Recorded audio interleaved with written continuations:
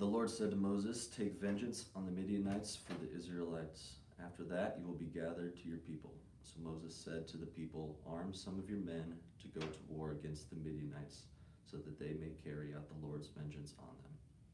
Send into battle 1,000 men for each of the tribes of Israel." So 12,000 men armed for battle, 1,000 for each tribe, were supplied from the clans of Israel. Moses sent them into battle, 1,000 of them from each tribe, along with Phinehas, son of Eleazar, the priest, who took with him articles from the sanctuary and the trumpets for signaling. They fought against Midian as the Lord commanded Moses, and killed every man. Among the victims were Evi, Rakim, Zur, Hur, and Reba, the 5 kings of Midian. They also killed Balaam, son of Beor, with a sword. The Israelites captured the Midianite women and children and took all the Midianite herds, flocks, and goods as plunder. They burned all the towns where the Midianites had settled, as well as their camps. They took all the plunder and spoils, including the people and animals, and brought the captives' spoils and plunders to Moses, Eleazar the priest, and the Israelite assembly at the camp on the plains of Moab by the Jordan, across from Jericho.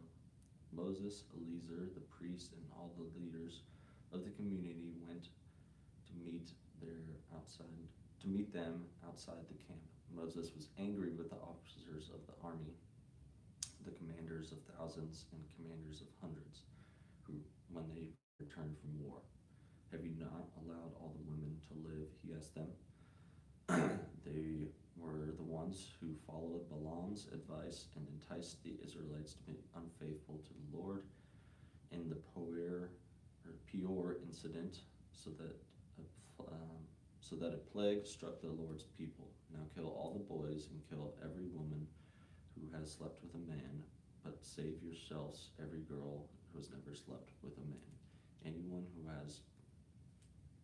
has killed someone or touched someone who was killed must stay outside the camp 7 days. On the 3rd and 7th day you must purify yourselves and your captives. Purify every garment, as well as everyone made of leather, goat hair, or wood. Then Eleazar the priest said to the soldiers who had gone into battle, "This is what is required by the law that the Lord gave Moses. Bronze, silver, gold, iron, tin, lead, and everything else that can withstand fire must be put through fire, and then it will be cleaned. But it must also be purified with water before cleansing. And whatever cannot withstand fire must be put through the water. On the 7th day, wash your clothes, and you will be clean. Then you may come into the camp." The Lord said to Moses, "You and Eleazar the priest and the family heads of the community are to count all the people and animals that were captured. Divide the spoils equally between the soldiers who took part in the battle and the rest to the community. For the soldiers who fought in the battle, set apart a tribe for the Lord, one out of every 500, whether people, cattle, donkeys, or sheep. Take this tribute from their half share and give it to Eleazar the priest as the Lord's part. From the Israelites' half selection, one out of every 50, whether people, cattle, donkeys, sheep, or other animals. Give them to the Levites, who are responsible for the care of the Lord's tabernacle." So Moses, Eleazar the priest did as the Lord commanded Moses. The plunder remaining from the spoils and all the soldiers took was about 675,000 sheep, 72,000 cattle, 61,000 donkeys, and 32,000 women who had never slept with a man. The half share of those who fought in the battle was 337,500 sheep, on which the tribute for the Lord was 36,000 sheep, of which the tribute of the Lord was 75, 3,500 donkeys, of which the tribute for the Lord was 65, and 16,000 people, of whom the tribute for the Lord was 32. Moses gave the tribute to the Eleazar the priest as the Lord's part, and as the Lord had commanded Moses. The half belonging to the Israelites, which Moses set apart from that of the fighting men, the community's half, was 337,500 sheep, 36,000 cattle, 30,500 donkeys, and 16,000 people. From the Israelites' half, Moses selected out of every 50 people and animals as the Lord commanded him, and gave them to the Levites, who were responsible for the care of the Lord's tabernacle. Then the officers who were over the units of the army, the commanders of thousands and the commanders of hundreds, went to Moses and said to him, "Your servants have counted the soldiers under your command, and not one is missing. So we have brought as an offering to the Lord the gold articles each of us required, armlets, bracelets, signet rings, earrings, and necklaces, to make atonements for ourselves before the Lord." Moses and Eleazar the priest accepted from them the gold and all the crafted articles. All the gold from the commanders and the thousands of commanders of hundreds that Moses and Eleazar presented as a gift to the Lord weighed 16,750 shekels. Each soldier had taken plunder for himself. Moses and Eleazar the priest accepted the gold from the commanders of thousands and commanders of hundreds and brought them into the tent of meetings as a memorial for the Israelites before the Lord.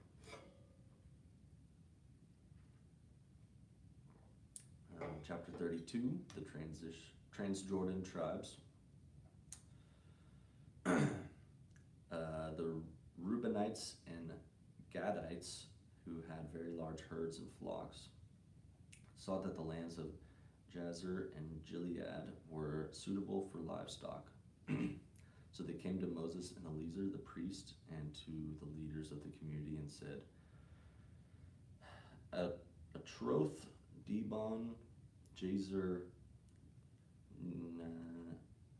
Nimrah, Hashbon, Eleazar, Shebam, Nebo, and Beon, the land the Lord subdued before the people of Israel, are suitable for livestock. And your servants, in their eyes, they said, let this land be given to your servants as our possessions. Do not make us cross the Jordan. Moses said to the Gadites and Reubenites, should your fellow Israelites go to war while you sit here? Why do you discourage the Israelites from crossing over the land the Lord has given them? This is what your father did when I sent them from Kadesh Barnea and took over the land. After that, they went up to the valley of Eshcol and viewed the land. They discouraged the Israelites from entering into the land the Lord had given them. The Lord was angry and aroused that day that he swore this oath. Because they have not followed me wholeheartedly, not one of them who were 20 years old or more when they came up to Israel, or came up out of Egypt, will see the land promised on oath to Abraham, Isaac, and Jacob. Not one except Caleb, son of Junipa, and the Kenzanite, and Joshua, son of Nun, for they followed the Lord wholeheartedly. The Lord's anger burned within Israel, and he made them wander in the wilderness 40 years until the whole generation of those who had done evil in his sight were gone. And here you are, the brood of sinners, standing in the place of your fathers and making the Lord even more angry with Israel. If you turn away from following him, he will again leave all this people in wilderness, and you will be the cause of their destruction. Then they came up to him and said, we would like to build pens here for our livestock and cities for our women and children. but we will arm ourselves for battle and go ahead of the Israelites until we have brought them into our land.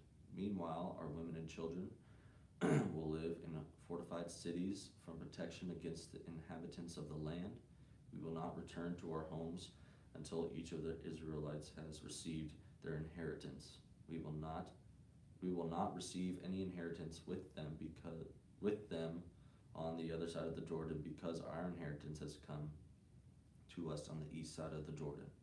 Then Moses said to them, if you will do this, if you will arm yourselves before the Lord for battle, and if all of you who are armed cross over the Jordan before the Lord until he has driven his enemies out before, then when the land is subdued before the Lord, you may return and be free from your obligation to the Lord and to Israel. And the Lord will be your possession and the land will be your possession before the Lord.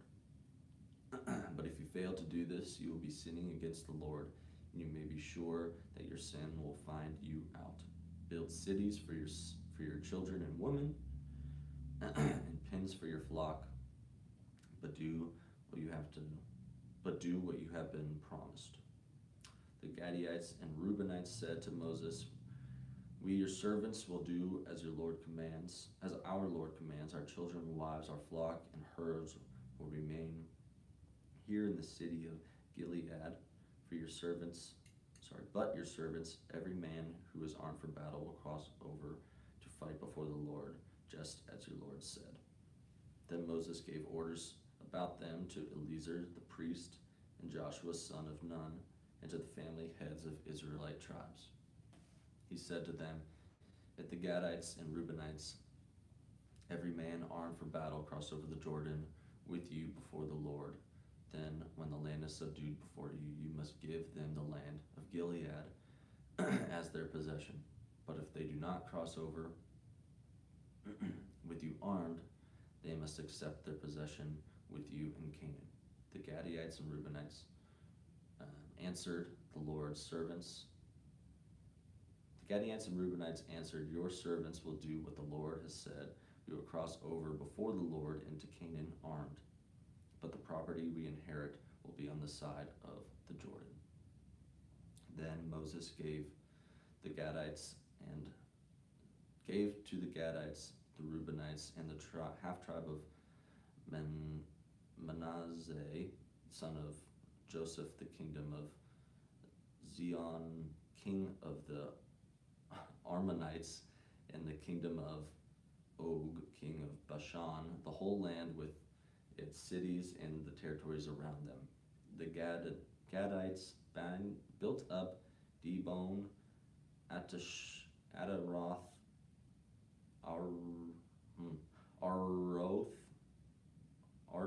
Artroth, Shofan, Gezer, Jogbeha, Beth Narim, and Beth Hara as fortified cities, and built pens for their flocks.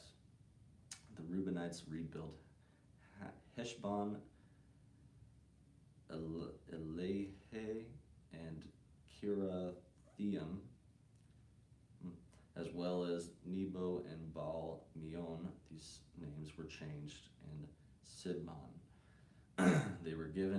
They gave names to the cities they rebuilt.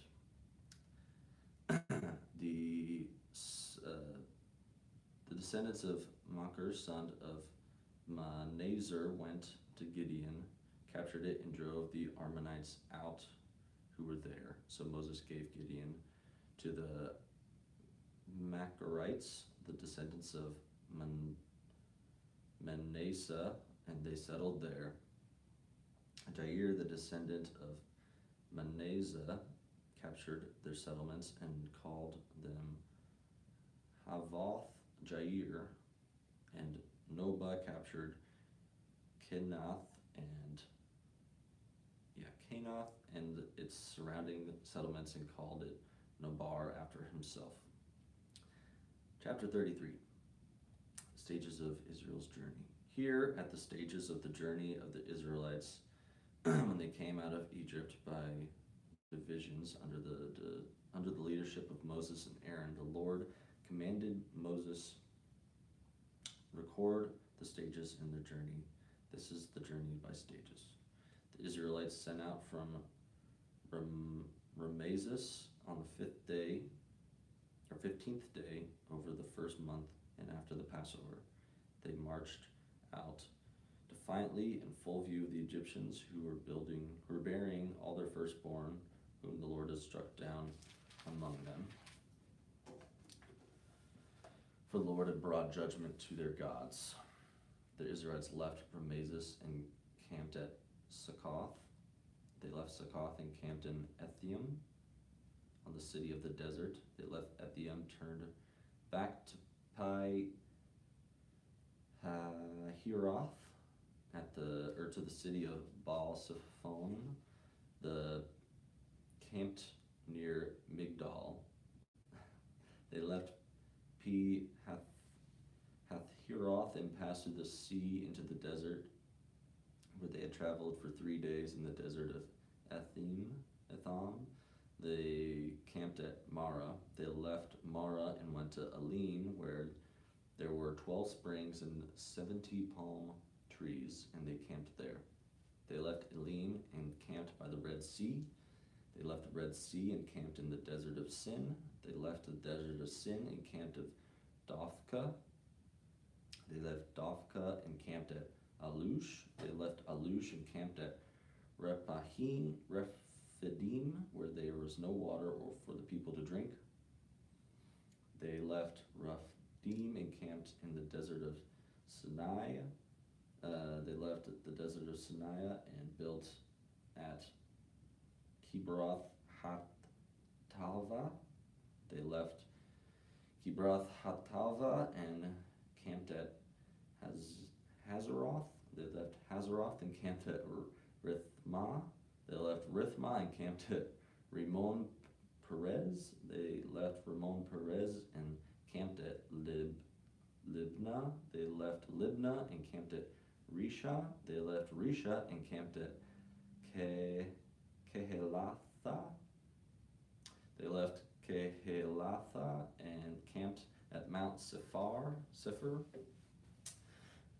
They left Mount Sephir and camped at Haradah. They left Haradah and camped at Machheloth. They left Machheloth and camped at Tethar. They left Tethar and camped at Terah. They left Terah and camped at Mithkah. They left Mithkah and camped at Hashmona. They left Hashmona and camped at Moseroth. They left Moseroth and camped at Bene Jaakan. They left Bene Jaakan and camped at Or Haggidgan. They left Hor Haggidgan and camped at Jotbathana. They left Jotbathana and camped at Abrona. They left Abrona and camped at Ezion Geber. They left Ezion Geber and camped at Kadesh in the desert of Sin. They left Kadesh and camped at Mount Or on the border of Edom. The Lord answered Aaron, and the priest went up Mount Or, where he died on the first day of the 15th month, on the 40th year after the Israelites came out of Egypt. Aaron was 123 years old when he died on Mount Or. The Canaanite king of Arad, who lived in the Negev on Canaan, heard that the Israelites were coming. He left Mount Or and camped in Zalmona. They left Zalmona and camped at Punon. They left Punon and camped at Oboth. They left Oboth and camped at Aye Barim on the border of Moab. They left Aye Barim and camped at Dibon Gad. They left Dibon Gad and camped at Almon Diblatheam. They left Almon Diathbleam and camped at the mountains of Barim near Nebo. They left the mountains of Abrim and camped at the plains of Moab by the Jordan across from Jericho, or on the plains of Moab. They camped among Jordan from Beth Jeshimoth and Abel Shittim. On the plains of Moab by the Jordan across from Jericho, the Lord said to Moses, "Speak to the Israelites and say to them, when you cross the Jordan into Canaan, drive out all the inhabitants of the land before you, destroy all their carved images and throw out their cast idols, and demolish all their high places. Take possession of your land and settle it, for I have given you the land it possesses." Or the land to possess, excuse me. Distribute the land by lot according to your clans, and to a larger group,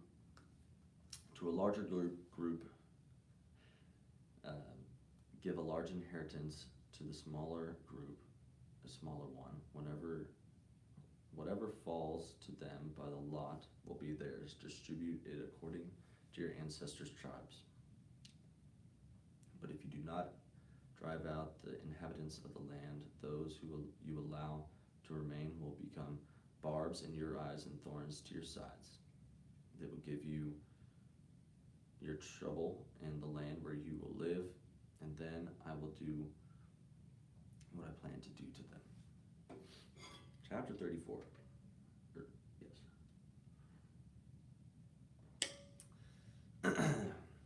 Boundaries of Canaan. The Lord said to Moses, "Command the Israelites to say to them, when you enter Canaan, the land will be allotted to you as your inheritance to have these boundaries. Your southern side will include some of the desert of Zin along the border of Edom. Your second boundary will start in the east from the southern end of the Dead Sea across south of Scorpion Pass, continue on to Zin, where you can and go south of Kadesh Barnea. Then it will go to Hazir Adar and over to Asmon, where it will join Wadi of Egypt and end at the Mediterranean Sea. Your western boundary will be the coast of the Mediterranean Sea. This will be your boundary on the west. For your northern boundary, run a line from the Mediterranean Sea to Mount Or, and from Mount Or to Lebo Hamath. Then the boundary will go to Sedad, continue to Sephron, and end at Hazar Enan. This will be your boundary on the north. For your eastern boundary, run a line from Hazar Enan to Zepham. The boundary will then go down from Zepham to Riblah on the east side of Ain, and continue along the slopes east of the Sea of Galilee. Then the boundary will go down along the Jordan and end at the Dead Sea. This will be your land with its boundaries on every side. Moses commanded the Israelites, as sign, this land by lots of its inheritance, the Lord has ordered that it may be given to the 9.5 tribes, because families of the tribe of Reuben, the tribe of Gad, and their half-tribe of Manasseh have received their inheritance. These 2.5 tribes have received their inheritance east of the Jordan, across from Jericho, toward the sunrise. The Lord said to Moses, "These are the names of the men who were assigned the land to you, or for you, as their inheritance: Eleazar the priest, Joshua son of Nun, and appoint one leader from each tribe to help against the land." These are their names: Caleb son of Jephunneh, from the tribe of Judah; Shephmuel son of Aminhud from the tribe of Simon, Elidad, son of Kislon from the tribe of Benjamin, Bukai, son of Jogli, the leader of the tribe of Dan, Haniel, son of Ephod, the leader of the tribe of Manasseh, son of Joseph, Kemuel, son of Sheptan, the leader of the tribe of Ephraim, son of Joseph, Elizaphan, son of Parnach, the leader of the tribe of Zebulun,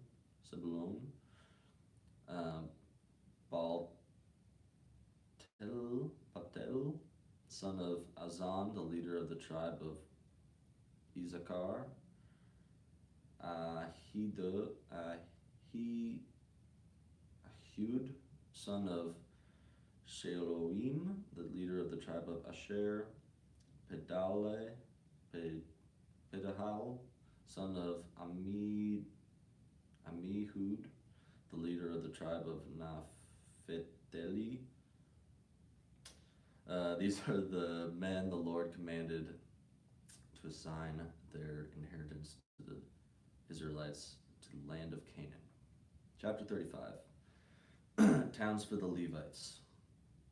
On the plains of Moab by the Jordan across from Jericho, the Lord said to Moses, "Command the Israelites to give the Levites towns to live in from the inheritance of Israelites will possess, and give them pasture lands around the towns.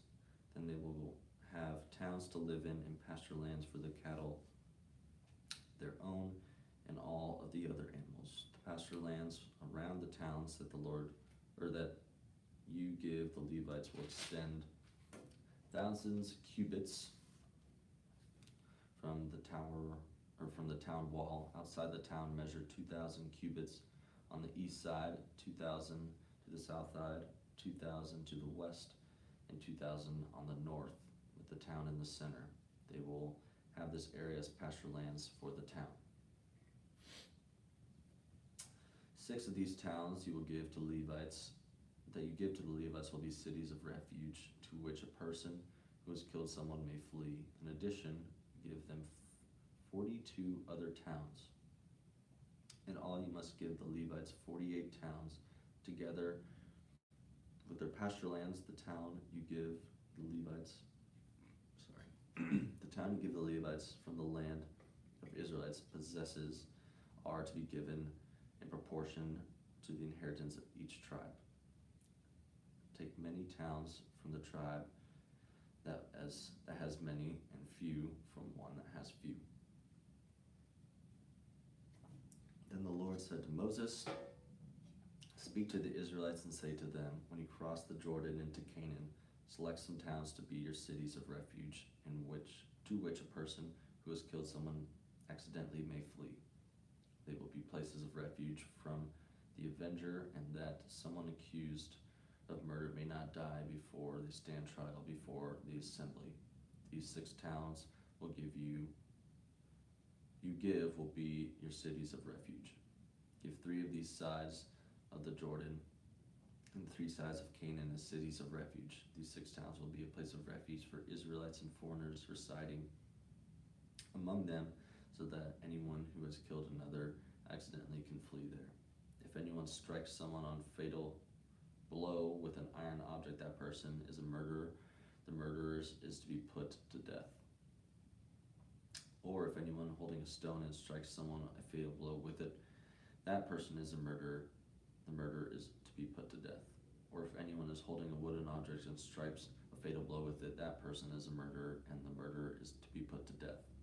The avenger of the blow of blood shall be the murderer to death.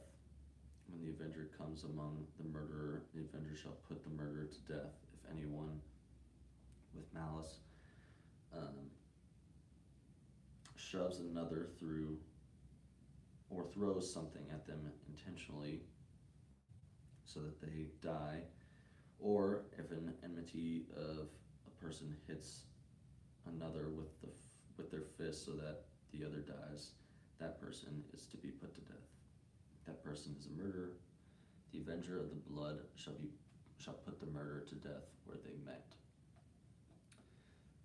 But if, without enmity, someone suddenly pushes another or throws something at them unintentionally, or without seeing them, drop on them a heavy stone enough to kill them, and they die.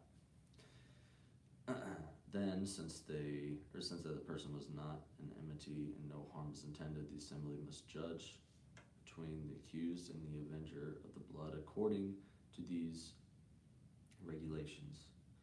The assembly must protect the one accused of murder from the avenger of blood and send that accused back to the city of refuge to which they fled. The accused must stay there until the death of the high priest, who was anointed with the holy oil.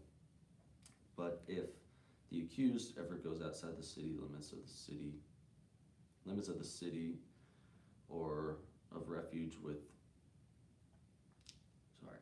but if the accused ever goes outside the limits of the city of refuge to which they fled, and the avenger of blood finds them, they may kill the accused without being guilty of murder.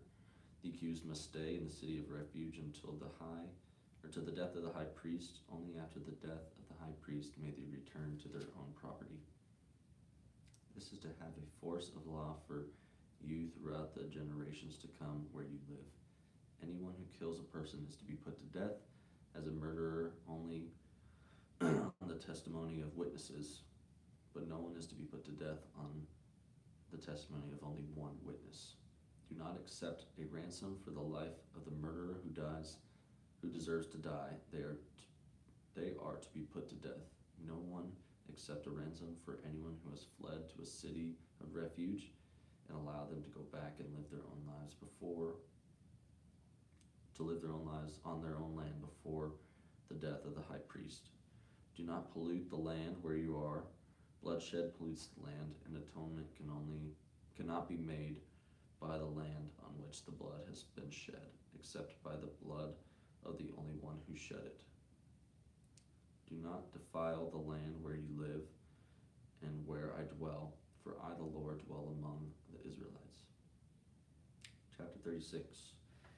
The family heads of the clan of Gilead are Gilead, son of Machir, the son of Manasseh, who were from the clans of the descendant of Joseph, came to speak before Moses and the leaders, the heads of the Israelite families.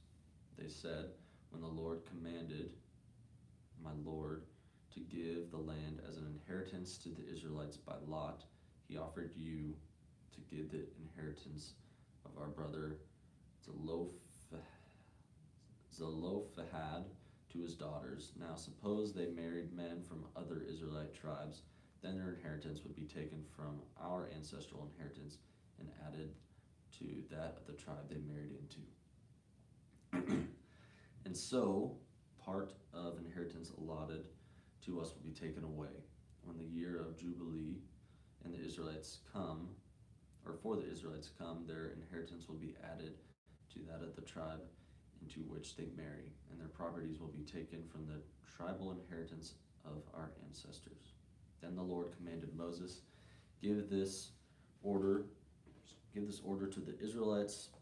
What the tribe of the descendants of Joseph is saying is right. This is what the Lord commands for Zelophehad's daughters.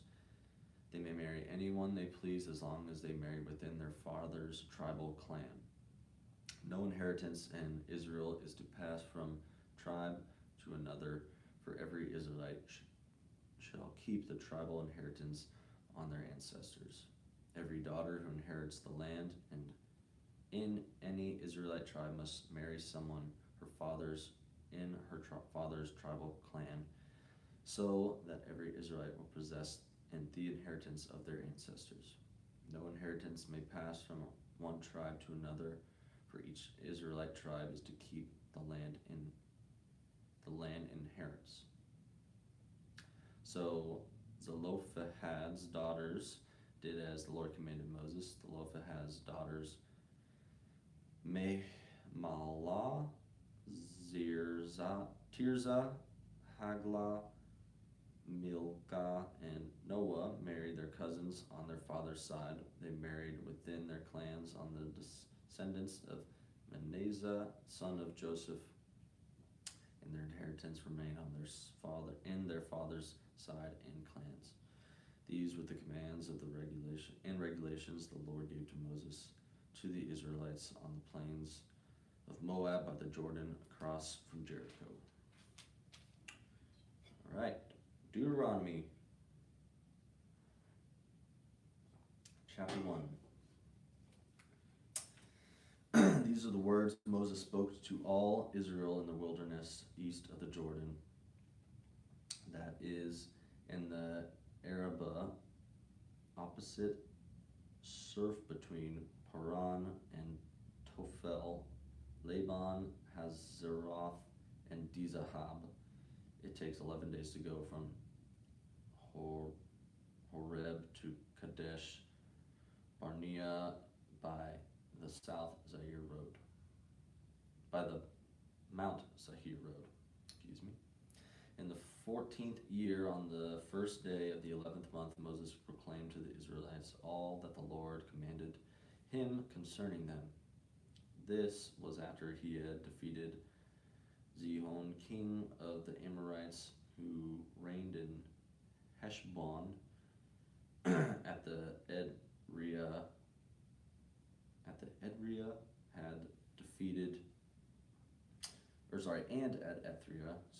had defeated Og, king of Bashan, who reigned in Ashtaroth, east of the Jordan, in the territory of Moab. Moses began to expound this law, saying, "The Lord our God said to us at Horeb, you have stayed in the camp long enough at this mountain. Break camp and advance to the hill city of the Amorites. Go to all the neighboring peoples of Arabah, in the mountains, in the western foothills, in the Negev, and along the coast, to this land of the Canaanites and to Lebanon, as far as the great river of Euphrates. See, I have given you this land. Go and take it. Possess of the land the Lord swore he would give to your fathers, to Abraham, Isaac, and Jacob, and to the descendants after them. At that time I said to you, you are too heavy and burdened for me to carry alone. The Lord your God has increased your numbers, so that today you are as numerous as the stars in the sky. May the Lord, the God of your ancestors, increase 1,000 times and bless you as he has promised. But how can I bear your problems and your burdens and your disputes all by myself? Choose some wise, understanding, and respectable men from each of your tribes, and I will set them over you. You answered me what your purpose is to do good. So I took the leading men of your tribes, wise and respected men, and appointed them to have authority over you, as commanders of thousands and hundreds of fifties and tens, and the tribal officials. And I charged your judges at that time, hear the disputes between your people and judge fairly, whether the case is between two Israelites or between an Israelite and a foreigner residing among you. Do not show partiality in judging, hear both sides, and great alike. Do not be afraid of anyone, for judgment belongs only to God. Bring me any case too hard for you, and I will hear it. At that time, I told you everything you were to do. Then the Lord, our God, commanded us. We set out for Horeb and went toward the hill country of the Amorites, through all that vast and dreadful wilderness that you have seen, and so we reached Kadesh Barnea. Then I said to you, you have reached the hill country of the Amorites, which the Lord our God has given us. See, the Lord your God has given you this land. Go up and take possession of it, as the Lord your God, the God of your ancestors, told you. Do not be afraid, do not be discouraged. Then all of you come to me and said, Let us send men ahead to spy out the land for us and bring back the report about the route we should take, and the towns will be to come. The idea seemed good to me, so I selected 12 of you and 1 man from each tribe. Then left and went up the hill country and came to the valley of Eshcol and explored it, taking with them some of the fruit of the land they brought down to us and reported, It is a good land the Lord our God has given us. But you were unwilling to give up. You rebelled against the command of the Lord your God. You grumbled in your tents and said, The Lord hates us, so he brought us to Egypt to deliver us in the hands of the Amorites to destroy us. Where can we go? Our brothers have made our hearts melt in fear. They say the people are stronger, taller than we are. The cities are large with walls up to the sky. Even we saw the Anakites there. Then I said to you, Do not be terrified and do not be afraid of them. The Lord your God is going before you. He will fight for you, and he did this all as he did for you in Egypt, before your very eyes, and in the wilderness. There you saw how God, your Lord, carried you, and as the father carries his son, all the way you went until you reached this place. In spite of this, you do not trust in the Lord your God, who went ahead of you on your journey in fire by night and in cloud by day to search out places for you to camp and to show you the way you should go. When the Lord heard when the Lord heard what you said, he was angry and solemnly swore, No one from this evil generation shall see the good land I swore to give your ancestors, except Caleb, son of Jephunneh. He will see it, and I will give it to him and his descendants, and the land he sets his feet on, because he followed the Lord wholeheartedly. Because of you, the Lord became angry with me and said, You shall not enter it either, but your assistant Joshua the son of Nun will enter. Encourage him, because he will lead Israel to inherit it.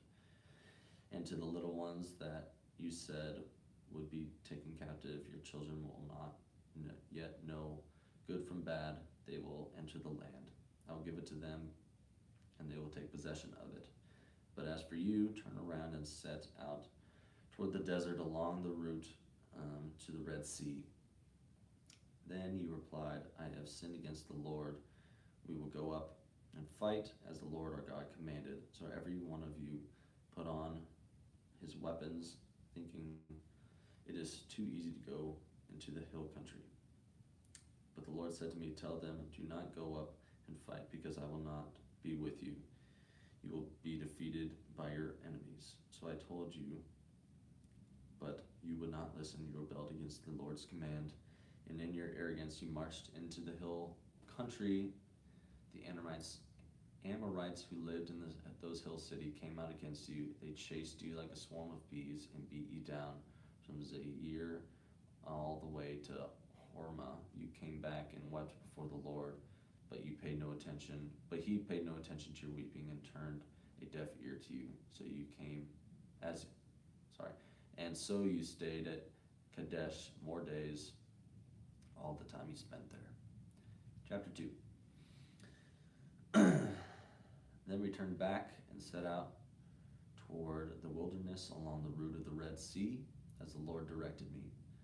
For a long time, we made our way around the hill country of Zaire.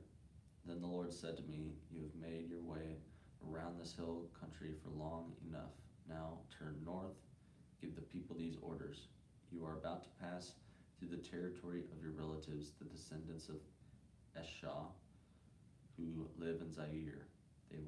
They will be afraid of you, but be very careful. Do not provoke them to war, for I will not give you any of their land, not even enough to put your foot on.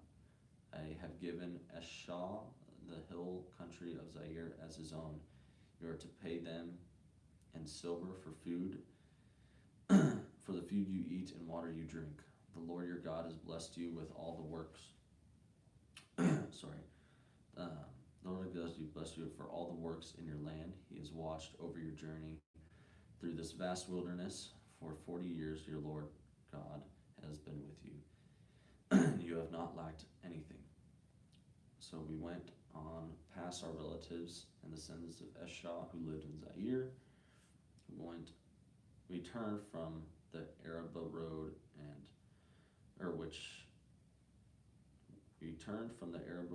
which comes from the Aloth and Ezion Jaber, and travel through the desert road of Moab. Then the Lord said to me, "Do not harass the Moabites, who provoke them to war, for I will not give you any part of their land. I have given Ar to the descendants of Lot as a possession." The Emites used to live there, a people strong and numerous and as tall as the Anakites. Like the Anakites, they too were considered Rephaites, but the Moabites called them Ammonites. Orites used to live in Zaire, but the descendants of Esau drove them out. They destroyed the Orites from before them and settled in their place, just as Israel had done in the land the Lord gave them as their possession. And the Lord said, "Now get up and cross the Zered Valley." So we crossed the valley. 38 years passed from the time we left Kadesh Barnea until we crossed the Zered Valley. By then, the entire generation of fighting men had perished in the camp, and the Lord has sworn to them. The Lord's hand was against them until he had completely eliminated them from the camp. Now when the last of these fighting men among the people had died, the Lord said to me, "You are to pass through the region of Moab at Ar. When you come to the Ammonites, do not harass them or provoke them to war, for I will not give you possession of any land belonging to the Amorites. I have given it as a possession to their descendant of Lot." That too was considered a land of the Raphites who used to live there, but the Ammonites called them Zamzunites. They were a people strong and numerous and as tall as the Anakites. The Lord destroyed them from before the Ammonites, who took them out and settled in their place. The Lord had done the same from the descendants of Esau, who lived in Zaire, but he destroyed the Horites from before them. They drove them out and had lived in their place to this day. And as for the Avites, who lived in the villages as far as Gaza, the Caphtorites came from Caphtor, destroyed them, and settled in their place. Set out now and cross the Arnon Gorge. See, I have given into your hand Zihon and the Amorite, king of Heshbon, and his country. Begin to take possession of it and engage in battle. This very day I will begin to put the terror and fear of you on all the nations under heaven. They will hear reports of you and will tremble and be in anguish because of you. From the desert of Kedemoth, I sent messengers to Zion, king of Heshbon, offering peace and saying, let us pass through your country. We will stay on the main road. We will not turn aside to the left or to the right. Sell us food to eat and water to drink for the price of silver. Only let us pass through on foot, as the descendants of Isha who live in Seir, and the Moabites who live in Ar did for us, until we cross the Jordan into the land the Lord our God is giving us. And Zion, king of Heshbon, refused to let us pass through, for the Lord your God has made his spirit stubborn, and his heart abstained in order to give him into your hands, as he has now done. The Lord said to me, see, I have begun to deliver Sihon and his country over to you. Now begin to conquer and possess his land. When Sihon and his army came out to meet us in battle at Jahaz, the Lord our God delivered him over to us, and we struck him down together with his sons and his whole army. At that time we took all his towns and completely destroyed them, men, women, and children. We left no survivors. But the livestock and the plunder from the towns we had captured and carried off to ourselves, or for ourselves, from Auror to the rim of Arnon Gorge, and from the town in the gorge, even as far as Gilead, no one town was too strong for us. The Lord our God gave us all of them, but in accordance with the command of the Lord our God, you did not encroach on any of the land of the Ammonites, neither the land among the course of Jabbok, nor that around the hills, or the towns in the hills. Chapter 3.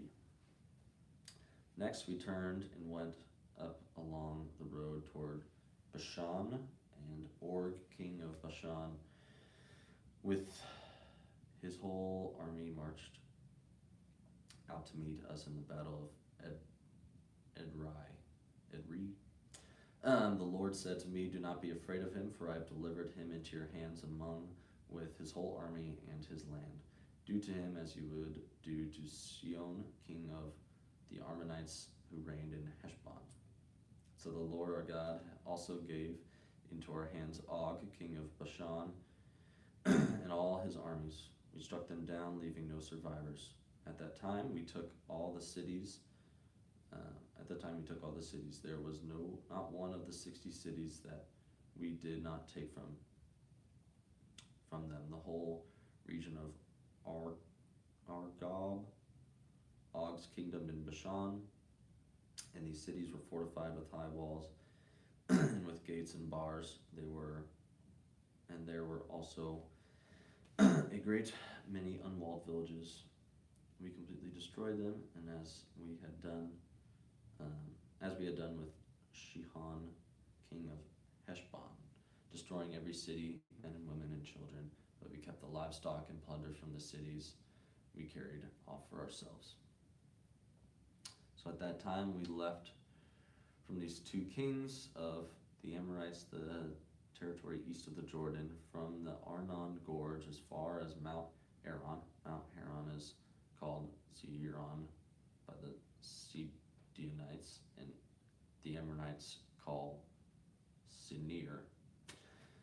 We took all the towns on the plateau and all Gilead and all Bashan as far as Saleka and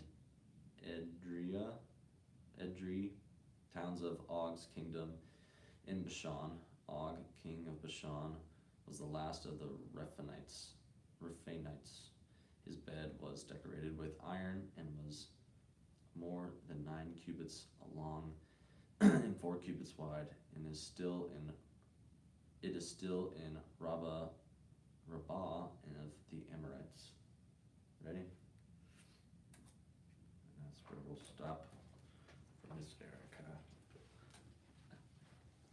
I think I got all the hard names out for you. Thank God.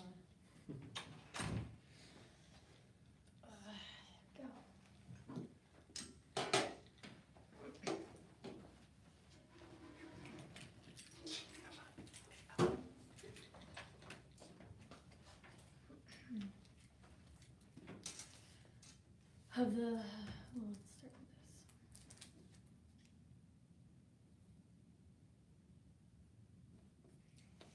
Of the land that we took over at the time, I gave the Reubenites and the Gadites the territory north of Ar, but there Aron Gorge, including half the hill country of Gilead, together with its towns.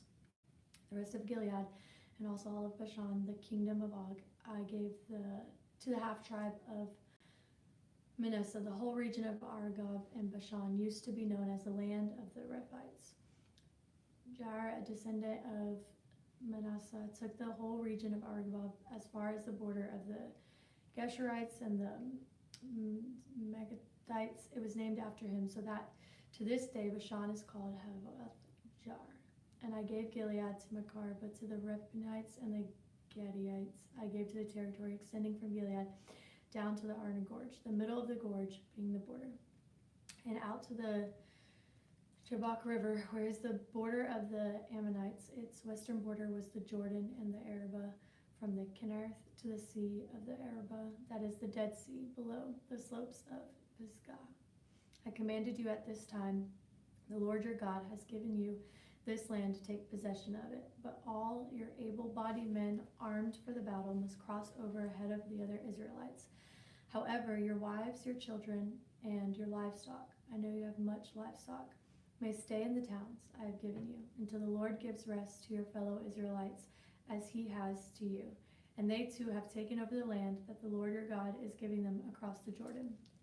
After that, each of you may go back to the possession I have given you. At that time I commanded Joshua, you have seen with your own eyes all that the Lord your God has done to these two kings. The Lord will do the same to all the kingdoms over there where you are going. Do not be afraid of them. The Lord your God himself will fight for you. At that time I pleaded with the Lord, Sovereign Lord, you have begun to show you to your servant your greatness and your strong hand. For what God is there in heaven or on earth who can do the deeds and mighty works that you do? Let me go over and see the good land beyond the Jordan, that fine hill country in Lebanon. But because of you, the Lord was angry with me and would not listen to me. That is enough, the Lord said. Do not speak to me anymore about this matter. Go up to the top of Pisgah and look west and north and south and east. Look at the land with your own eyes, since you are not going to cross the Jordan. But commission Joshua and encourage and strengthen him, for he will lead this people across and will cause them to inherit the land that you will see. So we stayed in that valley near Beth-Peor. Now Israel, hear the decrees and laws I am about to teach you. Follow them so that you may live and you may go and take possession in the land of the Lord, the God of your ancestors is giving you. Do not add to what I command you, and do not subtract from it, but keep the commands of the Lord your God that I give you. You saw with your own eyes what the Lord did at Baal-peor. The Lord your God destroyed from among you everyone who followed the Baal-peor. But all of you who held fast to the Lord your God are still alive today. See, I have taught you decrees of the laws of the Lord my God commanded me, so that you may follow them in the land you are entering to take possession of it. Observe them carefully, for this will show your wisdom and understanding to the nations who will hear about all these decrees and say, Surely this great generation is wise and understanding people. What other nation is so great to have their gods near them the way the Lord your God is near us when we pray to him? And what other nation is so great to have such righteous decrees and laws as this body of laws I'm setting before you today? Only be careful and watch yourselves closely, so that you do not forget the things your eyes have seen, or let them fade from your heart as long as you live. Teach them to your children and to their children after them. Remember the day you stood before the Lord your God, when he said to me, "Assemble the people before me to hear my words, so that they may learn to revere me as long as they live in the land, and may teach them to their children." You came near and stood at the foot of the mountain while it blazed with a fire to the very heavens, with the black clouds and deep darkness. Then the Lord spoke to you out of the fire. You heard the sound of words but saw no form. There was only voice. He declared to you his covenant, the 10 Commandments, which he commanded to you to follow, and then wrote them on 2 stone tablets. And the Lord directed me at that time to teach you the decrees and the laws you are to follow to the land that you are crossing the Jordan to possess. You saw no form of any kind that the day the Lord spoke to you out of the fire. Therefore watch yourselves very carefully, so that you do not become corrupt and make for yourselves an idol, an image of any shape, whether formed like a man or a woman, or like an animal on earth, or any bird that flies in the air, or like any creature that moves along the ground, or any fish in the waters below. And when you look up to the sky and see the sun, the moon, and the stars, all the heavenly array, do not be enticed into bowing down to them and worshiping things the Lord your God has apportioned to all of the nations under heaven. But as for you, the Lord took you and brought you out of the iron smelting furnace, out of Egypt, to be the people of his inheritance, as you are now. The Lord was angry with me because of you, and he solemnly swore that I would not cross the Jordan and enter the good land the Lord your God is giving you as your inheritance. I will die in this land. I will not cross the Jordan, but you are about to cross over and take possession of the good land. Be careful not to forget the covenant of the Lord your God that he made with you. Do not make for yourselves an idol in the form of anything the Lord your God has forbidden. For the Lord your God is a consuming fire, a jealous God. After you have had children and grandchildren, you have lived in the land a long time. If you then become corrupt and make any kind of idol, doing evil in the eyes of the Lord your God, and arousing his anger, I call the heavens and the earth as witnesses against you this day, that you will quickly perish from the land that you are crossing the Jordan to possess. You will not live there long, but will certainly be destroyed. The Lord will scatter you among the peoples, and only a few of you will survive among the nations to which the Lord will drive you. There you will worship man-made gods of wood and stone, which cannot see or hear or eat or smell. But if from there you seek the Lord your God, you will find him, if you seek him with all your heart and with all your soul. When you are in distress and all the things have happened to you, then in later days you will return to the Lord your God and obey him. For the Lord your God is a merciful God. He will not abandon or destroy you, or forget the covenant with your ancestors, which is confirmed to them by oath. Ask now about the former days, long before your time. From the day God created human beings on the earth, ask from one end of the heavens to the other. Has anything so great as this ever happened? Or has anything like it ever happened before? Has any other people heard the voice of God speaking out of the fire as you have and lived? Has any God ever tried to take for himself one nation out of another nation by testings, by signs and wonders, by war, by a mighty hand and outstretched arm, or by great and awesome deeds, like all the things the Lord your God did for you in Egypt before your very eyes? You are shown these things so that you might know that the Lord is God. Besides him, there is no other. From heaven, he made you hear his voice to discipline you. On earth, he showed you his great fire, and you heard his words from out of the fire. Because he loved your ancestors and chose their descendants after them, he brought you out of Egypt by his presence and by his great strength, to drive out before you nations greater and stronger than you, and to bring you into the land, to give it to you for your inheritance as it is today. Acknowledge and take to heart this day that the Lord is God in heaven above and on earth below. There is no other. Keep his decrees and commands, which I am giving you today, so that it may go well with you and your children after you, and that you may live long in the land of the Lord your God gives you for all the time. Then Moses set aside 3 cities east of the Jordan, to which anyone who had killed a person could flee if they had unintentionally killed a neighbor without one of those cities. and save their life. The cities were these: Bezar in the wilderness plateau, for the Reubenites, Ramoth and the Gilead, for the Gadites and the Golan and the Bashan, for the Manassites. This is the law of Moses set before the Israelites. These are the stipulations, decrees, and laws Moses gave them when they came out of Egypt, and were in the valley near the east of the Jordan, in the land of Sihon, king of the Amorites, who reigned in Heshbon and was defeated by Moses and the Israelites as they came out of Egypt. They took possession of his land and the land of Og, king of Bashan, and the 2 Amorite kings east of the Jordan. This land extended from Aroer on the rim of the Arnon Gorge to the Mount Sirion, and included all the Arabah east of the Jordan as far as the Dead Sea, below the slopes of the Pisgah. Moses summoned all Israel and said, "Hear, Israel, the decrees and laws I declare in your hearing today. Learn them and be sure to follow them. The Lord our God made a covenant with us. It was not with our ancestors that the Lord made this covenant, but with us, with all of us who are alive here today. The Lord spoke to you face to face out of the fire on the mountain. At that time I stood between the Lord and you to declare to you the word of the Lord, because you were afraid of the fire and did not go up to the mountain." And he said, "I am the Lord your God, who brought you out of Egypt, out of the land of slavery. You shall have no other gods before me. You shall not make for yourself an image in the form of anything in the heaven above, or on the earth beneath, or in the waters below. You shall not bow down to them or worship them, for I, the Lord your God, am a jealous God, punishing the children for the sin of the parents to the 3rd and 4th generation of those who hate me, but showing love to 1,000 generations of those who love me and keep my commandments. You shall not misuse the name of the Lord your God. The Lord will not hold anyone guiltless who misuses his name. Observe the Sabbath day by keeping it holy.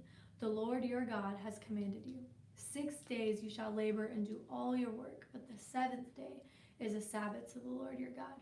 On it you shall not do any work, neither you, nor your son, or your daughter, nor your male, female servant, nor your ox, your donkey, or any of your animals, nor any foreigner residing in your towns, so that your male and female servants may rest as you do. Remember that you were slaves in Egypt, and the Lord your God brought you out of there with a mighty hand and an outstretched arm. Therefore the Lord your God has commanded you to observe the Sabbath day. Honor your father and mother, as the Lord your God has commanded you, so that you may live long, and that it may go well with you in the land of the Lord your God is giving you. You shall not murder. You shall not commit adultery. You shall not steal. You shall not give false testimony against your neighbor. You shall not covet your neighbor's wife. You shall not set your desire on your neighbor's house or land, his male or female servant, his ox or donkey, or anything that belongs to your neighbor. These are the commandments the Lord proclaimed in a loud voice to your whole assembly there on the mountain. From out of the fire, the cloud, and the deep form out of darkness, he added nothing more. Then he wrote them on 2 stone tablets and gave them to me. When you heard the voice out of the darkness, while the mountain was ablaze with fire, all the leaders of your tribes and elders came to me. And you said, "The Lord our God has shown us his glory and his majesty, and we have heard his voice from the fire. Today we have seen that a person can live even if God speaks with them. But now, why should we die? This great fire will consume us, and we will die if we hear the voice of the Lord our God any longer. For what mortal has ever heard the voice of the living God speaking out of fire as we have and survived? Go near and listen to all that the Lord our God says. Then tell us whatever the Lord God tells you. We will listen and obey." The Lord heard you when you spoke to me, and the Lord said to me, "I have heard what this people said to you. Everything they said was good. Oh, and that their hearts would be inclined to fear me and keep all my commandments always, so that it might go well with them and their children forever. Go tell them to return their tents, but you stay here with me, so that I may give you all the commands, decrees, and laws you are to teach them to follow in the land I am giving them to possess. So be careful to do what the Lord your God has commanded you. Do not turn aside to the right or to the left. Walk in obedience to all that the Lord your God has commanded you, so that you may live and prosper and prolong your days in the land that you will possess. These are the commands and decrees and laws the Lord God, your God, directed me to teach you to observe in the land that you are crossing the Jordan to possess, so that you, your children, and their children after them may fear the Lord your God as long as you live, by keeping all his decrees and commands that I give you, and so that you may enjoy long life. Hear, Israel, and be careful to obey, so it may go well with you, and that you may increase greatly in the land flowing with milk and honey, just as the Lord, the God of your ancestors, promised you. Hear, O Israel, the Lord our God, the Lord is one. Love the Lord your God with all your heart, with all your soul, with all your strength. These are the commandments that I give you today to be on your hearts. Impress them on your children. Talk about them when you sit at home and when you walk along the road, when you lie down and when you get up. Tie them as symbols on your hands and bind them on your foreheads. Write them on the door frames of your houses and on your gates. When the Lord your God brings you into the land he swore to your fathers, to Abraham, to Isaac, and Jacob, to give you a land with large, flourishing cities you did not build, houses filled with all kinds of good things you did not provide, wells you did not dig, and vineyards and olive groves you did not plant, and then you eat and are satisfied. Be careful that you do not forget the Lord, who brought you out of Egypt and out of the land of slavery. Fear the Lord your God. Serve him only and take your oaths in his name. Do not follow other gods, the gods of the peoples around you. For the Lord your God, who is among you, is a jealous God, and his anger will burn against you, and he will destroy you from the face of the land. Do not put the Lord your God to the test as you did at Massah. Be sure to keep the commands of the Lord your God and the stipulations and decrees he has given you. Do what is right and good in the Lord's sight, so that it may go well with you, and you may go in and take over the good land the Lord promised on oath to your ancestors, thrusting out all your enemies before you, as the Lord said. In the future, when your son asks you, what is the meaning of the stipulation, decrees, and the laws of the Lord our God has commanded you? Tell him, we were slaves of Pharaoh in Egypt, but the Lord brought us out of Egypt with a mighty hand. Before our eyes the Lord sent signs and wonders, great and terrible, on Egypt and Pharaoh and his whole household. But he brought us out from there to bring us in and give us the land that he promised on oath to our ancestors. The Lord commanded us to obey all these decrees and to fear the Lord our God, so that we might always prosper and be kept alive. As this case today. And if we are careful to obey all this law before the Lord our God, as he commanded us, that will be our righteousness. When the Lord your God brings you into the land you are entering to possess, and drives out before you many nations, the Hittites, Cushites, Amorites, Canaanites, Perizzites, 7 nations larger and stronger than you. And when the Lord your God has delivered them over to you, and you have defeated them, then you must destroy them totally. Make no treaty with them, and show them no mercy. Do not intermarry with them. Do not give your daughters to their sons, or take their daughters for your sons, for they will turn your children away from following me to serve other gods. And the Lord's anger will burn against you and will quickly destroy you. This is what we are to do to them. Break down their altars, smash their sacred stones, cut down their Asherah poles, and burn their idols in the fire. For you are a people holy to the Lord your God. The Lord your God has chosen you out of all the peoples on the face of the earth to be his people, his treasured possession. The Lord did not set his affection on you and choose you because you were more numerous than other peoples, for you were the fewest of all peoples. But it was because the Lord loved you and kept the oath he swore to your ancestors that he brought you out with a mighty hand and redeemed you from the land of slavery, from the power of Pharaoh, king of Egypt. Know, therefore, that the Lord your God, he is a faithful God, keeping his covenant of love to 1,000 generations. generations to those who love him and keep his commandments. But those who hate him, he will repay to their face by destruction. He will not be slow to repay to their face those who hate him. Therefore, take care to follow the commands, decrees, and laws I give you today.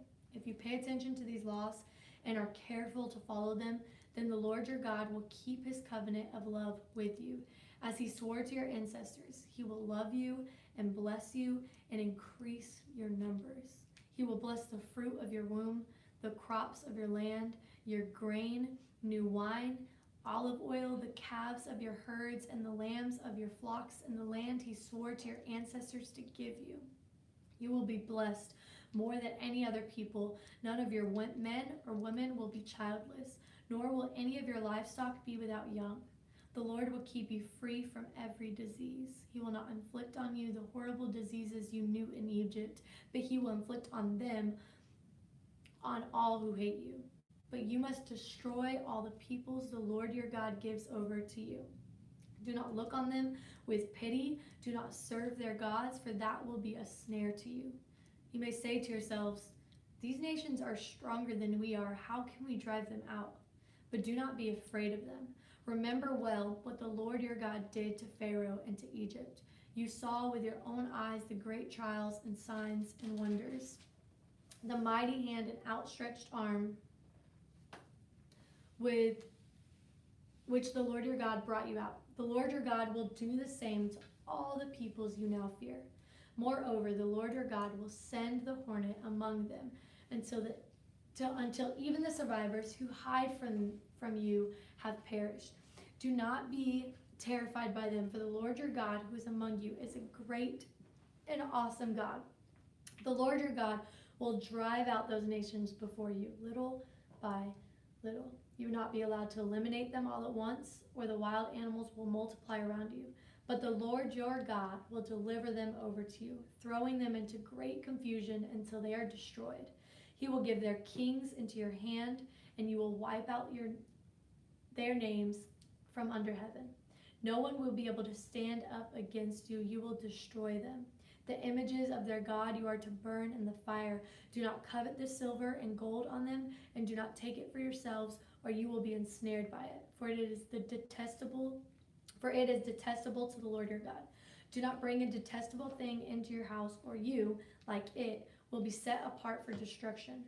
Regard it as vile and utterly detest it, for it is set apart for destruction.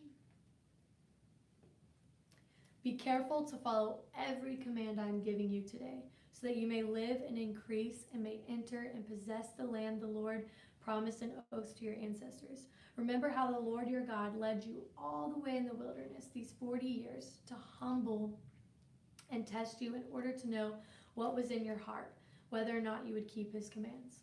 He humbled you, causing you to hunger, and then feeding you with manna, which neither you nor your ancestors had known, to teach you that man does not live on bread alone, but on every word that comes from the mouth of the Lord. Your clothes did not wear out, and your feet did not swell during these 40 years. Know then in your heart that as a man disciplines his son, so the Lord God disciplines you. Observe the commands of the Lord your God, walking in obedience to him and revering him. For the Lord your God is bringing you into a good land, a land with brooks, streams, deep springs gushing out into the valleys and hills, a land with wheat, barley, vines, fig trees, pomegranates, olive oil, and honey, land where bread will not be scarce, and you will lack nothing. A land where the rocks are iron, and you can dig copper out of the hills. When you have eaten and are satisfied, praise the Lord your God for the good land he has given you. Be careful that you do not forget the Lord your God, failing to observe his commands, his laws, and his decrees that I am giving you this day. Otherwise, when you eat and are satisfied, when you build fine houses and settle down, and when your herds and flocks grow large, and your silver and gold increase, and all you have is multiplied, then your heart will become proud, and you will forget the Lord your God, who brought you out of Egypt, out of the land of slavery. He led you through vast and dreadful wildernesses, that thirsty and waterless land with its venomous snakes and scorpions. He brought you water out of hard rock. He gave you manna to eat in the wilderness, something your ancestors had never known, to humble and test you so that in the end it might go well with you. You may say to yourself, my power and strength of my hands have produced this wealth for me. But remember the Lord your God, for it is the Lord your God, for it is He who gives you the ability to produce wealth, and so confirms His covenant which He swore to your ancestors as it is today. If you ever forget the Lord your God and follow other gods and worship and bow down to them, I testify against you today that you will surely be destroyed.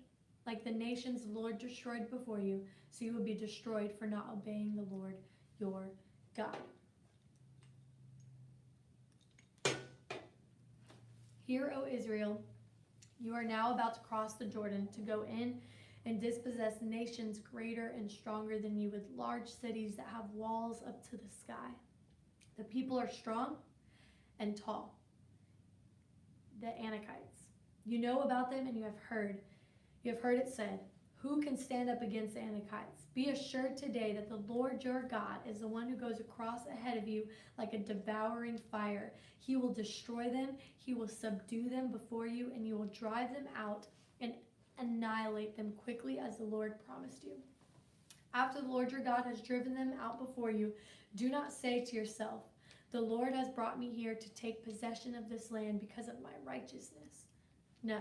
It is on account of the wickedness of these nations that the Lord is going to drive them out before you.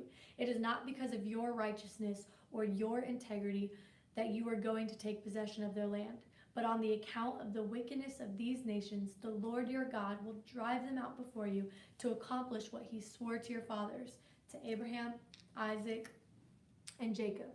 Understand then that it is not because of your righteousness that the Lord your God is giving you this good land to possess, for you are stiff-necked people. Remember this, and never forget how you aroused the anger of the Lord from your God in the wilderness. From the day you left Egypt until you arrived here, you have been rebellious against the Lord. At Horeb, you aroused the Lord's wrath so that He was angry enough to destroy you. When I went up on the mountain to receive the tablets of stone, the tablets of the covenant of the Lord had made with you, I stayed on the mountain 40 days and 40 nights. I ate no bread and I drank no water. The Lord gave me 2 stone tablets inscribed by the finger of God.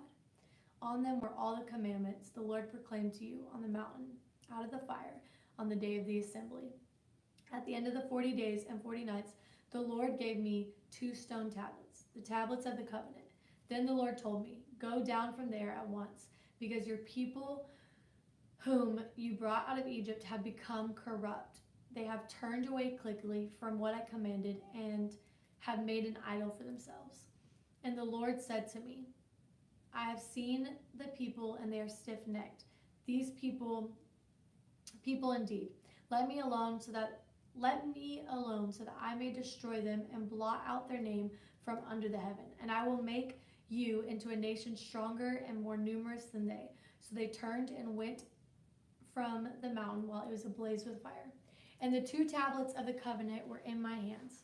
When I looked, I saw that you had sinned against the Lord your God. You made for yourselves an idol cast in the shape of a calf.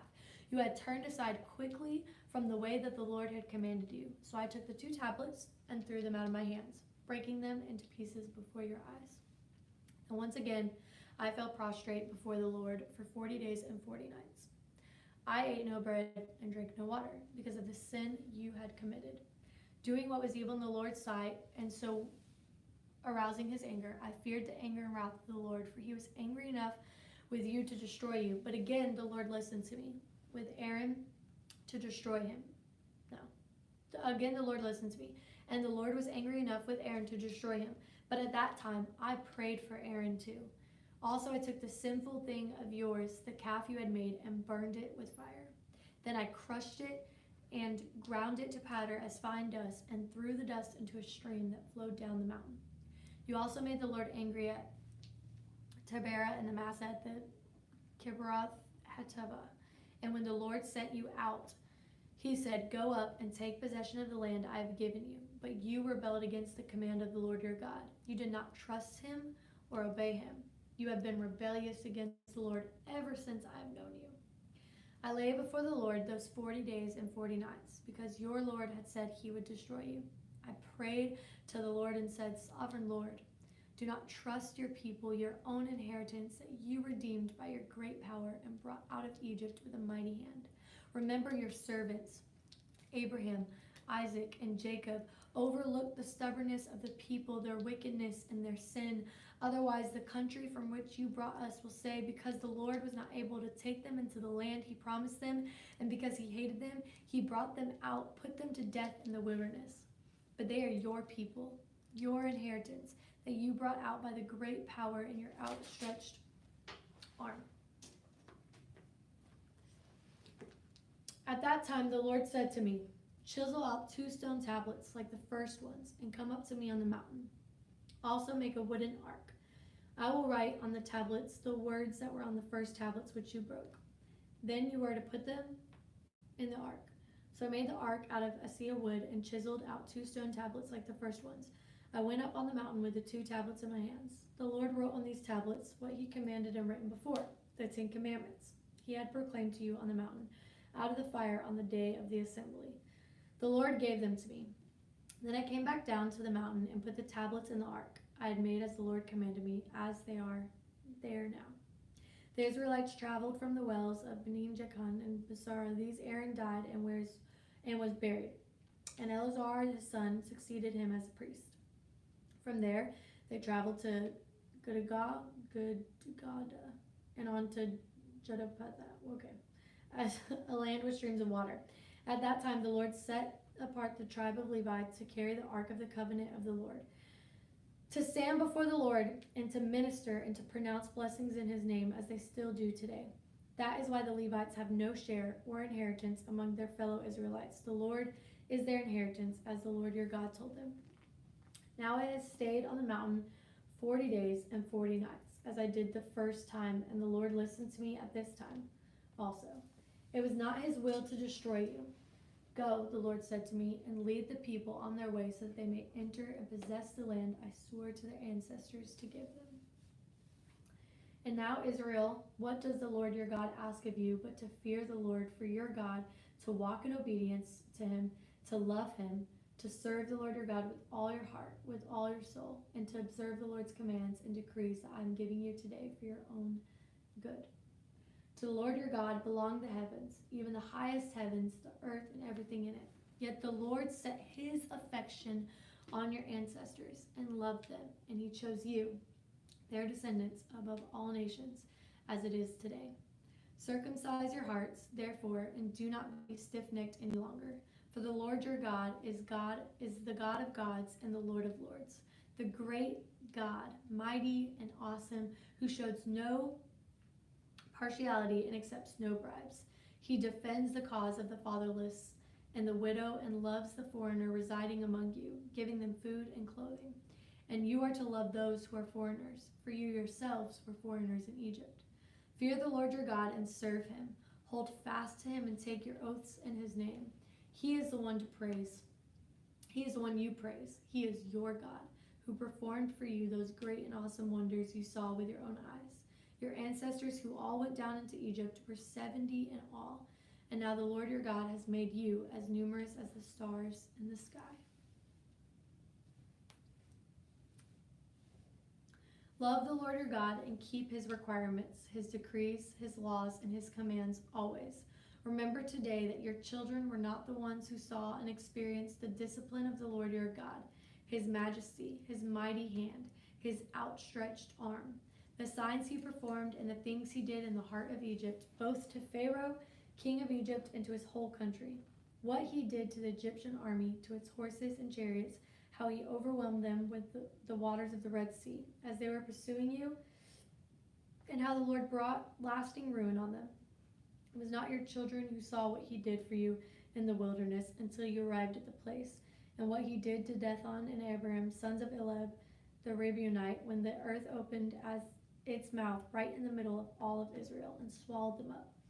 with their households, their tents, and every living thing that belonged to them. But it was your own eyes that saw all of these great things the Lord has done. Observe, therefore, all the commands I am giving you today, so that you may have strength to go in and take over the land that you are crossing the Jordan to possess, and so that you may live long in the land the Lord swore to your ancestors and give them and their descendants, a land flowing with milk and honey. The land you are entering to take over is not like the land of Egypt from which you have come, where you planted your seed and irrigated it by foot as in a vegetable garden. But the land you are crossing in Jordan to take possession of is a land of mountains and valleys that drinks rain from heaven. It is a land that the Lord your God cares for, that the eyes of the Lord your God are continually on it from the beginning of the year to its end. So if you faithfully obey the commands I am giving you today, to love the Lord your God and to serve him with all of your heart and with all of your soul, then I will send rain on your land in its season, both autumn and spring rains, so that you may gather in your grain new wine and olive oil. I will provide grass in the fields for your cattle, and you will eat and be satisfied. Be careful, or you will be enticed and turn away and worship other gods and bow down to them. Then the Lord's anger will burn against you, and he will shut up the heavens so that it will not rain, and the ground will yield no produce, and you will soon perish from the good land the Lord is giving you. Fix these words of mine in your hearts and minds. Tie them as symbols on your hands and bind them on your foreheads. Teach them to your children, talking about them when you sit at home and when you walk along the road, when you lie down and when you get up. Write them on the doorframes of your houses and on the gates, so that your days and the days of your children may be many in the land the Lord swore to give to you and your ancestors, as many as the days that the heavens are above the earth. If you carefully observe all these commands I am giving you to follow, to love the Lord your God, to walk in obedience to him, and to hold fast to him, then the Lord will drive out all the nations before you, and you will dispossess nations larger and stronger than you. Every place where you set your foot will be yours. Your territory will extend from the desert to Lebanon and from the Euphrates River to the Mediterranean Sea. No one will be able to stand against you. The Lord your God, as he promised you, will put the terror and fear of you on the whole land wherever you go. See, I am setting before you today a blessing and a curse. The blessing, if you obey the commands of the Lord your God that I am giving you today. The curse, if you disobey the commands of the Lord your God and turn from the way that I command you today by following other gods which you have not known.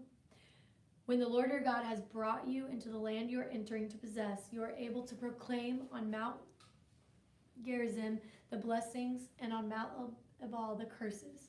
As you know, these mountains are across the Jordan westward toward the setting sun near the giant trees of Moreh, in the territory of these Canaanites living in the Arabah and the vicinity of Gilgal. You are about to cross the Jordan to enter and take possession of the land the Lord your God is giving you. When you have taken it over and are living there, be sure that you obey all the decrees and the laws I am setting before you today. These are the decrees and laws you must be careful and follow in the land that the Lord, the God of your ancestors, has given you to possess. As long as you live in the land, destroy completely all the places on the high mountains, on the hills, and under every spreading tree where the nations you are dispossessing worship their gods. Break down altars that smash their sacred stones and burn their Asherah poles in the fire. Cut down idols of their gods and wipe out their names from the places. You must not worship the Lord your God in their way, but you are to seek the place the Lord your God will choose from among all your tribes, to put his name there for his dwelling. To that place you must go. There bring your burnt offerings and sacrifices, your tithes and special gifts, what you have vowed to give, and your freewill offerings, the firstborn of your herds and flocks. There, in the presence of the Lord your God, you and your family shall eat and shall rejoice in everything you have put your hand to, because the Lord your God has blessed you. You're not to do as we do here today, everyone doing as they see fit, since you have not yet reached the resting place and the inheritance the Lord your God is giving you. But you will cross the Jordan and settle in the land the Lord your God is giving you as an inheritance. He will give you the rest from all your enemies, and you so that you will live in safety.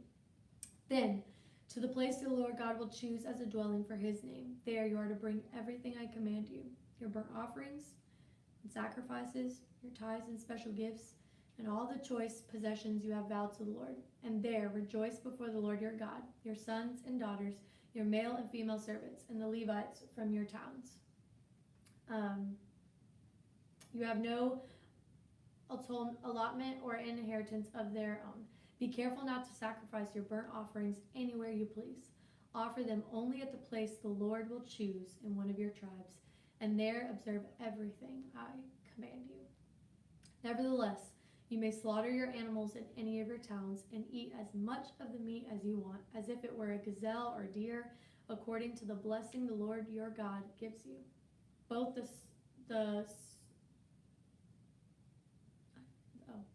ceremonially unclean and the clean may eat it, but you must not eat the blood poured out on the ground like water.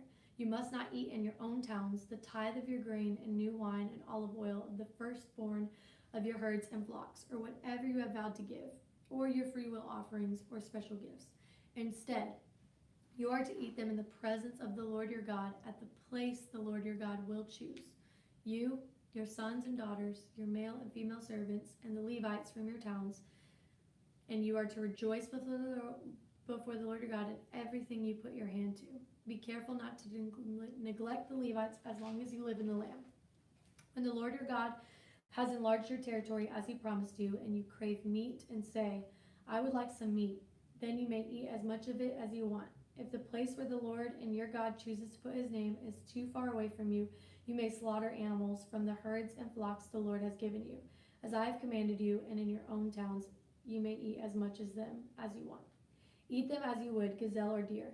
Both the ceremonially unclean and the clean may eat, but be sure you do not eat the blood, because the blood is the life, and you must not eat the life with the meat.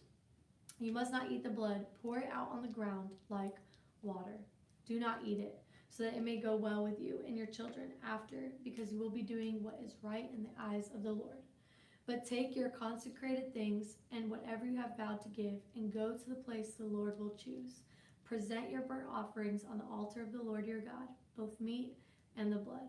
The blood of your sacrifices must be poured beside the altar of the Lord your God, but you may eat the meat. Be careful to obey all these regulations I am giving you, so that it may always go well with you and your children after you, because you will be doing what is good and right in the eyes of the Lord your God. The Lord your God will cut off before you the nations you are about to invade and dispossess. But when you have driven them out and settled in their land, and after they have been destroyed before you, be careful not to be ensnared by inquiring about their gods, saying, how do these nations serve their gods? We will do the same. You must not worship the Lord your God in their way, because in worshiping their gods, they do all kinds of detestable things the Lord hates. They even burn their sons and daughters in the fire as sacrifices to their gods. See that you do all I command you. Do not add or do not take away from it. If a prophet or one who foretells by dreams appears among you and announces to you a sign or wonder, and if the prophet says, let us follow other gods you have not known, and let us worship them, you must not listen to the words of that prophet or dreamer. The Lord your God is testing you to find out whether you love him with all your heart, with all your soul. It is the Lord your God you must follow, and you must revere. Keep his commands and obey him. Serve him and hold fast to him. That prophet or dreamer must be put to death for enticing rebellion against the Lord your God, who brought you out of Egypt and redeemed you from the land of slavery. That prophet or dreamer tried to turn you from the way the Lord your God commanded you to follow. You must purge the evil from among you.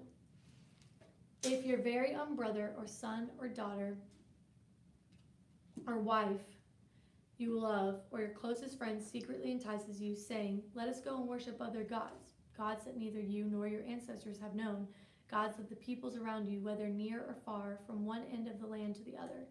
Do not yield to them or listen to them. Show them no pity. Do not spare them or shield them. You must certainly put them to death.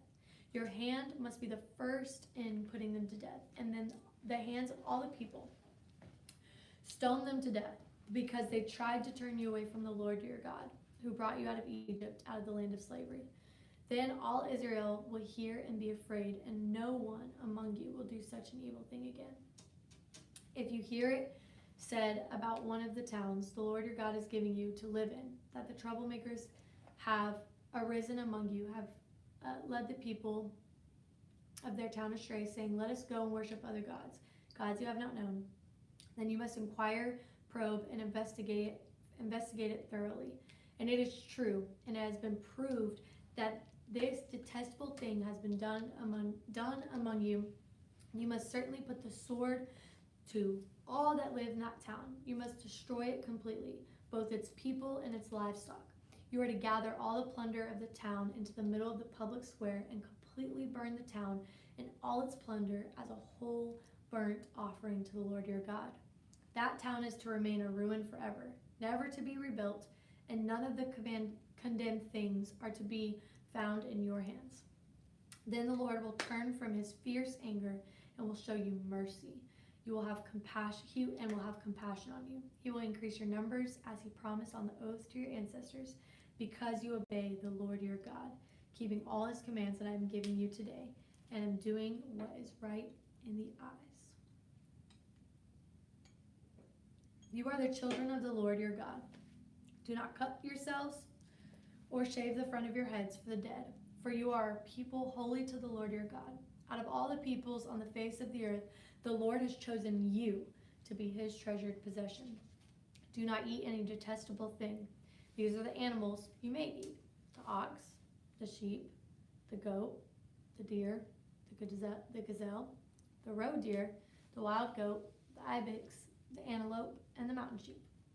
You may eat any animal that has a divided hoof and that chews cud. However, of those that chew the cud or that have divided hoof, you may not eat the camel, the rabbit, or the hyrax. Although they chew the cud, they do not have a divided hoof, and they are ceremonially unclean for you. The pig is also unclean. Although it has the divided hoof, it does not chew the cud. You are not to eat their meat or touch their carcasses. Of all the creatures living in the water, you may eat any that has fins and scales. But anything that does not have fins and scales, you may not eat, for it is unclean. You may eat any clean bird, but these you may not eat: the eagle, the vulture, the black vulture, the red kite, the black kite, and any kind of falcon, any kind of raven, the horned owl, the screeched owl, the gull, any kind of hawk, the little owl, the great owl, the white owl, the desert owl, the osprey, the cormorant, the stork, and any kind of heron, the hoop, and the bat. All flying insects are unclean to you. Do not eat them. But any winged creature that is clean, you may eat. Do not eat anything you find already dead. You may give it to the foreigner residing in your towns, and they may eat it, or you may sell it to any other foreigner. But you are a people holy to the Lord God. Do not cook a young goat in its mother's milk. Be sure to set aside 1/10 of all that your fields produce each year. Eat the tithe of your grain, new wine, and olive oil, and the firstborn of your herds and flocks, in the presence of the Lord your God, at the place he will choose as a dwelling for his name, so you may learn to revere the Lord your God always. But if that place is too distant, and you have been blessed by the Lord your God and cannot carry your tithe, because the place where the Lord will choose to put his name is so far away, then exchange your tithe for silver, and take the silver with you, and go to the place the Lord your God will choose. Use the silver to buy whatever you like: cattle, sheep, wine, or any other fermented drink, or anything you wish. Then you and your household shall eat there in the presence of the Lord your God and rejoice. Do not neglect the Levites living in your towns, for they have no allotment or inheritance of their own. At the end of every 3 years, bring all the tithes of that year's produce and store it in your towns, so that the Levites who have no allotment or inheritance of their own, and their foreigners, the fatherless, and the widows who live in your towns may come and eat and be satisfied, and so that the Lord your God may bless you in all the work of your hands. At the end of every 7 years, you must cancel debts. This is how it is to be done. Every creditor shall cancel any loan they have made to the fellow Israelite. They shall not require payment from anyone among their own people, because the Lord's time for canceling debts has been proclaimed. You may require payment from a foreigner, but you must cancel any debt your fellow Israelite owes you. However, there need to be no poor people among you, for in the land of the Lord your God is giving you to possess as your inheritance, he will richly bless you. If only you fully obey the Lord your God and are careful to follow all these commands I am giving you today. For the Lord your God will bless you as he promised, and you will lend to many nations, but will borrow from none. You will rule over many nations, but none will rule over you. If anyone is poor among you, among your fellow Israelites in any of the towns of the land the Lord your God is giving you, do not be hard-hearted or tight-fisted toward them. Rather, be open-handed and freely lend them whatever they need. Be careful not to harbor this wicked thought. The 7th year, the year for canceling debts, is near, so that you do not show it will toward the needy among your fellow Israelites and give them nothing. They may then appeal to the Lord against you, and you will be found guilty of sin. Give generously to them, and do so without a grudging heart. Then, because of this, the Lord your God will bless you in all your work and everything you put your hand to. There will always be poor people in the land. Therefore, I command you to be open-handed toward your fellow Israelites who are poor and needy in your land. If any of your people, Hebrew men or women, sell themselves to you and serve you 6 years, in the 7th year, you must let them go free. And when you release them, do not send them away empty-handed. Supply them liberally from your flock, your threshing floor, and your wine press. Give to them as the Lord your God has blessed you. Remember that you were slaves in Egypt, and the Lord your God redeemed you. That is why I give you this command today. But if your servant says to you, I do not want to leave you, because he loves you and your family and is well off with you, then take an awl and push it through his earlobe into the door, and he will become your servant for life. Do the same for your female servant. Do not consider it hardship to set your servant free, because their service to you these 6 years has been worth twice as much as that of a hired hand. And the Lord your God will bless you in everything you do. Set apart for the Lord your God every firstborn male of your herds and flocks. Do not put the firstborn to your cows to work, and do not shear the firstborn of your sheep. Each year you and your family are to eat them in the presence of the Lord your God, in the place he will choose you. If an animal has a defect, is lame or blind, or has any serious flaw, you must not sacrifice it to the Lord your God. You are to eat it in your own towns. Both the ceremonially unclean and the clean may eat it as if it were a gazelle or deer. But you must not eat the blood or pour it out on the ground like it is water. Observe the month of Aviv and celebrate the Passover of the Lord your God, because in the month of Aviv he had brought you out of Egypt by night. Sacrifice as the Passover to the Lord your God as an animal from your flock and herd at the place the Lord will choose as a dwelling for his name. Do not eat it with bread made with yeast, but for 7 days eat unleavened bread, the bread of affliction, because you left Egypt in haste, so that all the days of your life you may remember the time of your departure from Egypt. Let no yeast be found in your possession in all your land for 7 days. Do not let any of the meat you sacrifice on the evening of the first day remain until the morning. You must not sacrifice the Passover in any town the Lord your God gives you, except in the place he will choose as a dwelling for his name. There you must sacrifice the Passover in the evening, when the sun goes down on the anniversary of your departure from Egypt. Roast it and eat it at the place the Lord your God will choose. Then in the morning return to your tents. For 6 days eat unleavened bread, and on the 7th day hold an assembly to the Lord your God, and do no work. Count off 7 weeks from the time you begin to put the sickle to the standing grain. Then celebrate the festival of free will, No. Then celebrate the festival of weeks to the Lord your God by giving a free will offering in proportion to the blessings the Lord your God has given you. And rejoice before the Lord your God at the place he will choose as a dwelling for his name. You, your sons and daughters, your male and female servants, the Levites in your towns, and the foreigners, the fatherless, and the widows living among you. Remember that you were slaves in Egypt, and follow carefully these decrees. Celebrate the festival of tabernacles for 7 days when you have gathered the produce of your threshing floor and your winepress. Be joyful at your festival. You, your sons and daughters, your male and female servants, and the Levites, the foreigners, the fatherless, and the widows who live in your towns. For 7 days, celebrate the festival to the Lord your God at the place God, the Lord, will choose. For the Lord your God will bless you in all your harvest and all the work of your hands, and your joy will be complete. 3 times a year, all your men must appear before the Lord your God at the place he will choose, at the festival of the unleavened bread, the festival of weeks, and the festival of tabernacles. No one should appear before the Lord empty-handed. Each of you must bring a gift in proportion to the way the Lord your God has blessed you. Appoint judges and officials for each of your tribes in every town the Lord your God is giving you, and they shall judge the people fairly. Do not pervert justice or show partiality. Do not accept a bribe, for a bribe blinds the eyes of the wise and twists the words of the innocent. Follow justice and justice alone, so that you may live and possess the land the Lord your God is giving you. Do not set up any wooden Asherah pole beside the altar you build the Lord your God, and do not erect a sacred stone, for these the Lord your God hates. Do not sacrifice to the Lord your God an ox or a sheep that has any defect or flaw in it, for that would be detestable to him.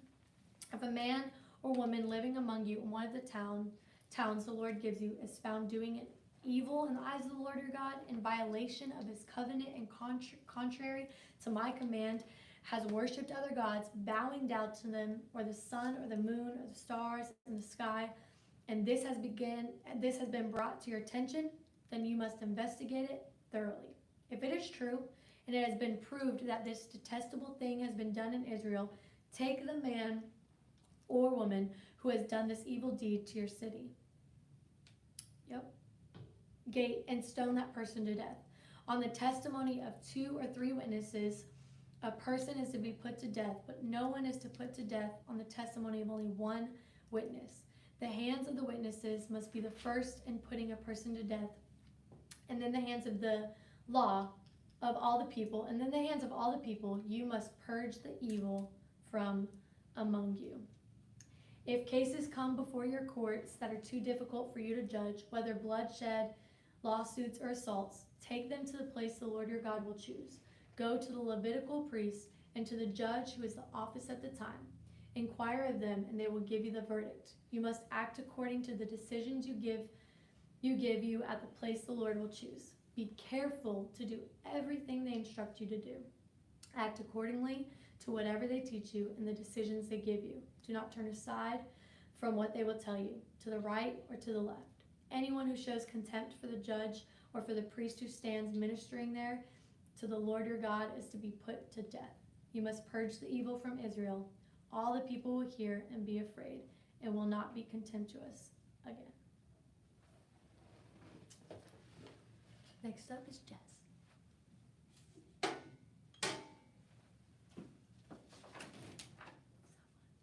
Okay, so where the bookmark is, you just read and just look at your clock, and then you'll see the person waiting for you, and you'll take a new tab and put it where you stop. Got it. Next up is Jess, everybody. Okay, have fun. Thank you.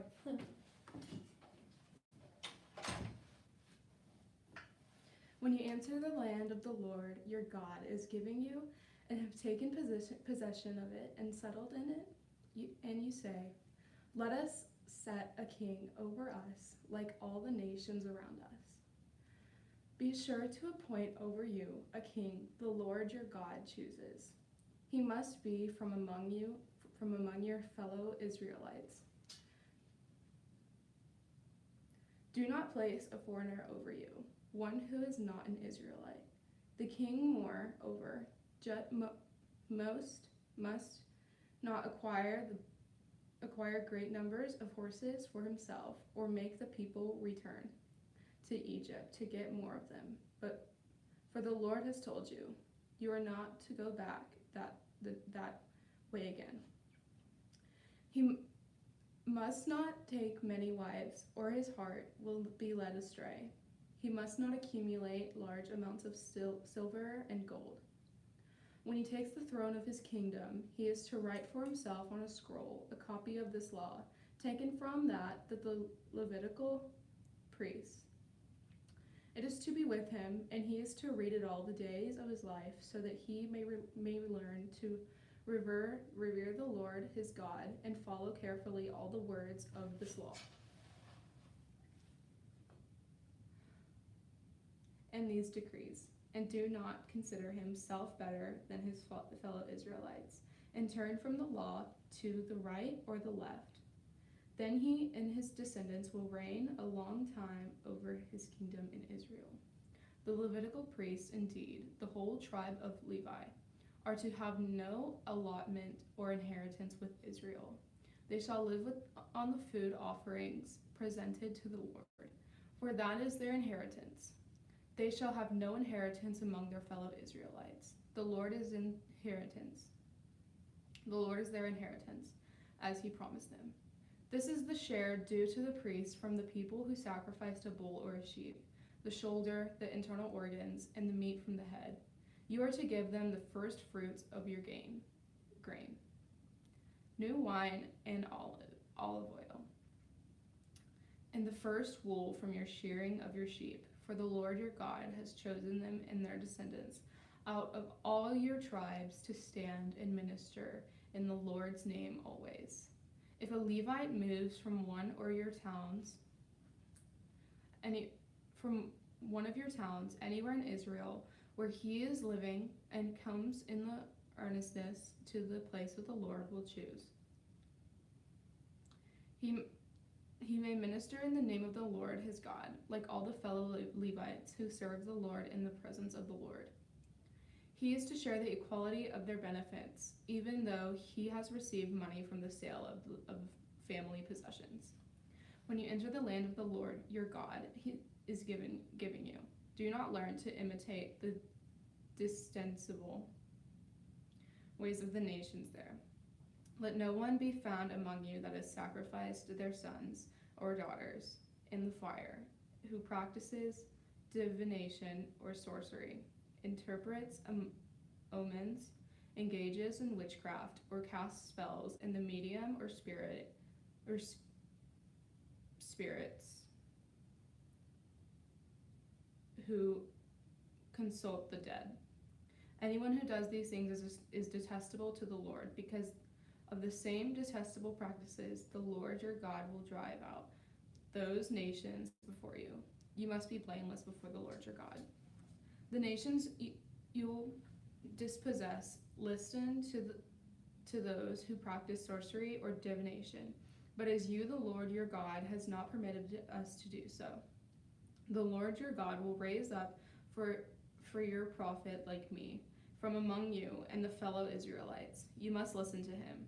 For this is what you asked the Lord your God at Horeb on the day of the assembly, when you said, "Let us not hear the voice of the Lord our God, nor see the great fire anymore, or we will die."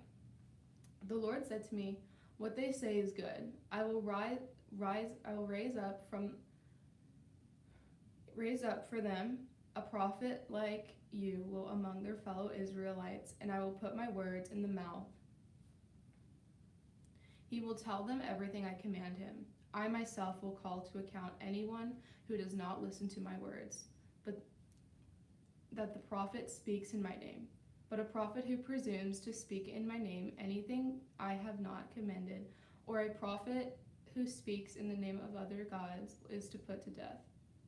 You may say to yourself, how can we know when a message has not been spoken by the Lord? If a prophet proclaims in the name of the Lord does not take place or come true, that is a message the Lord has not spoken. The prophet has spoken presumptuously, so do not be alarmed. When the Lord your God has destroyed the nations whose land he is giving you,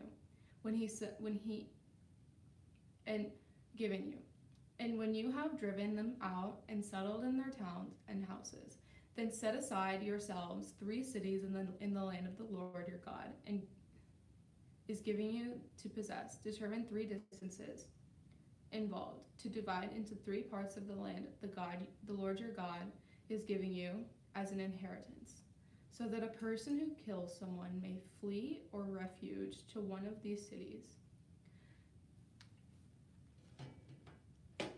This is the rule concerning anyone who killed a person and flees there for safety. Anyone who kills a neighbor unintentionally without malice. For instance, a man may go into a forest with his neighbor to cut wood, and he swings his axe to fell a tree. The head may fly off and hit his neighbor and kill him. That man may flee to one of these cities and save his life. Otherwise, the avenger of blood might pursue him in a rage, overtake him, and the distance is too great to kill him, even though he is not deserving of death, since he did it to his neighbor without malice aforethought. This is why we command you to set aside for yourselves 3 cities. If the Lord your God enlarges your territory, as he promised to oath to your ancestors, and give you the whole land he promised them, because you carefully follow all these laws I command you to daily, to love the Lord your God, and to always walk in obedience to him, then you are to set aside 3 more cities. Do this so that innocent blood will not be shed in your land when the Lord your God is giving you your inheritance, and so that giving you as your inheritance, and so that you will not be guilty of bloodshed. But if the hate someone lies in wait, assaults and kills a neighbor, and then flees to one of the cities, the killer shall be sent for by the town's elders, be brought back from the city, and be handed over to the avenger of blood to die. Therefore, no pity. Show no pity. You must purge from Israel to guilt the shedding innocent blood, so that it may go well with you. Do not move your neighbor's boundary. Stones set up by your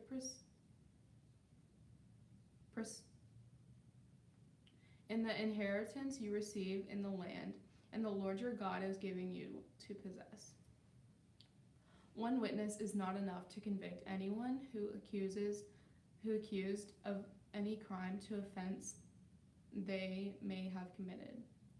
A matter must be established by the testimony of 2 or 3 witnesses. If a malicious witness takes the stand to accuse someone of a crime, the 2 people involved in the dispute must stand in the presence of the Lord before the priests and the judges who are in office at the time.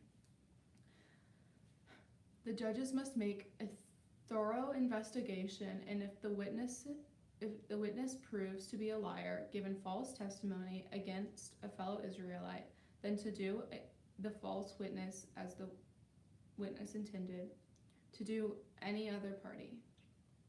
You must purge the evil from among you. The rest of the people will hear of this and be afraid, and never again will such an evil thing be done among you. Show no pity.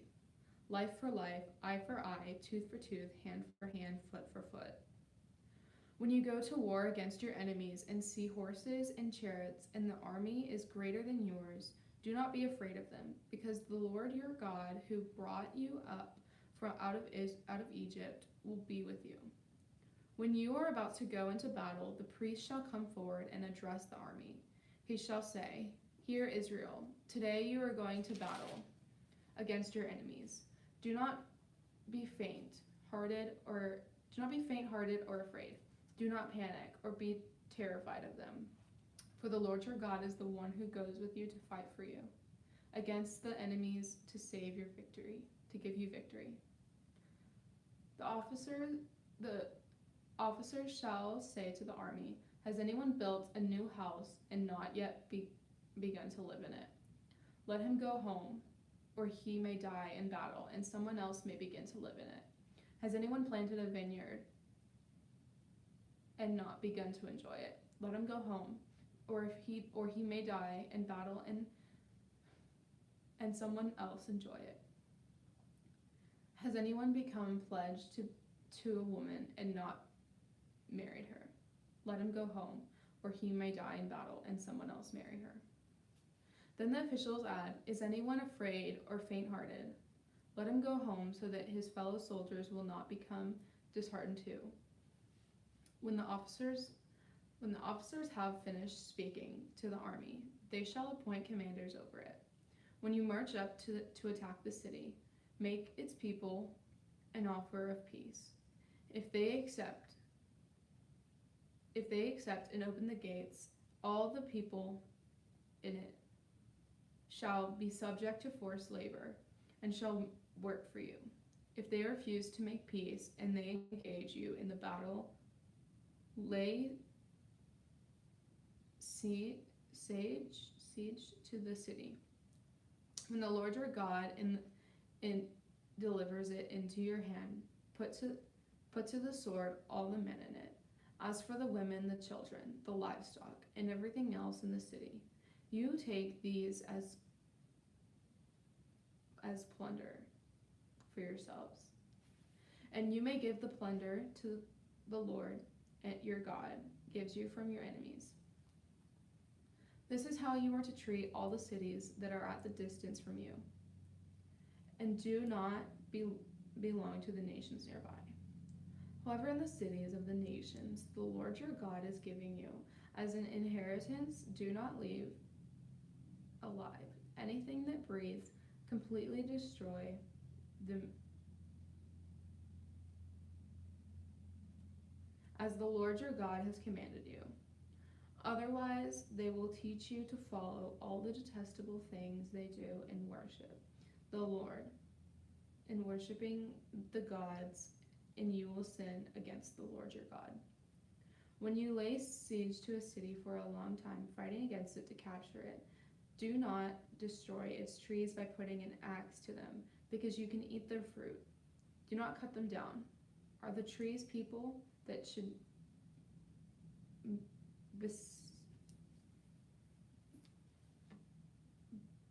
besiege beside them? However, you may cut down trees that you know are not fruit trees, and use them to build siege works until the city at war with you falls. If someone is found slain, lying in a field in the land of the Lord your God is giving you to possess, and it is who the killer was, your elders and judges shall go out and measure the distance from the body to the neighboring towns. Then the elders of the town nearest to the body shall take that has never been worked and has never worn a yoke, and leading it down the valley that has not been plowed or planted, and where there is a flowing stream. There in the valley they are to break the heifer's neck, and Levitical priests shall step forward, for the Lord your God has chosen them to minister and to pronounce the blessing in the name of the Lord, and to decide all cases of dispute, and as near salt. Then all the elders in the town nearest to the body wash their hands over the heifer whose neck was broken in the valley, and they shall declare, our hands did not shed this blood, nor did our eyes see it done. Accept this and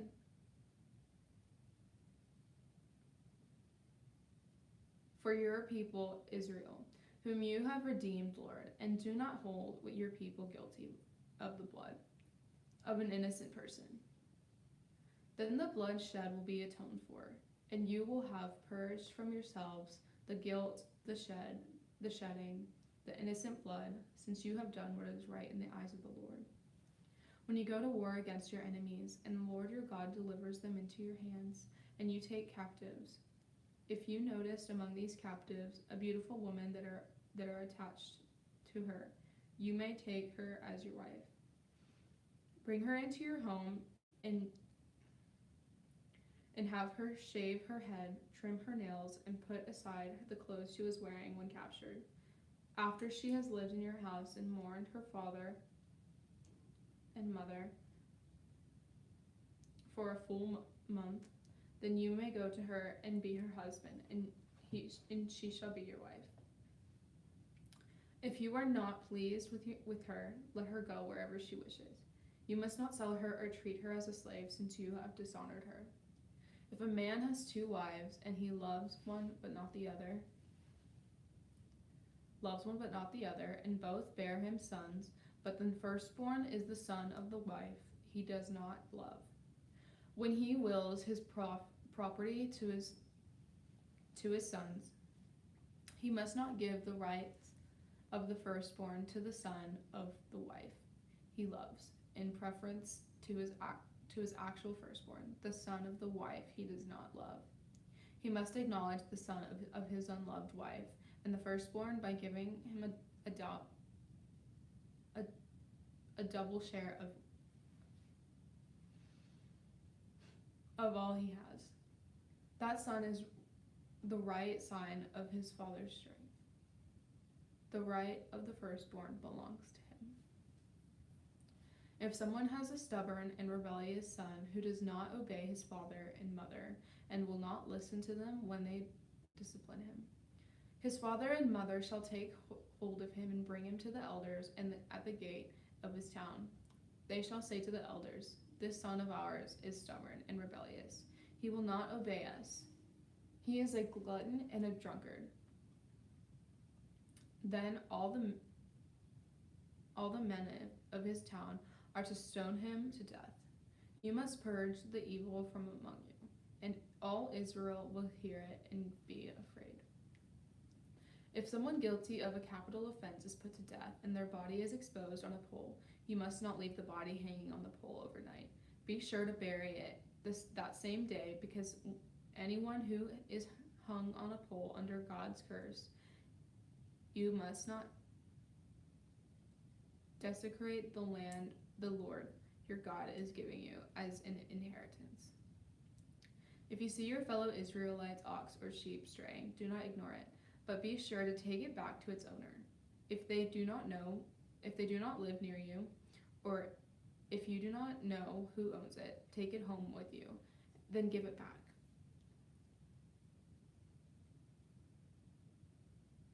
Do the same if you find their donkey or cloak, or anything else they have lost. Do not ignore it. If you see your fellow Israelites' donkey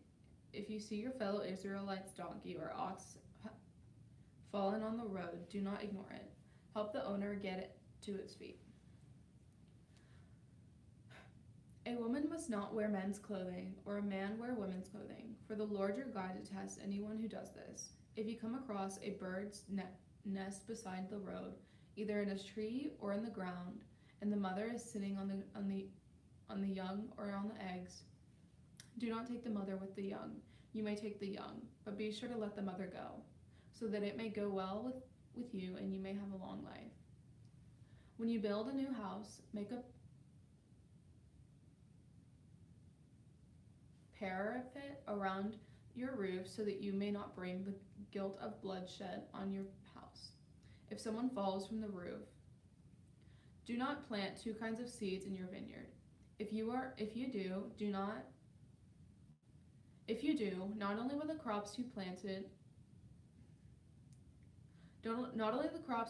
but also the fruit of the vineyard will be defiled. Do not plow with an ox or a donkey yoked together. Do not wear clothes of wool or linen woven together. Make tassels on the 4 corners of the cloak you wear. If a man takes a wife and after sleeping with her dislikes her, and slanders her and gives her a bad name, saying, I married this woman, but when I approached her, I did not find proof of her virginity. When the young woman's father and the mother shall bring to the town elders, and the gate prove that she was a virgin. The father will say to the elders, I gave my daughter in marriage to this man, but he dislikes her. Now he has slandered her and has said, I do not find your daughter to be a virgin. But here is the proof of my daughter's virginity. Then her parents shall display the cloth before the elders of the town, and the elders shall take the man and punish him. They shall fine him 100 shekels of silver and give them to the young woman's father, because this man has given an Israelite virgin a bad name. She shall continue to be his wife. He must not divorce her as long as he lives.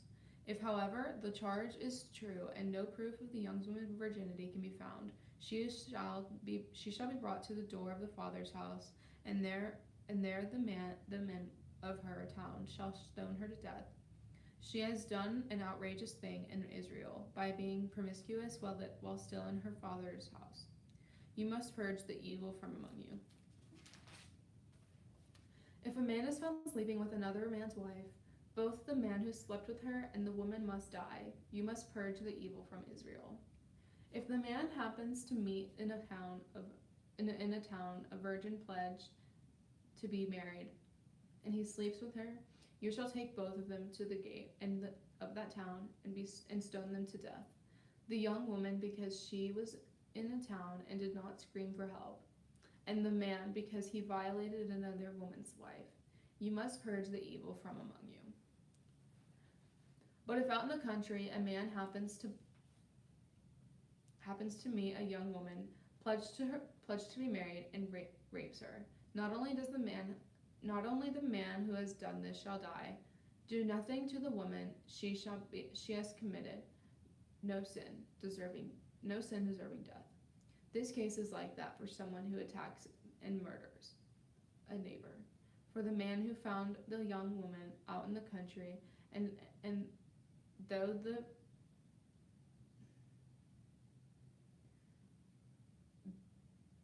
woman screamed, there was no one to rescue her.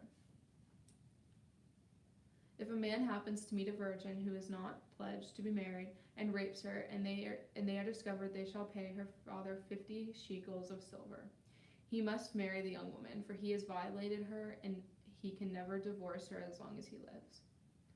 The man is not to marry his father's wife, but he must not dishonor his father's bed.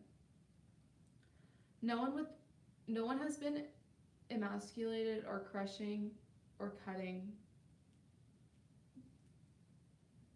No one who has been emasculated or crushing or cutting may enter the assembly of the Lord. No one born on the forbidden marriage, nor any of their descendants may enter the assembly of the Lord. Not even the 10th generation.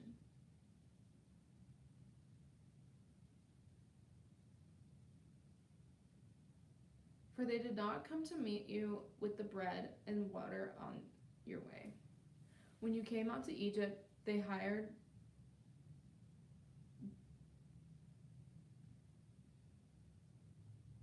son of Beor from Pethor, and Aram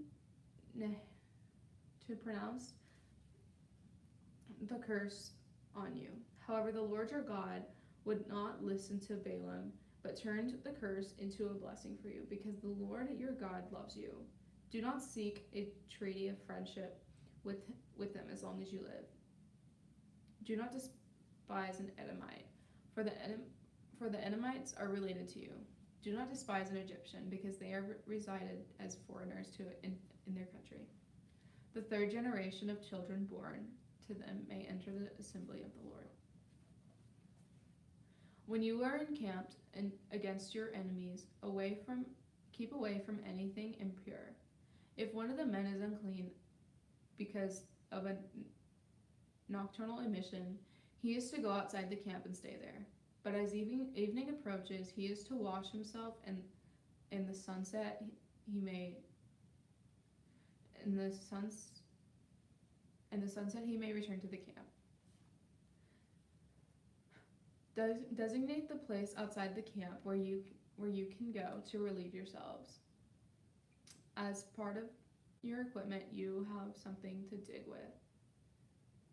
And when you relieve yourself, dig a hole and cover your excrement.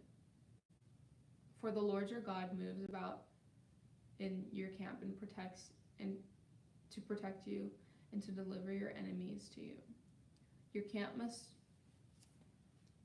be holy, so that he will not see anything among you, anything indecent, and turn away from you. If a slave has taken refuge with you, do not hand them over to the master.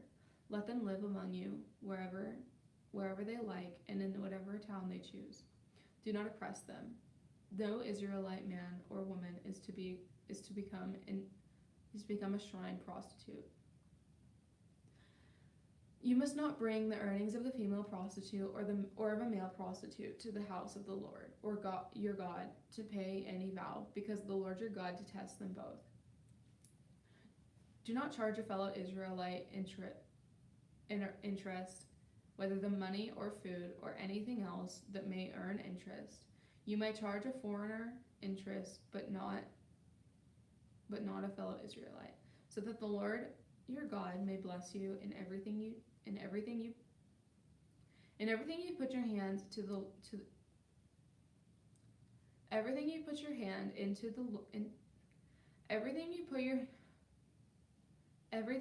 hand to in the land you are entering to possess. If you make a vow to the Lord your God, do not be slow to pay it, for the Lord your God will certainly demand it of you, and you will be guilty of sin. But if you refrain from making a vow, you will not be guilty. Whatever your lips utter, you must be sure to do, because you made your vow freely to the Lord your God with your own mouth.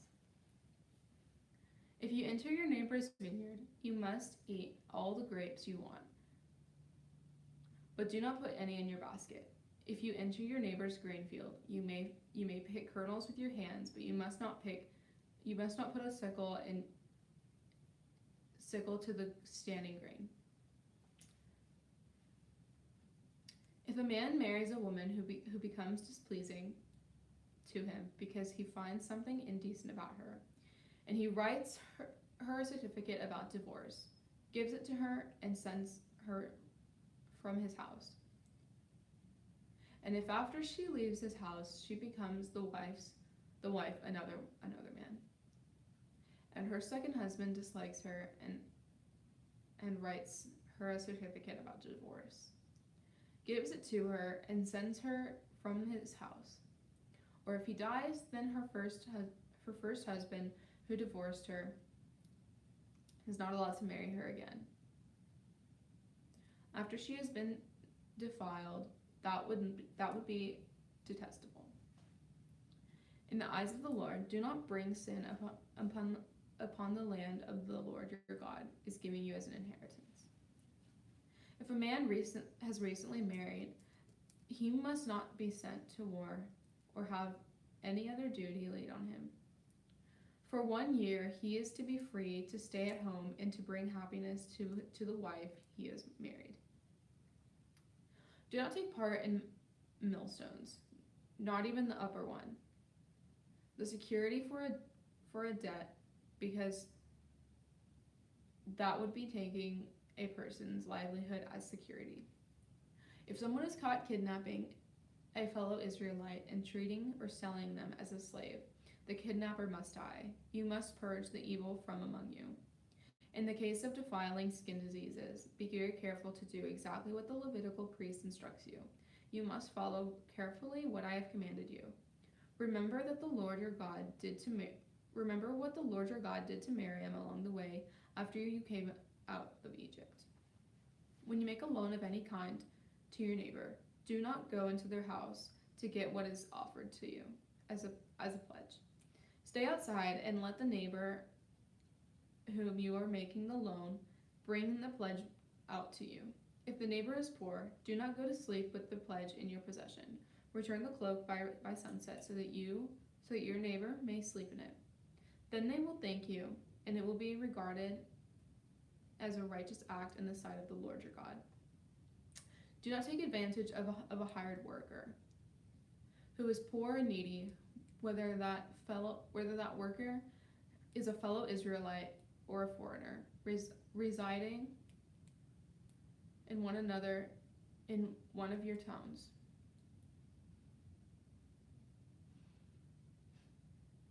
Pay them your wages each day before sunset, because they are poor and are counting on it. Otherwise, you may cry to the Lord against you, and you will be guilty of sin. Parents are not to be put to death for their children, nor children put to death for their parents.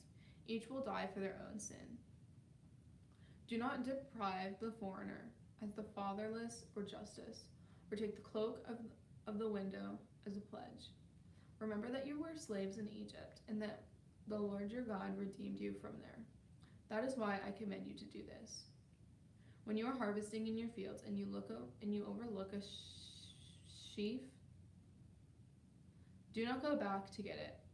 Leave it for the foreigner, that fatherless, and the widow, so that the Lord your God may bless you in all the work of your hands. When you beat the olives from your tree, do not go over to the branch a second time. Leave what remains for the foreigner and the fatherless and the widow. When you harvest the grapes in your vineyard, do not go over to the vines again. Leave what remains for the foreigner, the fatherless, and the widow. Remember that you were slaves in Egypt. That is why I command you to do this. When people have a dispute, they are to take it to court, and the judges will decide the case, acquitting the innocent and condemning the guilty. If the guilty person deserves to be beaten, the judge shall make them lie down and have them flogged in his presence with the number of lashes the crime deserves. The number of lashes the crime, but the judge must not impose more than 40 lashes. If the guilty party is flogged more than that, your fellow Israelite will be degraded in your eyes. Do not muzzle an ox while it is treading out the grain. If brothers are living together and one of them dies without a son, the widow must not marry outside the family.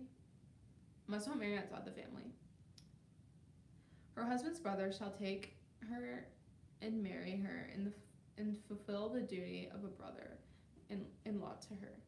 The first son she bears shall carry on the name of the dead brother, so that his name will not be blotted out from Israel. However, if a man does not want to go to marry his brother's wife, she shall go to the husband's brother refuses to carry on his brother's name on Israel. He will not fulfill the duty of a brother-in-law to me. Then the elders of his town shall summon him and talk to him. If he persists in saying, I do not want to marry her, his brother's widow shall go up to him in the presence of the elders, take off one of the sandals, spit in his face, and say, this is what is done to the man who will not build up his brother's family line. That man's line shall be known in Israel as the family of the unsandaled. If two men are fighting and the wife of one of them comes to rescue her husband from the assailant, she reaches out and seizes him by. You shall cut off her hand. Show no pity. Do not have two differing weights in your bag, one heavy, one light. Do not have two differing measures in your house, one large, one small. You must have accurate and honest weights and measurements so that you may live long in the land of the Lord your God is giving you. For the Lord your God detests anyone who does these things, anyone who deals dishonestly. Remember what the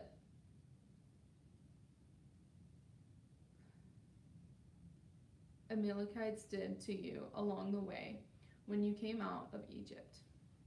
When you were weary and worn out, then they met you on your journey and attacked all who were lagging behind. They had no fear of God. When the Lord your God gives you restroom from all the enemies around you in the land he is giving you to possess as an inheritance, you shall blot out the name of Amalek from under heaven. Do not forget.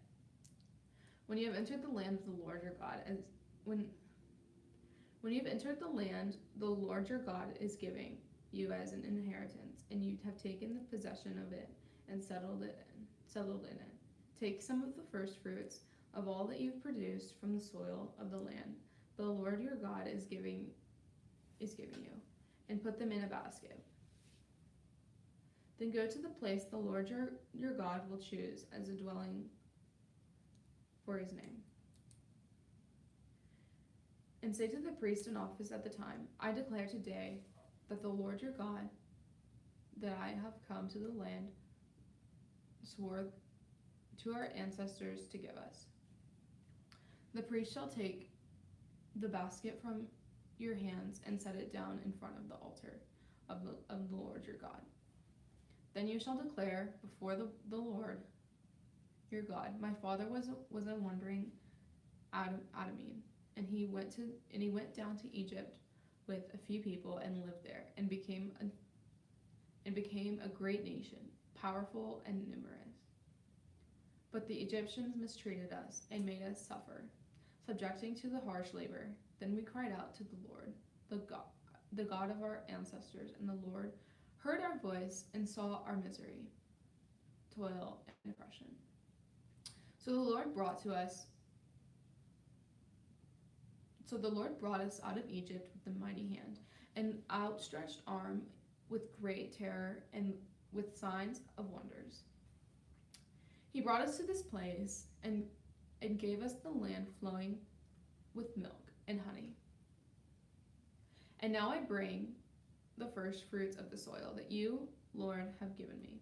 Place the basket before the Lord your God and bow down before him. When you and the Levites and the foreigners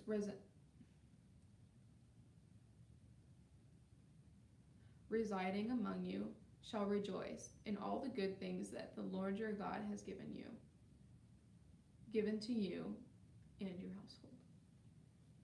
When you have finished setting aside a tenth of produce, in the 3rd year, the year of the tithe, you shall give it to the Levite, the foreigner, the fatherless, and the widow, so they may eat in your towns and be satisfied.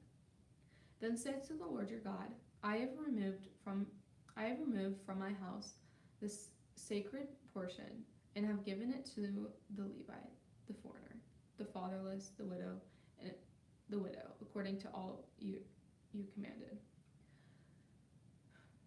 I have not turned aside from your commands, nor have I forgotten any of them. I have not eaten any of the sacred portion while I was in mourning,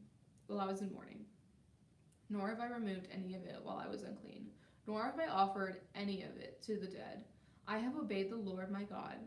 I have done everything you commanded me. Look down from heaven, your holy dwelling place, and bless your people, Israel.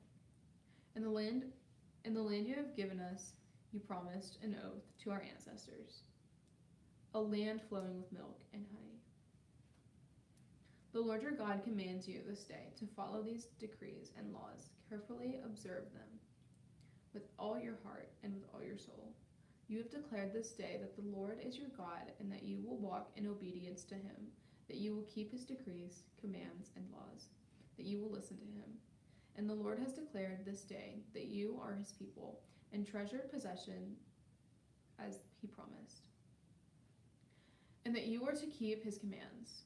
He has declared that all he will set you in praise, fame, and honor high above all nations he has made, and that you will be a people holy to the Lord your God as he promised. Moses and the elders of Israel commanded the people, keep all of these commands that I give you. When you have crossed the Jordan into the land the Lord your God is giving you, set up some large stones and coat them with plaster. Write on them all the words of this law. When you have crossed over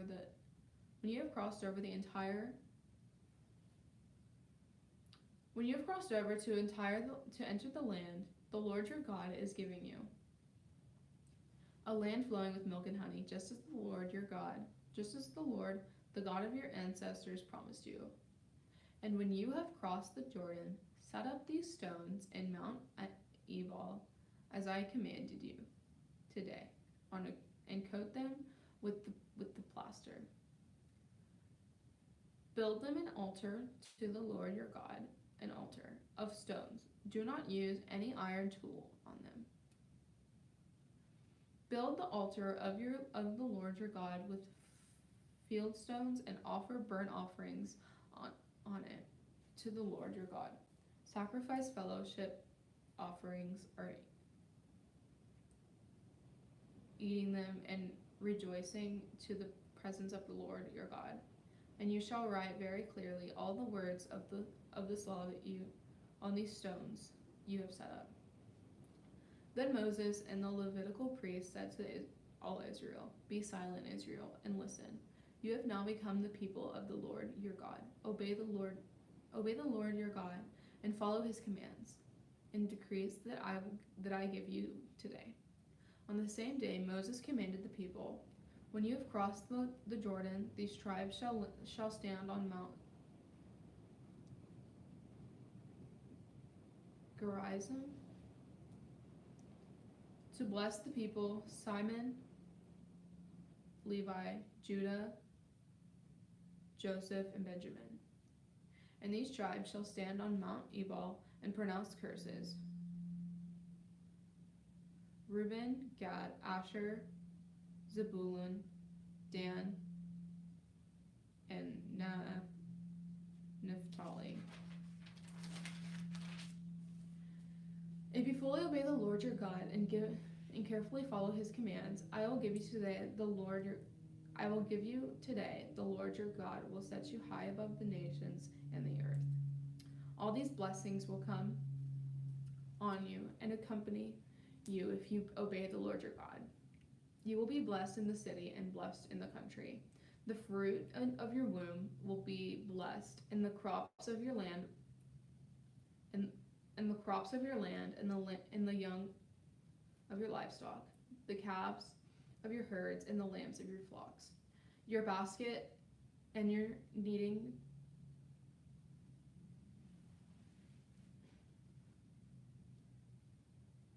trough will be blessed. You will be blessed. When you come in and blessed, you will go out.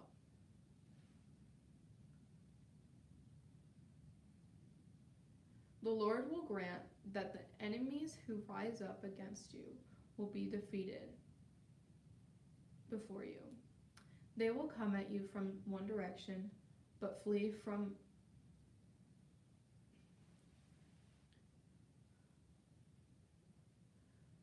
you in seven. The Lord will send a blessing on your barns and on everything you put your hands to. The Lord your God will bless you in the land he is giving you. The Lord will establish you as his holy people, and he promised you on oath, if you keep commands of the Lord your God and walk in obedience to him, then all the peoples on earth will see that you are called by the name of the Lord, and that they on the name of the Lord, and they will fear you. The Lord will grant you abundantly prosperity in the fruit of your womb, the young of your livestock, and the crops of your ground, in the land he swore to your ancestors to give you.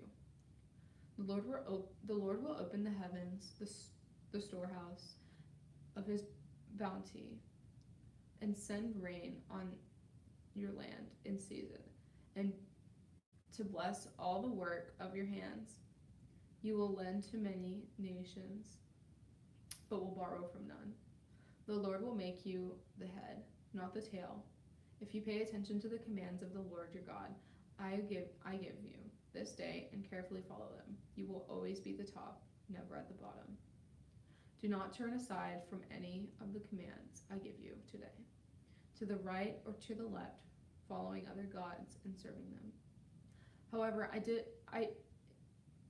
if you do not obey the Lord your God, and do not carefully follow all his commands and decrees I am giving you today, all these curses will come on you and overtake you.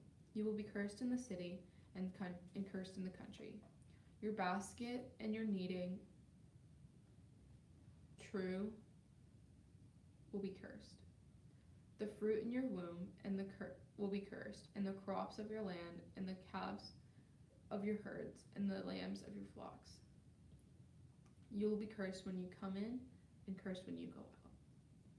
The Lord will send you on curses. Will send on you curses, confusion, and rebuke in everything you put your hand to, until you are destroyed and come to sudden ruin because of the evil you have done in forsaking him.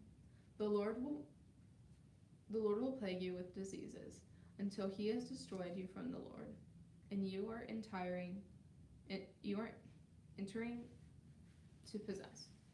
The Lord will strike you with wasting disease, with fever and inflammation, with scorching heat and drought, and with blight and mildew, which will plague you until you perish.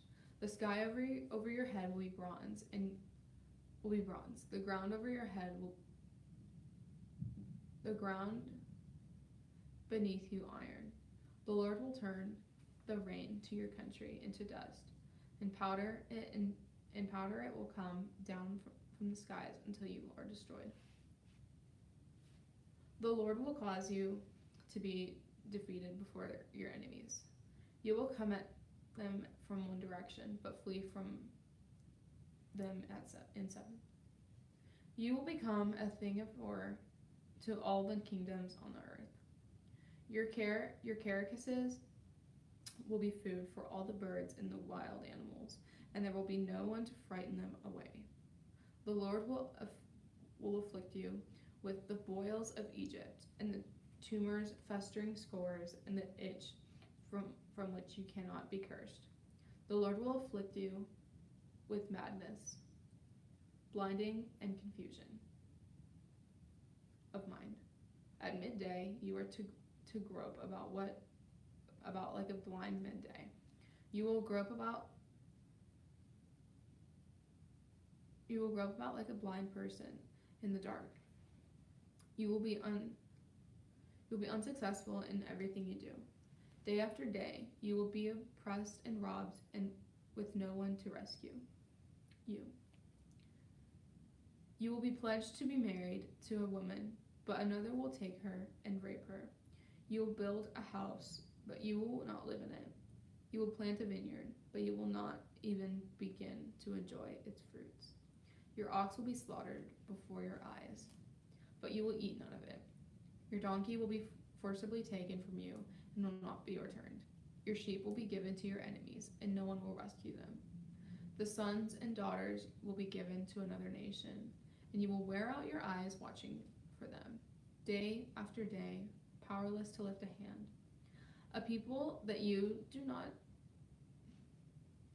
A people that you do not know will eat what your land and labor produce, and you will have nothing but cruel oppression all your days. The sights you see will drive you mad. The Lord will afflict your knees and legs with painful boils that cannot be cured, spreading from the soles of your feet to the top of your head. The Lord will drive you, and the king will set you over to a nation unknown to you or your ancestors. There you will worship other gods of wood and stone. You will become the thing of horror by word and by object of ridicule among all the people where the Lord will drive you. You will sow much seeds in the field, but you will harvest little because the locusts will devour it. You will plant vineyards and cultivate them, but you will not drink from the wine or gather the grapes because worms will eat them.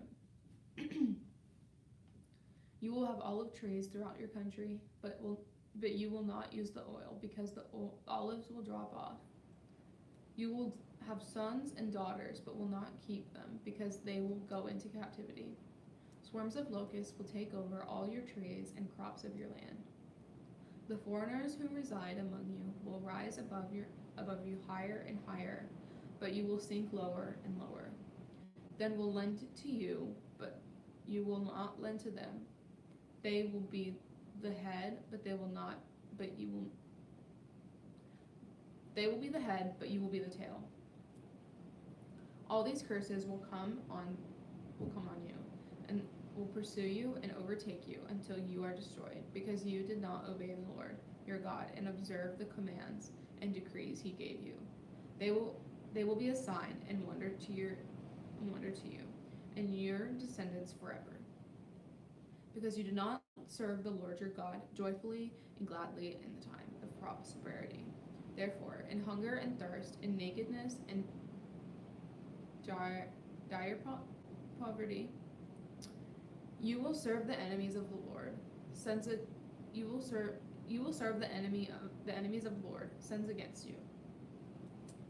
He will put an iron yoke in your neck until he has destroyed you. The Lord will bring a nation against you from far away, from the ends of the earth, like an eagle swooping down, and nation whose language you will not understand. A fierce-looking nation without respect for the old or pity for the young. They will devour the young of your livestock and the crops of your land until you are destroyed. They will leave you no grain, new wine.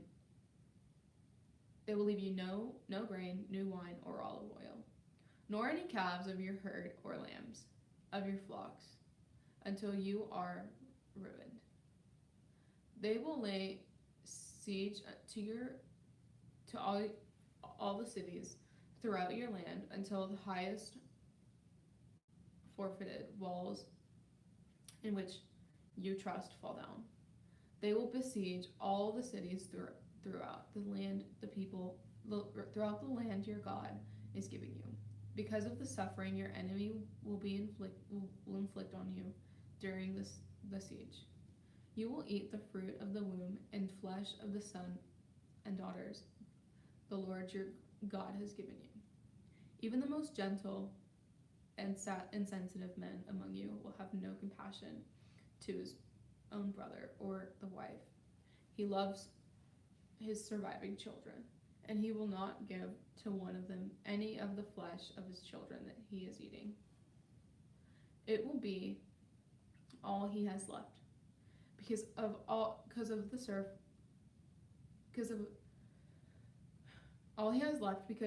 the suffering the enemy will inflict on you during the siege of all your cities. The most gentle and sensitive woman among you,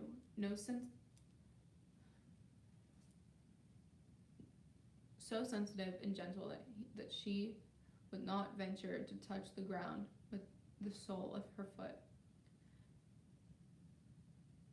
and begrewed the husband she loves, and her own son or daughter, the afterbirth from her womb, and the children she bears, for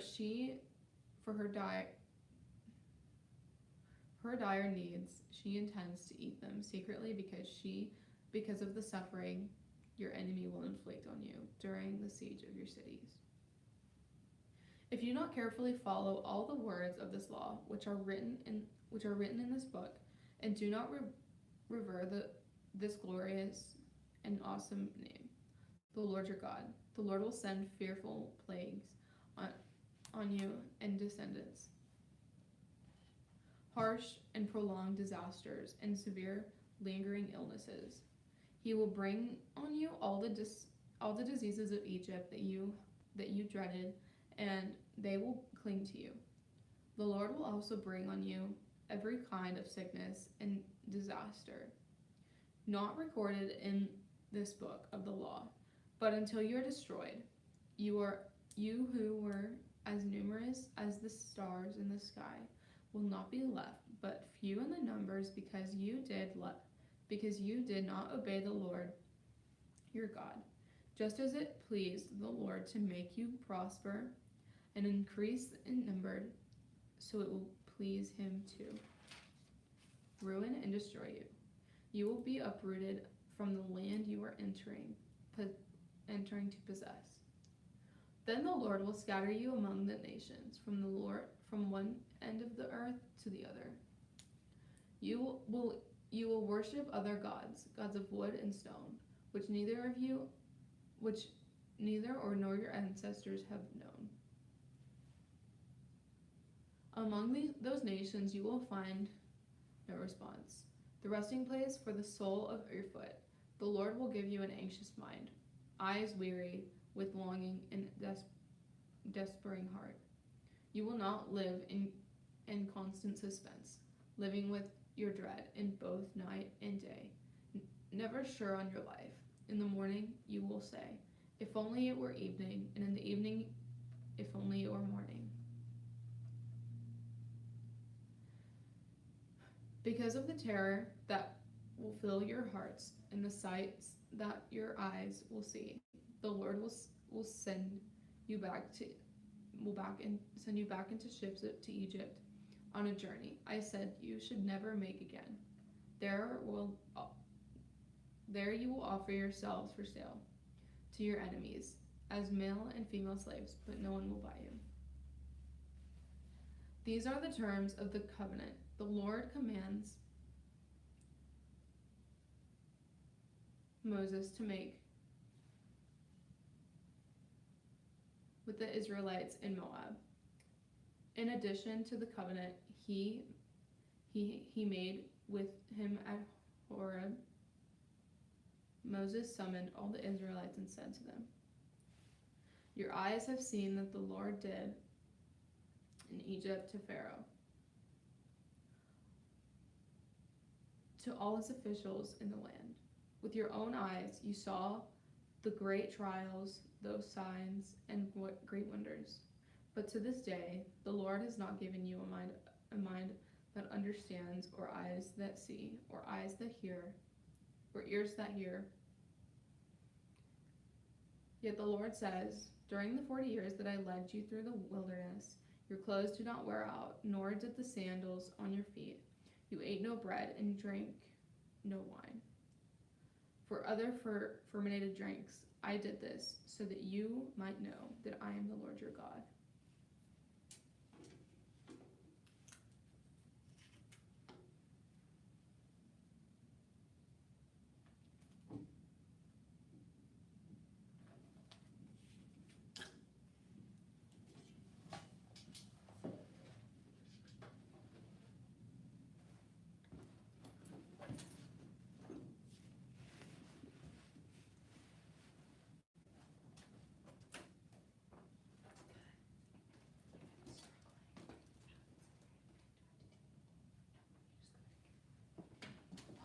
There's stickers right there for whenever you finish. Okay. The next person to start. Psalm 129.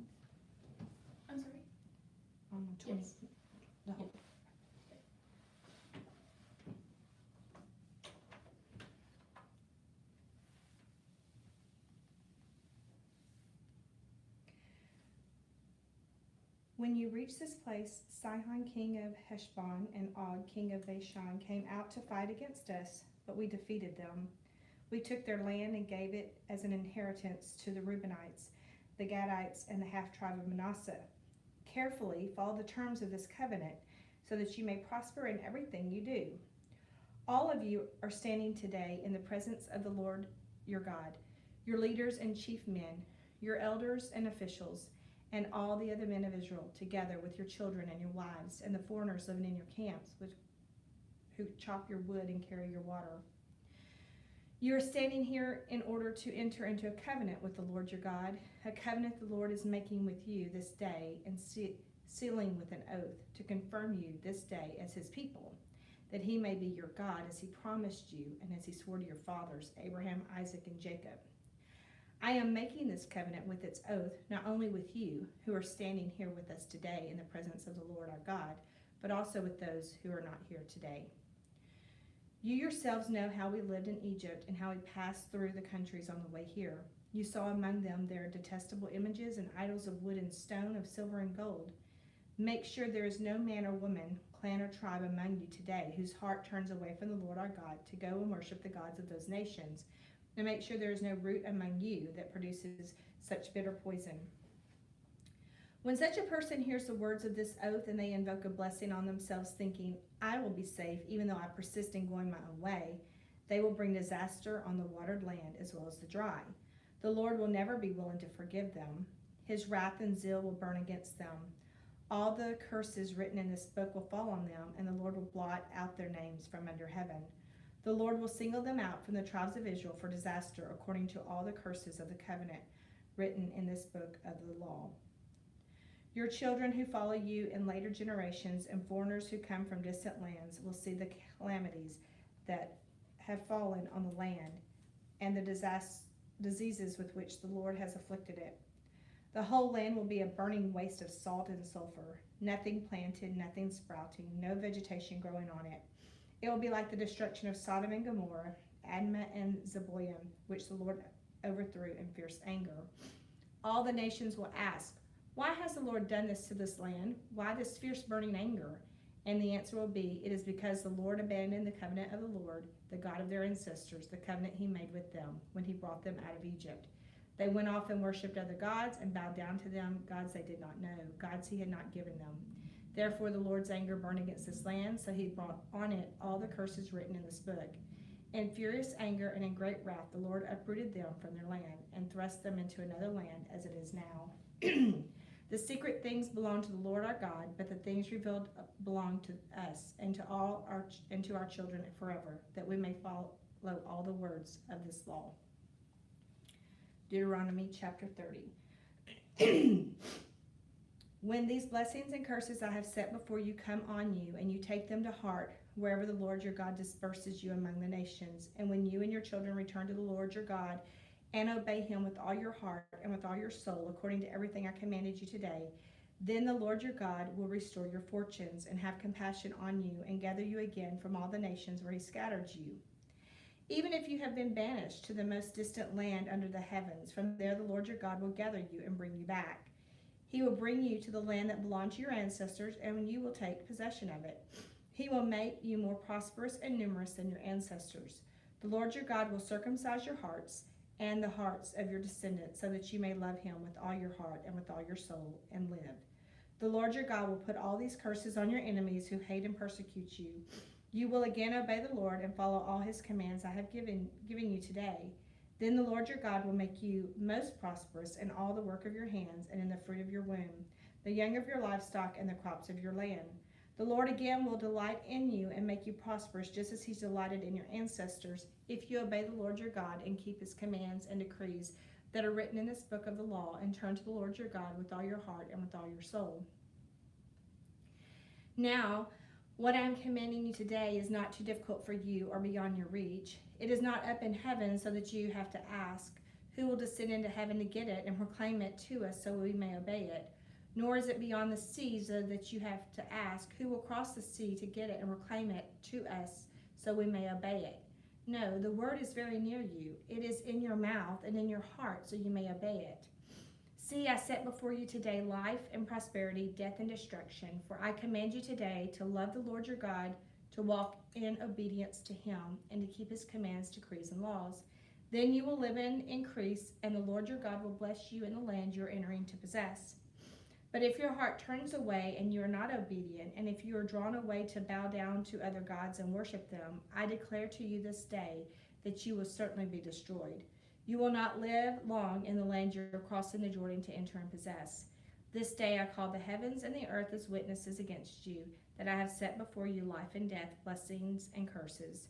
Now choose life, so that you and your children may live, and that you may love the Lord your God, listen to his voice, and hold fast to him.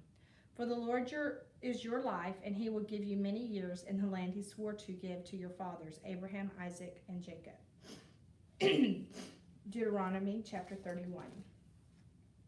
Then Moses went out and spoke these words to all Israel. I am now 120 years old, and I am no longer able to lead you. The Lord has said to me, you shall not curse the Jordan. The Lord your God himself will cross over ahead of you. He will destroy these nations before you, and you will take possession of their land. Joshua also will cross over ahead of you, as the Lord said. And the Lord will do to them what he did to Sihon and Og, the kings of the Amorites, whom he destroyed along with their land.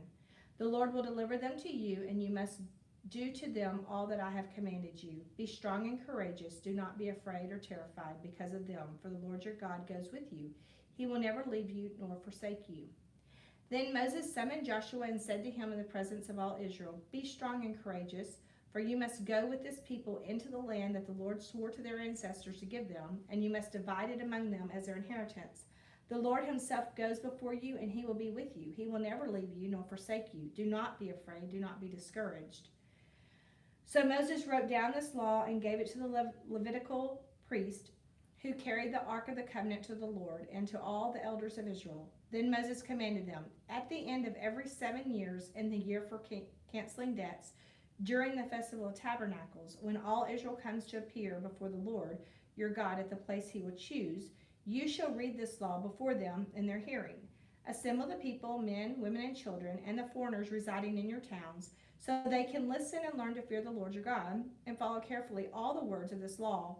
Their children who do not know this law must hear it and learn to fear the Lord your God as long as you live in the land and you are crossing the Jordan to possess. The Lord said to Moses, now the day of your death is near. Call Joshua and present yourselves at the tent of meeting where I will commission him. So Moses and Joshua came and presented themselves at the tent of meeting. Then the Lord appeared at the tent in a pillar of cloud, and the cloud stood over the entrance to the tent. And the Lord said to Moses, you are going to rest with your ancestors, and these people will soon prostitute themselves to the foreign gods of the land they are entering. They will forsake me and break the covenant I made with them. And in that day I will become angry with them and forsake them. I will hide my face from them, and they will be destroyed. Many disasters and calamities will come on them, and in that day they will ask, have not these disasters come on us because our God is not with us? And I will certainly hide my face in that day because of all the wickedness and turning to other gods. Now write down this song and teach it to the Israelites, and have them sing it, so that it may be a witness to me against them. When I have brought them into the land flowing with milk and honey, the land I promised on earth to their ancestors, and when they eat their fill and thrive, they will return to other gods and worship them, rejecting me and breaking my covenant. And when many disasters and calamities come on them, this song will testify against them, because it will not be forgotten of their descendants. I know what they are disposed to do, even before I bring them into the land I promised them an oath. So Moses wrote down this song that day and taught it to the Israelites. The Lord gave this command to Joshua, son of Nun, be strong and courageous, for you will bring the Israelites into the land I promised them on oath, and I myself will be with you.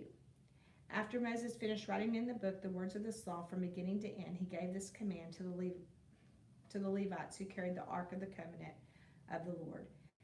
Take this book of the law and place it beside the ark of the covenant of the Lord your God. There it will remain as a witness against you. For I know how rebellious and stiff-necked you are. If you have been rebellious against the Lord while I am still alive and with you, how much more will you rebel after I die? Assemble before me all the elders of your tribes and all the officials, so that I can speak these words in their hearing and call the heavens and the earth to testify against them. For I know that after my death you are sure to become utterly corrupt and turn from the way I have commanded you. In the days to come, disaster will fall on you because you will do evil in the sight of the Lord and arouse his anger by what your hands have made. And Moses recited the words of this song from beginning to end in the hearing of the whole assembly of Israel.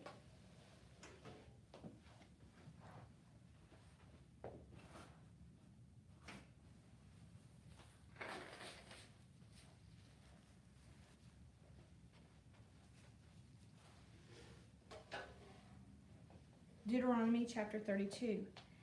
Listen, you heavens, and I will speak. Hear, you earth, the words of my mouth. Let my teaching fall like rain, and my words descend like dew, like showers of new grass, like abundant rain on tender plants. I will proclaim the name of the Lord. Oh, praise the greatness of our God. He is the rock. His works are perfect, and all his ways are just. A faithful God who does no wrong, upright and just is he. They are corrupt and not his children. To their shame, they are warped and crooked generation. Is this the way you repay the Lord, you foolish and unwise people? Is he not your father, your creator, who made you and formed you? Remember the days of old. Consider the generations long past. Ask your father, and he will tell you. Your elders, and they will explain to you. When the Most High gave the nations their inheritance, when he divided all mankind, and he set up boundaries for the peoples according to the number of the sons of Israel. For the Lord's portion is his people, Jacob his allotted inheritance. In a desert land he found himself, in a barren and howling waste. He shielded him and cared for him. He guarded him as the apple of his eye, like an eagle that stirs up its nest and hovers over its young, that spreads its wings to catch them and carries them aloft. The Lord alone led him. No foreign god was with him. He made him ride on the heights of the land and fed him with the fruit of the fields. He nourished him with the honey from the rock and with oil from the flinty crag, with curds and milk from herd and flock, and with fattened lambs and goats, with choice rams of Bashan, the finest kernels of wheat. You drank the foaming blood of the grape. Jeshurun grew fat and kicked, filled with food, and they became heavy and sleek. They abandoned the God who made them and rejected the rock, their Savior. They made him jealous with their foreign gods and angered him with their detestable idols. They sacrificed to false gods, which are not God, gods they had not known, gods that recently appeared, gods your ancestors did not fear. You deserted the rock who fathered you. You forgot the God who gave you birth. The Lord saw this and rejected them because he was angered by his sons and daughters. I will hide my face from them, he said, and see what their end will be. For they are a perverse generation, children who are unfaithful. They made me jealous by what is no God, and angered me with their worthless idols. I will make them envious by those who are not a people. I will make them angry by a nation that has no understanding. For a fire will be kindled by my wrath, one that burns down to the realm of the dead below. It will devour the earth and its harvest and set fire the foundations of the mountains. I will heap calamities on them and spin my arrows against them. I will send wasting famine against them, consuming pestilence and deadly plague. I will send against them the fangs of wild beasts, the venom of vipers that glide in the dust. In the street the sword will make them childless. In their homes terror will reign. The young men and young women will perish, the infants and those with the gray hair. I said I would scatter them and erase their name from human memory. But I dreaded the taunt of the enemy, lest the adversary misunderstand and say, our hand has triumphed. The Lord has not done all this. They are a nation without sense. There is no discernment in them. If only they were wise and would understand this and discern what their end will be.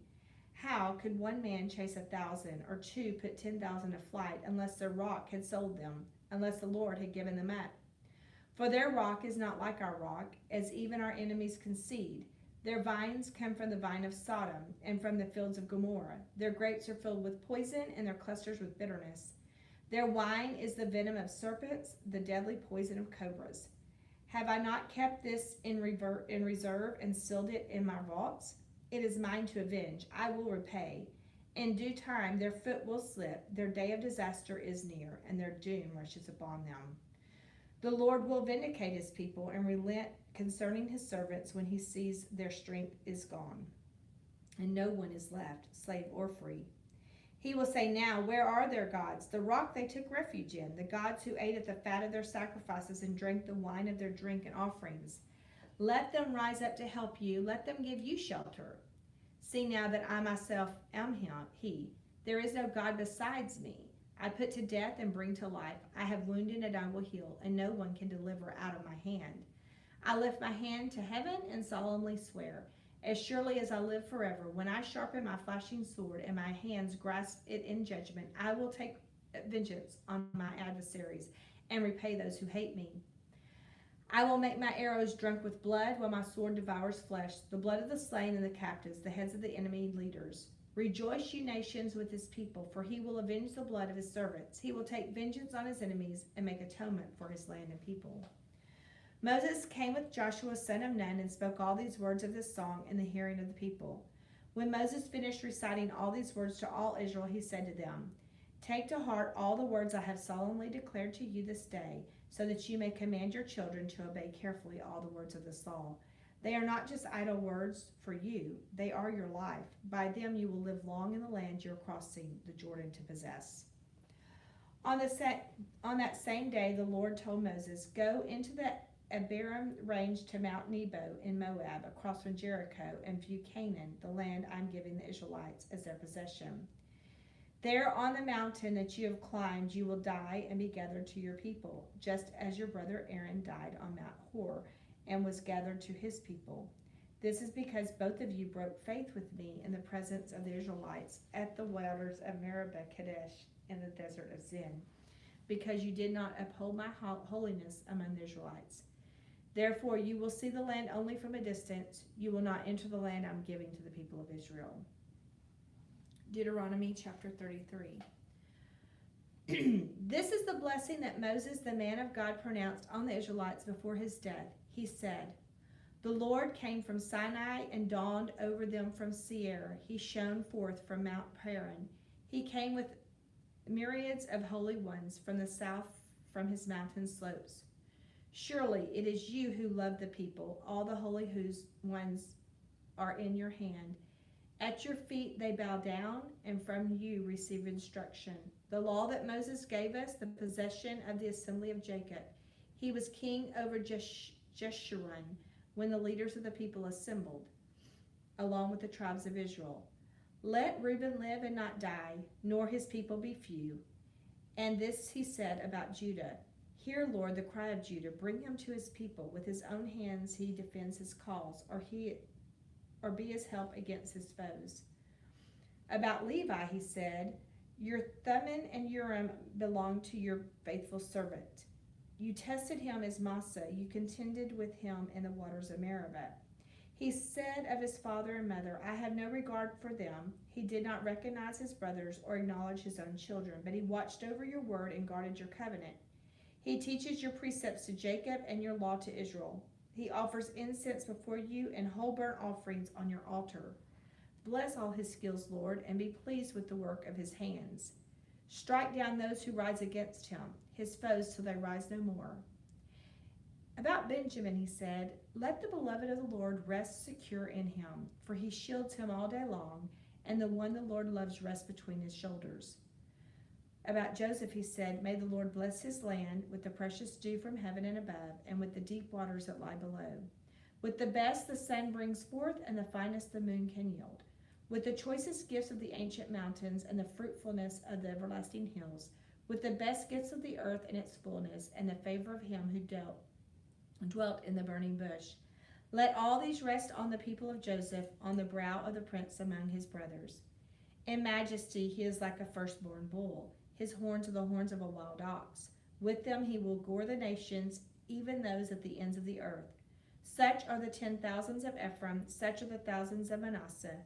But Zebulun, he said, Rejoice, Zebulun, in your going out, and you, Issachar, in your tents. They will summon peoples to the mountain, and there offer the sacrifices of the righteous. They will feast on the abundance of the seas, on the treasures hidden in the sand. And Gad, he said, Blessed is he who enlarges Gad's domain. Gad lives there like a lion tearing at arm or head. He chose the best land for himself. The leader's portion was kept for him. When the heads of the people assembled, he carried out the Lord's righteous will and his judgments concerning Israel. About Dan, he said, Dan is a lion's cub springing out of Bashan. And Naphtali, he said, Naphtali is abounding with the favor of the Lord and is full of his blessing. He will inherit southward to the lake. About Asher, he said, most blessed of sons is Asher. Let him be favored by his brothers, and let him bathe his feet in oil. The bolts of your gates will be iron and bronze, and your strength will equal your days.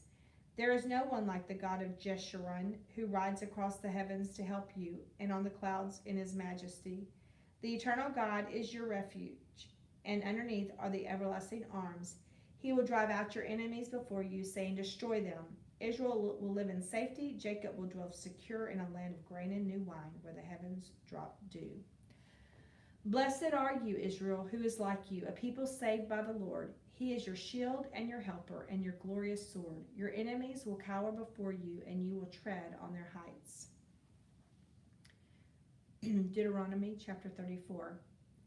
Then Moses climbed Mount Nebo from the plains of Moab to the top of Pisgah, across from Jericho. There the Lord showed him the whole land, from Gilead to Dan, all of Naphtali, the territory of Ephraim and Manasseh, all the land of Judah, as far as the Mediterranean Sea, and the Negev and the whole region from the valley of Jericho, the city of palms, as far as Zoar. The Lord said to him, this is the land I promised on earth to Abraham, Isaac, and Jacob, when I said, I will give it to your descendants. I have let you see it with your eyes, but you will not cross over into it.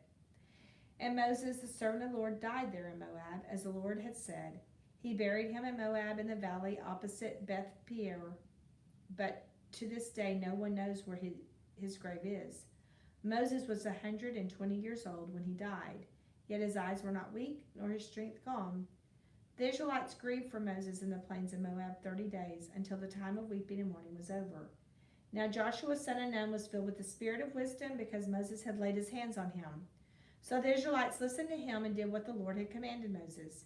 Since then, no prophet has risen in Israel like Moses, whom the Lord knew face to face, who did all those signs and wonders the Lord sent him to do in Egypt, to Pharaoh and to all his officials, to his whole land. For no one has ever shown the mighty power or performed the awesome deeds that Moses did in the sight of Israel.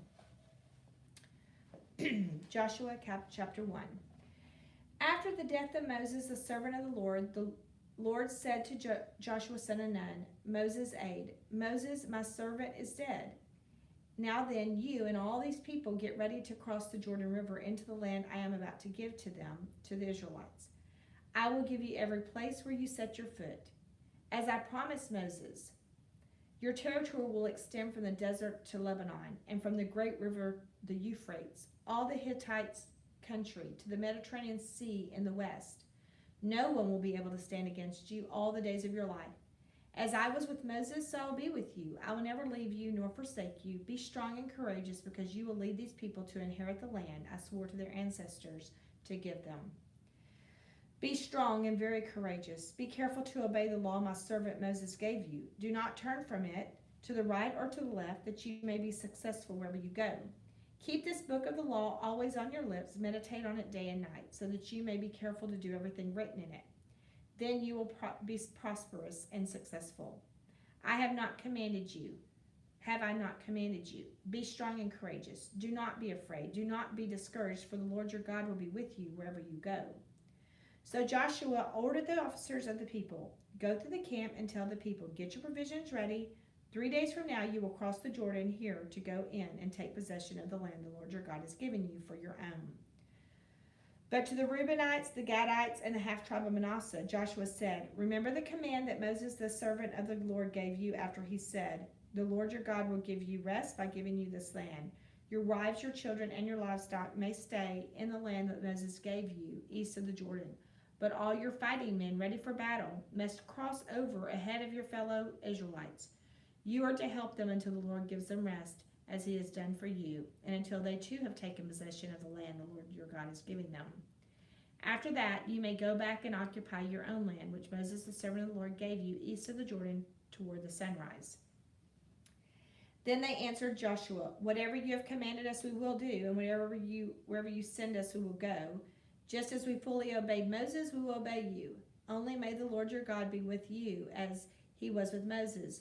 Whoever rebels against your word and does not obey it, whatever you may command them, will be put to death. Only be strong and courageous.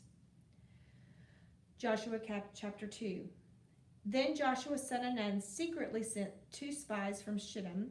Go look over the land, he said, especially Jericho. So they went and entered the house of a prostitute named Rahab and stayed there.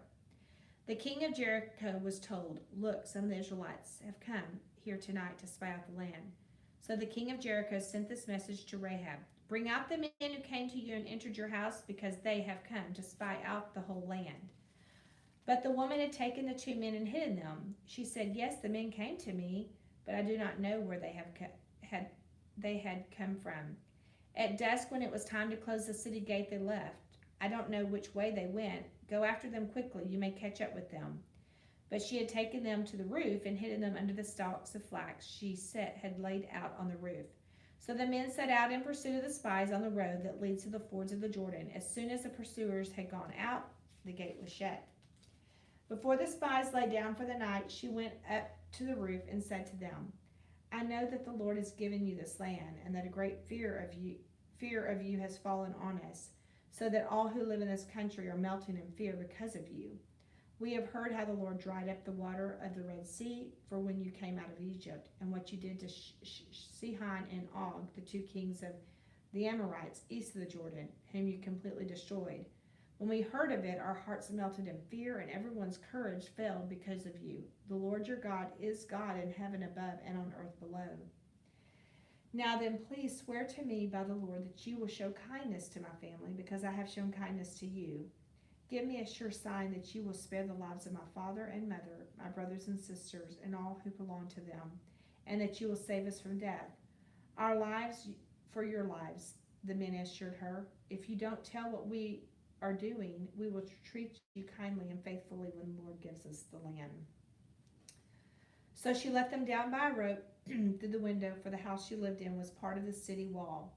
She said to them, go to the hills so the pursuers will not find you. Hide yourselves there 3 days until they return, and then go on your way. Now the men had said to her, this oath you made us swear will not be binding on us, unless when we enter the land you have tied this scarlet cord in the window through which you let us down, and unless you have brought your father and mother, your brothers and your family into your house.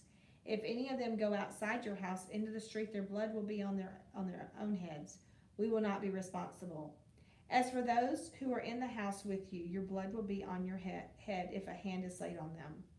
But if you tell what we are doing, we'll be released from the oath you made us swear. Agreed, she replied. Let it be as you say. So she sent them away, and they departed, and she tied the scarlet cord in the window. When they left, they went into the hills and stayed there 3 days, until the pursuers had searched all along the road and returned without finding them. Then the 2 men started back. They went down out of the hills, forded the river, and came to Joshua son of Nun and told him everything that had happened to them. They said to Joshua, the Lord has surely given the whole land into our hands. All the people are melting in fear because of us. Joshua chapter 3. Early in the morning, Joshua and all the Israelites set out from Shittim and went to the Jordan, where they camped before crossing over.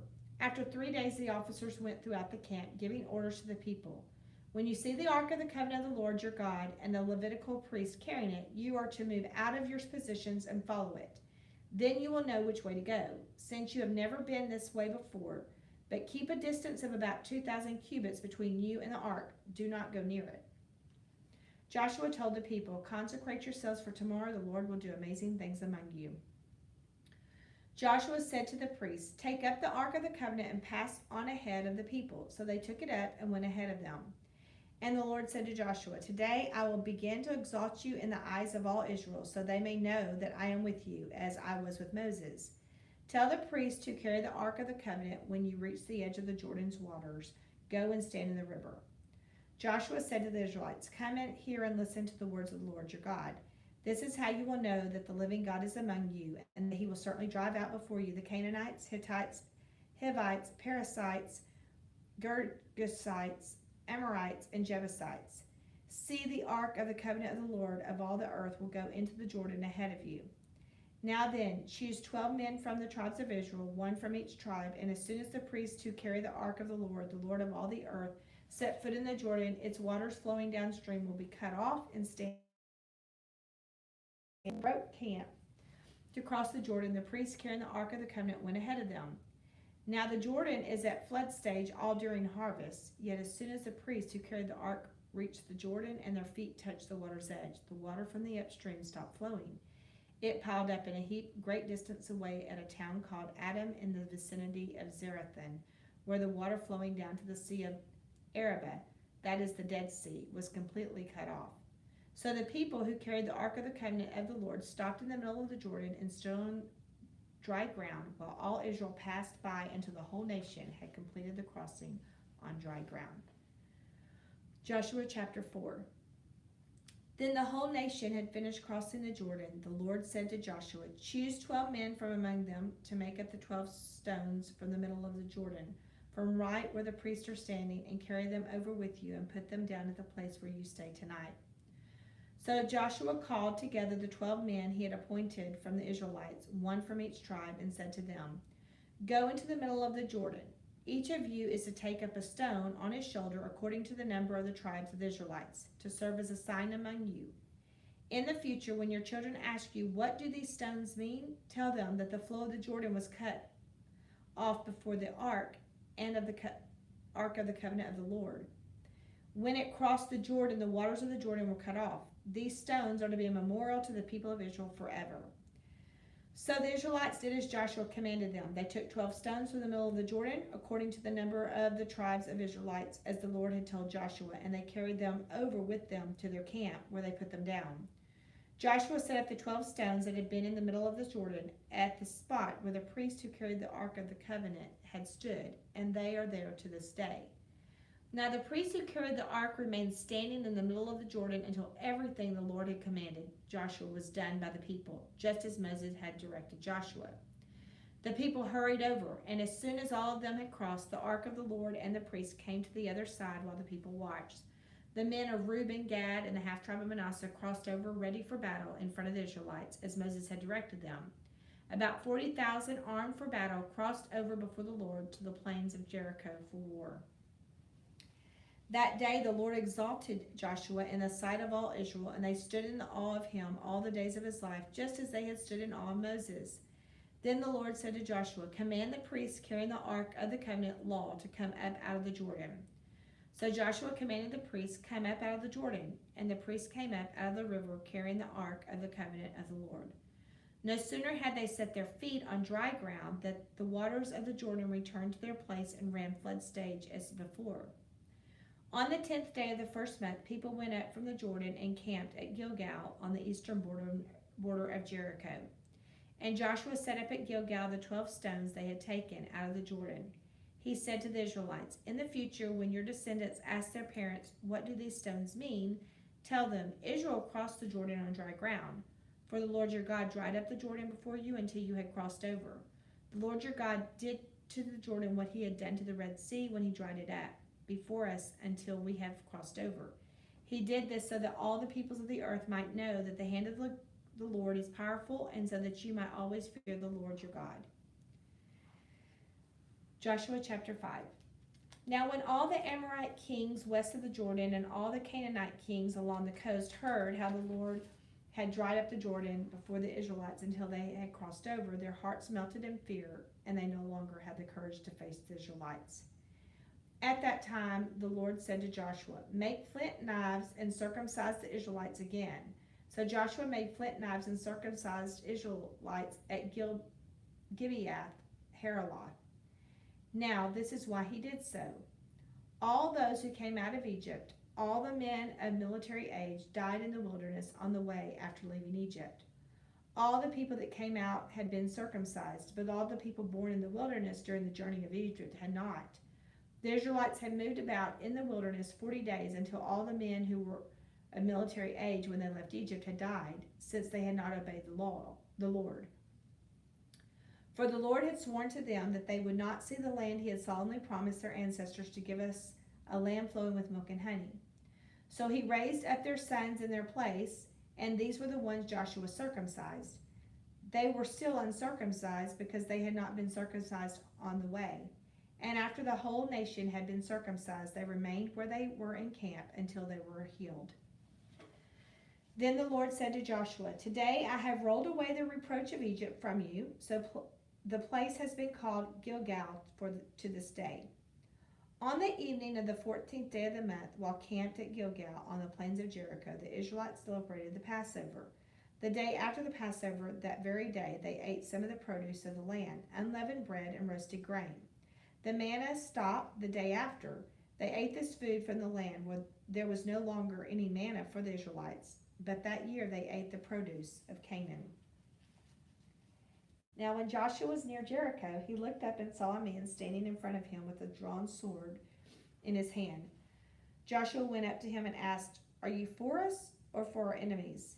"Neither," he replied, "but as commander of the army of the Lord, I have now come." Then Joshua fell face down to the ground in reverence and asked him, "What message does my Lord have for his servant?" The commander of the Lord's army replied, "Take off your sandals, for the place where you're standing is holy." And Joshua did so. Joshua chapter 6. Now the gates of Jericho were securely barred because of the Israelites. No one went out and no one came in. Then the Lord said to Joshua, "See, I have delivered Jericho into your hands, along with its kings and its fighting men. March around the city once with all the armed men. Do this for 6 days. Have 7 priests carry trumpets of ram's horns in front of the ark. On the 7th day, march around the city 7 times with the priests blowing the trumpets. When you hear them sound a long blast on the trumpets, have the whole army give a loud shout. Then the wall of the city will collapse and the army will go up, everyone straight in." So Joshua son of Nun called the priests and said to them, "Take up the ark of the covenant of the Lord and have 7 priests carry trumpets in front of it." And he ordered the army, "Advance, march around the city with an armed guard going ahead of the ark of the Lord." When Joshua had spoken to the people, the 7 priests carrying the 7 trumpets before the Lord went forward blowing their trumpets, and the ark of the Lord's covenant followed them. The armed guard marched ahead of the priests who blew the trumpets, and the rear guard followed the ark.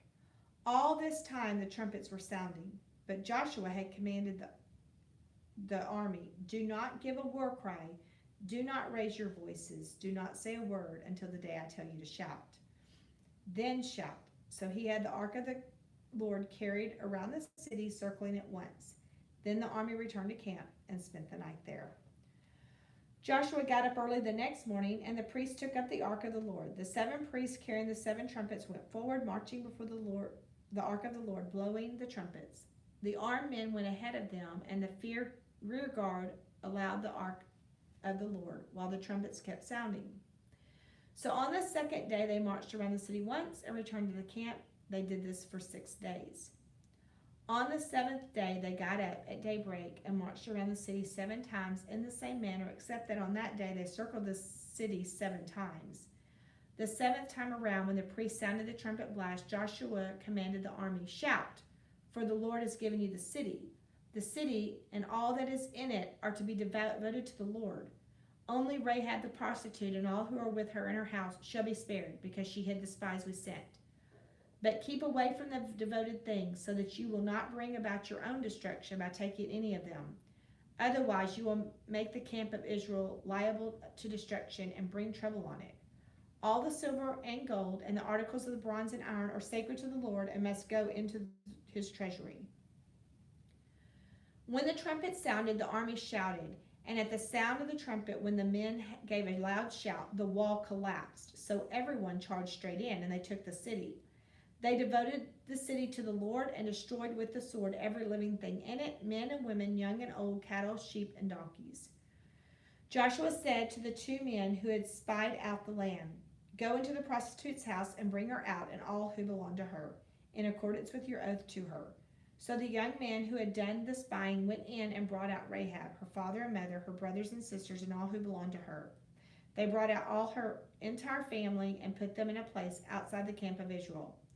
Then they burned the whole city and everything in it.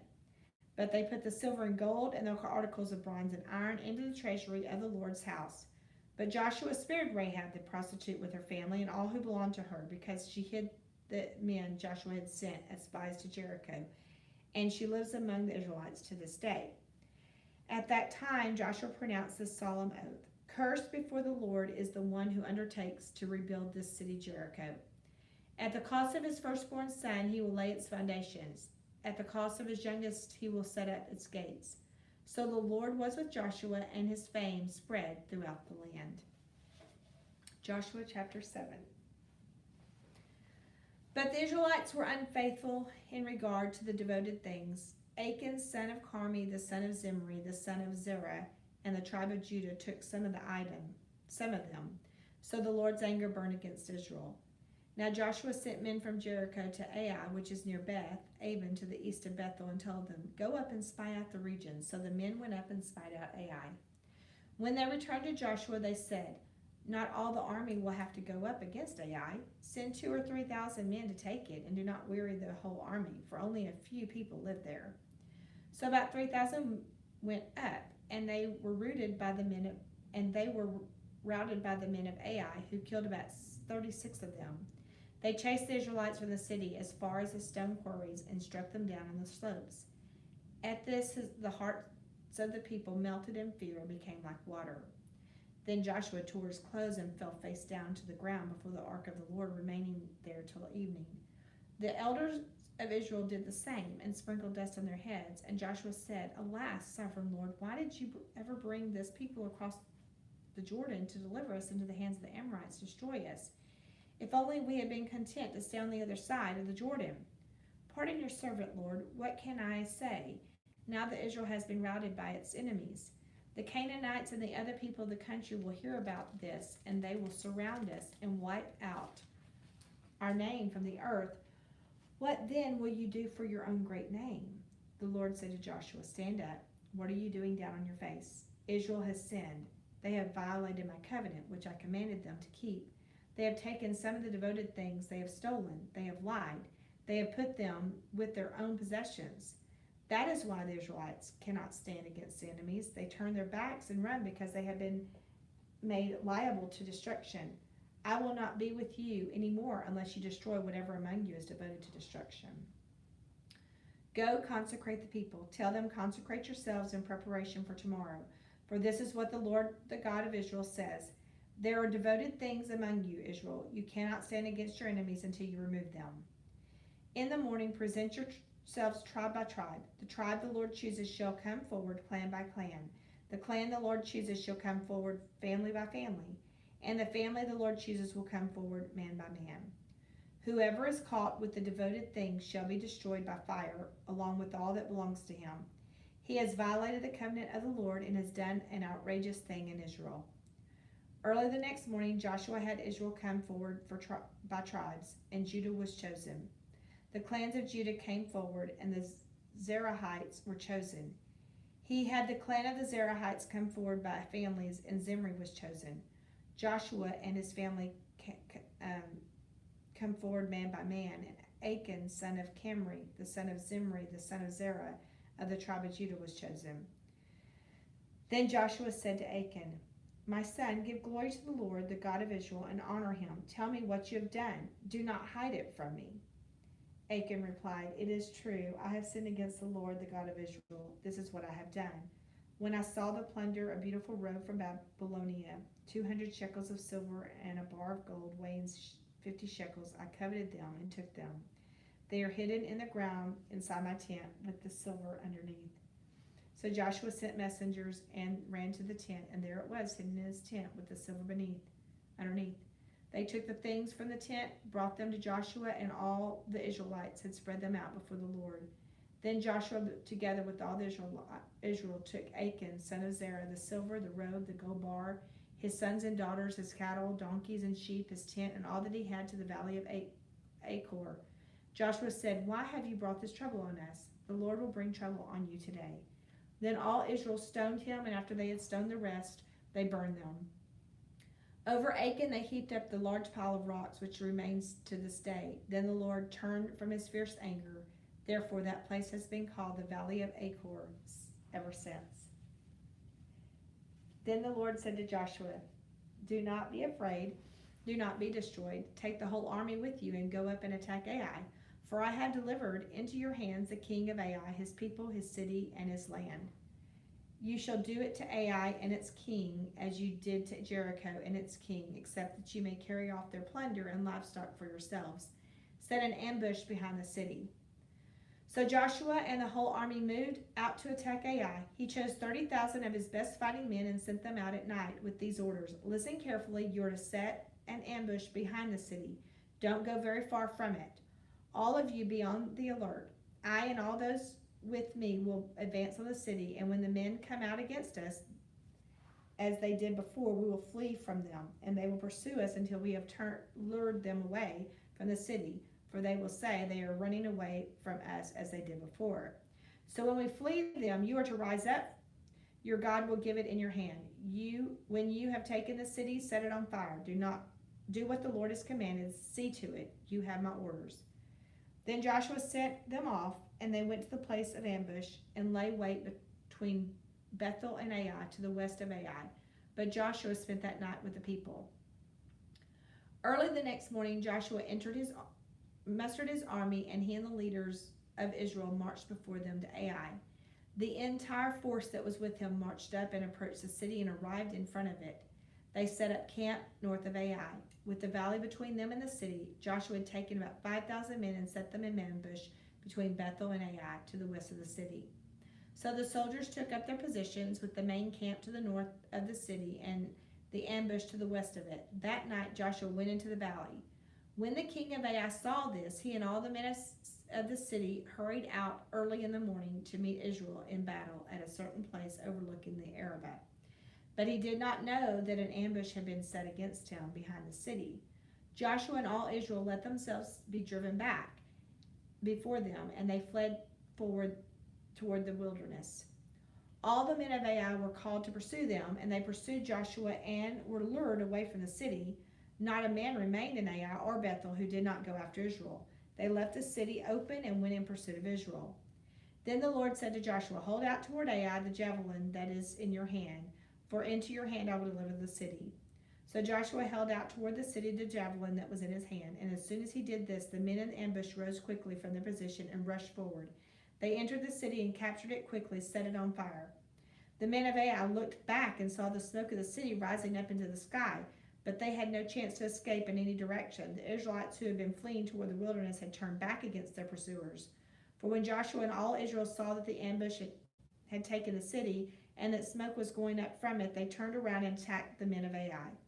Those in the ambush also came out of the city against them, so that they were caught in the middle, with Israelites on both sides. Israel cut them down, leaving them neither survivors nor fugitives. But they took the king of Ai alive and brought him to Joshua. When Israel had finished killing all the men of Ai in the fields and in the wilderness, they were where they had chased them, and when every one of them had been put to the sword, all the Israelites returned to Ai and killed those who were in it. 12,000 men and women fell that day, all the people of Ai. For Joshua did not draw back the hand that held out his javelin until he had destroyed all who lived in Ai.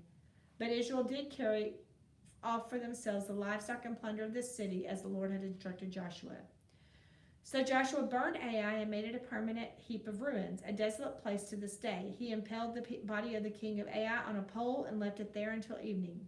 At sunset, Joshua ordered them to take the body from the pole and throw it down at the entrance of the city gate, and they raised a large pile of rocks over it, which remains to this day. When Joshua built on Mount Ebal an altar to the Lord, the God of Israel, as Moses the servant of the Lord had commanded the Israelites, he built it according to what is written in the book of the law of Moses, an altar of uncut stones on which no iron tool had been used. On it they offered to the Lord burnt offerings and sacrificed fellowship offerings. There in the presence of the Israelites, Joshua wrote on the stones a copy of the law of Moses. All the Israelites with their elders, officials, and judges were standing on both sides of the Ark of the Covenant to the Lord, facing the Levitical priests who carried it. Both the foreigners living among them and the native born were there. Half of the people stood in front of Mount Gerizim, and half of them in front of Mount Ebal, as Moses, the servant of the Lord, had formerly commanded when he gave instructions to bless the people of Israel. Afterward, Joshua read all the words of the law, the blessings and the curses, just as it is written in the book of the law. There was not a word of all that Moses had commanded that Joshua did not read to the whole assembly of Israel, including the women and children and the foreigners who lived among them. Joshua chapter 9. Now when all the kings west of the Jordan heard about these things, the kings in the hill of the country, in the western foothills, and among the entire coast of the Mediterranean Sea as far as Lebanon, the kings of the Hittites, Amorites, Canaanites, Perizzites, Hivites, and Jebusites, they came together to wage war against Joshua and Israel. However, when the people of Gibeon heard what Joshua had done to Jericho and Ai, they resorted to a ruse. They went as a delegation whose donkeys were loaded with worn-out sacks and old wineskins, cracked and mended. They put worn and patched sandals on their feet and wore old clothes. All the bread of their food supply was dry and moldy. When they went to Joshua in the camp at Gilgal and said to him and the Israelites, "We have come from a distant country, make a treaty with us." The Israelites said to the Hivites, "But perhaps you live near us, so how can we make a treaty with you?" "We are your servants," they said to Joshua. But Joshua asked, "Who are you and where do you come from?" They answered, "The servants have come from a very distant country because of the fame of the Lord your God. For we have heard reports of him, all that he did in Egypt, and all that he did to the 2 kings of Amorites east of the Jordan, Shinon king of Heshbon and Og king of Bashan, who reigned in Ashtaroth. And our elders and all those living in our country said to us, 'Take provisions for your journey, go and meet them and say to them, we are your servants, make a treaty with us.' This bread of ours was warm when we packed it at home on the day we left to come to you, and now see how dry and moldy it is, and these wineskins that we filled with new, but see how cracked they are, and our clothes and sandals are worn out by the very long journey." The Israelites sampled their provisions, but did not inquire of the Lord. Then Joshua made a treaty of peace with them to let them live, and the leaders of the assembly ratified it by oath. 3 days after they had made the treaty with the Gibeonites, the Israelites heard that they were neighbors living near them. So the Israelites set out on that day. On the 3rd day came to their cities, Gibeon, Kephirah, Beeroth, and Kiriath Jearim. But the Israelites did not attack them because the leaders of the assembly had sworn an oath to them by the Lord, the God of Israel. The whole assembly grumbled against the leaders, but all the leaders answered, "We have given them our oath by the Lord, the God of Israel, and we cannot touch them now. This is what we will do to them. We will let them live so that God's wrath will not fall on us for breaking the oath we swore to them." They continued, "Let them live, but let them be woodcutters and water carriers in the service of the whole assembly." So the leaders promised to them as was kept. Then Joshua summoned the Gibeonites and said, "Why did you deceive us by saying we live a long way from you? Well, actually, you live near us. You are now under a curse. You will never be released from service as woodcutters and water carriers for the house of my God." They answered Joshua, "Your servants were clearly told how the Lord your God had commanded his servant Moses to give you the whole land and to wipe out all of its inhabitants from before you. So we feared for our lives because of you, and that is why we did this. We are now in your hands. Do to us whatever seems good and right to you." So Joshua saved them from the Israelites, and they did not kill them. That day he made the Gibeonites woodcutters and water carriers for the assembly to provide for the needs of the altar of the Lord at the place the Lord would choose, and that is what they are to this day. Joshua chapter 10.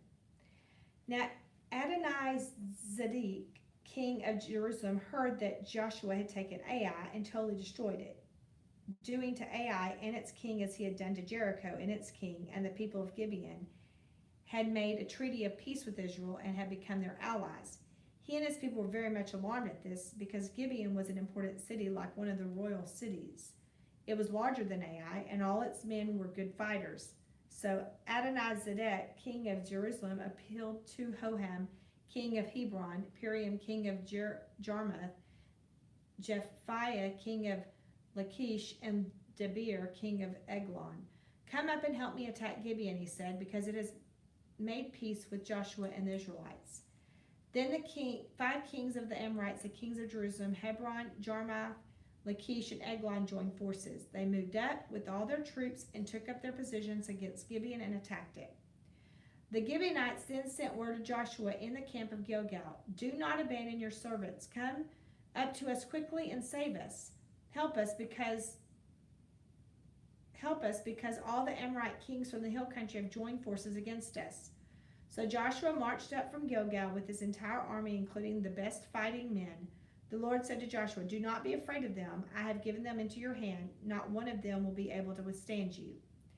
After an all-night march from Gilgal, Joshua took them by surprise. The Lord threw them into confusion before Israel, so Joshua and the Israelites defeated them completely at Gibeon. Israel pursued them along the road going up to Beth Horon and cut them down all the way to Azekah and Makkedah. As they fled before Israel on the road down from Beth Horon to Azekah, the Lord hurled large hailstones down on them, and more of them died from the hail than were killed by the swords of the Israelites. On the day the Lord gave the Amorites over to Israel, Joshua said to the Lord in the presence of Israel, "Sun, stand still over Gibeon, and you, moon, over the valley of Ajalon." So the sun stood still, and the moon stopped, till the nation avenged itself on its enemies, as it is written in the book of Jashar. The sun stopped in the middle of the sky and delayed going down about a full day. There has never been a day like it before or since, a day when the Lord listened to a human being. Surely the Lord was fighting for Israel. Then Joshua returned with all Israel to the camp of Gilgal.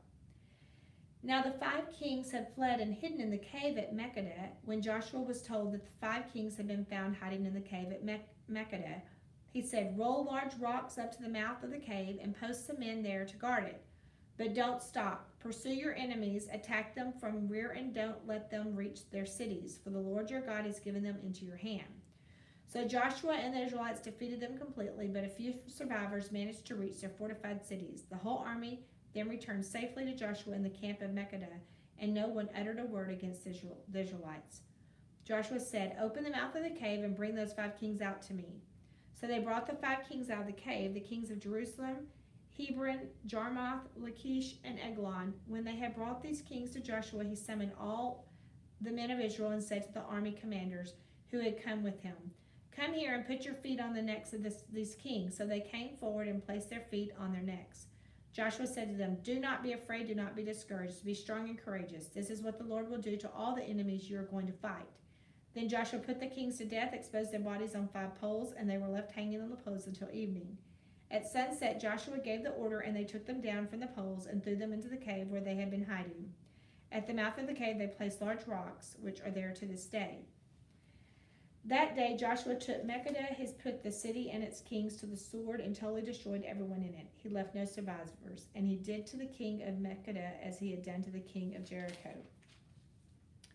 Then Joshua and all Israel with him moved on from Makkedah to Libnah and attacked it. The Lord also gave that city and its kings into Israel's hands, the city and everyone in it. Joshua put to the sword. He left no survivors there. And he did to its king as he had done to the king of Jericho. Then Joshua and all Israel with him moved from Libnah to Lachish. He took up positions against it and attacked it. The Lord gave Lachish into Israel's hands, and Joshua took it on the 2nd day.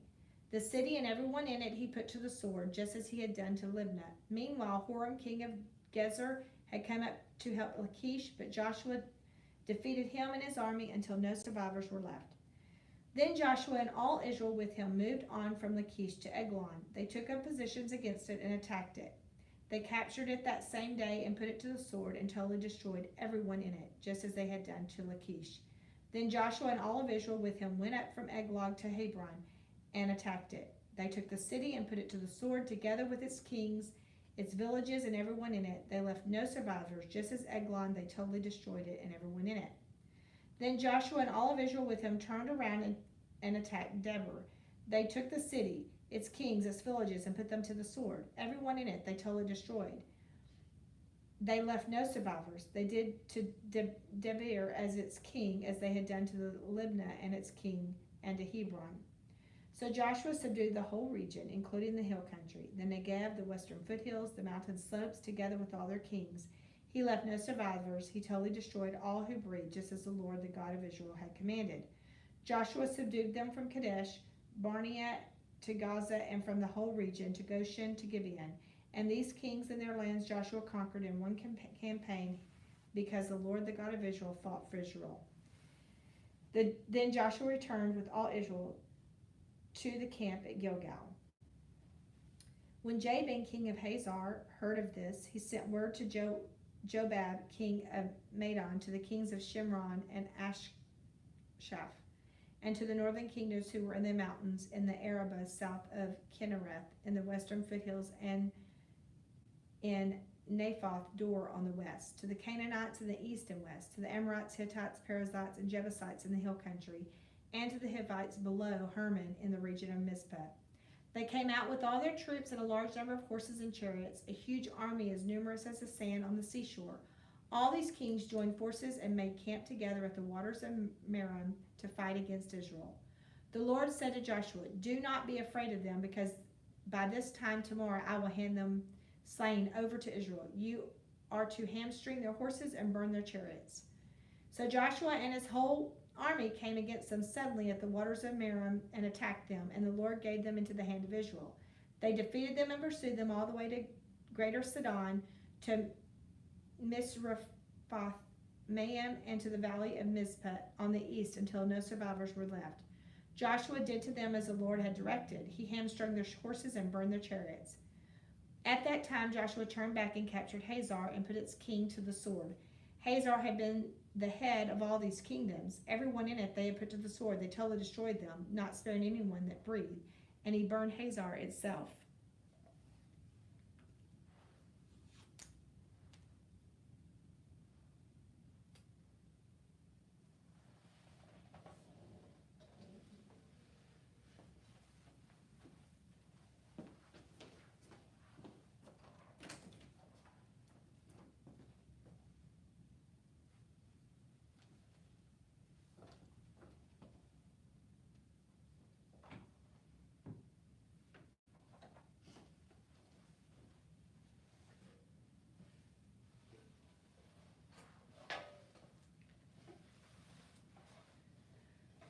Joshua took all these royal cities and their kings and put them to the sword. He totally destroyed them, as Moses, the servant of the Lord, had commanded.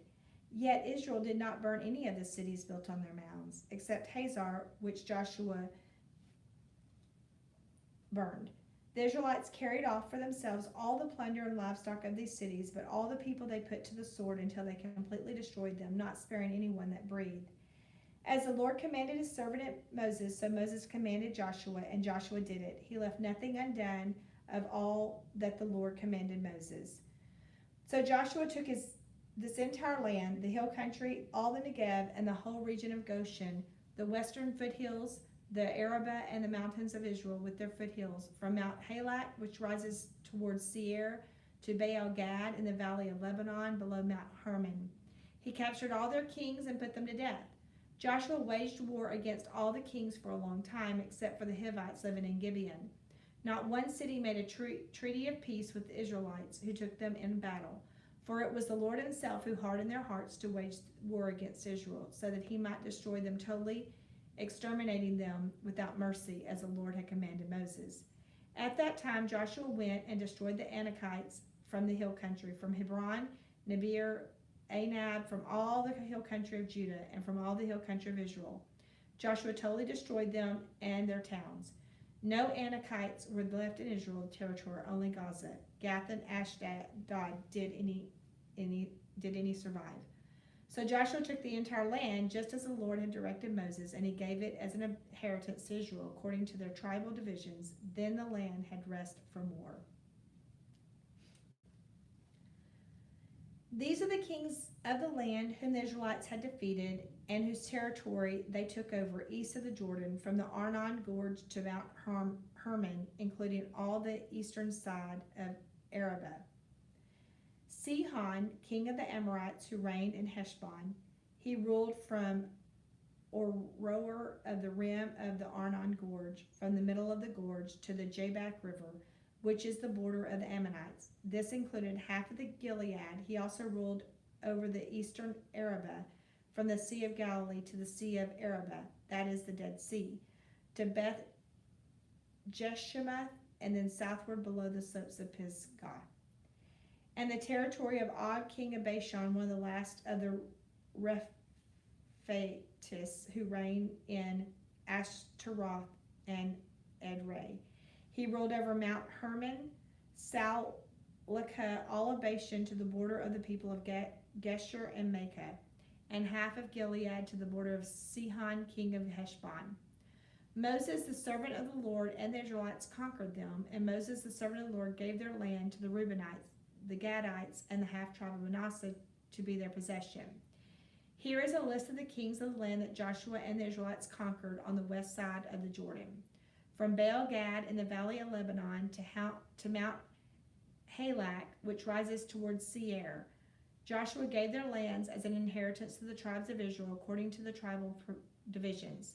The lands included the hill country, the western foothills, the Arabah, the mountain slopes, the wilderness, and the Negev. These were the lands of the Hittites, Amorites, Canaanites, Perizzites, Hivites, and Jebusites. These were the kings.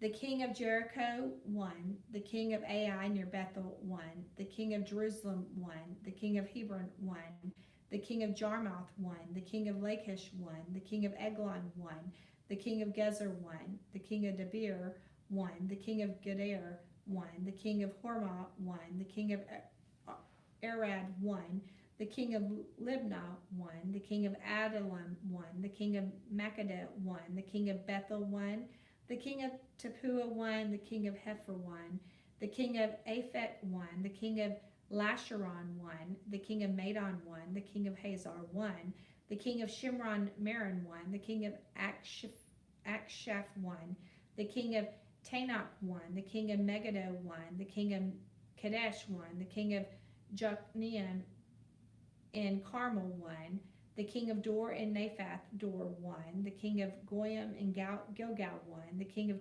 Tirzah won, 31 kings in all.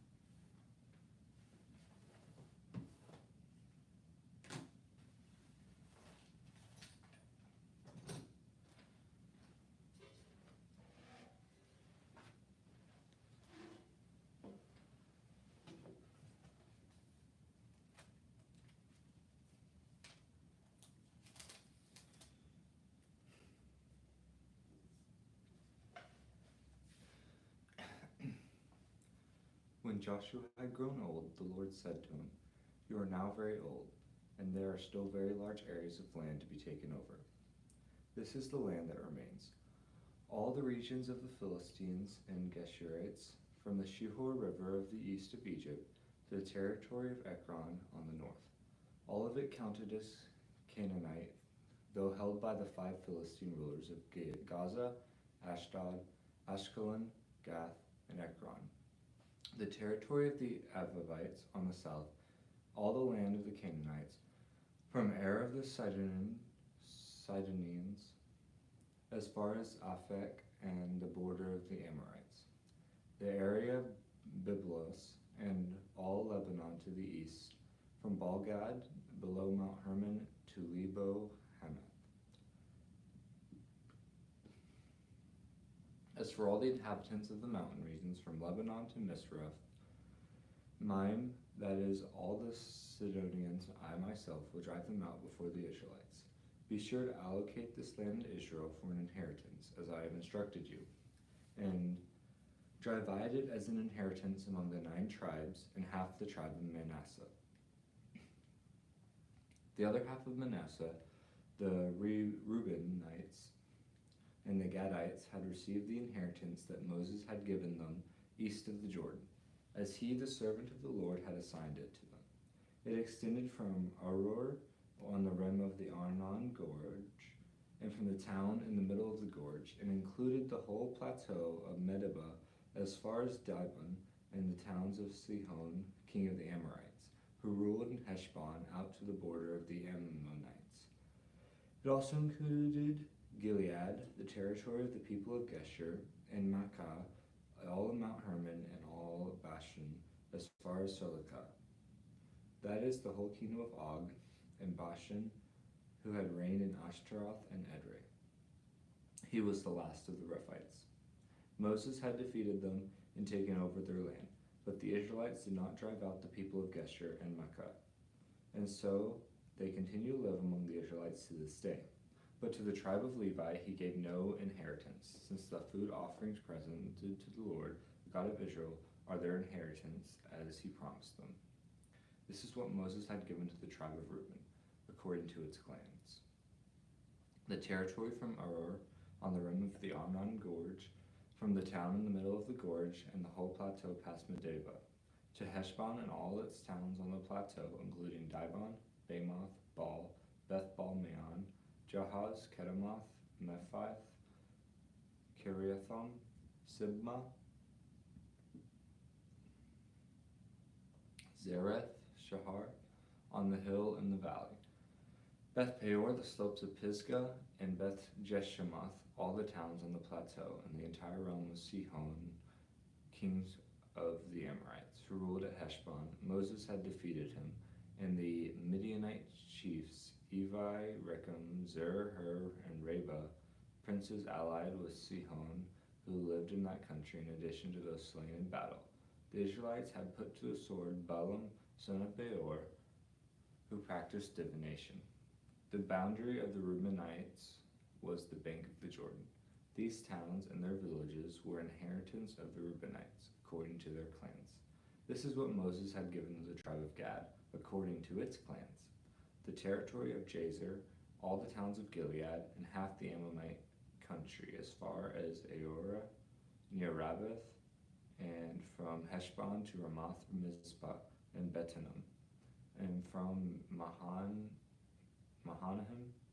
to the territory of Debir, and in the valley Beth Haram, Beth Nimrah, Succoth, and Zaphon, with the rest of the realm of Sihon, king of Heshbon.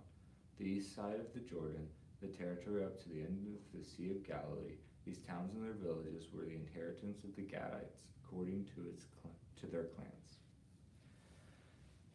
This is what Moses had given to the half-tribe of Manasseh, that is, to half the family of the descendants of Manasseh, according to its clans.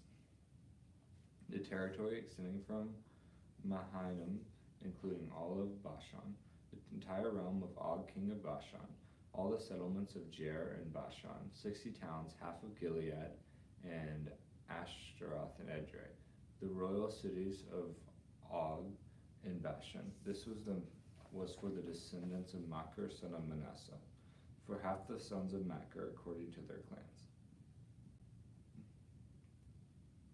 This is the inheritance Moses had given when he was in the plains of Moab, across the Jordan east of Jericho.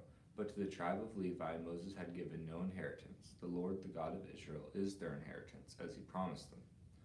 Now these are the areas the Israelites received as an inheritance in the land of Canaan, which Eleazar, the priest, Joshua son of Nun, and the heads of their tribal clans of Israel allotted to them. Their inheritance were assigned by lot to 9.5 tribes. As the Lord had commanded through Moses, Moses had granted the 2.5 tribes their inheritance east of the Jordan, but had not granted the Levites an inheritance among the rest. For Joseph's descendants had become 2 tribes, Manasseh and Ephraim. The Levites received no share of the land, but only towns to live in, with pasture for their flocks and herds. So the Israelites divided the land just as the Lord had commanded Moses. Now the people of Judah approached Joshua at Gilgal, and Caleb son of Jephunneh the Kenizzite said to him, You know what the Lord said to Moses, the man of God, at Kadesh Barnea about you and me. I was 40 years old when Moses, the servant of the Lord, sent me from Kadesh Barnea to explore the land, and I brought him back a report according to my convictions. But my fellow Israelites who went up with me made the hearts of the people melt in fear. I, however, followed the Lord my God wholeheartedly. So on that day Moses swore to me, The land on which your feet have walked will be your inheritance, and that of your children forever, because you have followed the Lord my God wholeheartedly. Now then, just as the Lord promised, he has kept me alive for 45 years since the time he said this to Moses. While Israel moved about in the wilderness, so here I am today, 85 years old. I am still as strong today as the day Moses sent me out. I'm just as vigorous to go out to battle now as I was then. Now give me this hill country that the Lord promised me that day. You yourself heard then that the Anakites were there, and their cities were large and fortified. With the Lord helping me, I will drive them out, just as he said. Then Joshua blessed Caleb son of Jephunneh, and gave him Hebron as his inheritance. So Hebron has belonged to Caleb son of Jephunneh the Kenizzite ever since, because he followed the Lord, the God of Israel, wholeheartedly. Hebron used to be called Kiriath Arba, after Arba, who was the greatest man among the Anakites. Then the land had rest for more. The allotment for the tribe of Judah, according to its clans, extended down to the territory of Edom, to the desert of Zin in the extreme south. Their southern boundary started from the bay at the southern end of the Dead Sea, crossed south of Scorpion Pass, continued on to Zin, and went over to the south of Kadesh Barnea. Then it ran past Hezron up to Adar and carved around to Karka. It then passed along to Asmon and joined the Wadi of Egypt, ending at the Mediterranean Sea. This is their southern boundary. The eastern boundary is the Dead Sea, as far as the mouth of the Jordan. The northern boundary started from the Bay of the Sea at the mouth of the Jordan, went up to Beth Hogala, and continued north of Beth Araba to the stone of Bohan, son of Reuben. The boundary then went up to Debir from the valley of Acher and turned north to Gilgal, which faces the pass of Adumim south of the gorge. It continued along to the waters of En Shemesh and came out at En Rogel. Then it ran up to the valley of Ben Hinnom along the southern slope of the Jebusite city, that is, Jerusalem. From there, it climbed to the top of the hill west of the Hinnom Valley, at the northern end of the valley of Rephunim. From the hilltop, the boundary headed toward the spring of the waters of Nephtoah, came out at the towns of Mount Ephron and went down towards Bala, that is Kiriath Jearim. Then it curved westward from Bala to Mount Seir, ran along the northern slope of Mount Jearim, that is Kesalon, continued down to Beth Shemesh and crossed to Timnah, and went to the northern slope of Ekron, turned towards Shikharon, passed along to Mount Bala, and reached Jabneel. The boundary ended at the sea. The western boundary is the coastline of the Mediterranean Sea. There are the boundaries around the people of Judah by their clans. In accordance with the Lord's command to him, Joshua gave to Caleb son of Jephunneh a portion in Judah, Kiriath Arba, that is, Hebron. Arba was the forefather of Anak. From Hebron, Caleb drove out the 3 Anakites, Sheshaiah, Haman, and Talmai, the sons of Anak. From there, he marched against the people living in Debir, formerly called Kiriath Sepher. And Caleb said, I will give my daughter Aksa in marriage to the man who attacks and captures Kiriath Sepher. Othniel, son of Kenaz, Caleb's brother, took it. So Caleb gave his daughter Aksa to him in marriage. One day, when she came to Othniel, she urged him to ask her father for a field. When she got off her donkey, Caleb asked her, What can I do for you? She replied, Do me a special favor. Since you have given me land in the Negev, give me also springs of water. So Caleb gave her the upper and lower springs. This is the inheritance of the tribe of Judah, according to its clans. The southernmost towns of the tribe of Judah in the Negev toward the boundary of Edom were Kabzeel, Eder, Jagur, Kinah, Dimoni, Adada, Kedesh, Hazor, Ithana, Ziph, Telem, Bealoth, Hazor Hadata, Keorith, Hezron, that is Hazor, Amam, Shema, Moladah, Hazar Gada, Heshmon, Beth Pelet, Hazar Shual, Beersheba, Biziothia, Bala, Iyam, Ezim, Eltolad, Kazil, Horma, Ziklag, Madmenah, Sana, Lebaoth, Shilhim, and Rimmon, a total of 29 towns and their villages. In the western foothills, Ashtel, Zorah, Ashna, Zenah, En-Ganim, Tapua, Anam, Jarmuth, Adullam, Soka, Ezekah, Sheraim, Adithaim, and Gedera, or Gederthaim, 14 towns and their villages. Zaanan, Hadashah, Migdal, Gad, Dilian, Mizpah, Jokthel, Lachish, Bozkath, Eglon, Kaban, Lamas, Kitlish, Gederoth, Beth Dagon, Nema, and Makkedah, 16 towns and their villages. Libnah, Ether, Ashan, Ipta, Ashna, Nezib, Kala, Akzib, and Marishah, 9 towns and their villages. Ekron with its surrounding settlements and villages. West of Ekron, all that were in the vicinity of Ashdod, together with their villages. Ashdod, its surrounding settlements and villages, and Gaza, its settlements and villages, as far as the Wadi of Egypt and the coastline of the Mediterranean Sea. In the hill country, Shamer, Jatir, Soka, Dena, Kiriath-Sana, that is Debir, Anab, Eshtemoa, Anim, Goshen, Holon, Gilo, 11 towns and their villages. Arab, Duma, Eshan, Jenem, Beth Tapua, Afvekah, Hunta, Kiriath Arba, that is Hebron, and Zeor, 9 towns and their villages. Maon, Carmel, Ziph, Juta, Jezreel, Jokdeam, Zenoah, Kain, Gibeah, and Timnah, 10 towns and their villages. Halhul, Beth Zur, Gedor, Maharath, Beth Anath, and El Tekan, 6 towns and their villages. Kiriath, Baal, that is Kiriath Jehoram, and Rabbah, 2 towns and their villages. In the wilderness, Beth Araba, Midden, Sekaka, Nibshan, the city of salt, and Engeda, 6 towns and their villages. Judah could not dislodge the Jebusites who were living in Jerusalem to this day. The Jebusites lived there with the people of Judah. Allotment for Ephraim and Manasseh, chapter 16 of Joshua.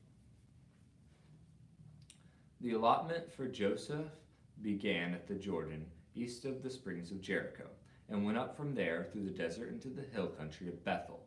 It went on from Bethel, that is Luz,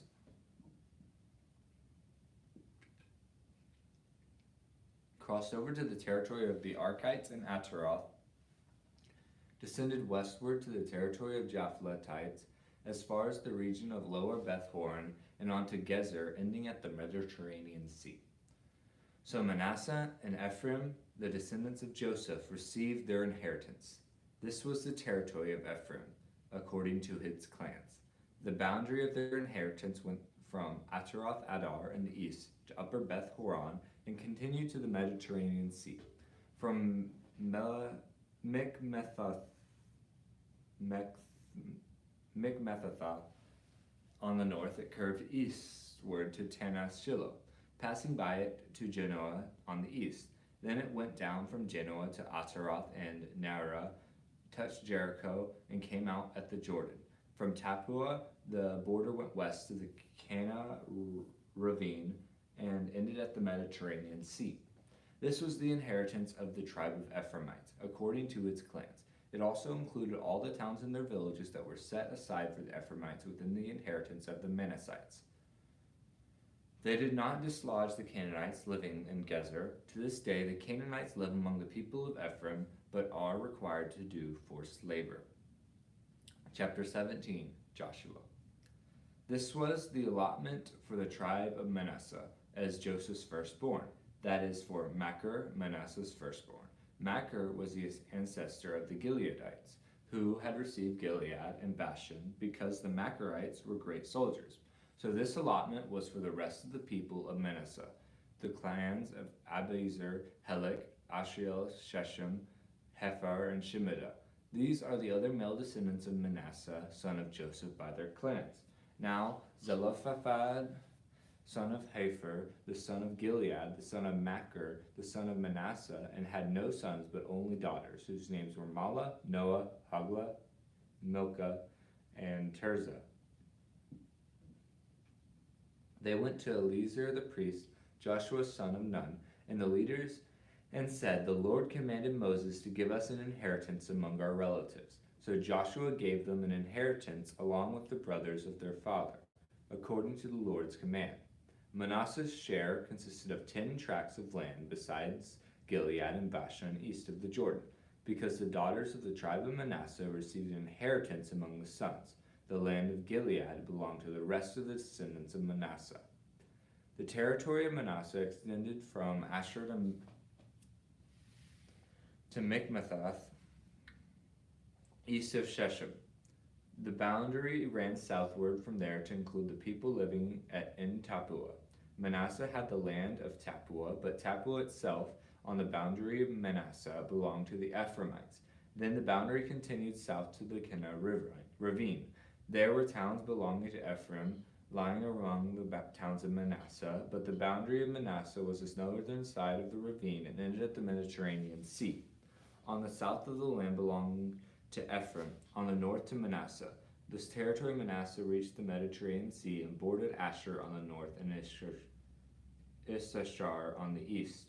Within Issachar and Asher, Manasseh also had Beth-shan, Ibleam, and the people of Dor, Endor, Tanakh, and Megiddo, together with their surrounding settlements. The third in the list is Naphtali. Yet the Manassites were not able to occupy these towns, for the Canaanites were determined to live in that region. However, when the Israelites grew stronger,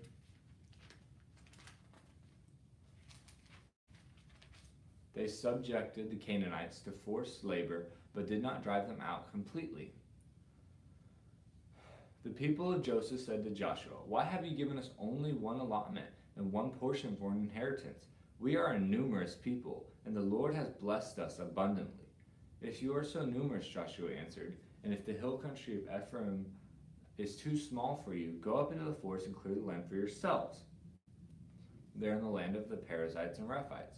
People of Joseph replied, the hill country is not enough for us, and all the Canaanites who live in the plain have chariots fitted with iron, both those in Bethshan and its settlements, and those in the valley of Jezreel. But Joshua said to the tribes of Joseph, to Ephraim and Manasseh, you are numerous and very powerful. You will have not only one allotment, but the forest hill country as well. Clear it, and its farthest limits will be yours. Though the Canaanites have chariots with iron and they are strong, you can drive them out. Chapter 18, Joshua. Division of the rest of the land. The whole assembly of the Israelites gathered at Shiloh and set up the tent of meeting there. The country was brought under their control, but there were still 7 Israelite tribes who had not yet received their inheritance. So Joshua said to the Israelites, how long will you wait before you begin to take possession of the land that the Lord, the God of your ancestors, has given you? Appoint 3 men from each tribe. I will send them out to make a survey of the land and to write a description of it, according to the inheritance of each. Then they will return to me. You are to divide the land into 7 parts. Judah is to remain in its territory on the south, and the tribes of Joseph in their territory on the north. After you have written descriptions of the 7 parts of the land, bring them here to me, and I will cast lots for you in the presence of the Lord our God. The Levites, however, do not get a portion among you, because the priestly service of the Lord is their inheritance. And Gad and Reuben and the half-tribe of Manasseh have already received their inheritance on the east side of the Jordan. Moses, the servant of the Lord, gave it to them. As the men started on their way to map out the land, Joshua instructed them, go and make a survey of the land and write a description of it. Then return to me, and I will cast lots for you here at Shiloh in the presence of the Lord. So the men left and went through the land. They wrote its description on a scroll, town by town, in 7 parts, and returned to Joshua in the camp at Shiloh. Joshua then cast lots for them in Shiloh in the presence of the Lord, and there he distributed the land to the Israelites according to their tribal divisions. Allotment for Benjamin. The first lot came up to the tribe of Benjamin according to its clans. Their allotted territory lay between the tribes of Judah and Joseph. On the north side, their boundary began at the Jordan, past the northern slope of Jericho, and head west into the hill country, coming out of the wilderness of Beth-aven. From there, it crossed to the south slope of Luz, that is Bethel, and went down to Atzeroth Adar on the hill south of Lower Beth Horon. From the hill facing Beth Horon on the south of the boundary, turned south along the western side and came out at Kiriath Baal, that is Kiriath Jearim, and a town of the people of Judah. This was the western side. The southern side began at the outskirts of Kiriath Jearim on the west, and the boundary came out at the spring of the waters of Nephtoah. The boundary went down to the foot of the hill facing the valley of Ben Hinnom, north of the valley of Rephaim. It continued down the Hinnom Valley along the southern slope of the Jebusite city, and so to En Rogel. It then curved north, went to En Shemesh, continued to Giloth, which faces the pass of Adumim, and ran down to the son of Bohan, son of Reuben. It continued to the northern slope of Beth Araba and on down to Araba. It then went to the northern slope of Beth Hogla and came out at the northern bay of the Dead Sea.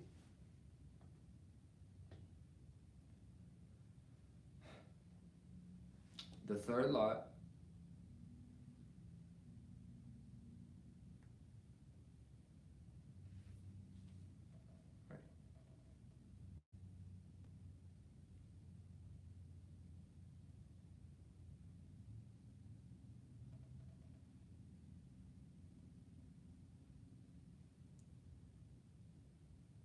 at the mouth of the Jordan in the south. This was the southern boundary. The Jordan formed the boundary on the eastern side. These were the boundaries that marked out the inheritance of the clans of Benjamin on all sides. The tribe of Benjamin, according to its clans, had the following towns: Jericho, Beth Hogla, Emek, Keziz, Beth Araba, Zemaram, Beth El, Avim, Pera, Oprah, Kephar, Ammoni, Othni, and Geba, 12 towns and their villages. Gibeon, Ramah, Beroth, Mizpah, Kephirah, Moza, Rechem, Arapil, Teralah, Zelah, Hileph, the Jebusite city, that is Jerusalem, Gibeah and Kiriath, 14 towns and their villages. This was the inheritance of Benjamin for its clans. Joshua chapter 19. Allotment for Simeon. The second lot came out for the tribe of Simeon, according to its clans.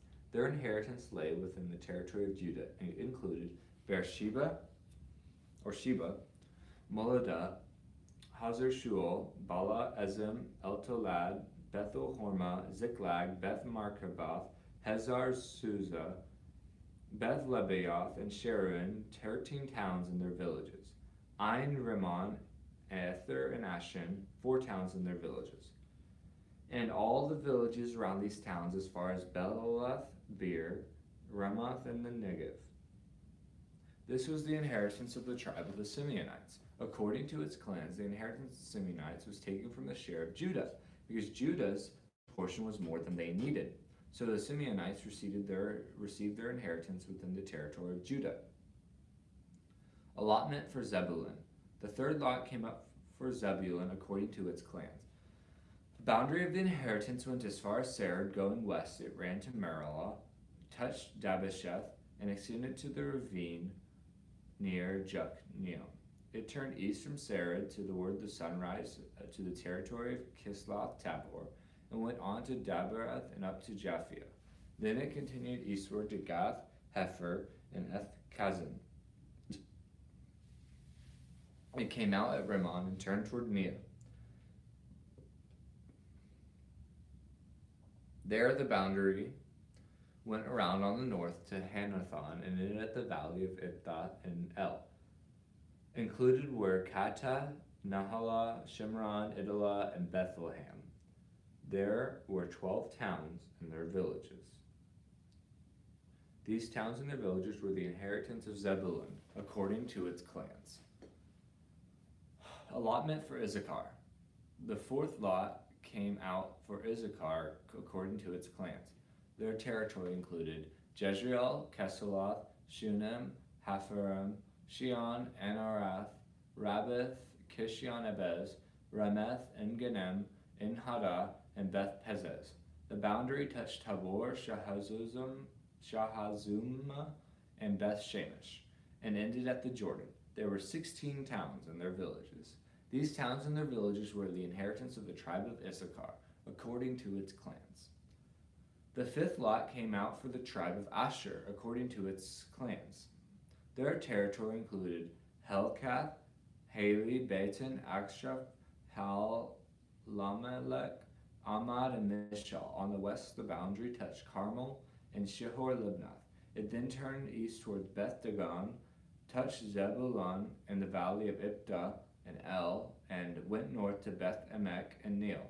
Passing Kabul on the left, it went to Abdon, Rahab, Hammon, and Kenah, as far as Greater Sidon. The boundary then turned back toward Ramah and went to the fortified city of Tyre, turned toward Hosa, and came out at the Mediterranean Sea.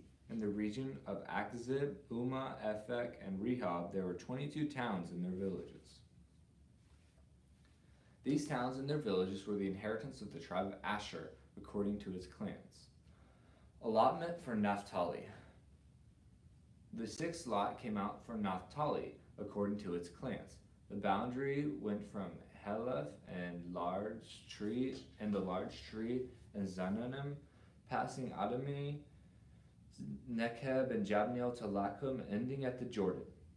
The boundary ran west through Aznoth, Tabor, and came out at Hukok, touched Zebulun on the south, Asher on the west, and the Jordan on the east. The fortified towns were Ziddim, Zur, Hamath, Rakath, Kinnereth, Adamah, Ramah, Hazor, Kedesh, Edrei, and Hazor, Iron, Migdal, El Horam, Beth Anath, and Beth Shemesh. There were 19 towns and their villages. These towns and their villages were the inheritance of the tribe of Naphtali, according to its clans. Allotment for Dan. The seventh lot came out for the tribe of Dan, according to its clans. The territory of their inheritance included Zorah, Eshtal, Shemesh, Shalabahan, Aijalon, Ithal, Elon, Timnah, and Ekron, Eltekeh, Gibbethon, Baalath, Jehud, Ben Barak, Gath Rimmon, Me Jarkon, and Rakkon, with the area facing Joppa. When the territory of the Danites was lost to them, they went up and attacked Leshem, took it, put it to the sword, and occupied it. They settled in Leshem and named it Dan after their ancestor. These towns and their villages were the inheritance of the tribe of Dan, according to its clans. Allotment for Joshua. When they had finished dividing the land into allotted portions, the Israelites gave Joshua son of Nun an inheritance among them, as the Lord had commanded. They gave him the town he asked for, Timnath-Serah, in the hill country of Ephraim. And he built up the town and settled there. These are the territories that Eleazar the priest, Joshua son of Nun, and the heads of the tribal clans of Israel assigned by lot at Shiloh in the presence of the Lord at the entrance of the tent of meeting. And so they finished dividing the land.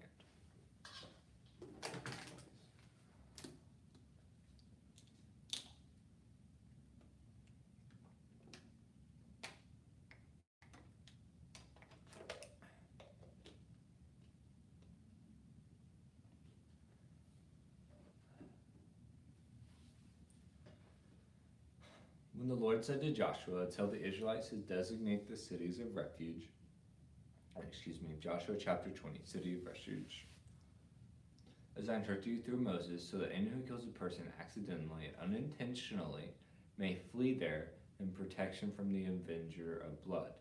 When they flee to one of these cities, they are to stand in the entrance of the city gate and state their case before the elders of that city. And the elders are to admit the fugitive into their city and provide a place to live among them. If the avenger of blood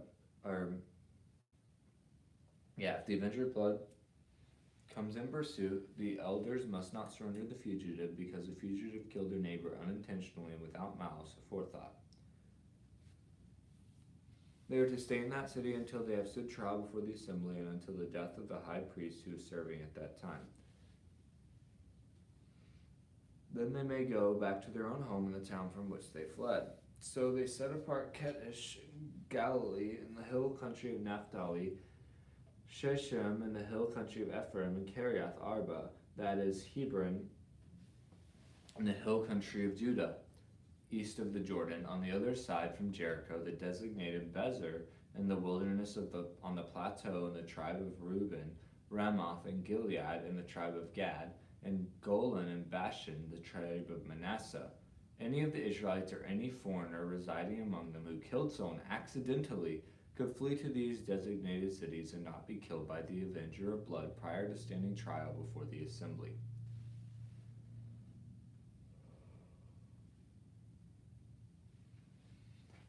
Joshua chapter 21. Towns for the Levites.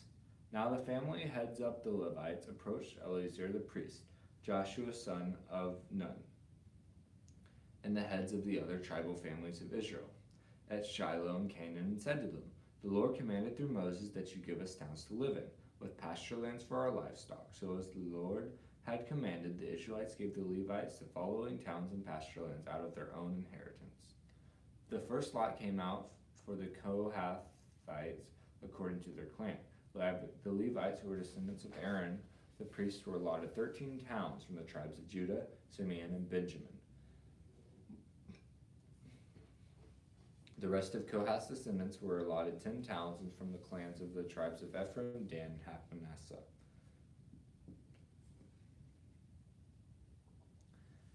The descendants of Gershon were allotted 13 towns from the clans of tribes of Issachar, Asher, Naphtali, and half tribe of Manasseh and Bashan. The descendants of Merari, according to their clans, received 12 towns from the tribes of Reuben, Gad, and Zebulun. So the Israelites allotted to the Levites these towns and their pasture lands, as the Lord had commanded through Moses. From the tribes of Judah and Simeon, they allotted the following towns by name. These towns were assigned to the descendants of Aaron, who were from the Kohathite clans of the Levites, because the first lot fell to them. They gave them Kiriath Arba, that is Hebron, with its surrounding pasture land in the hill country of Judah. Arba was the forefather of Anak. But the fields and villages around the city they had given to Caleb son of Jephunneh as his possession. So the descendants of Aaron, the priest, they gave Hebron, a city of refuge for one accused of murder, Libnah, Jatir, Eshtemoa, Holon, Debir, Ain, Juttah, and Beth Shemesh, together with their pasture lands, 9 towns from these 2 tribes. And from the tribe of Benjamin they gave them Gibeon, Geba, Anathoth, and Ammon, together with their pasture lands, 4 towns. The total number of towns for the priests, the descendants of Aaron, came to 13, together with their pasture land. The rest of the Kohathite clans of the Levites were allotted towns in the tribe of Ephraim. In the hill country of Ephraim they were given Shechem, a city of refuge for one accused of murder, and Gezer, Kibzam, and Beth Horon, together with their pasture lands, 4 towns. Also from the tribe of Dan they received Eltekeh, Gibbethon, Aijalon, and Gath-Rimmon, together with their pasture lands, 4 towns. From half the tribe of Manasseh they received Tanak and Gath-Rimmon, together with their pasture lands, 2 towns. All these 10 towns and their pasture lands were given to the rest of the Kohathite clans. The Levite clans of the Gershonites were given from the half-tribe of Manasseh, Golan and Bashan,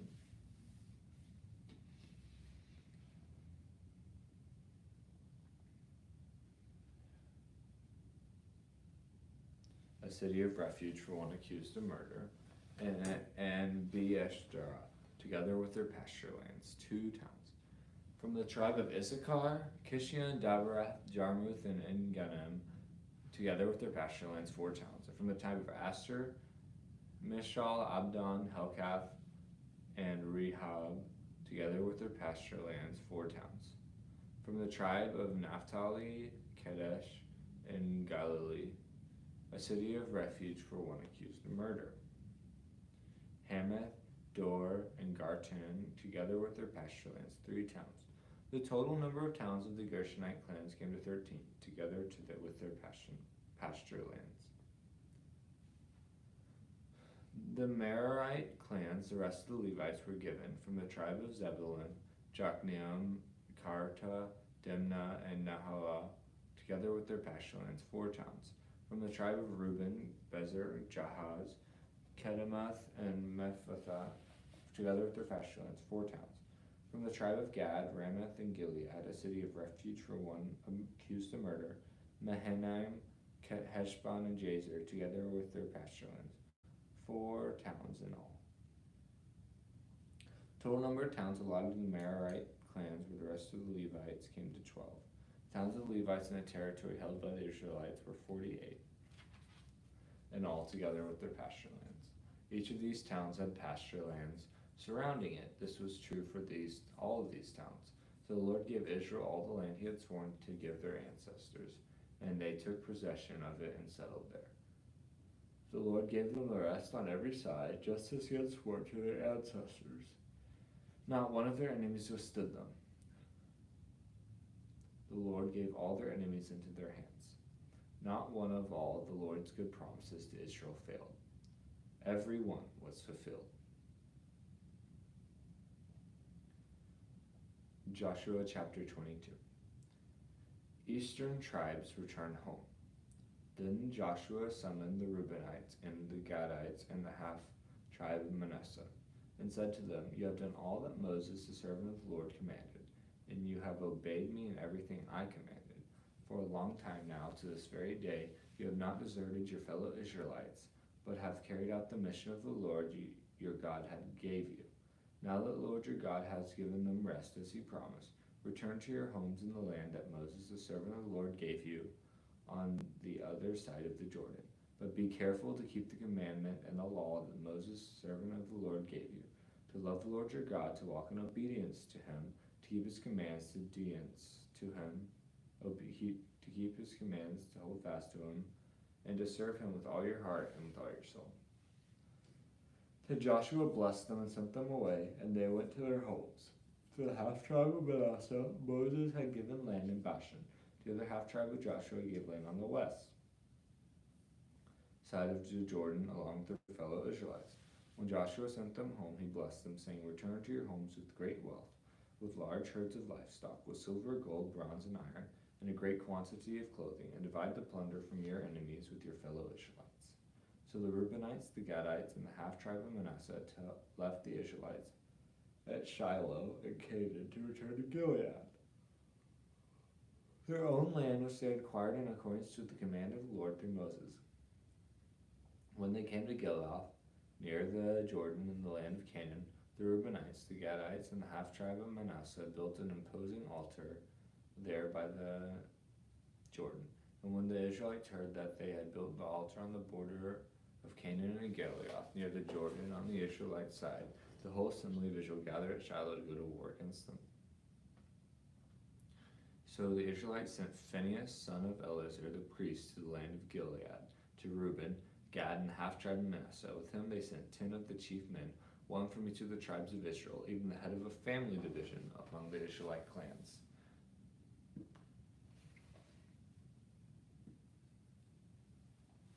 When they went to Gilead, to Reuben, Gad, and the half-tribe of Manasseh, they said to them, "The whole assembly of the Lord says, how could you break faith with God of Israel like this? How could you turn away from the Lord and build yourselves an altar in rebellion against him now? Was not the sin of Peor enough for us? Up to this very day we have not cleansed ourselves from that sin, even though a plague fell on the community of the Lord. And are you now turning away from the Lord? If you rebel against the Lord today, tomorrow he will be angry with the whole community of Israel. If the land you possess is defiled, come over to the Lord's land where the Lord's tabernacle stands and share the land with us. But do not rebel against the Lord or against us by building an altar for yourselves, other than the altar of the Lord our God." When Achan, son of Zerah, was unfaithful in regard to the devoted things, did not wrath come on the whole community of Israel? He was not the only one who died for his sin. Then Reuben, Gad, and the half-tribe of Manasseh replied to the heads of the clan of Israel, "The mighty one God, the Lord, the mighty one God, the Lord, he knows, and let Israel know. This has been rebellion or disobedience to the Lord. Do not spare us this day. If we have built our own altar, turn away from the Lord, and to offer burnt offerings and grain offerings, or to sacrifice fellowship offerings on it, may the Lord himself call us to account. No, we did it for fear that someday your descendants might say to ours, 'What do you have to do with the Lord, the God of Israel?' The Lord has made the Jordan a boundary between us and you. You Reubenites and Gadites, you have no share in the Lord. So your descendants might cause ours to stop fearing the Lord. That is why we said, 'Let us get ready and build an altar, but not for burnt offerings or sacrifices. On the contrary, it is to be a witness between us and you, the generations that follow, that we will worship the Lord at his sanctuary with our burnt offerings, sacrifices, and fellowship offerings. Then in the future, your descendants will not be able to say to ours, 'You have no share in the Lord.'"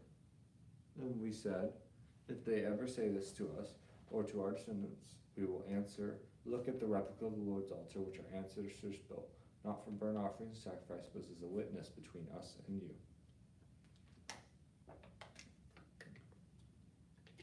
Far be it from us to rebel against the Lord and turn away from him today by building an altar for burnt offerings, grain offerings, and sacrifices, other than the altar of the Lord our God that stands before this tabernacle. When Phinehas the priest and the leaders of the community, the heads of the clans of the Israelites, heard what Reuben, Gad, and Manasseh had to say, they were pleased. Phinehas, son of Eleazar the priest, said to Reuben, Gad, and Manasseh, "Today we know that the Lord is with us, because you have not been unfaithful to the Lord in this matter. Now you have rescued the Israelites from the Lord's hand."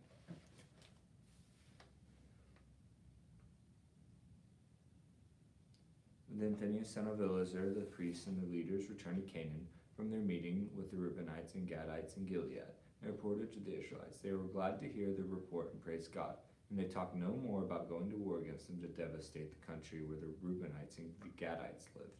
And the Reubenites and the Gadites gave the altar this name, "A witness between us, that the Lord is God."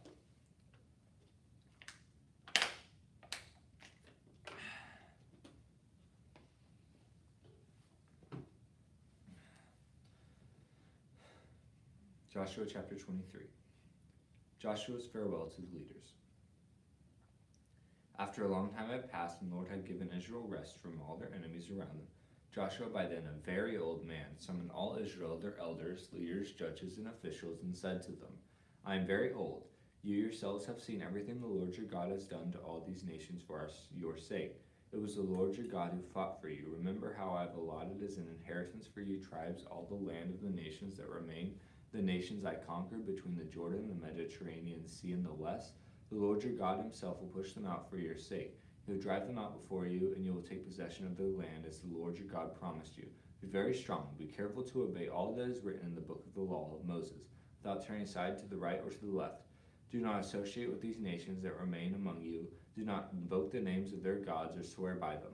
You must not serve them or bow down to them, but you are to hold fast to the Lord your God as you have until now.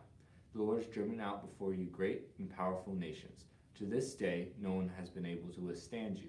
One of you routs 1,000, because the Lord your God fights for you, just as he promised. So be very careful to love the Lord your God.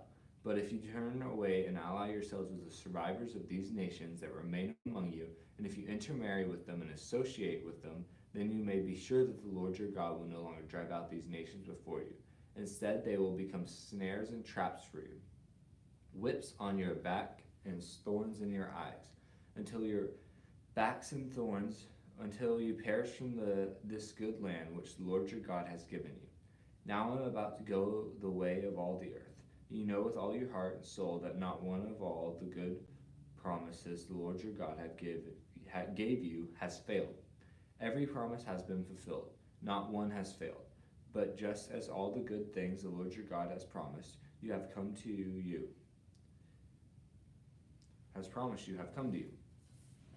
So bring on you all the evil things that he has threatened, until the Lord your God has destroyed you from this good land he has given you. If you violate the covenant of the Lord your God, which he commanded you, and go and serve other gods and bow down to them, the Lord's anger will burn against you, and you will quickly perish from the good land he has given you. The covenant renewed at Shechem. Then Joshua assembled all the tribes of Israel at Shechem. He summoned the elders, leaders, and judges of officials of Israel, and they presented themselves before God.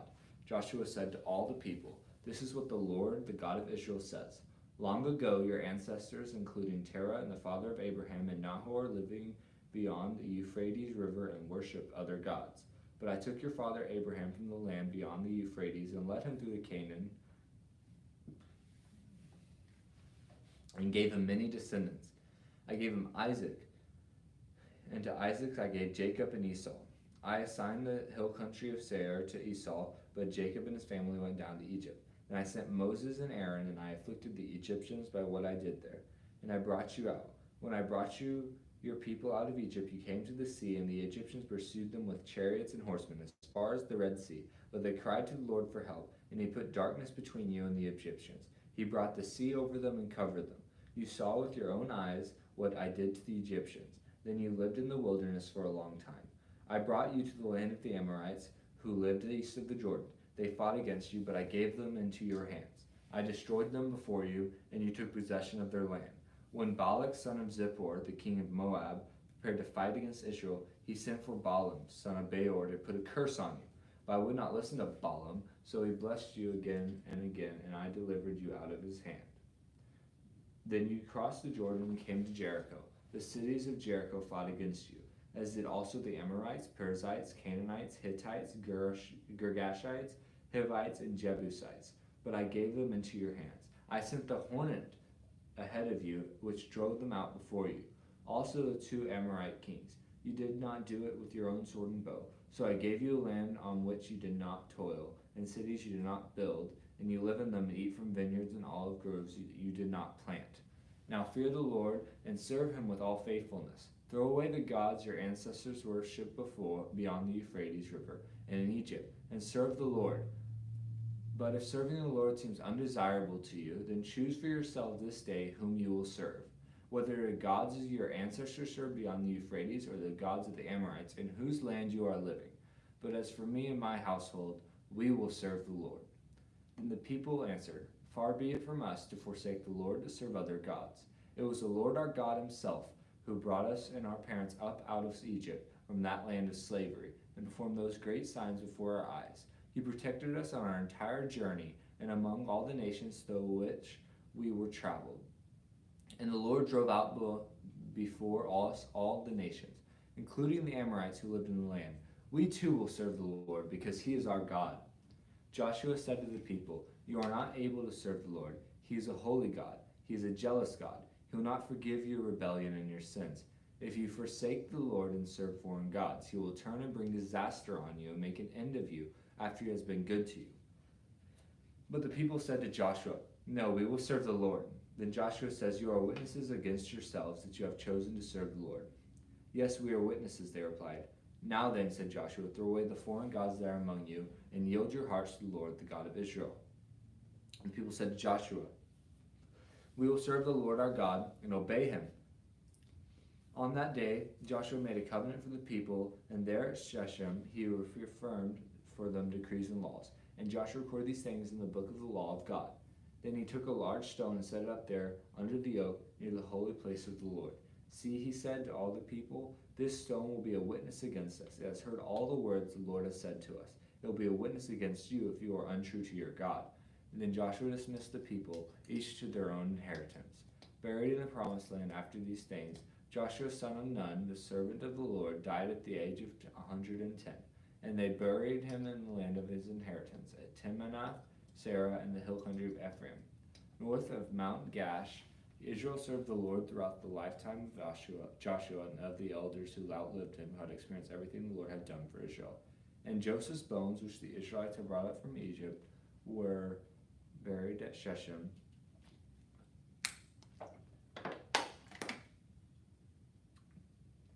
In the tract of land that Jacob brought for 100 pieces of silver from the sons of Hamor, the father of Shechem. This became the inheritance of Joseph's descendants.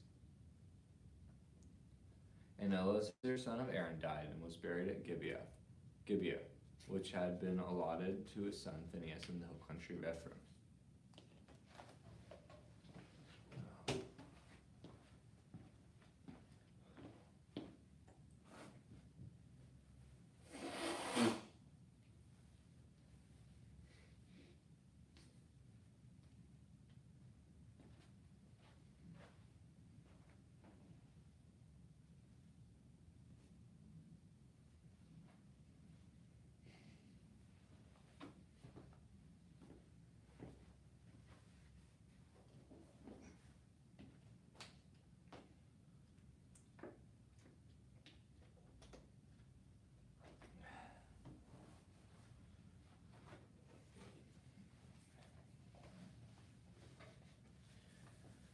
Judges chapter 1. Israel fights the remaining Canaanites. After the death of Joshua, the Israelites asked the Lord, "Who of us is to go up first to fight against the Canaanites?" The Lord answered, "Judah shall go up. I have given the land into their hands." The men of Judah then said to the Simeonites, their fellow Israelites, "Come up with us into the territory allotted to us, to fight against the Canaanites. We in turn will go with you into yours." So the Simeonites went with them. When Judah attacked, the Lord gave the Canaanites and Perizzites into their hands, and they struck down 10,000 men at Bezek. It was there they found Adoni-Bezek and fought against him, but putting to rout the Canaanites and Perizzites. Adoni-Bezek fled, but they chased him and caught him, and cut off his thumbs and his big toes. Then Adoni-Bezek said, 70 kings with their thumbs and big toes cut off have picked up scraps under my table. Now God has paid me back for what I did to them. They brought him to Jerusalem, and he died there. The men of Judah attacked Jerusalem also and took it. They put the city to the sword and set it on fire. After that, Judah went down to fight against the Canaanites, living in the hill country, the Negev and the western foothills. They advanced against the Canaanites living in Hebron, formerly called Kiriath Arba, and defeated Sheshai, Ahiman, and Talmai. From there they advanced against the people living in Debir, formerly called Kiriath Sefer. And Caleb said, I'll give my daughter Aksa in marriage to the man who attacks and captures Kiriath Sefer. Othniel, son of Kenaz, Caleb's younger brother, took it. So Caleb gave his daughter Aksa to him in marriage. One day when she came to Othniel, she urged him to ask her father for a field.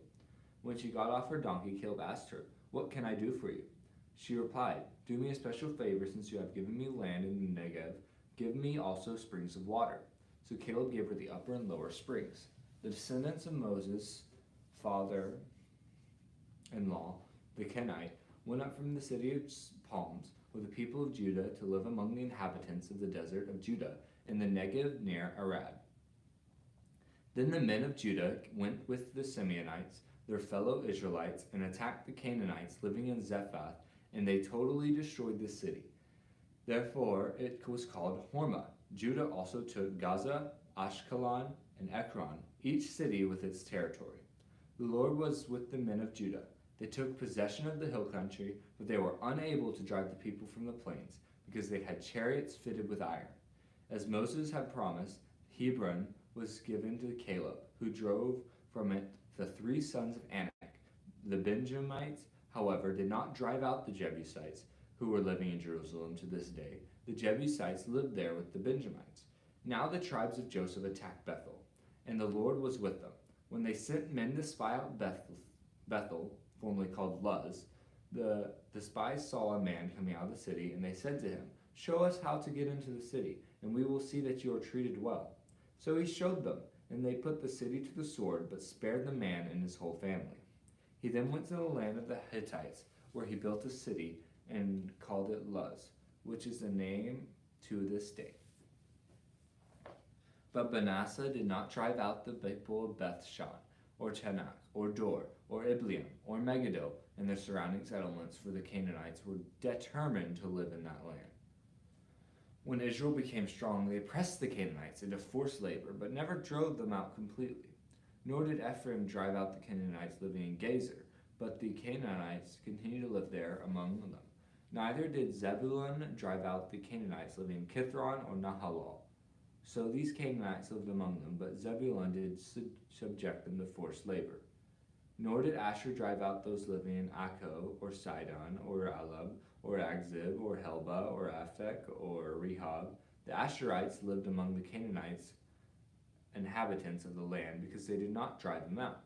Neither did Naphtali drive out those living in Beth-Shemesh or Beth-Anath, but the Naphtalites too lived among the Canaanite inhabitants of the land. Those living in Beth-Shemesh and Beth-Anath became forced laborers for them. The Amorites confined the Danites to the hill country, not allowing them to come down into the plain. And the Amorites were determined also to hold in Mount Heres, Aijalon, and Shaalbim. But when the power of the tribes of Joseph increased, they too were pressed into forced labor. The boundary of the Amorites was from Scorpion Pass to Selah and beyond.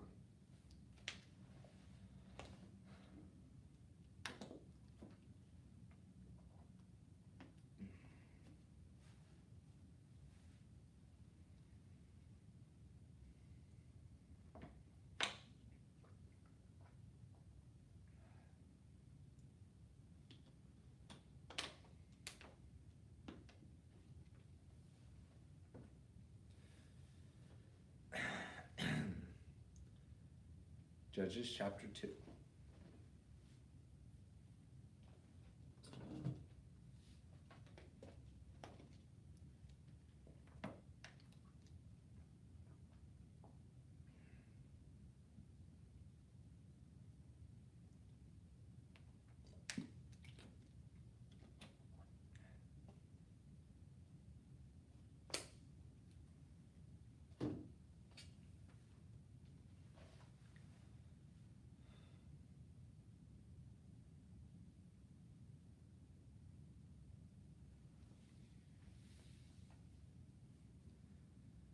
Judges chapter 2.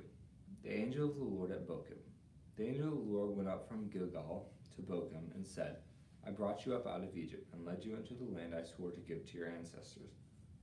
I said, I will never break my covenant with you, and you shall not make a covenant with the people of this land, but you shall break down their altars. Yet you have disobeyed me.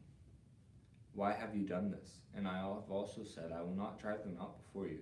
They will become traps for you, and their gods will become snares to you. When the angel of the Lord had spoken these things to all the Israelites, the people wept aloud, and they called that place Bochim. There they offered sacrifices to the Lord. Disobedience and defeat. After Joshua had dismissed the Israelites, they went to take possession of the land, each to their own inheritance. The people served the Lord throughout the lifetime of Joshua, and the elders who outlived him and who had seen all the great things the Lord had done for Israel. Joshua, son of Nun, the servant of the Lord, died at the age of 110, and they buried him in the land of his inheritance at Timnath and Heres in the hill country of Ephraim, north of Mount Gash. After that whole generation had been gathered to their ancestors, another generation grew up who knew neither the Lord nor what he had done for Israel. Then the Israelites did evil in the eyes of the Lord and served the Baals. They forsook the Lord, the God of their ancestors, who had brought them out of Egypt. They followed and worshipped various gods of the peoples around them. They aroused the Lord's anger because they forsook him and served Baal and the Ashtoreth. In his anger against Israel, the Lord gave them into the hands of raiders who plundered them. He sold them into the hands of their enemies all around, whom they were no longer able to resist. Whenever Israel went out to fight, the hand of the Lord was against them to defeat them. Just as he had sworn to them, they were in great distress. Then the Lord raised up judges who saved them out of the hands of these raiders. Yet they would not listen to their judges, but prostituted themselves to other gods and worshipped them. They quickly turned from the ways of their ancestors who had been obedient to the Lord's commands. When the Lord raised up a judge for them, he was with the judge, and saved them out of the hands of their enemies, as long as the judge lived. For the Lord relented because of their groaning unto those who oppressed and afflicted them. But when the judge died, the people returned to ways even more corrupt than those of their ancestors, following other gods and serving and worshiping them.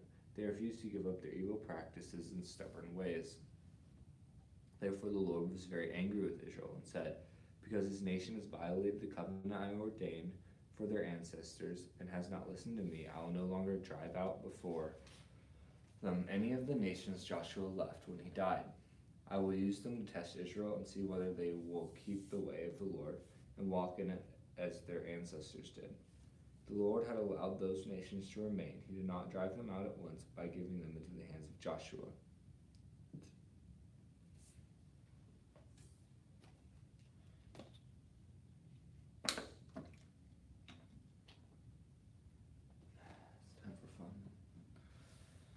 Judges chapter 3. These are the nations of the Lord left to test all those Israelites who had not experienced any of the wars in Canaan. It is only to teach warfare to the sons of the Israelites who had not had previous battle experience. The 5 rulers of the Philistines and all the Canaanites, the Sidonites, and the Hivites, living in the Lebanon mountains, from Mount Baal, Hermon to Lebo Hamath, they were left to test the Israelites to see whether they would obey the Lord's commands, which he had given their ancestors through Moses. The Israelites lived among the Canaanites, Hittites, Amorites, Perizzites, Hivites, and Jebusites. They took their daughters and married and gave their own daughters to their sons and served other gods. Othniel, the Israelites did evil in the eyes of the Lord. They forgot the Lord their God and served the Baals and Asherahs. The anger of the Lord burned against Israel so that he sold them into the hands of Cushan-Rishathaim, king of Aram Naharaim, to whom the Israelites were subject for 8 years. But when they cried out to the Lord, he raised them up for them a deliverer, Othniel, son of Kenaz, Caleb's younger brother, who saved them. The Spirit of the Lord came on him, so that he became Israel's judge and went to war. The Lord gave Cushan-Rishathaim, king of Aram, into the hands of Othniel, who overpowered him. So the land had peace for 40 years, until Othniel, son of Kenaz, died. Ehud. Again, the Israelites did evil in the eyes of the Lord, and because they did this evil, the Lord gave Eglon, king of Moab, power over Israel, getting the Ammonites and Amalekites to join him. Eglon came and attacked Israel, and they took possession of the city of palms. The Israelites were subject to Eglon, king of Moab, for 18 years. Again, the Israelites cried out to the Lord, and he gave them a deliverer, Ehud, a left-handed man, the son of Gera, the Benjamite. The Israelites sent him with tribute to Eglon, king of Moab. Now Ehud had made a double-edged sword. about a cubit long, which he strapped to his right thigh under his clothing. He presented the tribute to Eglon, king of Moab, who was a very fat man. After Ehud had presented the tribute, he sent on their way those who had carried it. But on reaching the stone images near Gilgal, he himself went back to Eglon and said, "Your Majesty, I have a secret message for you." The king said to his attendants, "Leave us," and they all left.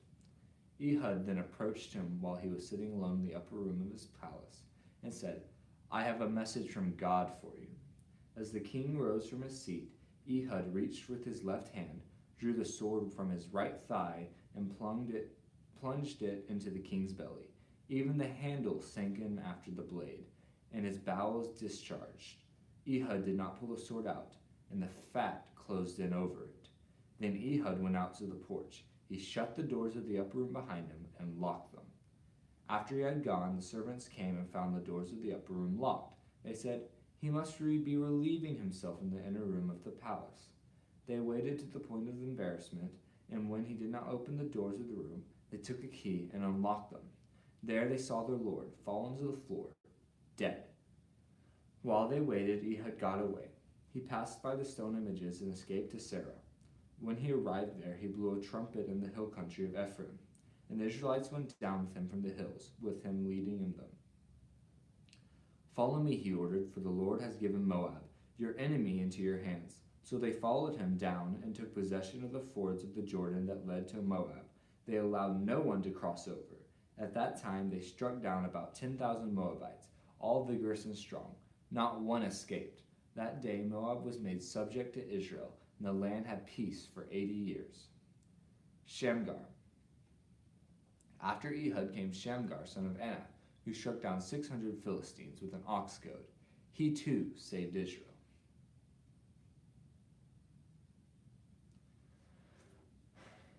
Judges chapter 4. Deborah. Again the Israelites did evil in the eyes of the Lord, now that Ehud was dead. So the Lord sold them into the hand of the Jabin, king of Canaan, who reigned in Hazor. Sisera, the commander of his army, was based in Harosheth Hagoyim, because he had 900 chariots fitted with iron and cruelly oppressed the Israelites for 20 years. They cried to the Lord for help.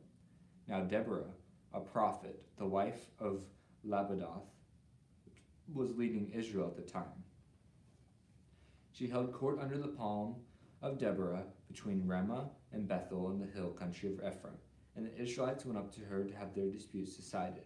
She sent for Barak, son of Abinoam, from Kadesh in Naphtali, and said to him, "The Lord, the God of Israel, commands you, go take with you 10,000 men of Naphtali and Zebulun, and lead them up to Mount Tabor. I will lead Sisera, the commander of Jabin's army, with his chariots and his troops to the Kishon River and give them into your hands." Barak said to her, "If you go with me, I will go, but if you don't go with me, I won't go." "Certainly I will go with you," said Deborah, "but because of this course you are taking, the honor will not be yours, for the Lord will deliver Sisera into the hands of a woman." So Deborah went with Barak to Kadesh. There Barak summoned Zebulun and Naphtali, and 10,000 men went up under his command. Deborah also went up with him. Now Heber the Canaanite had left the other Canaanites, the descendants of Hobab, Moses' brother-in-law, and pitched his tent by the great tree of Zananim near Kadesh. When they told Sisera that Barak, son of Abinoam, had gone up to Mount Tabor, Sisera summoned from Harosheth Hagoyim to the Kishon River all his men and his 900 chariots fitted with iron. Then Deborah said to Barak, "Go, this is the day the Lord has given Sisera into your hands. Has not the Lord gone ahead of you?" So Barak went down Mount Tabor, with 10,000 men following him. At Barak's advance, the Lord routed Sisera and all his chariots and army by the sword. And Sisera got down from his chariot and fled on foot. Barak pursued the chariots and army as far as Harosheth Hagoyim, and all Sisera's troops fell by the sword. Not a man was left. Sisera, meanwhile, fled on foot to the tent of Jael, the wife of Heber the Canaanite, because there was an alliance between Jabin, king of Hazor, and the family of Heber the Canaanite. Jael went out to meet Sisera and said to him, "Come, my lord, come right in, don't be afraid." So he entered her tent, and she covered him with a blanket. "I'm thirsty," he said. "Please give me some water." She opened a skin of milk and gave him a drink, and covered him up. Stand in the doorway of the tent, he told her. If someone comes by and asks you, is anyone there? Say no. But Jael, Heber's wife, picked up a tent peg and hammer and went quietly to him while he lay fast asleep, exhausted. She drove the peg through his temple into the ground, and he died. Just then Barak came by in pursuit of Sisera, and Jael went out to meet him. Come, she said, I will show you the man you're looking for. So he went in with her, and there lay Sisera with a tent peg through the temple, dead. On that day God subdued Jabin, king of Canaan, before the Israelites, and the hand of the Israelites pressed harder and harder against Jabin, king of Canaan, until they destroyed him.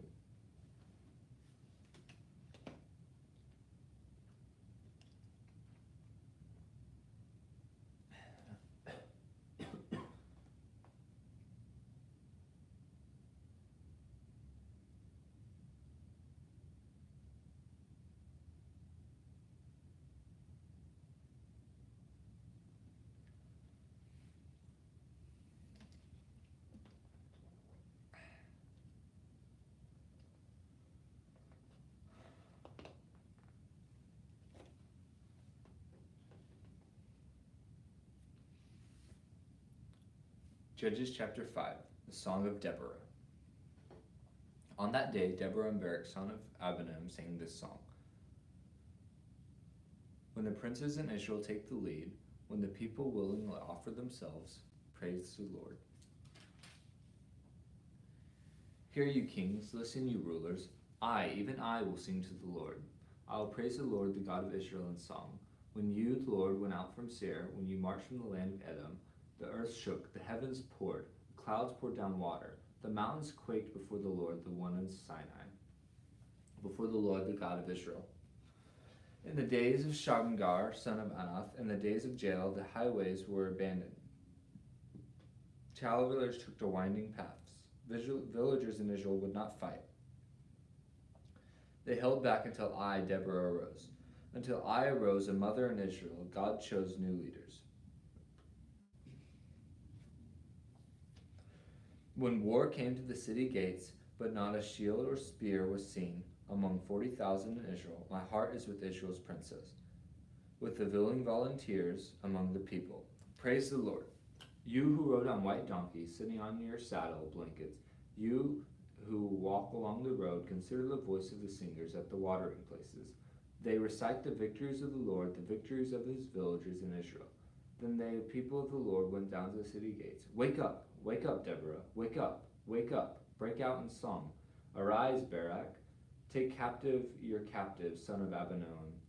The remnant of the nobles came down. The people of the Lord came down to me against the mighty. Some came from Ephraim, whose roots were in Amalek. Benjamin was with the people who followed you. From Machir, captains came down. From Zebulun, those who bear a commander's staff. The princes of Issachar were with Deborah. Yes, Issachar was with Barak, sent under his command to the valley. In the districts of Reuben there was much searching of heart. Why did you stay among the sheep pens, to hear the whistling for the flocks? In the districts of Reuben there was much searching of heart. Gilead stayed beyond the Jordan. And Dan, why did he linger by the ships? Asher remained on the coast and stayed in his coast, and the people of Zebulun risked their very lives. So did Naphtali on Terrace fields. Kings came, they fought. The kings of Canaan fought. At Tanakh, by the waters of Megiddo, they took no plunder of silver. From the heavens the stars fought. From their courses they fought against Sisera. The river Kishon swept them away, the age-old river. The river Kishon marched on, my soul, be strong. Then thundered the horses' hoofs. Galloping, galloping, go his mighty steeds. Curse Meroz, said the angel of the Lord. Curse its people bitterly, because they did not come to help the Lord against the mighty. Most blessed of women be Jael, the wife of Heber, the Canaanite, who most blessed of tent-dwelling women. He asked for water, and she gave him milk. In a bowl fit for nobles, she brought him curdled milk. Her hand reached for the tent peg, her right hand for the worker, her man's hammer. She struck Sisera, she crushed his head, she shattered and pierced his temple. At her feet he sank. He fell, there he lay, at her feet he sank, he fell. Where he sank, there he fell, dead. Through the window peered Sisera's mother. Behind a lattice she cried out, "Why is his chariot so long in coming? Why is the clatter of his chariots delayed?" The wisest of her ladies answered her, "Indeed, she keeps saying to herself, why are they not finding and dividing the spoils? A woman or two for each man? Colorful garments as plunder for Sisera? Colorful garments embroidered, highly embroidered garments for my neck, all this as plunder? So may all your enemies perish, Lord, but may all who love you be like the sun, when it rises in its strength. Then the land had peace 40 years.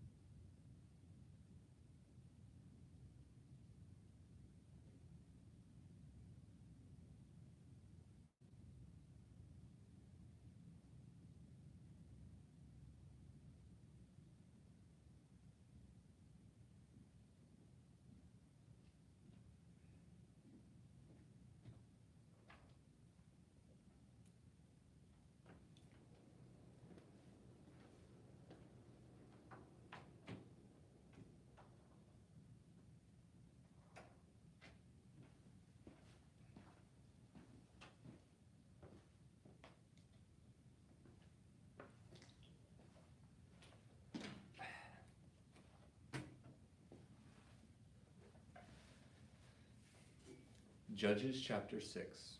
Gideon. The Israelites did evil in the eyes of the Lord, and for 7 years he gave them into the hands of the Midianites, because the power of Midian was so oppressive. The Israelites prepared shelters for themselves in mountain clefts, caves, and strongholds. Whenever the Israelites planted their crops, the Midianites, Amalekites, and other eastern peoples invaded the country. They camped on the land and ruined the crops all the way to Gaza, and did not spare a living thing for Israel, neither sheep nor cattle nor donkeys. They came up with their livestock in their tents like swarms of locusts. It was impossible to count them up, or their camels. They invaded the land to ravage it. Midian so impoverished the Israelites that they cried out to the Lord for help. When the Israelites cried out to the Lord because of Midian, he sent them a prophet who said, "This is what the Lord, the God of Israel, says. I brought you up out of the land of Egypt, out of the land of slavery. I rescued you from the hand of the Egyptians, and I delivered you from the hand of all your oppressors. I drove them out before you and gave you their land. I said to you, I am the Lord your God. Do not worship the gods of the Amorites in whose land you live. But you have not listened to me. The angel of the Lord came and sat down under the oak in Ophrah, and that belonged to Joash the Abiezrite, where his son Gideon was threshing wheat in a winepress to keep it from the Midianites. When the angel of the Lord appeared to Gideon, he said, "The Lord is with you, mighty warrior." "Pardon me, my lord," Gideon replied, "but if the Lord is with us, why has all this happened to us? Where are all his wonders that our ancestors told us about when they said, 'Did not the Lord bring us out of Egypt?' But now the Lord has abandoned us and given us into the hand of Midian." The Lord turned to him and said, "Go in the strength you have and save Israel out of Midian's hand. Am I not sending you?" "Pardon me, my lord," Gideon replied, "but how can I save Israel? My clan is the weakest in Manasseh. I am the least in my family." The Lord answered, "I will be with you, and you will strike down all the Midianites, leaving none alive." Gideon replied, "If now I have found favor in your eyes, give me a sign that it is really you talking to me. Please do not go away until I come back and bring my offering and set it before you." And the Lord said, "I will wait until you return." Gideon went inside, prepared a young goat, and from an ephah of flour he made bread without yeast. Putting the meat in a basket and its broth in a pot, he brought them out and offered them to him under the oak.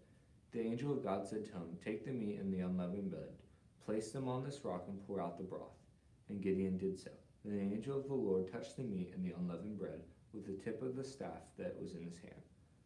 Fire flared from the rock, consuming the meat and the bread, and the angel of the Lord disappeared.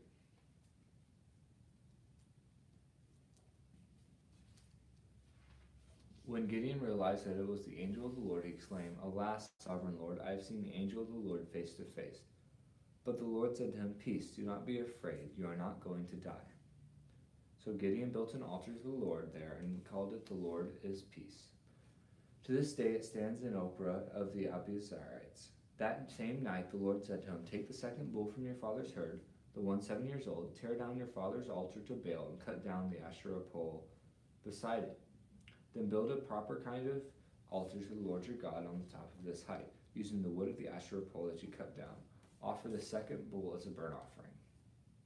So Gideon took 7 of his servants and did as the Lord told him. But because of his afraid of his family and the townspeople, he did it at night rather than the daytime.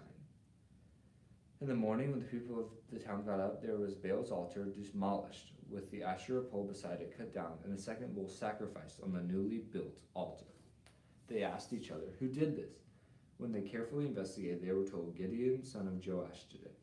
The people of the town demanded of Joash, "Bring out your son. He must die, because he has broken down Baal's altar and cut down the Asherah pole beside it."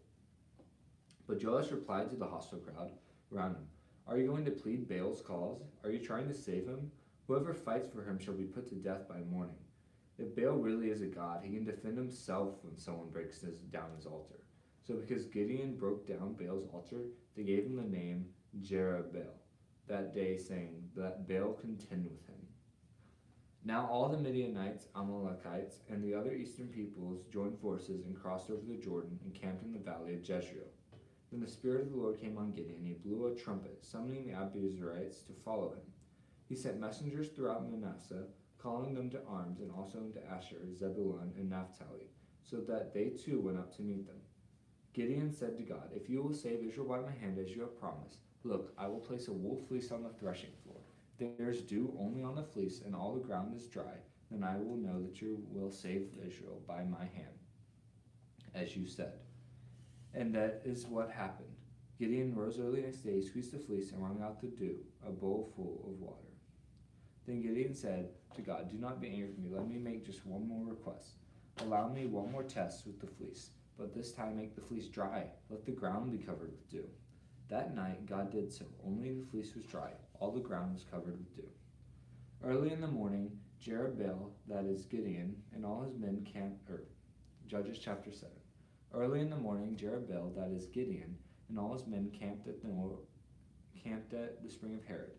The camp of Midian was north of them in the valley near the hill of Moreh. The Lord said to Gideon, "You have too many men.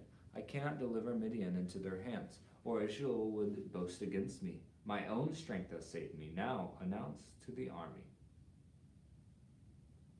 Anyone who trembles with fear may turn back and leave Mount Gilead." So 20,000 men left, while 10,000 still remained. But the Lord said to Gideon, "There are still too many men. Take them down to the water, and I will thin them out for you there. If I say, 'This one shall go with you,' he shall go. But if I say, 'This one shall not go with you,' he shall not go." So Gideon took the men down to the water. There the Lord told him, "Separate those who lap the water with their tongues as a dog laps from those who kneel down to drink."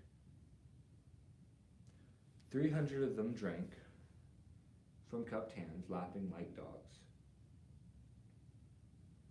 All the rest got down on their knees to drink. The Lord said to Gideon, "With the 300 men that lapped, I will save you and give the Midianites into your hands." But all the others go home. So Gideon sent the rest of the Israelites home, but kept the 300 who took over the provisions and trumpets of the others. Now the camp of Midian lay below him in the valley during the night. The Lord said to Gideon, "Get up and go down against the camp, because I am going to give it into your hands. If you are afraid to attack, go down to the camp with your servant Purah, and listen to what they are saying. Afterwards you will be encouraged to attack the camp." So he and Purah, his servant, went down to the outposts of the camp. The Midianites, the Amalekites, and all the other eastern peoples had settled in the valley, thick as locusts. Their camels could no more be counted than the sand on the seashore. Gideon arrived just as a man was telling a friend his dream. "I had a dream," he was saying. A round loaf of barley bread came tumbling to the Midianite camp.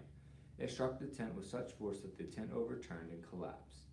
His friend responded, "This can be nothing other than the sword of Gideon, the son of Joash, the Israelite. The God has given the Midianites and the whole camp into his hands." When Gideon heard the dream and its interpretation, he bowed down and worshipped. He returned to the camp of Israel and called out, "Get up! The Lord has given the Midianite camp into your hands." Dividing the 300 men into 3 companies, he placed trumpets and empty jars in the hands of all of them, with torches inside. "Watch me," he told them. "Follow my lead. When I get to the edge of the camp, do exactly as I do. When I and all who are with me blow our trumpets, then from all around the camp blow yours, and shout for the Lord and for Gideon." Gideon and the 100 men with him reached the edge of the camp at the beginning of the middle watch, just after they had changed their guard. They blew their trumpets and broke the jars that were in their hands. The 3 companies blew the trumpets and smashed the jars. Grasping the torches in their left hands and holding in their right hands the trumpets they were to blow, they shouted, "A sword for the Lord and for Gideon." While each man held his position around the camp, all the Midianites ran, crying out as they fled. When the 300 trumpets sounded, the Lord caused the men throughout the camp to turn on each other with their swords. The army fled to Beth-shittah towards Zerah, as far as the border of Abel Meholah near Tabbath. Israelites from Naphtali, Asher, and all Manasseh were called out, and they pursued the Midianites. Gideon sent messengers throughout the hill country of Ephraim, saying, "Come down against the Midianites and seize the waters of the Jordan ahead of them, as far as Beth-barah." So all the men of Ephraim were called out, and they seized the waters of the Jordan as far as Beth-barah. They also captured 2 Midianite leaders, Oreb and Zeb. They killed Oreb at the rock of Oreb and Zeb at the windpress of Zeb. They pursued the Midianites and brought the heads of Oreb and Zeb to Gideon, who was by the Jordan.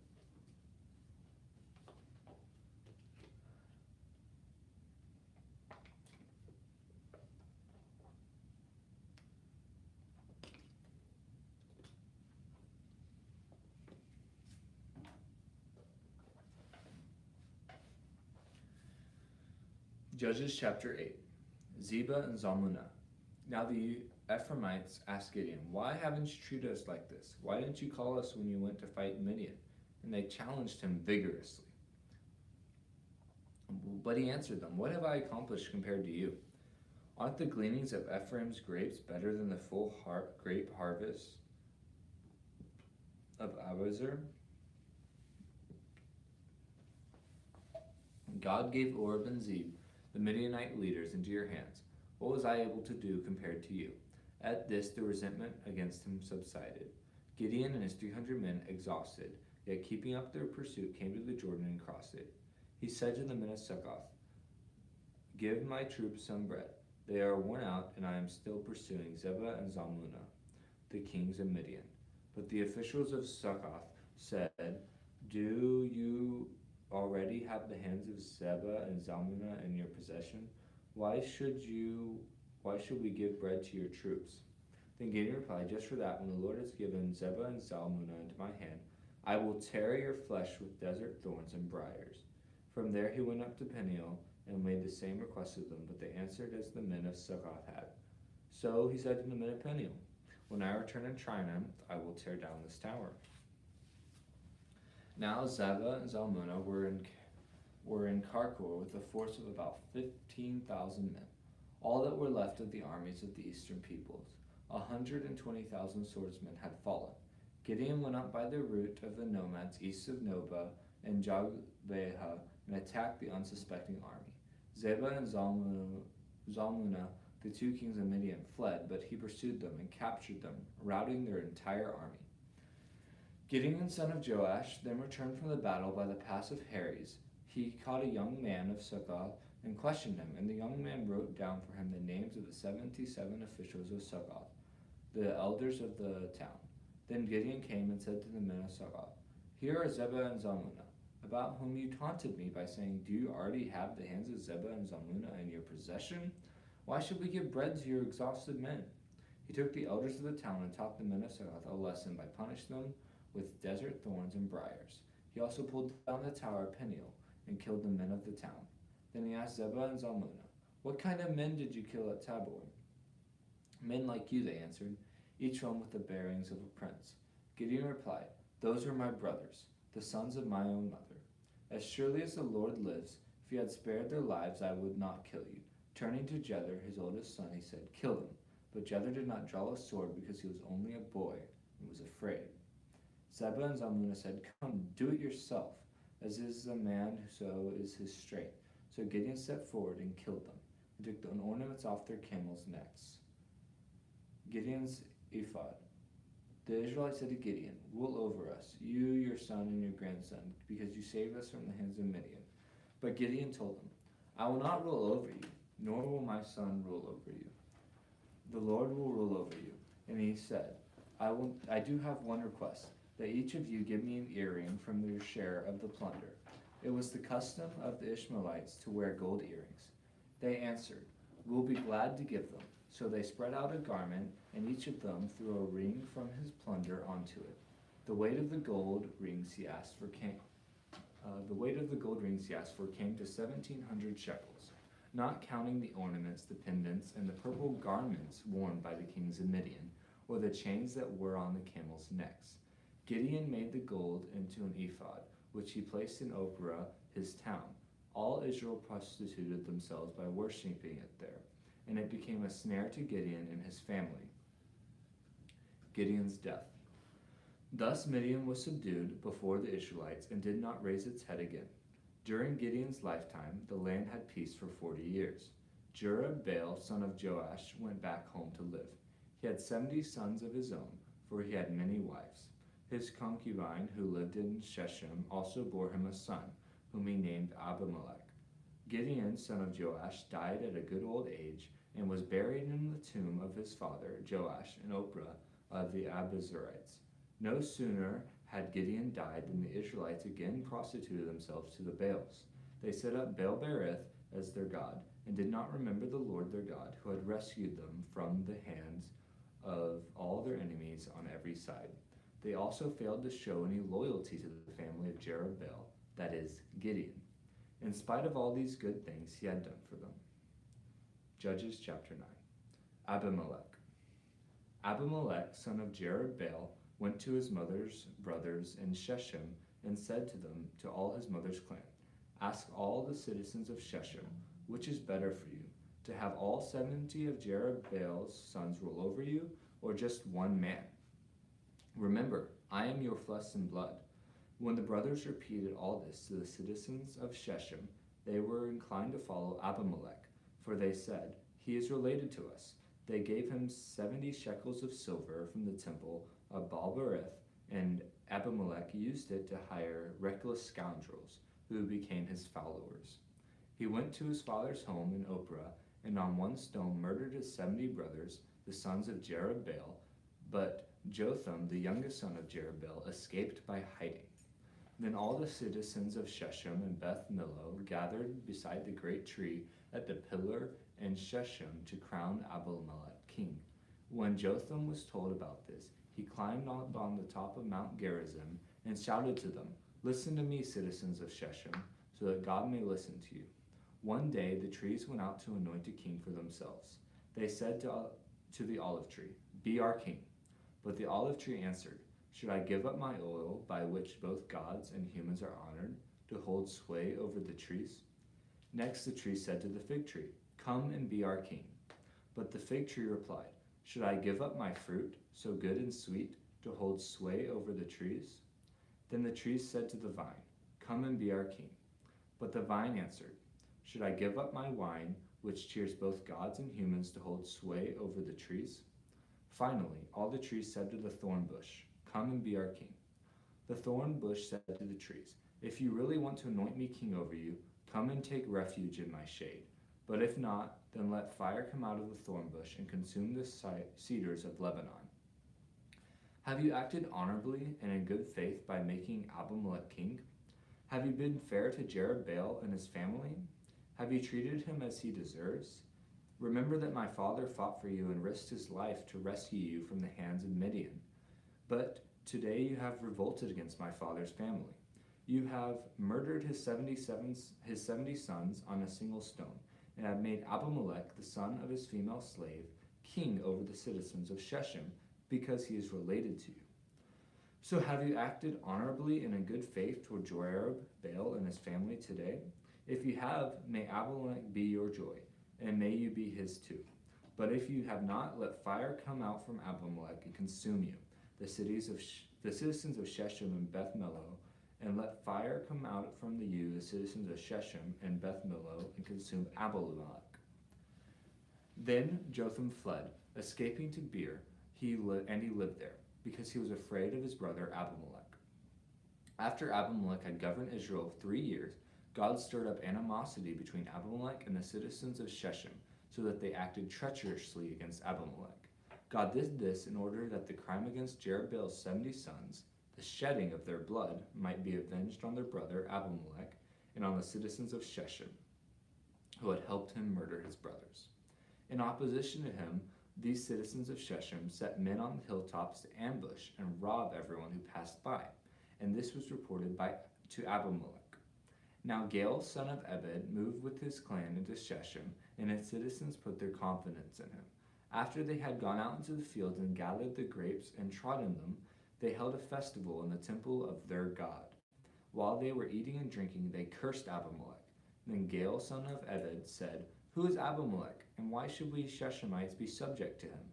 Isn't he Jerubbaal's son, and isn't Zebul his deputy? Serve the family of Hamor, Shechem's father? Why should we serve Abimelech? If only these people were under my command, then I would get rid of him. I would say to Abimelech, 'Call out your whole army.'" When Zebul, the governor of the city, heard what Gaal, son of Ebed, said, he was very angry. Under cover, he sent messengers to Abimelech, saying, "Gaal, son of Ebed, and his clan have come to Shechem and are stirring up the city against you. Now then, during the night, you and your men should come and lie in wait in the fields. In the morning at sunrise, advance against the city. When Gaal and his men come out against you, seize the opportunity to attack them." So Abimelech and all his troops set out by night and took up concealed positions near Shechem in 4 companies. Now Gaal, son of Ebed, had come out and was standing at the entrance of the city gate, just as Abimelech and his troops came out from their hiding place. When Gaal saw them, he said to Zebul, "Look, people are coming down from the tops of the mountains." Zebul replied, "You mistake the shadows of the mountains for men."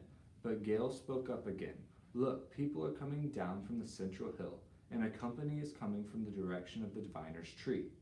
Then Zebul said to him, "Where is your big talk now, you who said, 'Who is Abimelech, that we should be subject to him?' Aren't these men the men you ridiculed? Go out and fight them." So Gaal led out the citizens of Shechem and fought Abimelech. Abimelech chased them all the way to the entrance of the gate, and many were killed as they fled. Then Abimelech stayed in Arumah, and Zebul drove Gaal and his clan out of Shechem. The next day the people of Shechem went out to the fields, and this was reported to Abimelech. So he took his men, divided them into 3 companies, and set an ambush in the fields. When he saw the people coming out of the city, he rose to attack them. Abimelech and the companies with him rushed forward to a position at the entrance of the city gate. Then 2 companies attacked those in the fields and struck them down. All that day Abimelech pressed his attack against the city until he had captured it and killed its people. Then he destroyed the city and scattered salt all over it. On hearing this, the citizens in the tower of Shechem went in the stronghold of the temple of Elbereth. When Abimelech heard that they had assembled there, he and all his men went up Mount Zalmon. He took an axe and cut off some branches, which he lifted to his shoulders. He ordered the men with him, "Quick, do what you have seen me do." So all the men cut branches and followed Abimelech. They piled them against the stronghold and set it on fire with the people still inside. So all the people in the tower of Shechem, about 1,000 men and women, also died. Next, Abimelech went to Thebez and besieged it and captured it. Inside the city, however, was a strong tower, to which all the men and women, all the people of the city had fled. They had locked themselves in and climbed up the tower roof. Abimelech went to the tower and attacked it, but as he approached the entrance to the tower to set it on fire, a woman dropped an upper millstone on his head and cracked his skull. Hurriedly, he called to his armor-bearer, "Draw your sword and kill me, so that they can't say, 'A woman killed me.'" So his servant ran him through, and he died. When the Israelites saw that Abimelech was dead, they went home. Thus God repaid the wickedness that Abimelech had done to his father by murdering his 70 brothers. God also made the people of Shechem pay for all their wickedness. The curse of Jotham, son of Jerubbaal, came on them.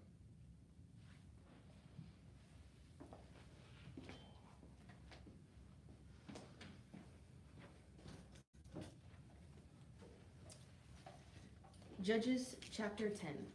After the time of Abimelech, a man of Issachar named Tola, son of Puah, the son of Dodo, rose to save Israel. He lived in Shamir in the hill country of Ephraim.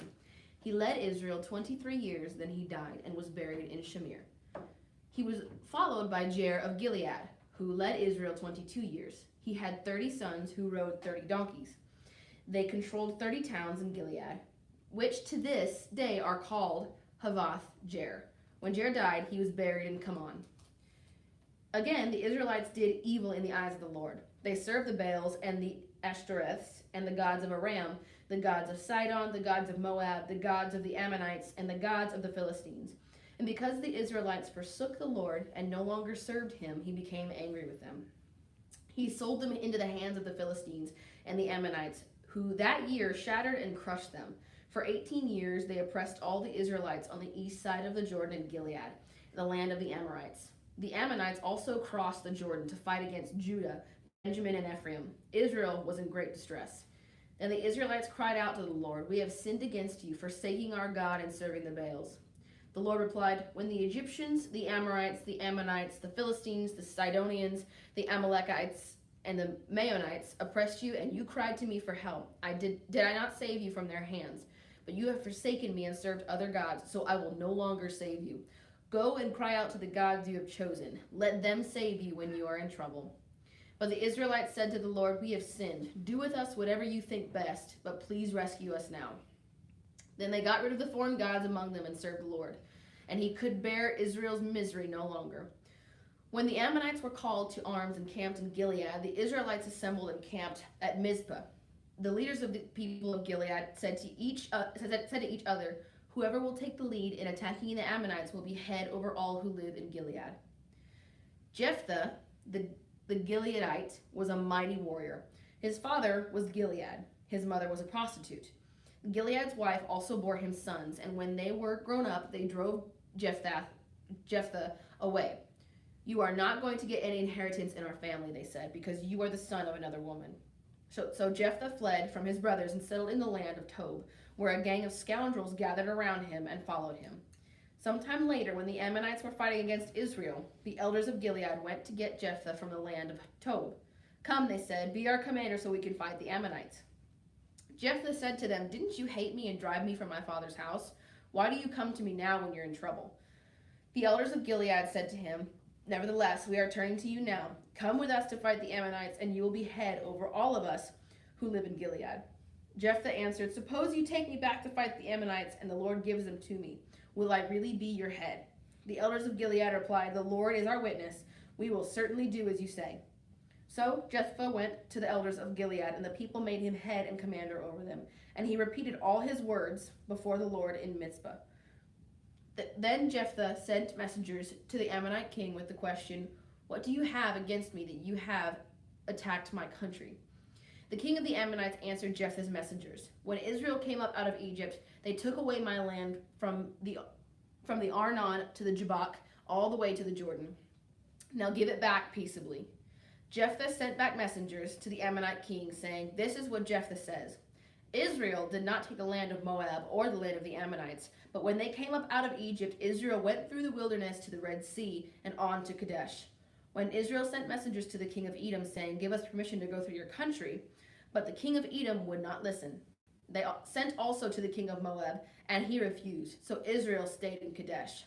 Next they traveled through the wilderness, skirted the lands of Edom and Moab, passed along the eastern side of the country of Moab, and camped on the other side of the Arnon. They did not enter the territory of Moab, for the Arnon was its border. Then Israel sent messengers to Sihon, the king of the Amorites, who ruled in Heshbon, and said to him, 'Let us pass through your country to our own place.' Sihon, however, did not trust Israel to pass through his territory. He mustered all his troops and encamped at Jahaz and fought with Israel. Then the Lord Then the Lord, the God of Israel, gave Sihon and his whole army into Israel's hands, and they defeated them. Israel took over all the land of the Amorites who lived in that country, capturing all of it from the Arnon to the Jabbok and from the desert to the Jordan. Now, since the Lord, the God of the Israelites, has driven the Amorites out before his people Israel, what right do you have you to take it over? Will you not take what your God Chemosh gives you? Likewise, whatever the Lord our God has given us, we will possess. Are you any better than Balak, son of Zippor, king of Moab?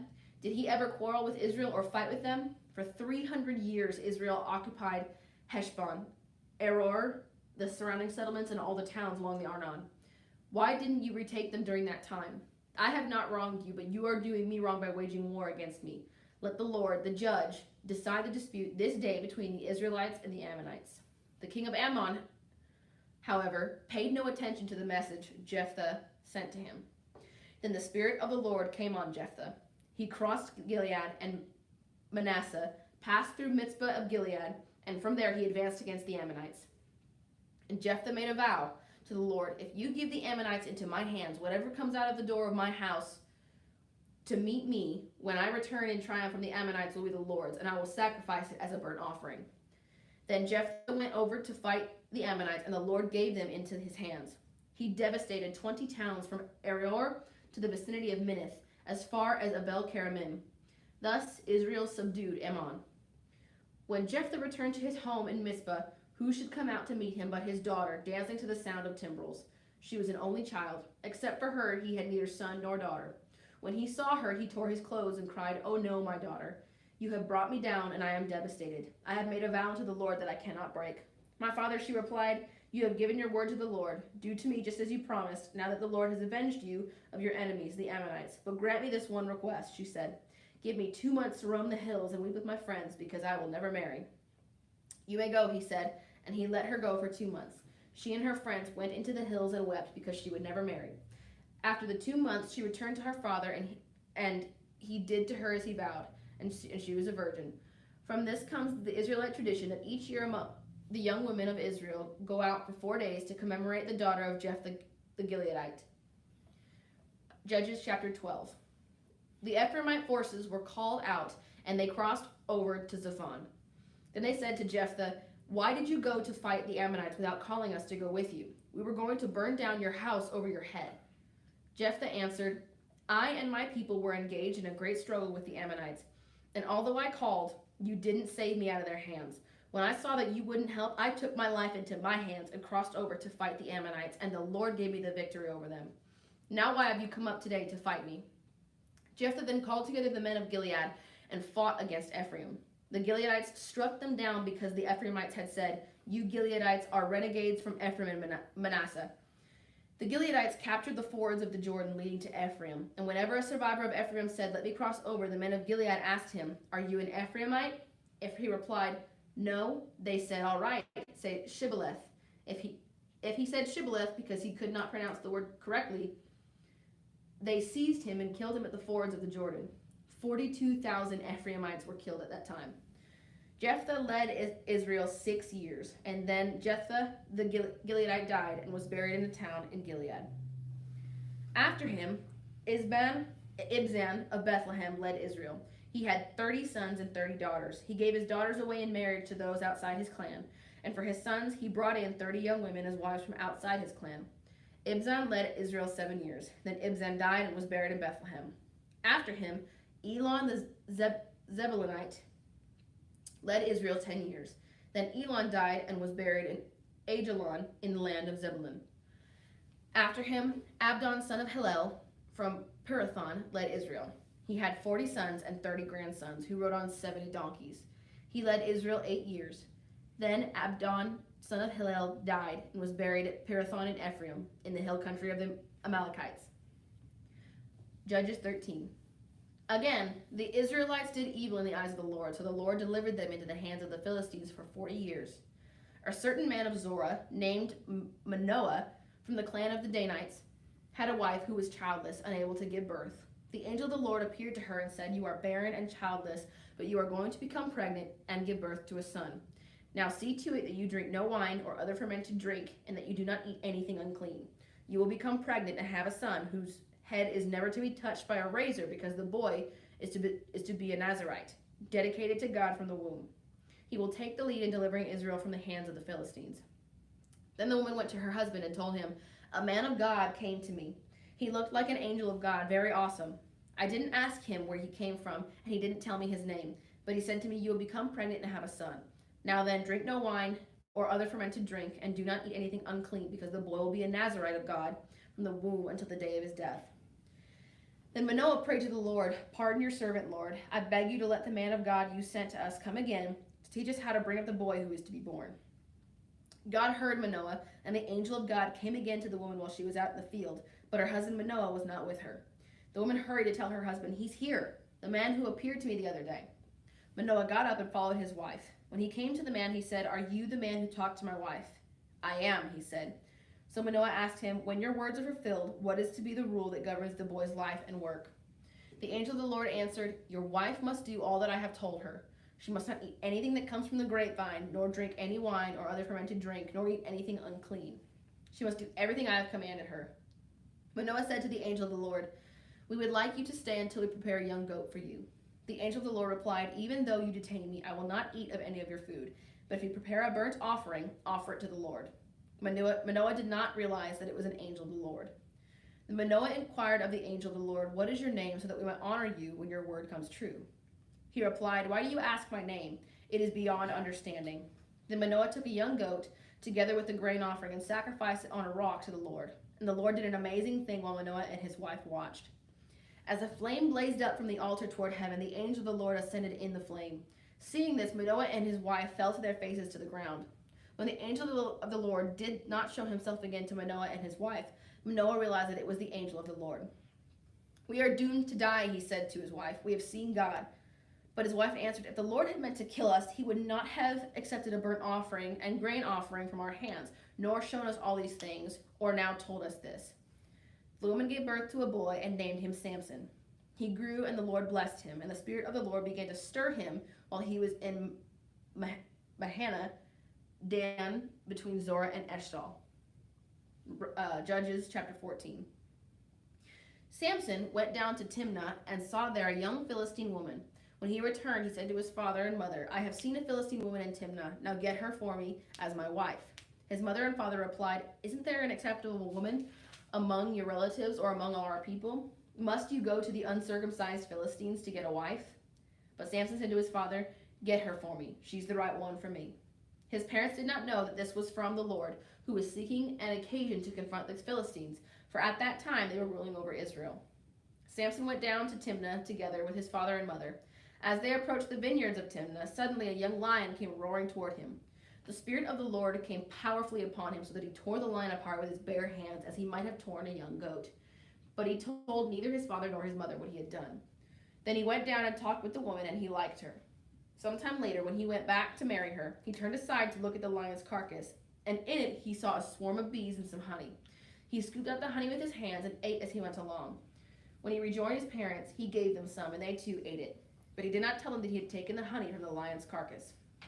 Now his father went down to see the woman, and there Samson held a feast, as was customary for young men. When the people saw him, they chose 30 men to be his companions. "Let me tell you a riddle," Samson said to them. "If you can give me the answer within 7 days of the feast, I will give you 30 linen garments and 30 sets of clothes. If you can't tell me the answer, you must give me 30 linen garments and 30 sets of clothes." "Tell us your riddle," they said. "Let's hear it." He replied, "Out of the eater, something to eat. Out of the strong, something sweet." For 3 days they could not give the answer. On the 4th day they said to Samson's wife, "Coax your husband into explaining the riddle for us, or we will burn you and your father's household to death. Did you invite us here to steal our property?" Then Samson's wife threw herself on him, sobbing, "You hate me. You don't really love me. You've given my people a riddle, but you haven't told me the answer." "I haven't even explained it to my father or mother," he replied, "so why should I explain it to you?" She cried the whole 7 days of the feast. So on the 7th day he finally told her, because she continued to press him. She in turn explained the riddle to her people. Before sunset on the 7th day, the men of the town said to him, "What is sweeter than honey? What is stronger than a lion?" Samson said to them, "If you had not plowed with my heifer, you would not have solved my riddle." and the Spirit of the Lord came powerfully upon him. He went down to Ashkelon, struck down 30 of their men, stripped them of everything, and gave their clothes to those who had explained the riddle. Burning with anger, he returned to his father's home, and Samson's wife was given to one of his companions who had attended him at the feast. Judges chapter 15. Later on, at the time of the wheat harvest, Samson took a young goat and went to visit his wife. He said, "I'm going to my wife's room," but her father would not let him go in. "I was so sure you hated her," he said, "that I gave her to your companion. Isn't her younger sister more attractive? Take her instead." Samson said to them, "This time I have a right to get even with the Philistines. I will really harm them." So he went out and caught 300 foxes and tied them tail to tail in pairs. He then fastened a torch to every pair of tails, lit the torches, and set the foxes loose in the standing grain of the Philistines. He burned up the shocks and standing grain, together with the vineyards and olive groves. When the Philistines asked, "Who did this?" they were told, "Samson, the Timonite's son-in-law, because his wife was given to his companion." So the Philistines went up and burned her and her father to death. Samson said to them, "Since you've acted like this, I swear that I won't stop until I get my revenge on you." He attacked them viciously and slaughtered many of them. Then he went down and stayed in a cave in the rock of Etam. The Philistines went up and camped in Judah, spreading out near Lehi. The people of Judah asked, "Why have you come to fight us?" "We have come to take Samson prisoner," they answered, "to do to him as he did to us." We have come to take Then 3,000 men from Judah went down to the cave in the rock of Etam and said to Samson, "Don't you realize that the Philistines are rulers over us? What have you done to us?" He answered, "I merely did to them what they did to me." They said to him, "We've come to tie you up and hand you over to the Philistines." Samson said, "Swear to me that you won't kill me yourselves." "Agreed," they answered. "We will only tie you up and hand you over to them. We will not kill you." So they bound him with 2 new ropes and led him up from the rock. As he approached Lehi, the Philistines came toward him shouting. The Spirit of the Lord came powerfully upon him. The ropes on his arms became like charred flax, and the bindings dropped from his hands. Finding a fresh jawbone of a donkey, he grabbed it and struck down 1,000 men. Then Samson said, with a donkey's jawbone, I have made donkeys of them. With a donkey's jawbone, I have killed 1,000 men. When he finished speaking, he threw away the jawbone, and the place was called Ramath Lehi. Because he was very thirsty, he cried out to the Lord, "You have given your servant this great victory. Must I now die of thirst and fall into the hands of the uncircumcised?" Then God opened up the hollow place in Lehi, and water came out of it. When Samson drank, his strength returned, and he revived. So the spring was called En-Hakkore, and it is still there in Lehi. Samson led Israel for 20 years in the days of the Philistines. Judges 16. One day, Samson went to Gaza, where he saw a prostitute. He went in to spend the night with her. The people of Gaza were told, "Samson is here." So they surrounded the place and lay in wait for him all night at the city gate. They made no move during the night, saying, "At dawn, we'll kill him." But Samson lay there only until the middle of the night. Then he got up and took hold of the doors of the city gate, together with the 2 posts, and tore them loose, bar and all. He lifted them up to his shoulders and carried them to the top of the hill that faces Hebron. Sometime later, he fell in love with a woman in the valley of Sorek, whose name was Delilah. The rulers of the Philistines went to her and said, "See if you can lure him into showing you the secret of his great strength and how we can overpower him, so that we may tie him up and subdue him. Each one of us will give you 1,100 shekels of silver." So Delilah said to Samson, "Tell me the secret of your great strength and how you can be tied up and subdued." Samson answered her, "If anyone ties me with 7 fresh bowstrings that have not been dried, I'll become as weak as any other man." Then the rulers of the Philistines brought her 7 fresh bowstrings that had not been dried, and she tied him with them. With men hidden in the room, she called to him, "Samson, the Philistines are on you." But he snapped the bowstrings as easily as a piece of string snaps when it comes close to a flame. So the secret of his strength was not discovered. Then Delilah said to Samson, "You have made a fool of me. You lied to me. Come now, tell me how you can be tied." He said, "If anyone ties me securely with new ropes that have never been used, I'll become as weak as any other man." So Delilah took new ropes and tied him with them. Then, with men hidden in the room, she called to him, "Samson, the Philistines are upon you." But he snapped the ropes off of his arms as if they were threads. Then Delilah said to Samson, "All this time you've been making a fool of me and lying to me. Tell me how you can be tied." He replied, "If you weave the 7 braids of my head into the fabric on the loom and tighten it with the pin, I'll become as weak as any other man." So while he was sleeping, Delilah took the 7 braids of his head, wove them into the fabric, and tightened it with the pin. And again she called to him, "Samson, the Philistines are upon you." He awoke from his sleep and pulled up the pin in the loom with the fabric. Then she said to him, How can you say I love you when you won't confide in me? This is the third time you have made me a fool and haven't told me the secret of your great strength." With such nagging, she prodded him day after day until he was sick to death of it. So he told her everything. "No razor has ever been used on my head," he said, "because I have been a Nazarite dedicated to God from my mother's womb. If my head were shaved, and my strength would leave me, and I would become as weak as any other man." When Delilah saw that he had told her everything, she sent word to the rulers of the Philistines, "Come back once more, he has told me everything." So the rulers of the Philistines returned with the silver in their hands. After putting him to sleep on her lap, she called for someone to shave off the 7 braids of his hair, and so began to subdue him, and his strength left him. Then she called, "Samson, the Philistines are upon you." He awoke from his sleep and thought, "I'll go out as before and shake myself free." But he did not know that the Lord had left him. Then the Philistines seized him, gouged out his eyes, and took him down to Gaza. Binding him with bronze shackles, they sent him to grinding grain in the prison. But the hair on his head began to grow again after it had been shaved. Now the rulers of the Philistines assembled to offer a great sacrifice to Dagon, their god, and to celebrate, saying, "Our God has delivered Samson, our enemy, into our hands." When the people saw him, they praised their God, saying, "Our God has delivered our enemy into our hands, the one who laid waste our land and multiplied our slain."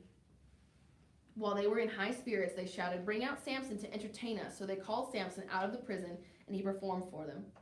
When they stood him among the pillars, Samson said to the servant who held his hand, "Put me where I can feel the pillars that support the temple, so that I may lean against them."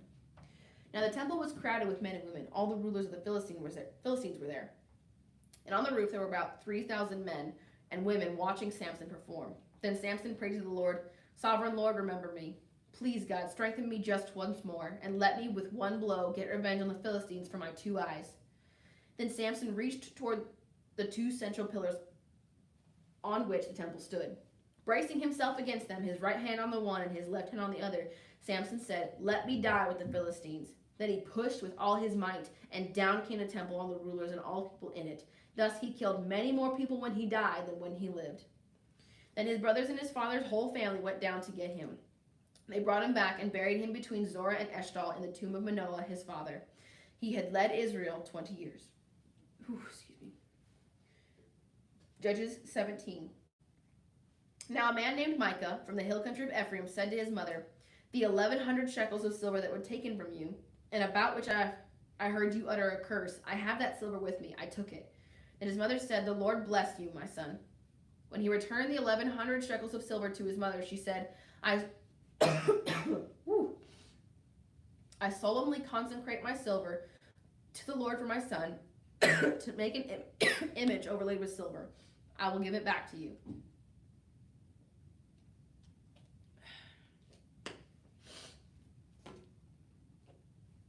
So after he returned the silver to his mother, she took 200 shekels of silver and gave them to a silversmith, who used them to make the idol. And it was put in Micah's house. Now this man Micah had a shrine, and he made an ephod and some household gods, and installed one of his sons as his priest. In those days Israel had no king, and everyone did as they saw fit. A young Levite from Bethlehem in Judah, who had been living within the clan of Judah, left that town in search of some other place to stay. On his way, he came to Micah's house in the hill country of Ephraim. Micah asked him, "Where are you from?" "I'm a Levite from Bethlehem in Judah," he said, "and I'm looking for a place to stay." Then Micah said to him, "Live with me and be my father and priest, and I'll give you 10 shekels of silver a year, your clothes and your food." So the Levite agreed to live with him, and the young man became like one of his sons to him. Then Micah installed the Levite, and the young man became his priest and lived in his house. And Micah said, "Now I know that the Lord will be good to me, since this Levite has become my priest." Judges 18. And in those days Israel had no king. And in those days the tribe of the Danites was seeking a place of their own where they might settle, because they had not yet come into inheritance among the tribes of Israel. So the Danites sent 5 of their leading men from Zorah and Eshtaol to spy out the land and explore it. These men represented all the Danites. They told them, "Go, explore the land." So they entered the hill country of Ephraim and came to the house of Micah, where they spent the night. When they were near Micah's house, they recognized the voice of the young Levite. So they turned in there and asked him, "Who brought you here? What are you doing in this place? Why are you here?" He told them what Micah had done for him and said, "He has hired me, and I am his priest." And they said to him, "Please inquire of God to learn whether our journey will be successful." The priest answered them, "Go in peace. Your journey has the Lord's approval." So the 5 men left and came to Laish, where they saw that the people were living in safety, like the Sidonians, at peace and secure. And since their land lacked nothing, they were prosperous. Also, they lived a long way from the Sidonians and had no relationship with anyone else. When they returned to Zorah and Eshtal, their fellow Danites asked them, "How did you find things?" They answered, "Come on, let's attack them. We have seen the land and it is very good. Aren't you going to do something? Don't hesitate to go there and take it over. When you get there, you will find an unsuspecting people and a spacious land that God has put into your hands, a land that lacks nothing whatever." Then 600 men of the Danites, armed for battle, set out from Zorah and Eshtal. On their way, they set up camp near Kiriath Jearim in Judah. This is why the place west of Kiriath Jearim is called Mahane Dan to this day. From there, they went on to the hill country of Ephraim and came to Micah's house. Then the 5 men who had spied out the land of Laish said to their fellow Danites, "Do you know that one of these houses has an ephod, some household gods, and an image overlaid with silver? Now you know what to do." So they turned in there and went to the house of the young Levi at Micah's place and greeted him. The 600 Danites, armed for battle, stood at the entrance of the gate. The 5 men who had spied out the land went inside and took the idol, the ephod, and the household gods, while the priest and the 600 armed men stood at the entrance of the gate. When the 5 men went into Micah's house and took the idol, the ephod, and the household gods, the priest said to them, "What are you doing?" They answered him, "Be quiet, don't say a word. Come with us and be our father and priest. Isn't it better that you serve a tribe and clan in Israel as a priest rather than just one man's household?" The priest was very pleased. He took the ephod, the household gods, and the idol and went along with the people, putting their little children, their livestock, and their possessions in front of them. They turned away and left. When they had gone some distance from Micah's house, the men who lived near Micah were called together and overtook the Danites. As they shouted after them, the Danites turned and said to Micah, "What's the matter with you that you called out your men to fight?" He replied, "You took the gods I made and my priests and went away. What else do I have? How can you ask, 'What's the matter with you?'" The Danites answered, "Don't argue with us, or some of the men may get angry and attack you, and you and your family will lose your lives." So the Danites went their way, and Micah, seeing that they were too strong for him, turned around and went back home. Then they took what Micah had made and his priest and went on to Laish against a people at peace and secure. They attacked them with the sword and burned down their city. There was no one to rescue them because they lived a long way from Sion and had no relationship with anyone else. The city was in a valley near Beth Rehob. The Danites rebuilt the city and settled there. They named it Dan after their ancestor Dan, who was born to Israel, through the city that used to be called Laish, where the Danites set up for themselves the idol, and Jonathan, son of Gershom, the son of Moses, and his sons were priests for the tribe of Dan until the time of the captivity of the land. They continued to use the idol Micah had made all the time the house of God was in Shiloh. Judges 19. In those days, Israel had no king. Now a Levite who lived in a remote area in the hill country of Ephraim took a concubine from Bethlehem in Judah, but she was unfaithful to him. She left him and went back to her parents' home in Bethlehem, Judah. After she had been there 4 months, her husband went to her to persuade her to return. He had with him his servant and 2 donkeys. She took him into her parents' home, and when her father saw him, he gladly welcomed him. His father-in-law, the woman's father, prevailed on him to stay, so he remained with him 3 days, eating and drinking and sleeping there. On the 4th day, they got up early, and he prepared to leave. But the woman's father said to his son-in-law, "Refresh yourself with something to eat, then you can go." So the 2 of them sat down to eat and drink together. Afterward, the woman's father said, "Please stay tonight and enjoy yourself." And when the man got up to go, his father-in-law persuaded him, so he stayed there that night. On the morning of the 5th day, when he rose to go, the woman's father said, "Refresh yourself, wait till afternoon." So the 2 of them ate together. Then when the man with his concubine and his servant got up to leave, his father-in-law, the woman's father, said, "Now look, it's almost evening. Spend the night here, the day is nearly over. Stay and enjoy yourself. Early tomorrow morning you can get up and be on your way home." But, unwilling to stay another night, the man left and went towards Jebus, that is, Jerusalem, with his 2 saddled donkeys and his concubine. When they were near Jebus and the day was almost gone, the servant said to his master, "Come, let's stop at this city of the Jebusites and spend the night." His master replied, "No, We won't go into any city whose people are not Israelites. We will go on to Gibeah. He added, Come, let's try to reach Gibeah or Ramah and spend the night in one of those places. So they went on, and the sun set as they neared Gibeah in Benjamin. There they stopped and spent the night. They went and sat in the city square, but no one took them in for the night.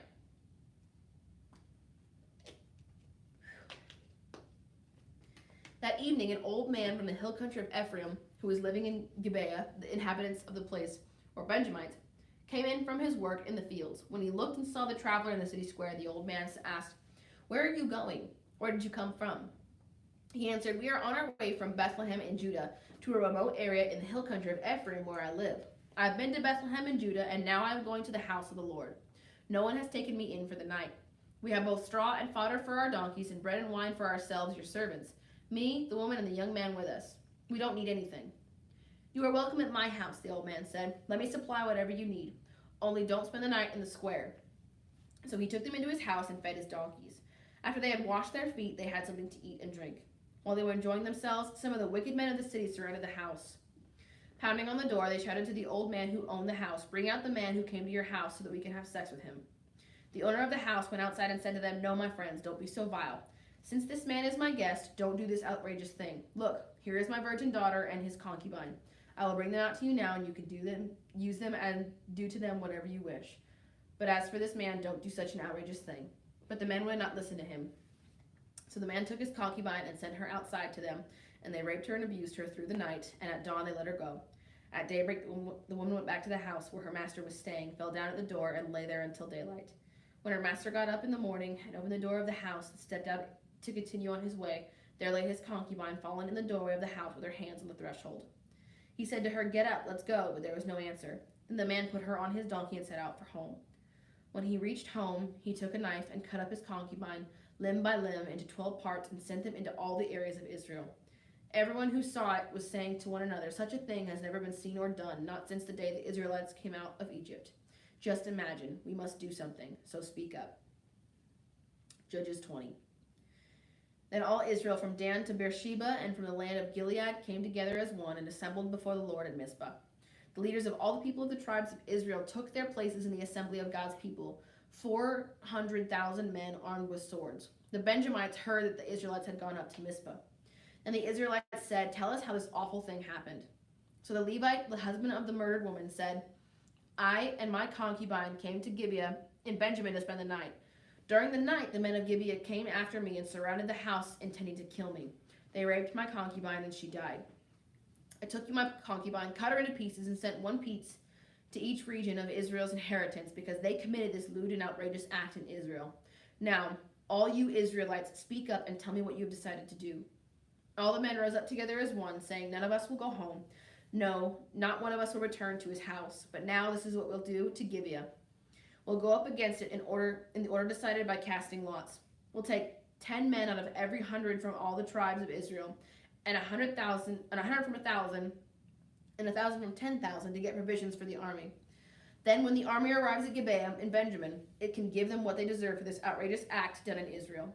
So all the Israelites got together and united as one against the city.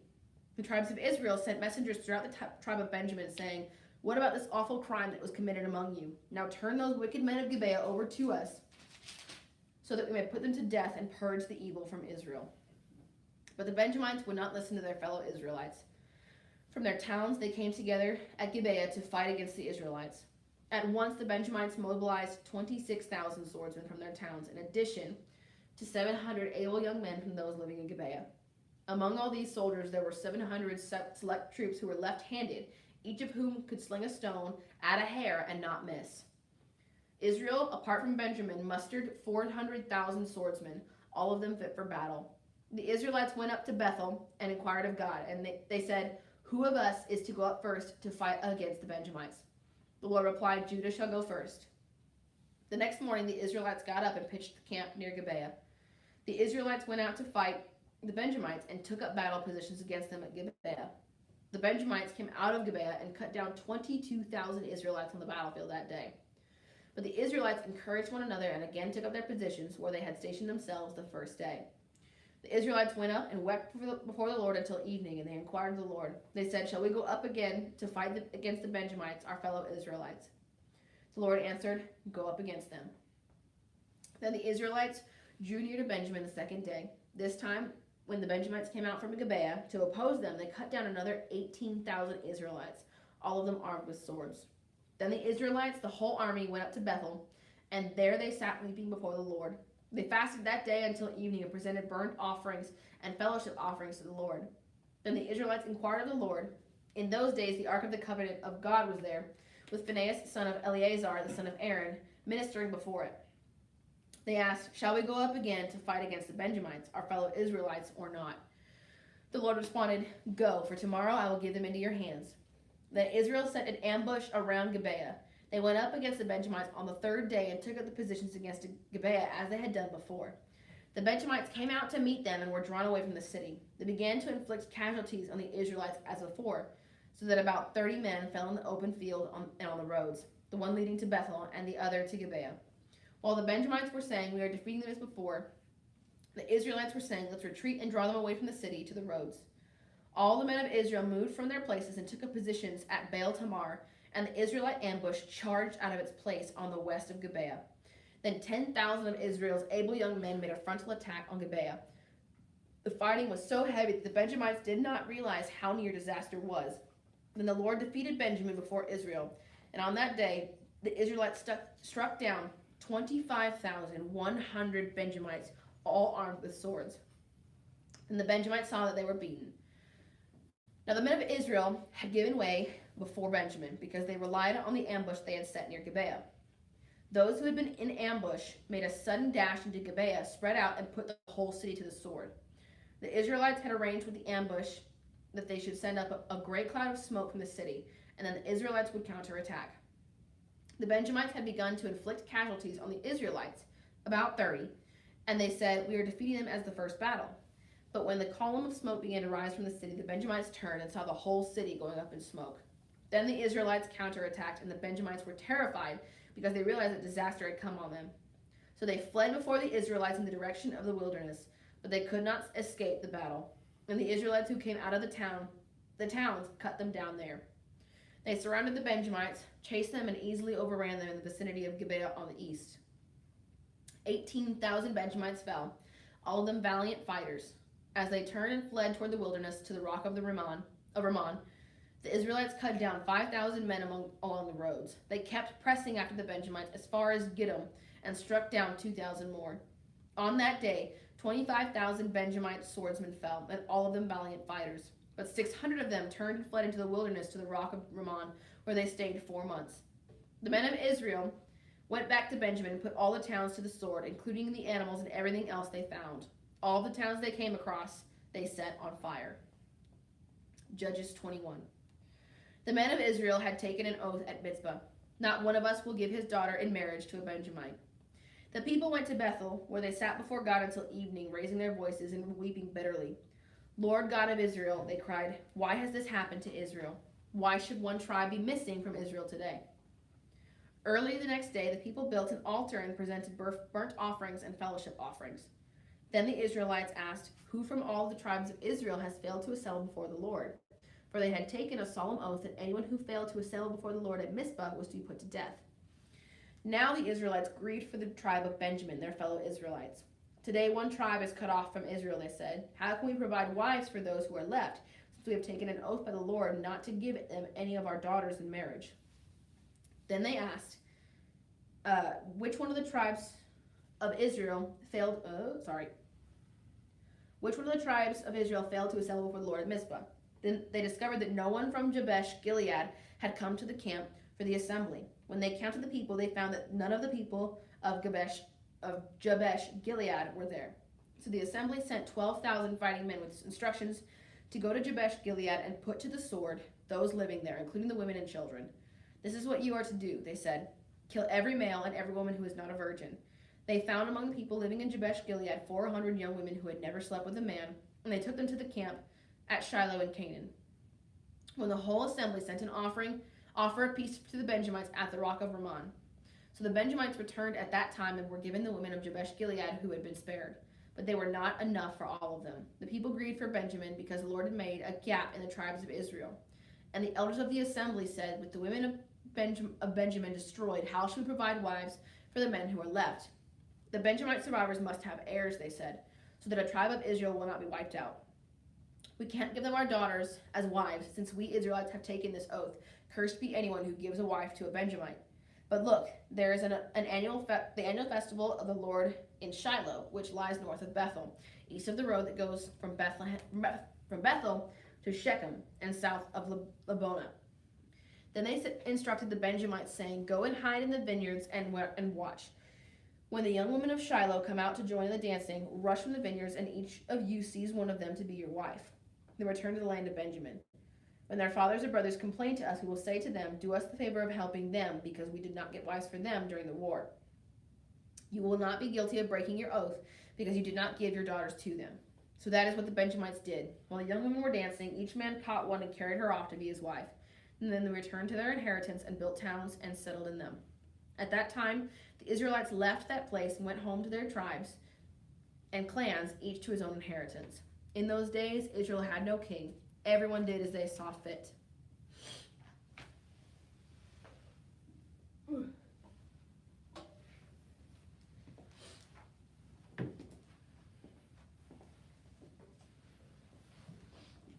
Ruth chapter 1.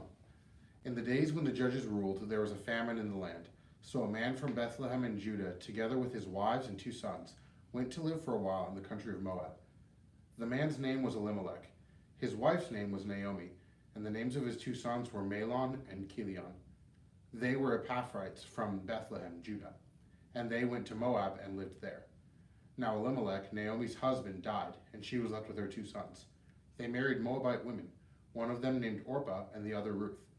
After they had lived there about 10 years, both Mahlon and Chilion also died, and Naomi was left there without her 2 sons and her husband. When Naomi heard in Moab that the Lord had come to aid of his people by providing food for them, she and her daughters-in-law prepared to return home from there.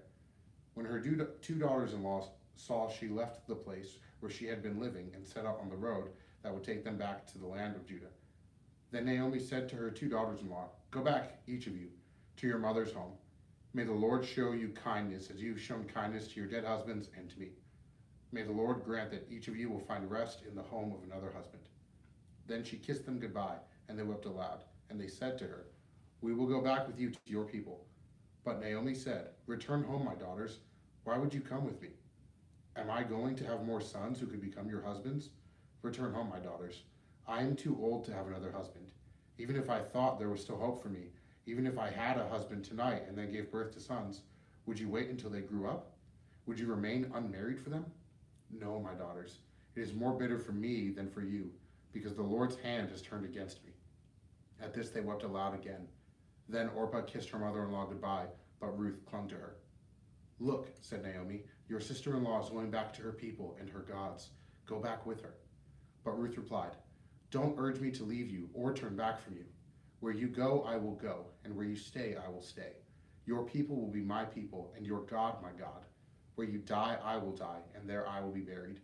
May the Lord deal with me, be it ever so severely, if even death separates you and me. When Naomi realized that Ruth was determined to go with her, she stopped urging her. So the 2 women went on until they came to Bethlehem. When they arrived in Bethlehem, the whole town was stirred because of them, and the women exclaimed, can this be Naomi? Don't call me Naomi, she told them. Call me Mara, because the Almighty has made my life very bitter. I went away full, but the Lord has brought me back empty. Why call me Naomi? The Lord has afflicted me. The Almighty has brought misfortune upon me. So Naomi returned from Moab, accompanied by Ruth the Moabite, her daughter-in-law, arriving in Bethlehem as the barley harvest was beginning. Ruth chapter 2.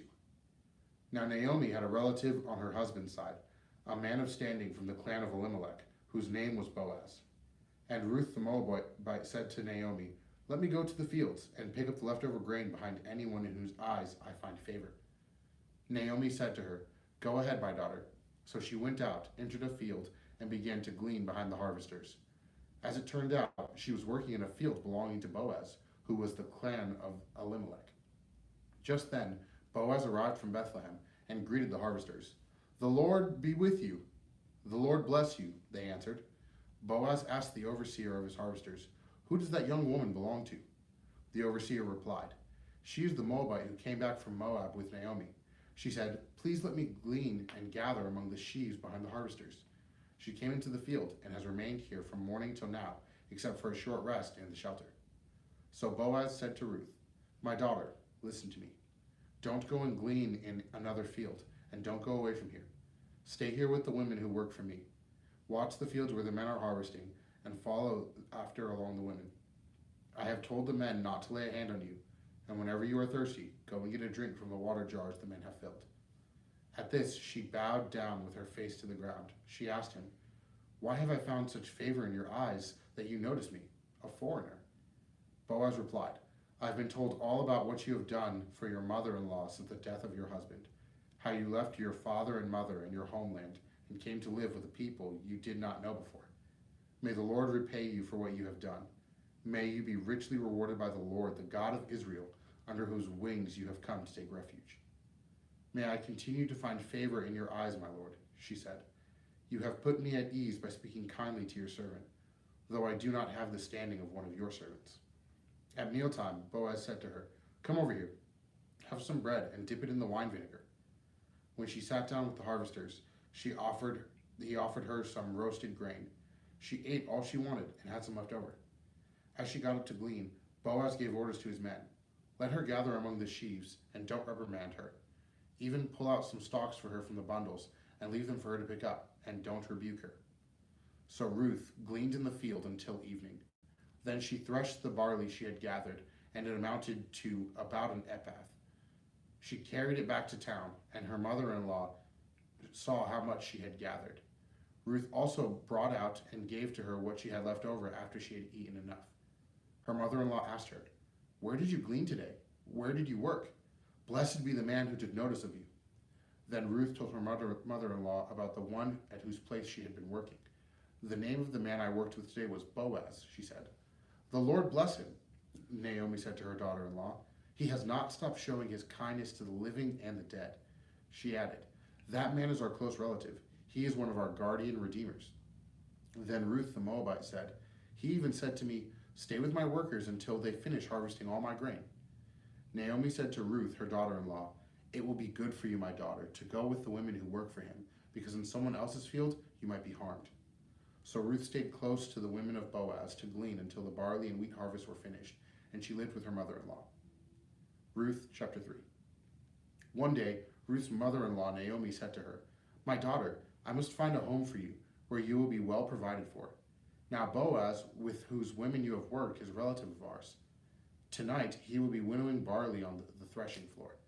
Wash, put on perfume, and get dressed in your best clothes. Then go down to the threshing floor, but don't let him know you are there until he has finished eating and drinking. When he lays down, note the place where he is lying.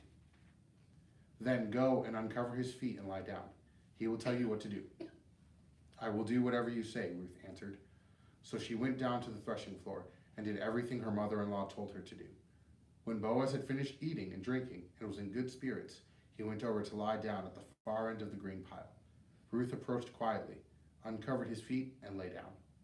In the middle of the night, something startled the man. He turned, and there was a woman laying at his feet. "Who are you?" he asked. "I am your servant Ruth," she said. "Spread the corner of your garment over me, since you are a guardian redeemer of our family." "The Lord bless you, my daughter," he replied. "This kindness is greater than that which you showed earlier. You have not run after the younger men, whether rich or poor. And now, my daughter, don't be afraid. I will do for you all you ask. All the people of my town know that you are a woman of noble character. Although it is true that I am a guardian redeemer of our family, there is another who is more closely related than I. Stay here for the night, and in the morning, if he wants to do his duty as your guardian redeemer, good. Let him redeem you. But if he is not willing, as surely as the Lord lives, I will do it. Lie here until morning." So she lay at his feet until morning, but got up before anyone recognized. And he said, "No one must know that a woman came to the threshing floor." He also said, "Bring me the shawl you are wearing and hold it out." And so when she did, he poured out into it 6 measures of barley and placed the bundle on her.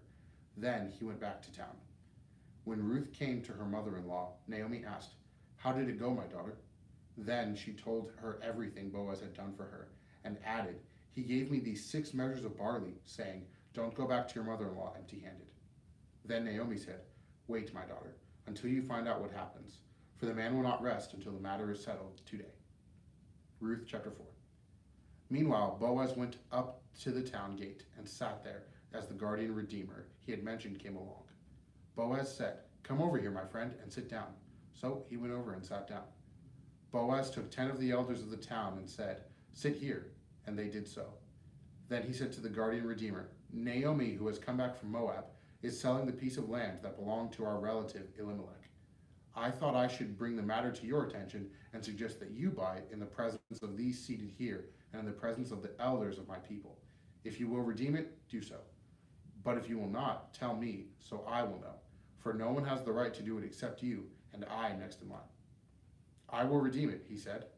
Then Boaz said, "On the day you buy the land from Naomi, you also acquire Ruth the Moabite, the dead man's widow, in order to maintain the name of the dead with his property."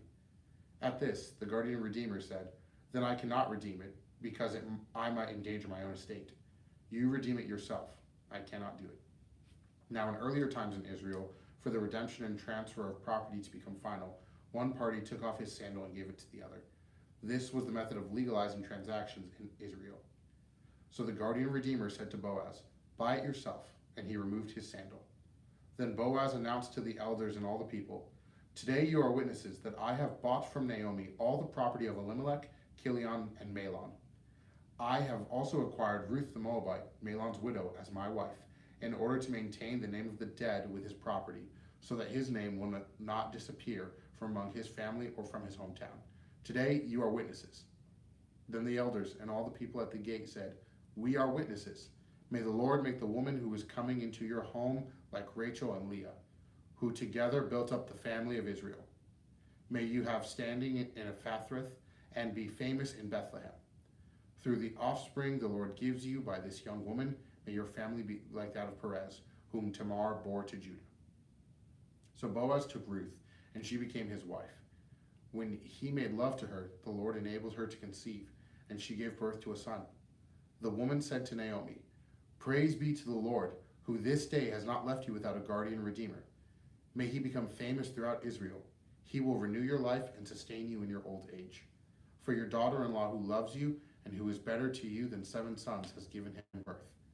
Then Naomi took the child in her arms and cared for him. The woman living there said, "Naomi has a son," and they named him Obed. He was the father of Jesse, the father of David. This then is the family line of Perez.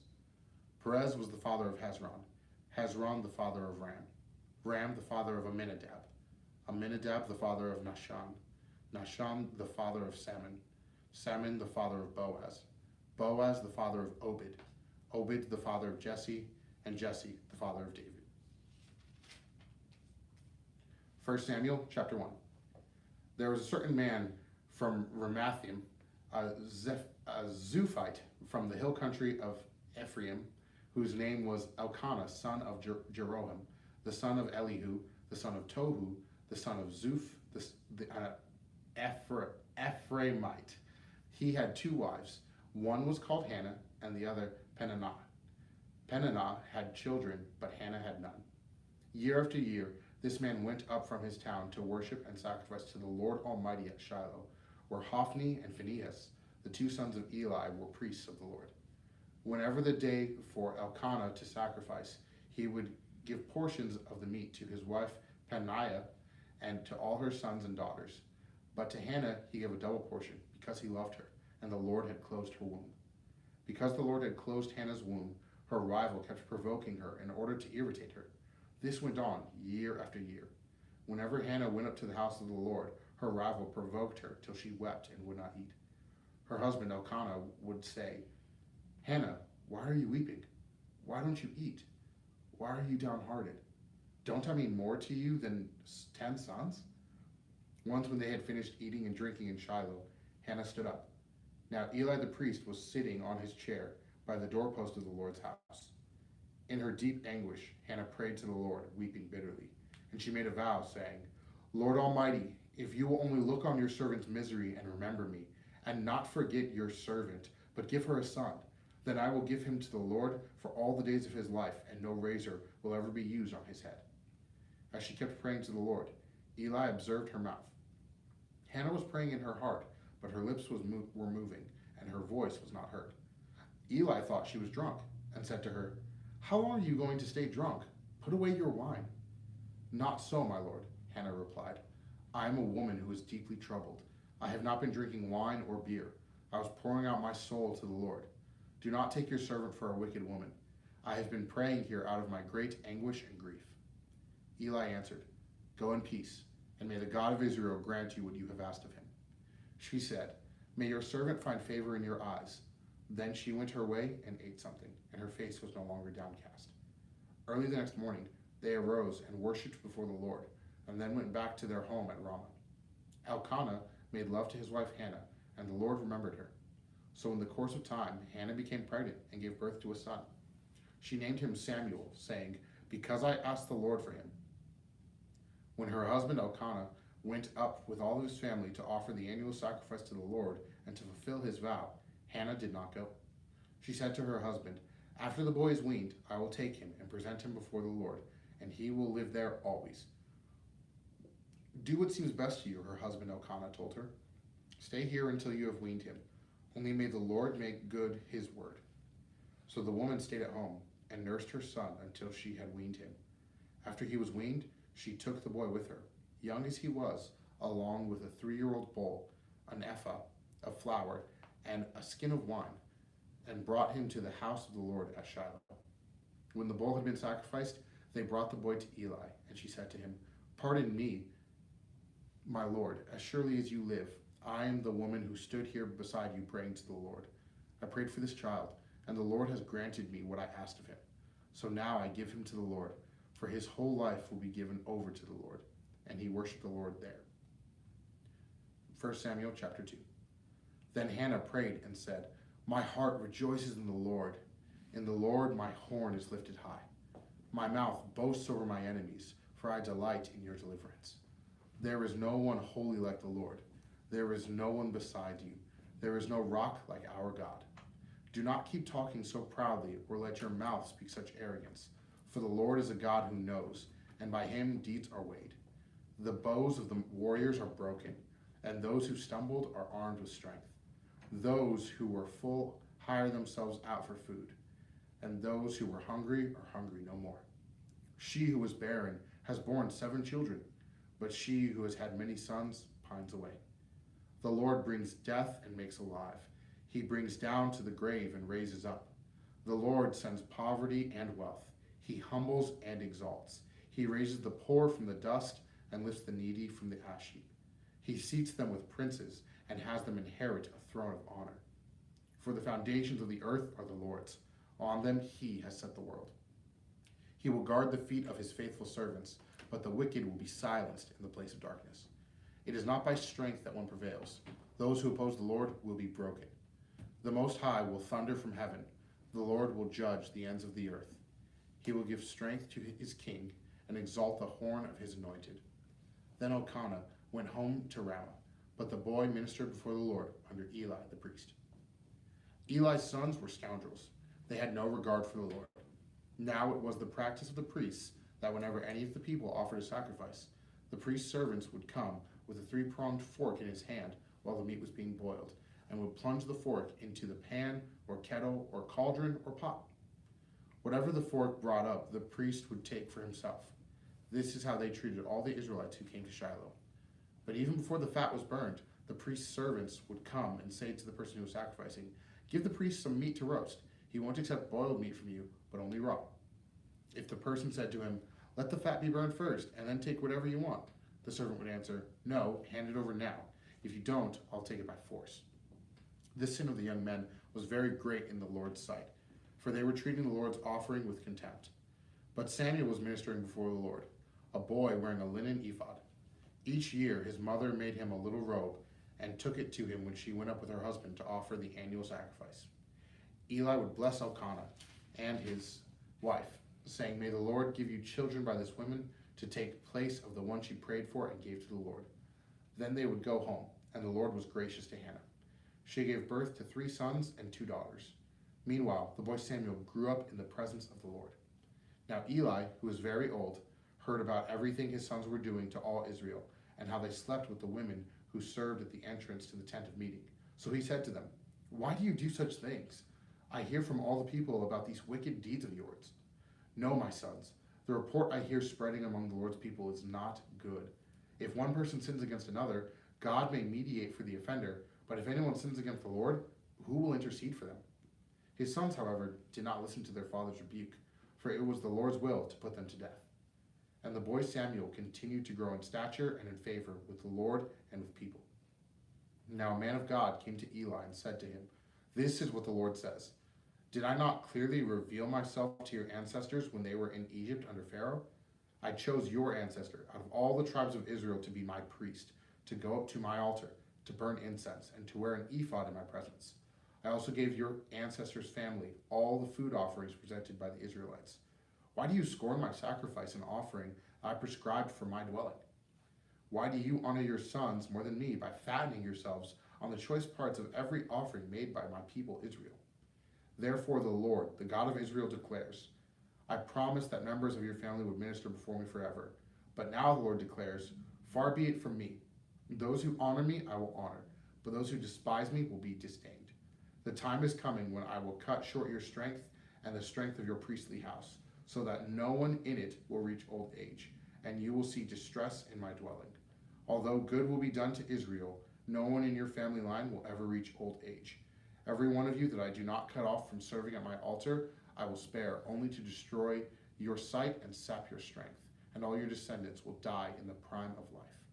And what happens to your 2 sons, Hophni and Phinehas, will be assigned to you, and they will both die on the same day.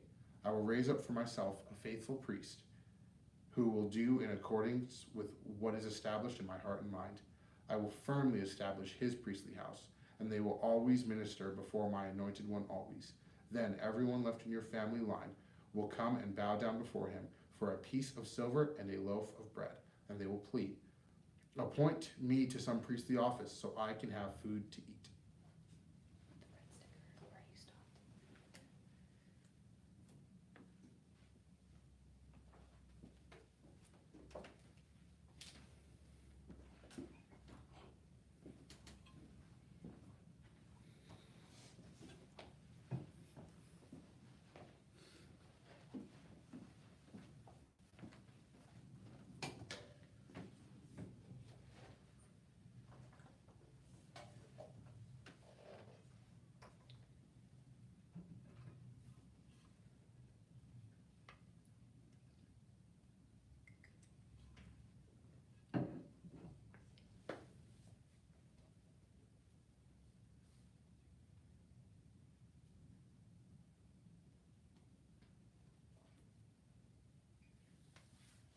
The Lord calls Samuel. The boy Samuel ministered before the Lord under Eli. In those days, the word of the Lord was rare. There were not many visions. One night, Eli, whose eyes were becoming so weak that he could barely see, was lying down in his usual place. The lamp of God had not yet gone out, and Samuel was lying down in the house of the Lord, where the ark of God was. Then the Lord called Samuel. Samuel answered, Here I am. And he ran to Eli and said, Here I am, you called me. But Eli said, I did not call. Go back and lie down. So he went and lay down. Again the Lord called Samuel. And Samuel got up and went to Eli and said, Here I am, you called me. My son Eli said, I did not call you. Go back and lie down. Now Samuel did not yet know the Lord. The word of the Lord had not yet been revealed to him. A third time the Lord called Samuel, and Samuel got up and went to Eli and said, Here I am, you called me. Then Eli realized that the Lord was calling the boy. So Eli told Samuel, Go and lie down, and if he calls you, say, Speak, Lord, for your servant is listening. So Samuel went and lay down in his place. The Lord came and stood there, calling as at the other times, Samuel, Samuel. Then Samuel said, Speak, for your servant is listening. And the Lord said to Samuel, See, I'm about to do something in Israel that will make the ears of everyone who hears about it tingle. At that time, I will carry out against Eli everything I spoke against his family from beginning to end. For I told him that I would judge his family forever because of the sin he knew about. His sons blasphemed God, and he failed to restrain them. Therefore, I swore to the house of Eli, the guilt of Eli's house will never be atoned by the sacrifice or offering. Samuel lay down until morning and then opened the doors of the house of the Lord. He was afraid to tell Eli the vision, but Eli called him and said, Samuel, my son. Samuel answered, Here I am. What was it he said to you? Eli asked. Do not hide it from me. May God deal with you, but it ever so severely if you hide from me anything he told you. So Samuel told him everything, hiding nothing from him. Then Eli said, He is the Lord. Let him do what is good in his eyes. The Lord was with Samuel as he grew up, and he let none of Samuel's words fall to the ground. And all Israel's from Dan to Beersheba recognized that Samuel was attested as a prophet of the Lord. The Lord continued to appear at Shiloh, and there he revealed himself to Samuel through his word. And Samuel's word came to all Israel. Now that the Israelites went out to fight against the Philistines, the Israelites camped at Ebenezer and the Philistines at Aphek. The Philistines deployed their forces to meet Israel, and as the battle spread, Israel was defeated by the Philistines, who killed about 4,000 of them on the battlefield. When the soldiers returned to camp, the elders of Israel asked, Why did the Lord bring defeat on us? Today before the Philistines, let us bring the risk of the Lord's covenant from Shiloh so that he may go with us and save us from the hand of our enemies. So the people sent men to Shiloh, and they brought back the Ark of Covenant of the Lord Almighty, who is enthroned between the cherubim, I don't know that word, and Eli's two sons, Hophni and Phinehas, were there with the Ark of the Covenant of God. When the Ark of the Lord's Covenant came into the camp, all Israel raised such a great shout to the ground that the ground shook. Hearing the uproar, the Philistines asked, "What is all this shouting in the Hebrew camp?" When they learned that the ark of the Lord has come to the camp, the Philistines were afraid. "A god has come into the camp," they said. "Oh no, nothing like this has happened before. We're doomed. Who will deliver us from the hand of these mighty gods? They are the gods who struck the Egyptians with all kinds of plagues in the wilderness. Be strong, Philistines, but be men, or you will be subject to Hebrews as they have been to you. Be men and fight." So the Philistines fought, the Israelites were defeated, and every man fled to his tent. The slaughter was very great. Israel lost 30,000 foot soldiers. The ark of God was captured, and Eli's two sons, Hophni and Phinehas, died. The same day, a Benjamite ran from the battle line and went to Shiloh with his clothes torn and dust on his hands. When he arrived, there was Eli sitting on his chair by the side of the road, watching because his heart feared the ark of God. When the man entered the town and told what happened, the whole town sent up to cry. Eli heard the outcry and asked, "What is the meaning of this uproar?" The man hurried over to Eli, who was 98 years old and whose eyes had failed so that he could not see. He told Eli, "I have just come from the battle line. I fled from it this very day." Eli asked, "What happened, my son?" The man who brought the news replied, "Israel fled before the Philistines, and the army has suffered heavy losses. Also, your two sons, Hophni and Phinehas, are dead, and the ark of God has been captured." When he mentioned the ark of God, Eli fell backwards off of his chair by the side of the gate. His neck was broken, and he died, for he was an old man, and he was heavy. He had led Israel 40 years.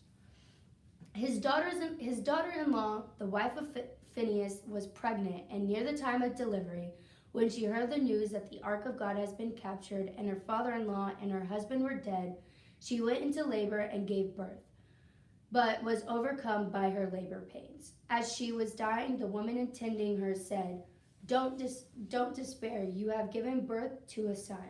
But she did not respond or pay any attention. She named the boy Ichabod, saying, The glory has departed from Israel. Because of the capture of the ark of God and the deaths of her father-in-law and her husband, she said, The glory has departed from Israel, for the ark of God has been captured. After the Philistines had captured the ark of God, they took it from Ebenezer to Ashdod. Then they carried the ark into Dagon's temple and set it beside Dagon. When the people of Ashdod rose early the next day, there was a dragon fallen on his face on the ground before the ark of the Lord. They took dragon and put him back in his place. But the following morning when they rose, there was a dragon fallen on his face on the ground before the ark. His head and hands had been broken off and were lying on the threshold. Only his body remained. This is why to this daughter neither the priests of Dagon nor their others who entered Dagon's temple, nor any others Dagon's temple as Ashdod stepped on the threshold.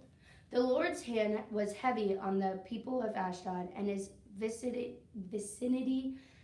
He brought devastation on them and afflicted them with tumors. When the people of Ashdod saw what was happening, they said, The ark of the God of Israel must not stay there with us, because his hand is heavy on us and on our Dagon, our God. So they called together all the rulers of the Philistines and asked them, What shall we do with the ark of the God of Israel? They answered, Have the ark of the God of Israel moved to Gath? So they moved the ark of the God of Israel. But after they had moved it, the Lord's hand was against the city, throwing it into a great panic. He afflicted the people of the city, both young and old, with an outbreak of tumors. So they sent the ark of God to Ekron. As the ark of God was entering Ekron, the people of Ekron cried out, They have brought the ark of God of Israel around us to kill us and our people. So they called together all the rulers of the Philistines and said, Send the ark of God of Israel away. Let it go back to its own place, or it will kill us and our people. For death had filled the city with panic. God's hand was very heavy on it. Those who did not die were afflicted with tumors, and the outcry of the city went up to heaven. When the ark of the Lord had been in Philistine territory 7 months, the Philistines called for the priests and the diviners and said, What shall we do with the ark of the Lord? Tell us how we should send it back to its place. They answered, If you return the ark of God of Israel, do not send it back to him without a gift. By all means, send a guilt offering to him. Then you will be healed, and you will know why his hand has been lifted from you. The Philistines asked, What guilt of fearing should we send to him? They replied, 5 gold tumors and 5 gold rats, according to the number of the Philistine rulers, because the same plague has struck both you and your rulers. Make models of the tumors and the rats that are destroying the country, and give glory to Israel's God. Perhaps he will lift his hand from you and your gods and your land. Why do you harden your hearts as the Egyptian and the Pharaoh? Egyptian and the Pharaoh did. When Israelites' God dealt harshly with them, did they not send the Israelites out so they could go on their way? Now then, get a new cart ready with 2 cows that have calved and have never been yoked. Hitch the cows to the cart, but take their calves halfway and pin them up. Take the ark of the Lord and put it in the cart, and in the chest beside it put the gold objects you are sending back to him as guilt offering. Send it on its way, but keep watching it. If it goes up to its own territory toward Beth Shemesh, then the Lord has brought this great disaster on us. But if it does not, then we will know that it was not his hand and struck us, but that it will happen to us by chance. So they did this. They took 2 such cows and hitched them to the cart and pinned up their calves. They placed the ark of the Lord of the cart, and along with it the chest containers, the gold rats, and the models of the tumors. Then the cows went straight up towards Beth Shemesh, keeping keeping on the road and lowing all the way. They did not turn on the light. They did not turn to the right or to the left.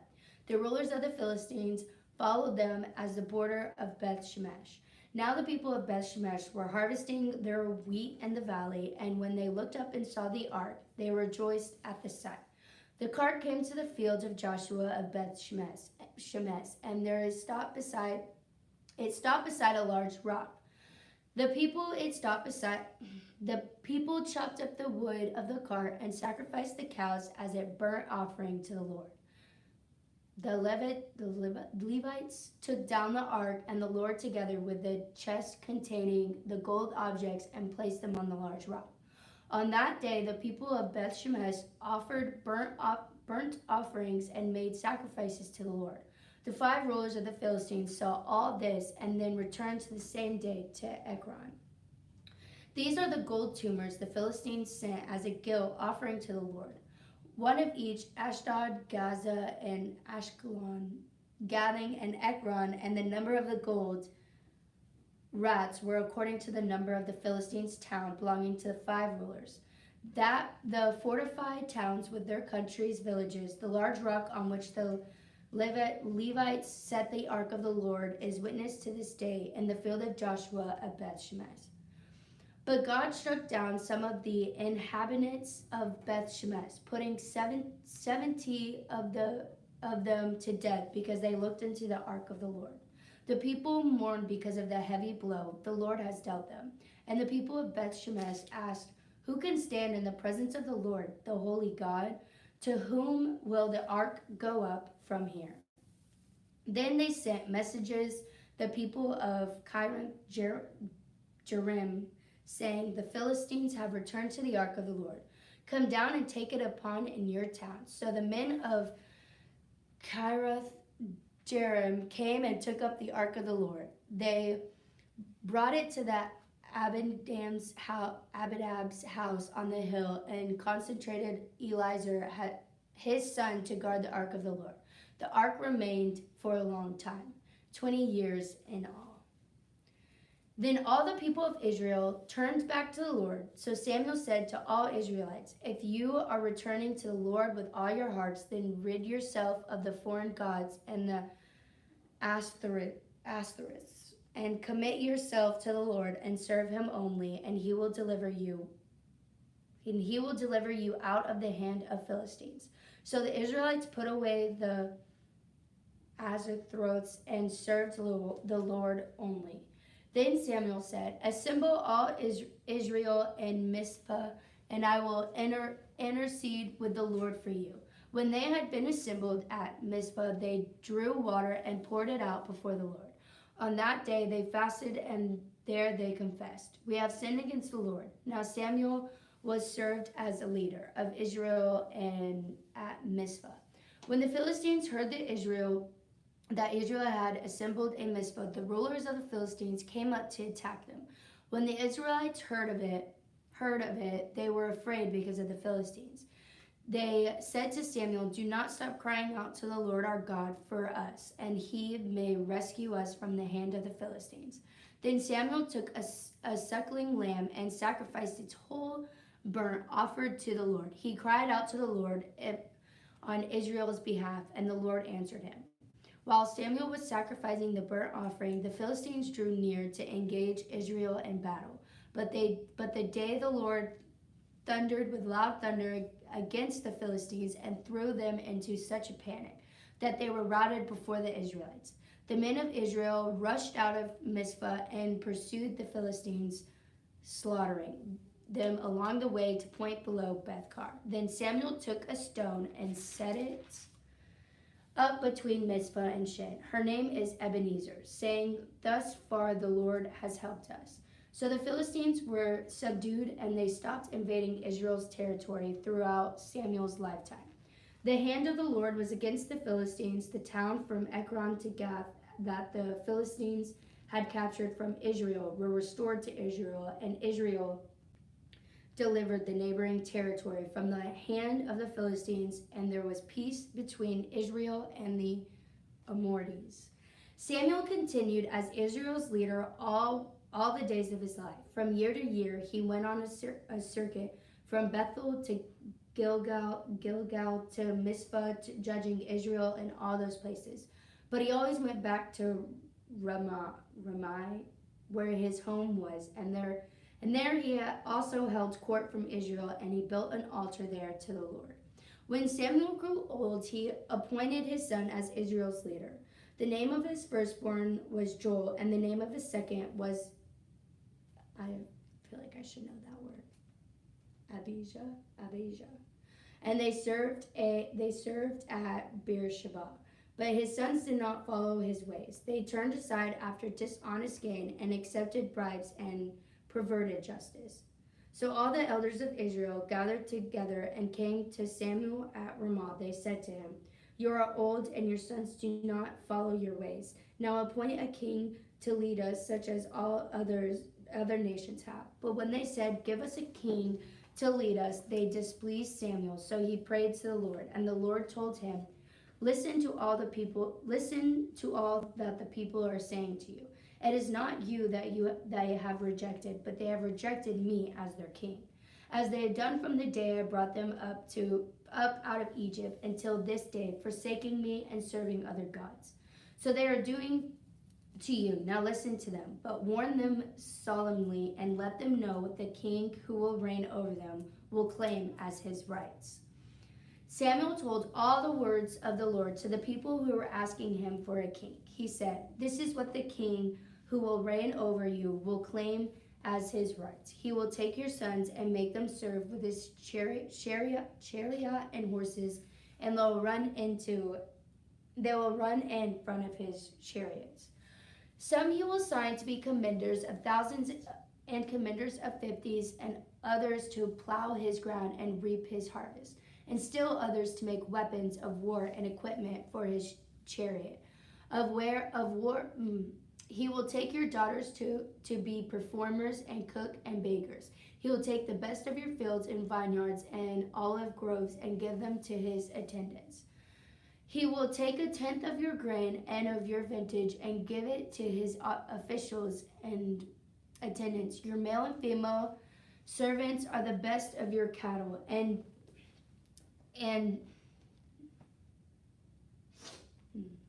donkeys he will take for his own use. He will take a tenth of your flock, and yourselves will become his slaves. When that day comes, you will cry out for relief from the king you have chosen, but the Lord will not answer you in that day."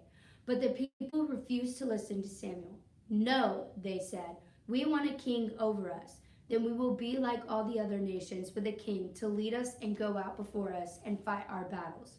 When Samuel heard all of the people say, he repeated it before the Lord. The Lord answered, "Listen to them and give them a king." Then Samuel said to the Israelites, "Everyone go back to your own town." There was a Benjamite, a man of standing, whose name was Kish, son of Abiel, the son of Zerar, and the son of Bechorath, the son of Aphiah and Benjamin. Kish had a son named Saul, as handsome a young man as could be found anywhere in Israel, and he was held taller than anyone else. Now the donkeys belonging to Saul's father Kish were lost, and Kish said to his son Saul, "Take one of the servants with you and go and look for the donkeys." So he passed through the hill country of Ephron and through the area around Shalisha, but they did not find them. They went on into the district of Shalom, but the donkeys were not there. Then they passed through the territory of Benjamin, but they did not find them. When they reached the district of Zuph, Saul said to the servant who was with him, "Come, let's go back, or my father will stop thinking about the donkeys and start worrying about us." But the servant replied, "Look, in this town there is a man of God. He is highly respected, and everything he says comes true. Let's go there now. Perhaps he will tell us what way to take." Saul said to his servant, "If we go, what can we give the man? The food in our sacks is gone. We have no gift to take to the man of God. What do we have?" The servant answers him again. "Look," he said, "I have a quarter of shekel of silver. I will give it to the man of God so that he will tell us what way to take. Formerly is Israel, if someone went to inquire of God, they would say, come, let us go to the seer, because of the prophet of today used to be called a seer. Good, Saul said to his servant, come, let's go. So they set out of town where the man of God was. As they were going up the hill to the town, they met some young women coming out to draw water, and they asked them, is the seer here? He is, they answered. He's ahead of you. Hurry now, he has just come to our town today, for the people have sacrifices at a high place. As soon as you enter the town, you will find him before he goes up to the high place to eat. The people will not begin eating until he comes, because he must bless the sacrifice afterward. Those who are invited will eat. Go up now. You should find him about this time. They went up to the town, and as they were entering, there was Samuel coming toward them on his way up to the high place. Now the day before Saul came, the Lord has revealed this to Samuel. About this time tomorrow, I'll send you a man from the land of Benjamin. Mount him ruler over my people Israel. He will deliver them from the hand of the Philistines. I have looked on my people, for their cry has reached me. When Samuel caught sight of Saul, the Lord said to him, this is the man I spoke to you about. He will govern my help. Saul approached Samuel in the gateway and asked, would you please tell me where the seer's house is? I am the seer, Samuel replied. Go up ahead of me to the high place, for today you are to eat with me, and in the morning I will send you on your way and will tell you all that is in your heart. As for the donkeys you lost 3 days ago, do not worry about them. They have been found, and to whom is all the desire of Israel turned, if not to you and your whole family line? Saul answered, but am I not Benjamite from the smallest tribe of Israel? And is it not my clan the least of all the clans of the tribe of Benjamin? Why do you say such thing to me? Then Samuel brought Saul and his servant into the hall and seated them at the head of those who were invited, about 30 in number. Samuel said to the cook, bring the piece of meat I gave you, the one I told you to lay aside. So the cook took up the hide with what was on it and set it in front of Saul. Samuel said, here is what has been kept for you. Eat because it was set aside for you for the occasion from the time I said, I have invited guests. And Saul dined with Samuel that day. After they came down from the high place to the town, Samuel talked with Saul on the roof of his house. They rose about daybreak, and Samuel called Saul on the roof, get ready, and I will send you on your way. When Saul got ready, he and Samuel went outside together. As they were going down to the edge of the town, Samuel said to Saul, tell the servant to go on ahead of us, and the servant did so. But you stay here for a while, so that I may give you a message from God. Then Samuel took a flask of olive oil and poured it on Saul's head and kissed him, saying, has not the Lord anointed you ruler over his inheritance? When you leave me today, you will meet 2 men near Rachel's tomb. At Zelzah on the border of Benjamin, they will say to you, the donkeys you set out to look for have been found, and now your father has stopped thinking about them and is worried about you. He is asking, what shall I do about my son? Then you will go from there until you reach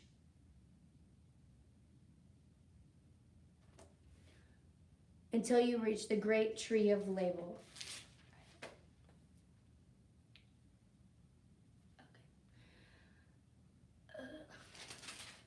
3 men going up to worship God at Bethel will meet you there. One will be carrying 3 young goats, another 3 loaves of bread, and another a skin of wine. They will greet you and offer you 2 loaves of bread, which you will accept from them. After that, you will go to Gibeah of God, where there is a Philistine outpost. As you approach the town, you will meet a procession of prophets coming down from the high place with lyres, timbrels, pipes, and harps being played before them. And they will be prophesying, the Spirit of the Lord will come powerfully upon you, and you will prophesy with them, and you will be changed into a different person.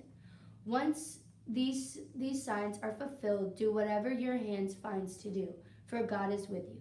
Go down ahead of me to Gilgal. I will surely come down to your sacrifice, burnt offerings and fellowship offerings, but you must wait 7 days until I come to you and tell you what you are going to do." As Saul turned to leave Samuel, God changed Saul's heart, and all these signs were fulfilled that day. When he and his servant arrived at Gibeah, a procession of prophets met him. The Spirit of God came powerfully upon him, and he joined in on their prophesying. When all those who had formerly known him saw him prophesying with the prophets, they asked each other, What is this that has happened to the son of Kish? Is Saul also among the prophets? A man who lived there answered, and who is their father? So it becomes a saying. Is Saul also among the prophets? After Saul stopped prophesying, he went to the high place. Now Saul's uncle asked him and his servant, "Where have you been?" "Looking for the donkeys," he said. But when he saw they were not to be found, we went to Samuel. Saul's uncle said, "Tell me what Samuel said to you." Samuel replied, "He assured us that the donkeys had been found, but he did not tell his uncle what Sam had said about the kingship." Samuel summoned the people of Israel to the Lord of Mizpah and said to them, "This is what the Lord, the God of Israel, says. I brought Israel up out of Egypt, and I delivered you from the power of Egypt and all the kingdoms that oppressed you. But you have now rejected your God, who saves you out of all your disasters and calamities. And you have said, 'No, appoint a king over us.' So now present yourselves before the Lord by your tribes and clans." When Samuel had all Israel come forward by tribes, the tribe of Benjamin was taken by a lot. Then he brought forward for the tribe of Benjamin, clan by clan, and Matri's clan was taken. Finally, Saul's son of Kish was taken, but then they looked for him. He was not to be found, so they inquired further of the Lord, "Has the man come here yet?" And the Lord said, "Yes, he has hidden himself among the supplies." They ran and brought him out, and as he stood among the people, he was a head taller than any of the others. Samuel said to all the people, "Do you see the man of the Lord has chosen? There is no one like him among all the people." Then the people shouted, "Long live the king!" Samuel explained for the people the rights and the duties of the kingship. He wrote them down on a scroll and deposited it before the Lord. Then Samuel dismissed the people to go to their own homes. Saul also went to his home in Gibeah, accompanied by valiant men whose hearts God has touched. But some scoundrels said, "How can this fellow save us?" They despised him and brought him no gifts, but Saul kept silent.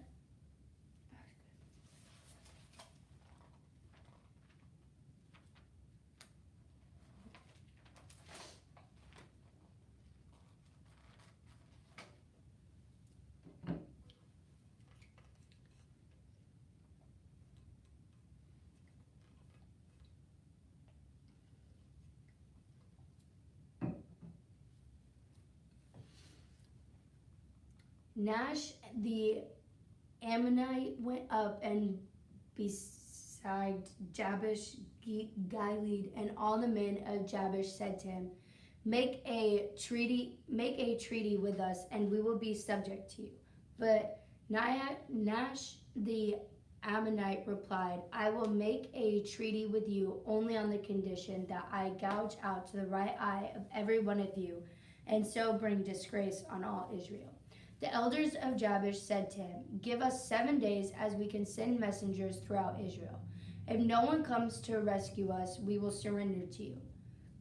When the messengers came to Gibeah of Saul and reported these terms to the people, they all wept aloud. Just then Saul was returning from the fields behind his oxen, and he asked, "What is wrong with everyone?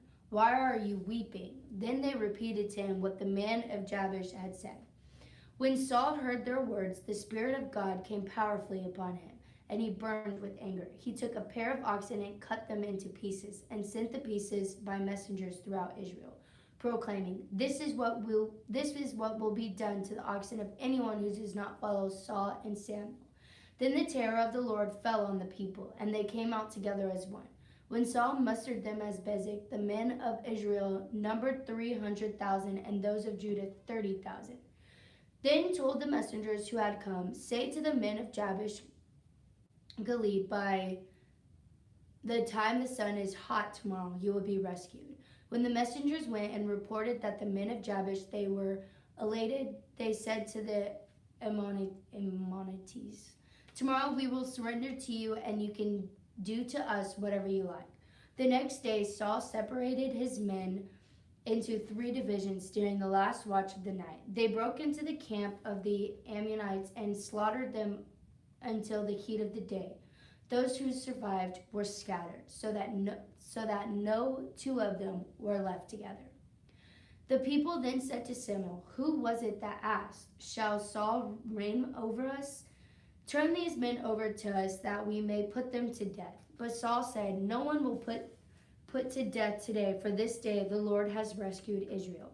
Then Samuel said to the people, Come, let us go to Gilgal and there renew the kingship. So all the people went to Gilgal and made Saul king in the presence of the Lord. There they sacrificed fellowship offerings before the Lord, and Saul and all the Israelites held a great celebration. Samuel said to all Israel, I have listened to everyone you said to me, and I have set a king over you. Now you have a king as your leader. As for me, I am old and gray, and my sons are here with you. I have been your leader for my youth until this day. Here I stand, testify against me in the presence of the Lord and his anointed. Whose ox have I taken? Whose donkey have I taken? Whom have I cheated? Whom have I impressed? From whose hand have I accepted a bribe to make me shut my eyes? If I have done any of these things, I will make it right. You have not cheated or oppressed us, they replied. You have not taken anything from anyone's hand. Samuel said to them, Then the Lord is witness against you, and also his anointed is witness this day, that you have not found anything in my hand. He is witness, they said. Then Samuel said to the people, It is the Lord who appointed Moses and Aaron and brought your ancestors up out of Egypt. Now then, stand here, because I am going to confront you with evidence before the Lord as to all the righteous acts performed by the Lord for you and your ancestors. After Jacob entered Egypt, they cried to the Lord for help. And the Lord sent Moses and Aaron, who brought your ancestors out of Egypt and settled them in this place. But they forgot the Lord their God, so he sold them into the hand of Sisera. I don't know the names on here. The commander of the army of Hazor, and into the hands of the Philistines and the king of Moab, who fought against them. They cried out to the Lord and said, We have sinned. We have forsaken the Lord and served the Baals and the Ashtaroths. But now deliver us from the hands of our enemies, and we will serve you. Then the Lord sent Jeroboam, Barak, Jephthah, and Samuel, and he delivered you from the hands of your enemies, all around you, so that you lived in safety. But when you saw that the Nash king of the Ammonites was moving against you, you said to me, No, we want a king to rule over us, even though the Lord your God was your king. Now here is the king you have chosen, the one you asked for. See, the Lord has set a king over you. If you fear the Lord and serve and obey him and do not rebel against his commands, and if both you and the king would reign over your follow the Lord your God, good. But if you do not obey the Lord, and if you rebel against his commands, his hand will be against you, as it was against your ancestors. Now then, stand still and see this great thing that the Lord is about to do before your eyes. It is not it is not wheat harvest now. I will call you on the Lord to send thunder and rain, and you will realize what an evil thing you did in the eyes of the Lord when you asked for a king. Then Samuel called on the Lord, and the same day the Lord sent the thunder and the rain, so all the people stood in awe of the Lord and Samuel. The people all said to Samuel, "Pray over the Lord your God for your servants so that we will not die. For we have added to all our other sins the evil of asking for a king." "Do not be afraid," Samuel replied. "You have done all this evil, yet do not turn away from the Lord, but serve the Lord with all your heart.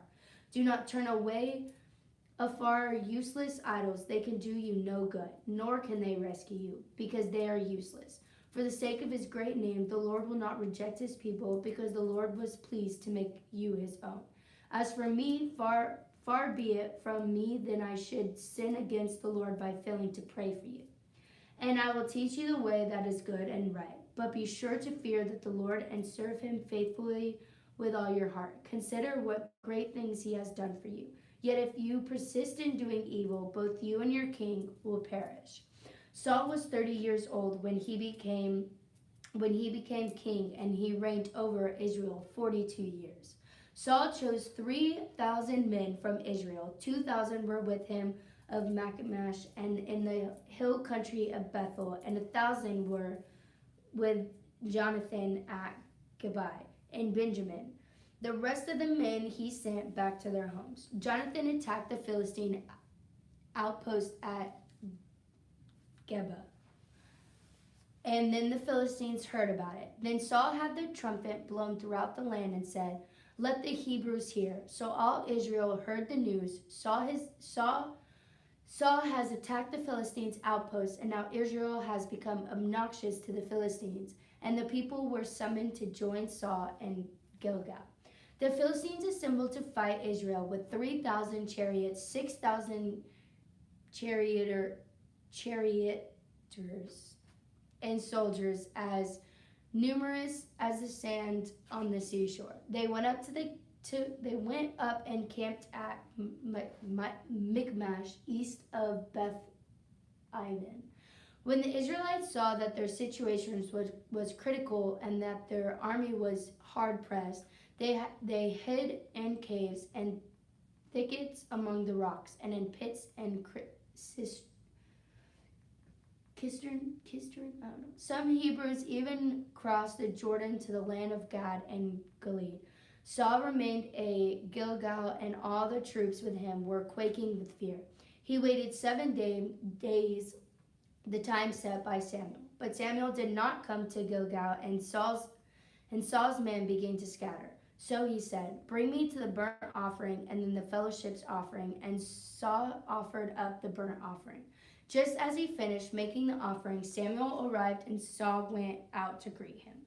"What have you done?" asked Samuel. Saul replied, "When I saw that the men were scattering, and that you did not come at the set time, and that the Philistines were assembled at Michmash, I thought, now that the Philistines will come down against me at Gilgal, and I have not sought the Lord's favor.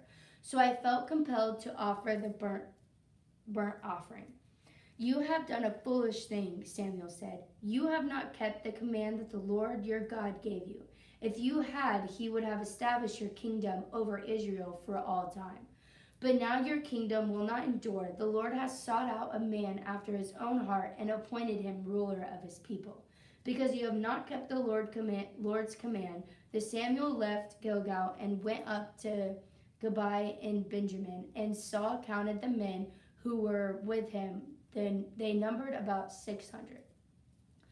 Saul and his son Jonathan and the men with them were staying in Gibeah in Benjamin, while the Philistines camped at Michmash. Raiding the parties went out from the Philistines' camp in 3 detachments. One turned toward Aphrai in the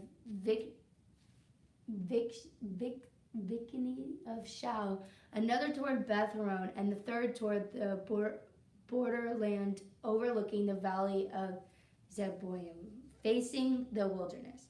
Not a blacksmith could be found in the whole land of Israel, because the Philistines had said, "Otherwise the Hebrews will make swords or spears."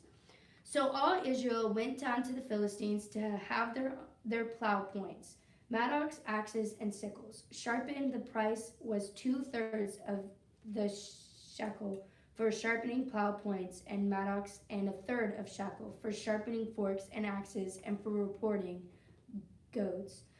So on the day of the battle, not a soldier with Saul and Jonathan had a sword of spear in his hand. Only Saul and his son Jonathan had them. Now a detachment of Philistines had gone out to pass a Michmash. One day Jonathan, son of Saul, said to his young armor-bearer, "Come, let go of the Philistines' outpost on the other side." But he did not tell his father. Saul was staying on the outskirts of Gibeah under a pomegranate tree in Megron. With him were about 600 wearing an ephod. He was a son of Ichabod's brother Ahitub, son of Phinehas, and son of Eli, the Lord's priest in Shiloh. No one was aware that Jonathan had left. On each side of the pass, Jonathan intended to cross to reach the Philistine outpost. Was a cliff. One was called Bozez and the other Sinai. One cliff stood to the north toward Michmash, the other to the south toward Gibeah. Jonathan said to his young armor-bearer, "Come, let's go over to the outpost of those uncircumcised men. Perhaps the Lord will act in our behalf. Nothing can hinder the Lord from saving, whether by many or by few. Do all that you have in mind." His armor-bearer said, "Go ahead, I am with you, heart and soul." Jonathan said, "Come on then, we will cross over towards them and let them see us. If they say to us, wait there until we come to you, we will stay where we are and not go up to them. But if they say, come up to us, we will climb up, because that will be our sign that the Lord has given them into our hands." So both of them showed themselves to the Philistines' outpost. "Look," said the Philistine, "the Hebrews are crawling out of the holes they were hiding in." The men of the outpost shouted to Jonathan and his armor-bearer, "Come up to us and we'll teach you a lesson." So Jonathan said to his armor-bearer, "Climb up after me. The Lord has given them into the hand of Israel." Jonathan climbed up using his hands and feet with his armor-bearer right behind him. The Philistines fell before Jonathan, and his armor-bearer followed and killed behind him. In the first attack, Jonathan and his armor-bearer killed some 20 men in the area of about half an acre. Then panic struck the whole army, those in the camp and fields and those in the outposts and raiding parties, and the ground shook. It was a panic sent by God. Saul's lookouts at Gibeah and Benjamin saw the army melting away in all directions. Then Saul said that the men who were with him muster the forces and see who has left us. When they did it, it was Jonathan and his armor-bearer who were not there. Saul said to Ahijah, "Bring the ark of God." At the time it was with the Israelites. While Saul was talking to the priest, the tumult in the Philistine camp increased more and more. So Saul said to the priest, "Withdraw your hand." Then Saul and all his men assembled and went to the battle. They found the Philistines in total confusion, striking each other with their swords. Those Hebrews who had previously been with the Philistines and had gone up with them to their camp went over to the Israelites who were with Saul and Jonathan. When all the Israelites who had hidden to the hill country of Ephraim heard that the Philistines were on the run, they joined the battle in hot pursuit. So on that day the Lord said Israel, and the battle moved on beyond Bethavim. Now the Israelites were in distress that day, because Saul had become the people under the oath, saying, "Cursed by anyone who eats food before even coming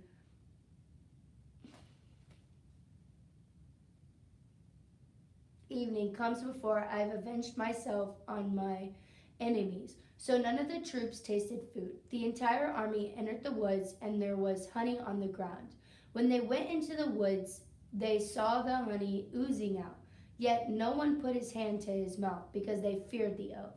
But Jonathan had not heard that his father had bound the people with the oath. So he reached out the end of the staff that was in his hand and dipped it into the honeycomb. He raised his hand to his mouth and his eyes brightened. Then one of the soldiers told him, "Your father bound the army under a strict oath, saying, 'Cursed be anyone who eats food today.' This is why the men are faint." Jonathan said, "My father has made trouble for the country. See how my eyes brightened when I tasted a little of this honey? How much better it would have been if the men had eaten today some of the plunder they took from their enemies. Would not the slaughter of the Philistines have been even greater?" That day after the Israelites had struck down the Philistines from Michmash to Ajalon, they were exhausted. They pounced on the plunder and taking sheep, cattle, and calves, they butchered them on the ground and ate them, together with the blood. Then someone said to Saul, Look, the men are shining against the Lord by eating meat that has blood in it. You have broken faith," he said. "Roll a large stone over here at once." Then he said, "Go out among the men and tell them, each of you who bring me your cattle and sheep and slaughter them here and eat them, do not sin against the Lord by eating meat with blood still in it." So everyone brought his ox the night and slaughtered it there. Then Saul built an altar to the Lord. It was the first time he had done this. Saul said, "Let us go down and pursue the Philistines by night and plunder them till dawn, and let us not leave one of them alive." "Do whatever seems best to you," they replied. But the priest said, "Let us inquire of God here." So Saul asked God, "Shall I go down and pursue the Philistines? Will you give them into Israel's hand?" But God did not answer him that day. Saul therefore said, "Come here, all you who are leaders of the army, and let us find out what sin has been committed today. As surely as the Lord who rescues Israel lives, even if the guilt lies with my son Jonathan, he must die." But not one of them said a word. Saul then said to all the Israelites, "You stand over there. I and Jonathan, my son, will stand over here. Do what seems best to you," they replied. Then Saul prayed to the Lord, the God of Israel, "Why have you not answered your servant today? If the fault is in me or my son Jonathan, respond with Urim, but if the men of Israel are my fault, respond with Thummim." Jonathan and Saul were taken by a lot, and the men were cleared. Saul said, "Cast the lot between me and Jonathan, my son." And Jonathan was taken. Then Saul said to Jonathan, "Tell me what you have done." So Jonathan told him, "I tasted a little honey with the end of my staff, and now I must die." Saul said, "May God deal with me, be it ever so severely, if you do not die, Jonathan." But then the man said to Saul, "Should Jonathan die? He who has brought about this great deliverance is Israel. Never as surely as the Lord lives. Not a hair on his head will fall to the ground if he did this today, with God's help." So the men rescued Jonathan, and he was not put to death. Then Saul stopped pursuing the Philistines, and they withdrew to their own land. After Saul had assumed rule over Israel, he fought against their enemies on every side: Moab, the Ammonites, Edom, the kings of Zobah, and the Philistines. Wherever he turned, he inflicted punishment on them. He fought valiantly and defeated the Amalekites, delivering Israel from the hands of those who had plundered him. Saul's sons were Jonathan, Ishvi, and Malchi-Shua. The name of his older daughter were Merab, and that of the younger was Michael. His wife's name was Ahinoam, daughter of Ahimaaz. The name of the commander of Saul's army was Abner, son of Ner, and Ner was Saul's uncle. Saul's father Kish and Abner's father Ner were sons of Abiel. All the days of Saul there was a bitter war with the Philistines, and whenever Saul saw a mighty or brave man, he took him into his service. Samuel said to Saul, I am the one of the Lord sent to anoint you king over his people of Israel. So listen now. The message for the Lord. This is what the Lord Almighty says. I will punish the Amalekites for what they do to Israel when they waylaid them as they came up from Egypt. Now go attack the Amalekites and totally destroy all that belongs to them. Do not spare them, but put to death men and women, children, infants, cattle and sheep, camels and donkeys. So Saul summoned the men and mustered them at Telaim, 200,000 foot soldiers and 10,000 from Judah. Saul went to the city of Amalek and set an ambush in the ravine. Then he said to the Kenites, Go away, leave the Amalekites so that I do not destroy you along with them. For you showed kindness to all the Israelites when they came up out of Egypt. So the Kenites moved away from the Amalekites. Then Saul attacked the Amalekites all the way from Havilah to Shur, near the eastern border of Egypt. He took Agag, king of the Amalekites, alive, and all his people he totally destroyed with the sword. But Saul and the army spared Agag and the best of the sheep and cattle, the fat calves and the lambs. Everything that was good, these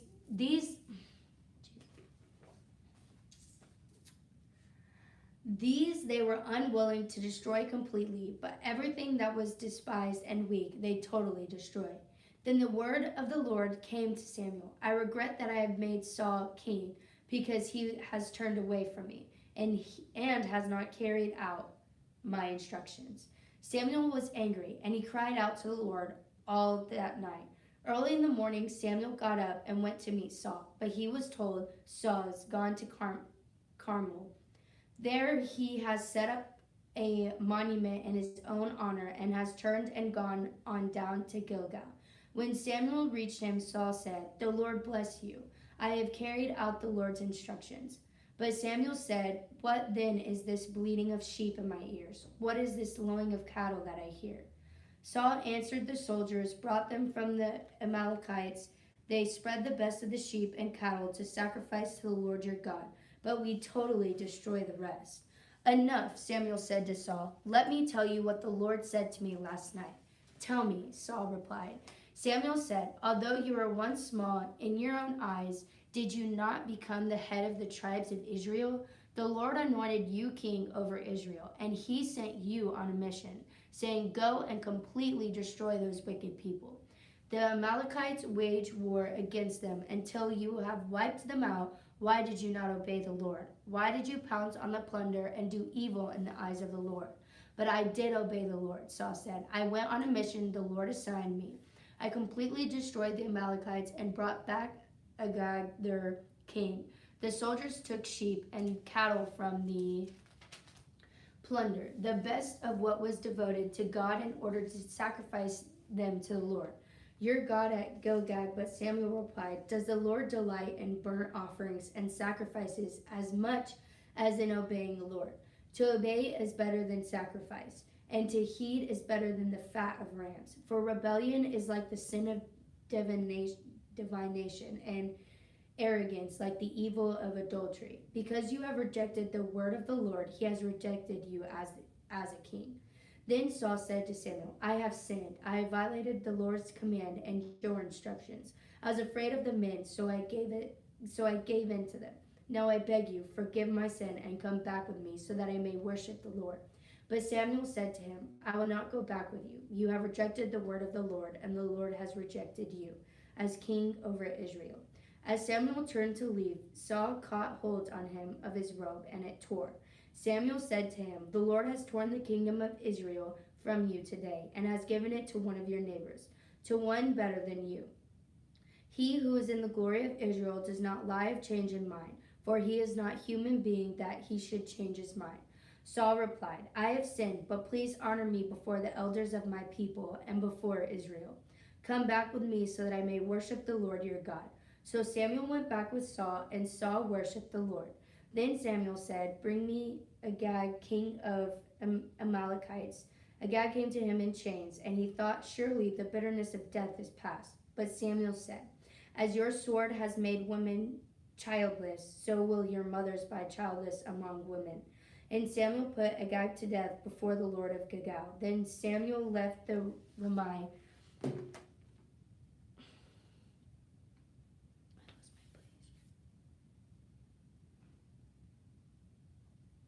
But Saul went up to his home in Gibeah of Saul until the day Samuel died. He did not go to see Saul again, and the Samuel murmured for him, and the Lord regretted that he had made Saul king over Israel. The Lord said to Samuel, how long will you mourn for Saul, since I have rejected him as a king over Israel? Fill your horn with oil and be on your way. I am sending you to Jesse of Bethlehem. I have chosen one of his sons to be king. But Samuel said, how can I go? If Saul hears about it, he will kill me. The Lord said, take a heifer with you and say, I have come to sacrifice to the Lord. Invite Jesse to the sacrifice, and I will show you what to do. You are an anoint for me, the one I indicate. Samuel did what the Lord said. When he arrived at Bethlehem, the elders of the town trembled when they met him. They asked, do you come in peace? Samuel replied, yes, in peace. I have come to sacrifice to the Lord. Consecrate yourselves and come to the sacrifice with me. Then he consecrated Jesse and his sons and invited them to the sacrifice. When they arrived, Samuel saw Eli and thought, surely the Lord anointed stands here before the Lord. But the Lord said to Samuel, do not consider his appearance of his height, for I have rejected him. The Lord does not look at the things people look at. People look at the outward appearance, but the Lord looks at the heart. Then Jesse called Abner and had him pass in front of Samuel. But Samuel said that the Lord has chosen this one either. Jesse said that the Shammah passed by, but Samuel said, nor has the Lord chosen this one. Jesse had 7 of his sons pass before Samuel, but Samuel said to him, the Lord has not chosen these. Are these all the sons you have?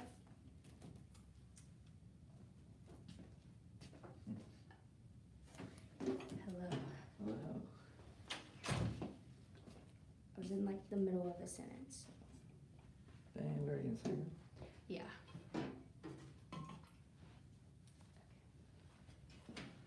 All right. Read some books.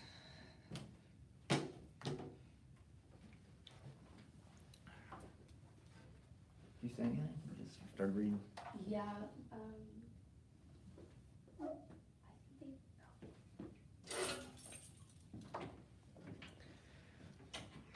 All right.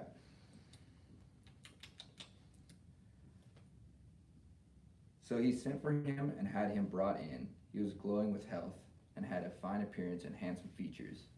Then the Lord said, rise and anoint him. This is the one. So Samuel took the horn of oil and anointed him in the presence of his brothers. And from that day on, the Spirit of the Lord came powerfully upon David. Samuel then went to Ramah. David in Saul's service. Now the Spirit of the Lord had departed from Saul, and an evil spirit from the Lord tormented him. Saul's attendants said to him, see, an evil spirit from God is tormenting you. Let our Lord command his servants here to search for anyone who can play the lyre. He will play when the evil spirit from God comes on you, and you will feel better. So Saul said to his attendants, find someone who plays well and bring him to me. One of the servants answered, I have seen a son of Jesse of Bethlehem who knows how to play the lyre. He is a brave man and a warrior, and he speaks well and is a fine-looking man. And the Lord said to him, then Saul sent a message to Jesse and said, send me your son David, who is with the sheep. So Jesse took a donkey loaded with bread, skin of wine, and a young goat, and sent them with his sons to David to Saul. David came to Saul and entered his service. Saul liked him very much, and David became one of his armor bearers. Then Saul sent word to Jesse, saying, allow David to remain in my service, and I am pleased with him. Whenever the Spirit of God came on Saul, David would take up his lyre and play. Then relief would come to Saul. He would feel better, and the evil spirit would leave him. Now the Philistines gathered their forces for war and assembled the Soka of Judah. They pitched camp at Ephathdammim between Soka and Ezekiah. Saul and the Israelites assembled and camped in the valley of Elah and drew up their battle line to meet the Philistines. The Philistines occupied one hill and the Israelites another, with the valley between them. A champion named Goliath, who was from Gath, came out of the Philistines' camp. His height was 6 cubits and a span. He had a bronze helmet and a head. He wore a coat of scale armor. A bronze weighted 5,000 shekels. On his legs he wore bronze greaves, and the bronze javelin he slung on his back. His spear shaft was like a weaver's rod, and its iron point weighed 600 shekels. His shield bearer went ahead of him. Goliath stood and shouted to the ranks of Israel, "Why do you come out and line up for battle? Am I not a Philistine, and are you not the servants of Saul? Choose a man and have him come down to me. If he is able to fight and kill me, we will become your servants, and I will overcome him and kill him and become our servants and serve us." Then the Philistines said, "This day I defy the armies of Israel. Give me a man and let us fight each other." On hearing the Philistines' words, Saul and the Israelites were dismayed and terrified. Now David was the son of Ephraim, named Jesse, who was from Bethlehem in Judah. Jesse had 8 sons in Saul's time, and he was very old. Jesse's 3 oldest sons, who followed Saul to war, the firstborn was Eliab, the second Eliab, and third Shemaiah. David was the youngest. The 3 oldest followed Saul, but David went back and forth from Saul to tend to his father's sheep in Bethlehem. For 40 days the Philistines came forward every morning and evening and took his stand. Now Jesse said to his son David, "Take this ephah of roasted grain and these 10 loaves of bread for your brothers who are hungry to their camp. Take along these 10 cheeses to the commander of the unit. See how your brothers are and bring back some assurance from them." They are with Saul and all the men of Israel in the valley of Elah, fighting against the Philistines. Early in the morning, David left the flock in the care of the shepherd, loaded up, and set out as Jesse directed. He reached the camp as the army was going out in the battle positions, shouting out to its war cry. Israel and the Philistines were drawing up their lines facing each other. David left his things with the keeper of supplies, ran to the battle lines, and asked his brothers how they were.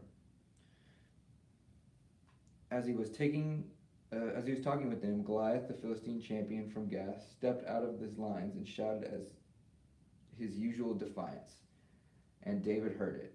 Whenever the Israelites saw the man, they fled from him in great fear. Now the Israelites had been saying, "Do you see how this man keeps coming out? He comes out to defy Israel. The king will give great wealth to a man who kills him. He will also give his daughter in marriage and will exempt his family from the taxes in Israel." David asked the men standing near him, "What will be done for the man who kills the Philistine and removes his disgrace from Israel? Who is uncircumcised Philistine who he should defy the armies of the living God?" They repeated to him what they had been saying and told him, "This is what will be done for the man who kills him." Then Eliab, David's oldest brother, heard him speaking with the men. He burned with anger at him and asked, "Why have you come down here? And with whom do you leave those few sheep in the wilderness? I know how conceited you are and how wicked your heart is. You came down only to watch the battle." "Now what have I done?" asked David. "Can I even speak?" He then turned away to someone else and brought up the same matter, and the men answered him as before. What David said was overheard and reported to Saul, and Saul sent for him. David said to Saul, "Let no one lose heart on account of this Philistine. Your servant will go and fight him." Saul replied, "You are not able to go out against this Philistine and fight him. You are only a young man, and he has been a warrior from his youth."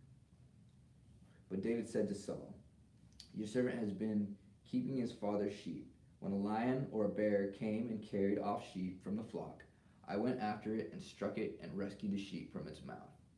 Then it turned on me, I seized it by its hair, struck it and killed it. Your servant had killed both a lion and the bear. This uncircumcised Philistine will be like one of them, because he has defied the armies of the living God. The Lord who has rescued me from the paw of the lion and from the paw of the bear will rescue me from the hand of the Philistine." Word. Saul said to David, "Go, and the Lord be with you." Then Saul dressed David in his own tunic. He put a coat of armor on him and a bronze helmet on his head. David fastened his sword over the tunic and tried walking around because he was not used to them. "I cannot go in these," he said to Saul, "because I am not used to them." So he took them off. Then he took his staff in his hand and chose 5 smooth stones from the stream, put them in a pouch on the shepherd's bag, and with a sling in his hand approached the Philistine. Meanwhile, the Philistine had his shield bearer in front of him, kept coming closer to David. He looked David over and saw he was little more than a boy, glowing with health, handsome, and he had despised him. He said to David, "Am I a dog that you would come at me with sticks?" And the Philistine cursed David by the gods. "Come here," he said. "I give you your flesh to the birds and to the wild animals." David said to the Philistine, "You come against me with a sword and a spear and a javelin, but I come against you with the name of the Lord Almighty, the God of the armies of Israel, whom you have defied. This day the Lord will deliver you into my hands, and I will strike you down and cut off your head. This very day I will give the carcasses of the Philistine army to the birds and to the wild animals. The whole world will know that there is a God in Israel. All those who gathered here will know that it is not the sword or spear that the Lord saves, for the battle is the Lord's, and he will give all of you into our hands." As the Philistine moved closer and attacked him, David ran quickly towards the battle line to meet him. Reaching into his bag, taking out a stone, he slung it and struck the Philistine on the forehead. The stone sank deep into his forehead, and he fell face down onto the ground. So David triumphed over the Philistine with the sling and the stone, without a sword in his hand, and struck him down as the Philistine and killed him. David ran and stood over him. He took hold of the Philistine's sword and drew it from its sheath. After he had killed him, he cut off his head with the sword. When the Philistines saw that their hero was dead, they turned and ran. Then the men of Israel and Judah surged forward with a shout and pursued the Philistines into the entrance of Gath and to the gates of Ekron. Their dead were strewn along the Shaharim road to Gath and Ekron. When the Israelites returned from their chasing the Philistines, they plundered their camp. David took the Philistine's head and brought it to Jerusalem, where he put the Philistines' weapons in his own tent. As Saul watched David going out to meet the Philistines, he said to Abner, commander of the army, "Abner, whose son is this man?" Abner replied, "As surely as you live, your majesty, I do not know." The king said, "Find out whose son this young man is." As soon as David returned from killing the Philistine, Abner took him and brought him before Saul. With David still holding the Philistine's head, "Whose son are you, young man?" Saul asked him. David said, "I am the son of your servant Jesse of Bethlehem." After David had finished talking with Saul, Jonathan became one with spirit of David, and he loved him as himself. From that day, Saul kept David with him and did not let him return home to his family. And Jonathan made a covenant with David because he loved him as himself. Jonathan took off his robe as he was wearing and gave it to David, along with his tunic, and even his sword and his bow and his belt. Whatever mission Saul sent him on, David was so successful that Saul gave him a high rank in the army. This pleased all the troops and Saul's officers as well. When the men were returning home after David had killed the Philistine, the women came out from all the towns in Israel to meet King Saul with the singing and dancing, with a joyful song, with timbrels and lyres. As they danced and sang, Saul has slain the thousands, and David has slain 10,000s. Saul was very angry. This refrain displeased him greatly. They have credited David with 10,000s, he thought, but me with 1,000. What more can he get but this kingdom? And from this time, Saul kept a close eye on David. The next day, an evil spirit from God came forcibly on Saul. He was prophesying in his house while David was playing the lyre, as he usually did. Saul had a spear in his hand, and he hurled it, saying to himself, "I'll pin David to the wall." But David eluded him twice. Saul was afraid of David because the Lord was with David, but had departed from Saul. So he sent David away from him and gave his command over 1,000 men, and David led the troops and their campaigns. In everything he did, had great success because the Lord was with him. When Saul saw how successful he was afraid of him. But all Israel and Judah loved David because he had led them in their campaigns. Saul said to David, "Here's my older daughter, Merab. I will give her to you in marriage. Only serve me bravely and fight my battles of the Lord." For Saul said to himself, "I will not raise a hand against him. Let the Philistines do that." But David said to Saul, "Who am I, and what is my family or my clan in Israel? I should become the king's son-in-law." So when the time came for Merab, Saul's daughter, to be given to David, she was given in marriage to Adriel of Meslabah. Now Saul's daughter, Michal, was in love with David, and when they told Saul about it, he was pleased. "I will give her to him," he thought, "so she may be a snare to him, and so that the hand of the Philistines may be against him." So Saul said to David, "Now you have a second opportunity to become my son-in-law." Then Saul ordered his attendants, "Speak to David privately and say, 'Look, the king likes you, and his attendants all love you. Now become his son-in-law.'" They repeated these words to David, but David said, "Do you think it is a small matter to become the king's son-in-law? I'm only a poor man and little known." When Saul's servants told him what David had said, Saul replied, "Say to David, the king wants no other price for the bride than 100 Philistine foreskins, to take revenge on his enemies." Saul's plan was to have David fall by the hand of the Philistines. When the attendants told David these things, he was pleased to become the king's son-in-law. So before a allotted time elapsed, David took his men with him and went out and killed 200 Philistines and brought back their foreskins. They counted out the full number to the king, so that David might become his daughter, the king's son-in-law. Then Saul gave him his daughter Michal in marriage. When Saul realized that the Lord was with David and that his daughter Michal loved David, Saul became still more afraid of him, and he remained his enemy for the rest of his days. The Philistine commanders continued to go out in battle, as often as they did, David met with more success than the rest of Saul's officers, and his name became well known. Saul told his son Jonathan and all the attendants to kill David, but Jonathan had taken a great liking to David and warned him, "My father Saul is looking for a chance to kill you. Be on guard tomorrow morning. Go into hiding and stay there. I will go out and stand with my father in the field where you are. I'll speak to him about you and will tell you what I find out." Jonathan spoke well of David and Saul his father and said to him, Let not the king do wrong to his servant David. He has not wronged you, and what he has done has benefited you greatly.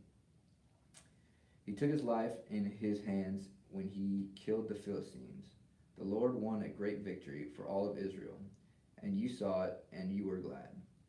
Why then would you do wrong to an innocent man like David by killing him for no reason?" Saul listened to Jonathan and took his oath. "As surely as the Lord lives, David will not be put to death." So Jonathan called David and told him the whole conversation. He brought him to Saul, and David was with Saul as before. Once more, war broke out, and David was out and fought the Philistines. He struck them with such force that they fled before him.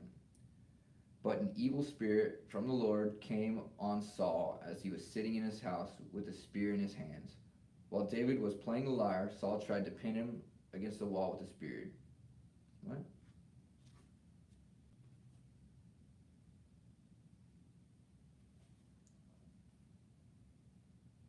Saul sent his men to David's house to watch him and to kill him in the morning. But Michal, David's wife, warned him, if you don't run for your life tonight, tomorrow you'll be killed." So Michal let David down through the window and fled and escaped. Then Michal took the idol and laid it on the bed, covering it with garments, putting some goat's hair in the head.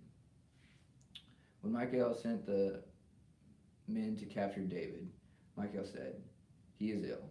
Then Saul sent the men back to see David and told them, "Bring him up to me in his bed so that I may kill him." But when the men entered, there was an idol in the bed, and his head was some goat's hair. Saul said to Michal, "Why did you deceive me like this and send my enemy away so that he escaped?" Michal told him, "He said to me, 'Let me get away. Why should I kill you?'" When David had fled and had made his escape, he went to Saul at Ramah and told him all that Saul had done to him. Then he said to Samuel, and then he and Samuel went to Naarath and stayed there. Word came to Saul, David in Naarath at Ramah, so he sent men to capture him. But when they saw a group of prophets prophesying with Samuel standing there as their leader, the Spirit of God came on Saul's men, and they also prophesied. Saul was told about it, and he sent more men, and they prophesied too. Saul sent men a third time, and they also prophesied. Finally, he himself left Ramah and went to the great cistern of Sychar, and he asked, "Where are Samuel and David?" "Over in Naarath at Ramah," they said. So Saul went to the Naioth at Ramah, but the Spirit of God came even on him, and he walked along prophesying until he came to Naioth. He stripped off his garments and too prophesied in Samuel's presence. He lay naked all that day and all that night. This is why people say, "It is Saul also among the prophets." David and Jonathan. When David fled from Naioth at Ramah, he went to Jonathan and asked, "What have I done? What is my crime? How have I wronged your father that he is trying to kill me?" "Never," Jonathan replied. "You are not going to die. Look, my father doesn't do anything great or small without letting me know. Why would he hide this from me? It isn't so." But David took an oath and said, "Your father knows very well that I have found favor in your eyes," and he has said to himself, "Jonathan must not know this, or he will be grieved. Yet as surely as the Lord lives, and as you live, there is only a step between me and death." Jonathan said to David, "Whatever you want me to do, I'll do for you." So David said, "Look, tomorrow is the new moon feast, and I am supposed to dine with the king, but let me go and hide in the fields until the evening of the day after tomorrow. If your father misses me at all, tell him, 'David earnestly asked my permission to hurry to Bethlehem. his hometown, because an annual sacrifice is being made there for the whole clan. If he says, 'Very well,' then your servant is safe. But if he loses his temper, you can be sure that he is determined to harm me. As for you, show kindness to your servant, for you have brought him into a covenant with you before the Lord. I am guilty, then if I am guilty, then kill me yourself. Why hand me over to your father?" "Never," Jonathan said. "If I had the least inkling that my father was determined to harm you, wouldn't I tell you?" David asked. "Who will tell me if your father answers you harshly?" "Come," Jonathan said. "Let's go out into the field." So they went there together. Then Jonathan said to David, "I swear by the Lord, the God of Israel, that I will surely sound out my father by this time, the day after tomorrow. If he is favorably disposed towards you, will I not send you word and let you know? But if my father intends to harm you, may the Lord deal with Jonathan, be it ever so severely, if I do not let you know and send you away in peace. May the Lord be with you as he has been with my father, but show me unfailing kindness like the Lord's kindness as long as I live, so that I may not be killed, and do not ever cut off your kindness from my family. Not even when the Lord has cut off every one of David's enemies from the face of the earth." So Jonathan made a covenant with the house of David, saying, "May the Lord call David's enemies into account." And Jonathan had David reaffirm his oath out of love for him, because he loved him as he loved himself. Then Jonathan said to David, "Tomorrow is the new moon feast, and you will be missed because your seat will be empty. The day after tomorrow, towards evening, go to the place where you hid when this trouble began, and wait by the stone of Eziel. I will shoot 3 arrows to the side of it, as though I were shooting at a target. Then I will send a boy and say, 'Go find the arrows.' If I say to him, 'Look, the arrows are on the side of you, bring them here,' then come safely. As surely as the Lord lives, you are safe, and there is no danger. But if I say to the boy, 'Look, the arrows are behind you,' then you must go, because the Lord has sent you away. And about the matter you and I discussed. Remember, the Lord is a witness between you and me forever." So David hid in the field when the new moon feast came. The king sat down to eat. He sat in the customary place by the wall, opposite Jonathan, and Abner sat next to Saul, but David's place was empty. Saul said nothing that day for the thought, something must have happened to David to make him ceremonially unclean. Surely he is unclean. But the next day, the second day of the month, David's place was empty again. Then Saul said to his son Jonathan, "Why hasn't the son of Jesse come to the meal, either yesterday or today?" Jonathan answered, David earnestly asked me for permission to go to Bethlehem. He said, "Let me go, because our family is observing a sacrifice in the town, and my brother has ordered me to be there. If I have found favor in your eyes, let me get away to see my brothers. That is why he has not come to the king's table."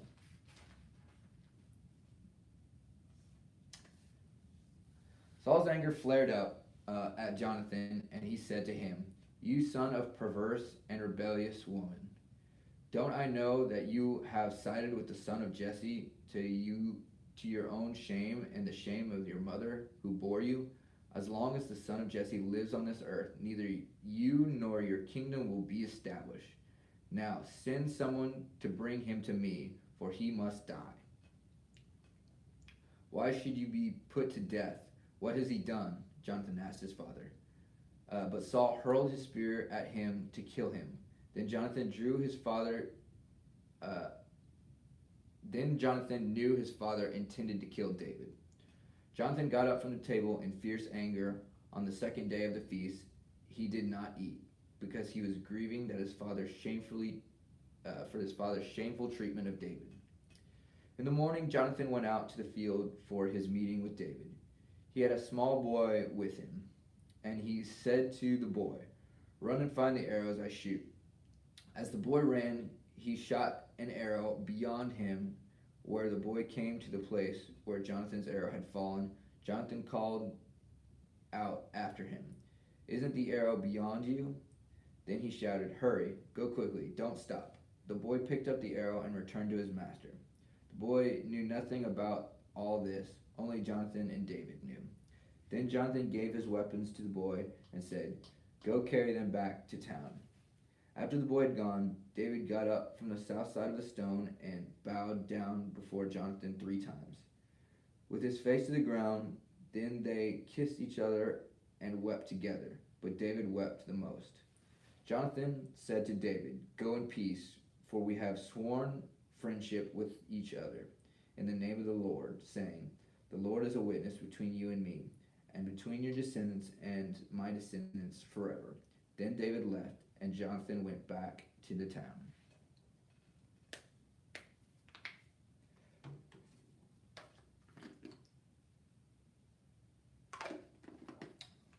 David went to Nob. The priest, Amalek trembled when he met him and asked, "Why are you alone? Why is no one with you?" David answered Amalek the priest, "The king sent me on a mission and said to me, 'No one is to know anything about the mission I am sending you on.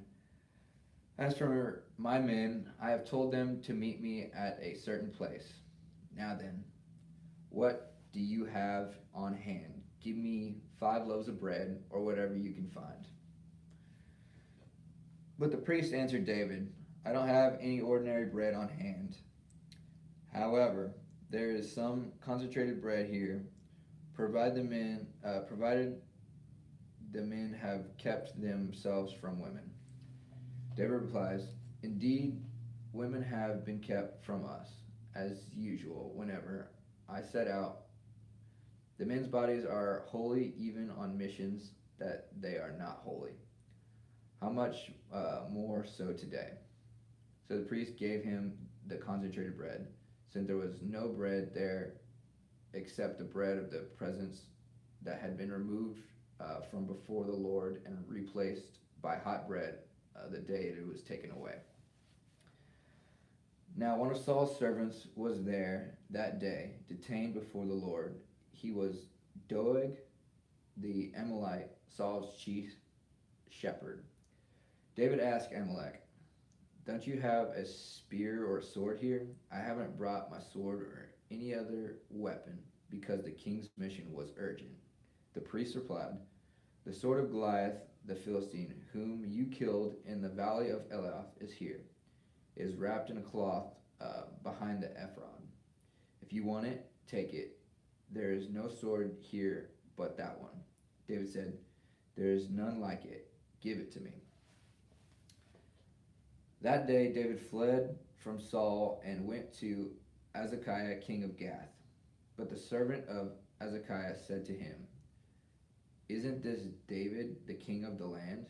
Isn't he the one they sing about in their dances? Saul has slain his thousands, and David his 10,000s." David took these words to heart and was very much afraid of Azekah, king of Gath.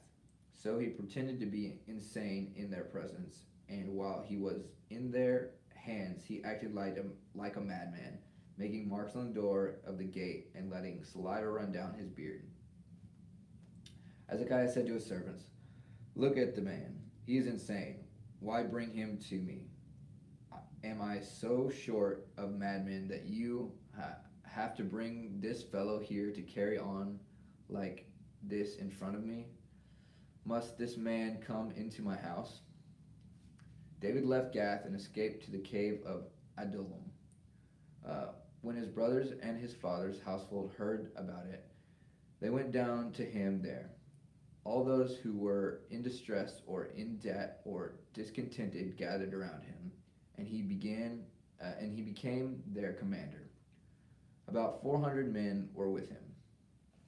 From there David went to Mitzvah in Moab and said to the king of Moab, "Would you let my father and mother come and stay with you until I learn what God will do for me?"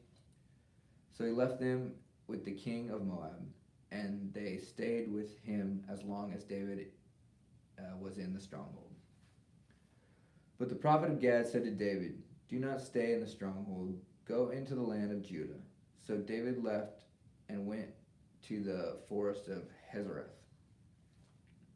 Now Saul heard that David and his men had been discovered, and Saul was seated, spear in hand, under the tamarisk tree on the hill of Gibeah. With all the officials standing by his side, he said to them, "Listen, men of Benjamin. Will the son of Jesse give you all of you fields and vineyards? Will he make you all of you commanders of thousands and commanders of hundreds? Is that why you have all conspired against me? No one tells me my son makes a covenant with a son of Jesse. None of you is concerned about me or tells me my son has incited my servant to lie in wait for me, as he does today." But Doeg of Amalek, who was standing with Saul's officials, said, "I saw son of Jesse come to Amalek, son of Ahiab, at Nob." Amalek inquired of the Lord for him. He also gave him provisions and the sword of Goliath the Philistine. Then the king sent for the priest Ahimelech, son of Ahiab, and all the men of his family, who were the priest at Nob, and they all came to the king. Saul said, "Listen now, son of Ahiab." "Yes, my lord," he answered. Saul said to him, "Why have you conspired against me? You have the son of Jesse, giving him bread and a sword, and inquired of God for him, so that he has rebelled against me and lies in wait for me, as he does today." Amalek answered the king, "Who of all your servants is as loyal as David, the king's son-in-law, captain of your bodyguard, highly respected in your household? Was that day the first time I inquired of God for him? Of course not. Let not the king accuse your servant of any of your father's Let not the king accuse your servant or any of his father's family, for your servant knows nothing at all about this whole affair." But the king said, "You will surely die, Amalek, you and your whole family." Then the king ordered the guards at his side, "Turn and kill the priest of the Lord, because they too have sided with David." They knew he was fleeing, yet they did not tell me. But the king's officials were unwilling to raise a hand to strike the priest of the Lord. The king then ordered Doeg, "You turn and strike down the priests." So Doeg the Amalekite turned and struck them down. That day he killed 85 men who wore the linen of ephod. He also put to the sword Nob, the town of the priest, with its men and women and its children and infants, and its cattle, donkeys, and sheep. But one son of Amalek, son Ahiab, named Abithar, escaped and fled to join David. He told David that Saul had killed the priest of the Lord. Then David said to Abiathar, "That day when Doeg and Amalek was there, I knew he would be sure to tell Saul, 'I am responsible for the death of your whole family. Stay with me. Don't be afraid. The man who wants to kill you is trying to kill me too. You will be safe with me.'" When David was told, "Look, the Philistines are fighting against Keilah, and are looting the threshing floors," he inquired of the Lord, saying, "Shall I go and attack the Philistines?" The Lord answered him, "Go attack the Philistines and save Keilah." But David's men said to him, here in Judah we are afraid. How much more then if we go to Keilah against the Philistine forces? Once David inquired of the Lord, and the Lord answered him, Go down to Keilah, for I am going to give the Philistines into your hands. So David and his men went to Keilah, fought the Philistines, and carried off their livestock. He inflicted heavy losses on the Philistines and saved the people of Keilah. Now Abiathar, son of Amalek, had brought the ephod down with him when he fled to David at Keilah. Saul was told that David had gone to Keilah, and he said, God has delivered him into my hands, for David has imprisoned himself by entering the town with gates and bars. And Saul called up all his forces for battle, to go down to Keilah to besiege David and his men. When David learned that Saul was plotting against him, he said to Abiathar the priest, Bring the ephod. David said, Lord God of Israel, your servant has heard definitely that Saul plans to come to Keilah to destroy the town on account of me. Will the citizens of Keilah surrender to me? Will Saul come down as your servants has heard? Lord God of Israel, tell your servant. And the Lord said, He will. Again David asked, Will the citizens of Keilah surrender me and my men to Saul? And the Lord said, They will. So David and his men, about 600 in number, left Keilah and kept moving from place to place. When Saul was told that David had escaped from Keilah, he did not go there. David stayed in the wilderness strongholds and in the hills of the desert of Ziph. Day after day, Saul searched for him, but God did not give David into his hands. While David was at Horesh in the desert of Ziph, he learned that Saul had come out to take his life. And Saul's son Jonathan went to David at Horesh and helped him find strength in God. Don't be afraid, he said. My father Saul will not lay a hand on you. You will be king over Israel, and I will be second to you. Even my father Saul knows this. The two of them made a covenant before the Lord. Then Jonathan went home, but David remained at Horesh. The Ziphites went up to Saul at Gibeah and said, Is not David hiding among us in the strongholds of Horesh, on the hills of Hamaliah, south of Jesamion? Now, your majesty, come down whenever it pleases you to do so, and he will be responsible for giving him into your hands. Saul replied, The Lord bless you for your concern for me.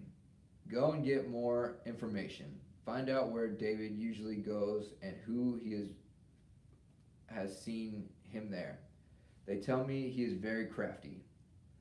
Find out about all the hiding places he uses and come back to me with definite information. Then I will go with you if he is in the area. I will track him down among all the clans of Judah. So they set out and went to Ziph ahead of Saul. Now David and his men were in the desert of Moab and the Abaratha south of Jessamon. Saul and his men began the search, and when David was told about it, he went down to the rock and stayed in the desert of Moab. When Saul heard this, he went into the desert of Moab in pursuit of David.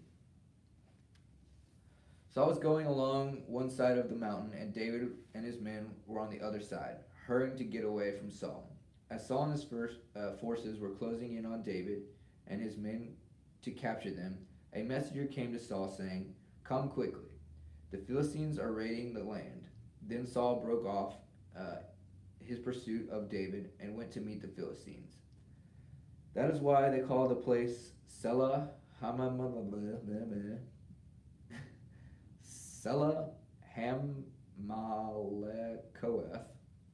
And David went up from there and lived in the strongholds of En-Gedi, Galilee. After Saul returned from pursuing the Philistines, he was told David is in the desert of En-Gedi.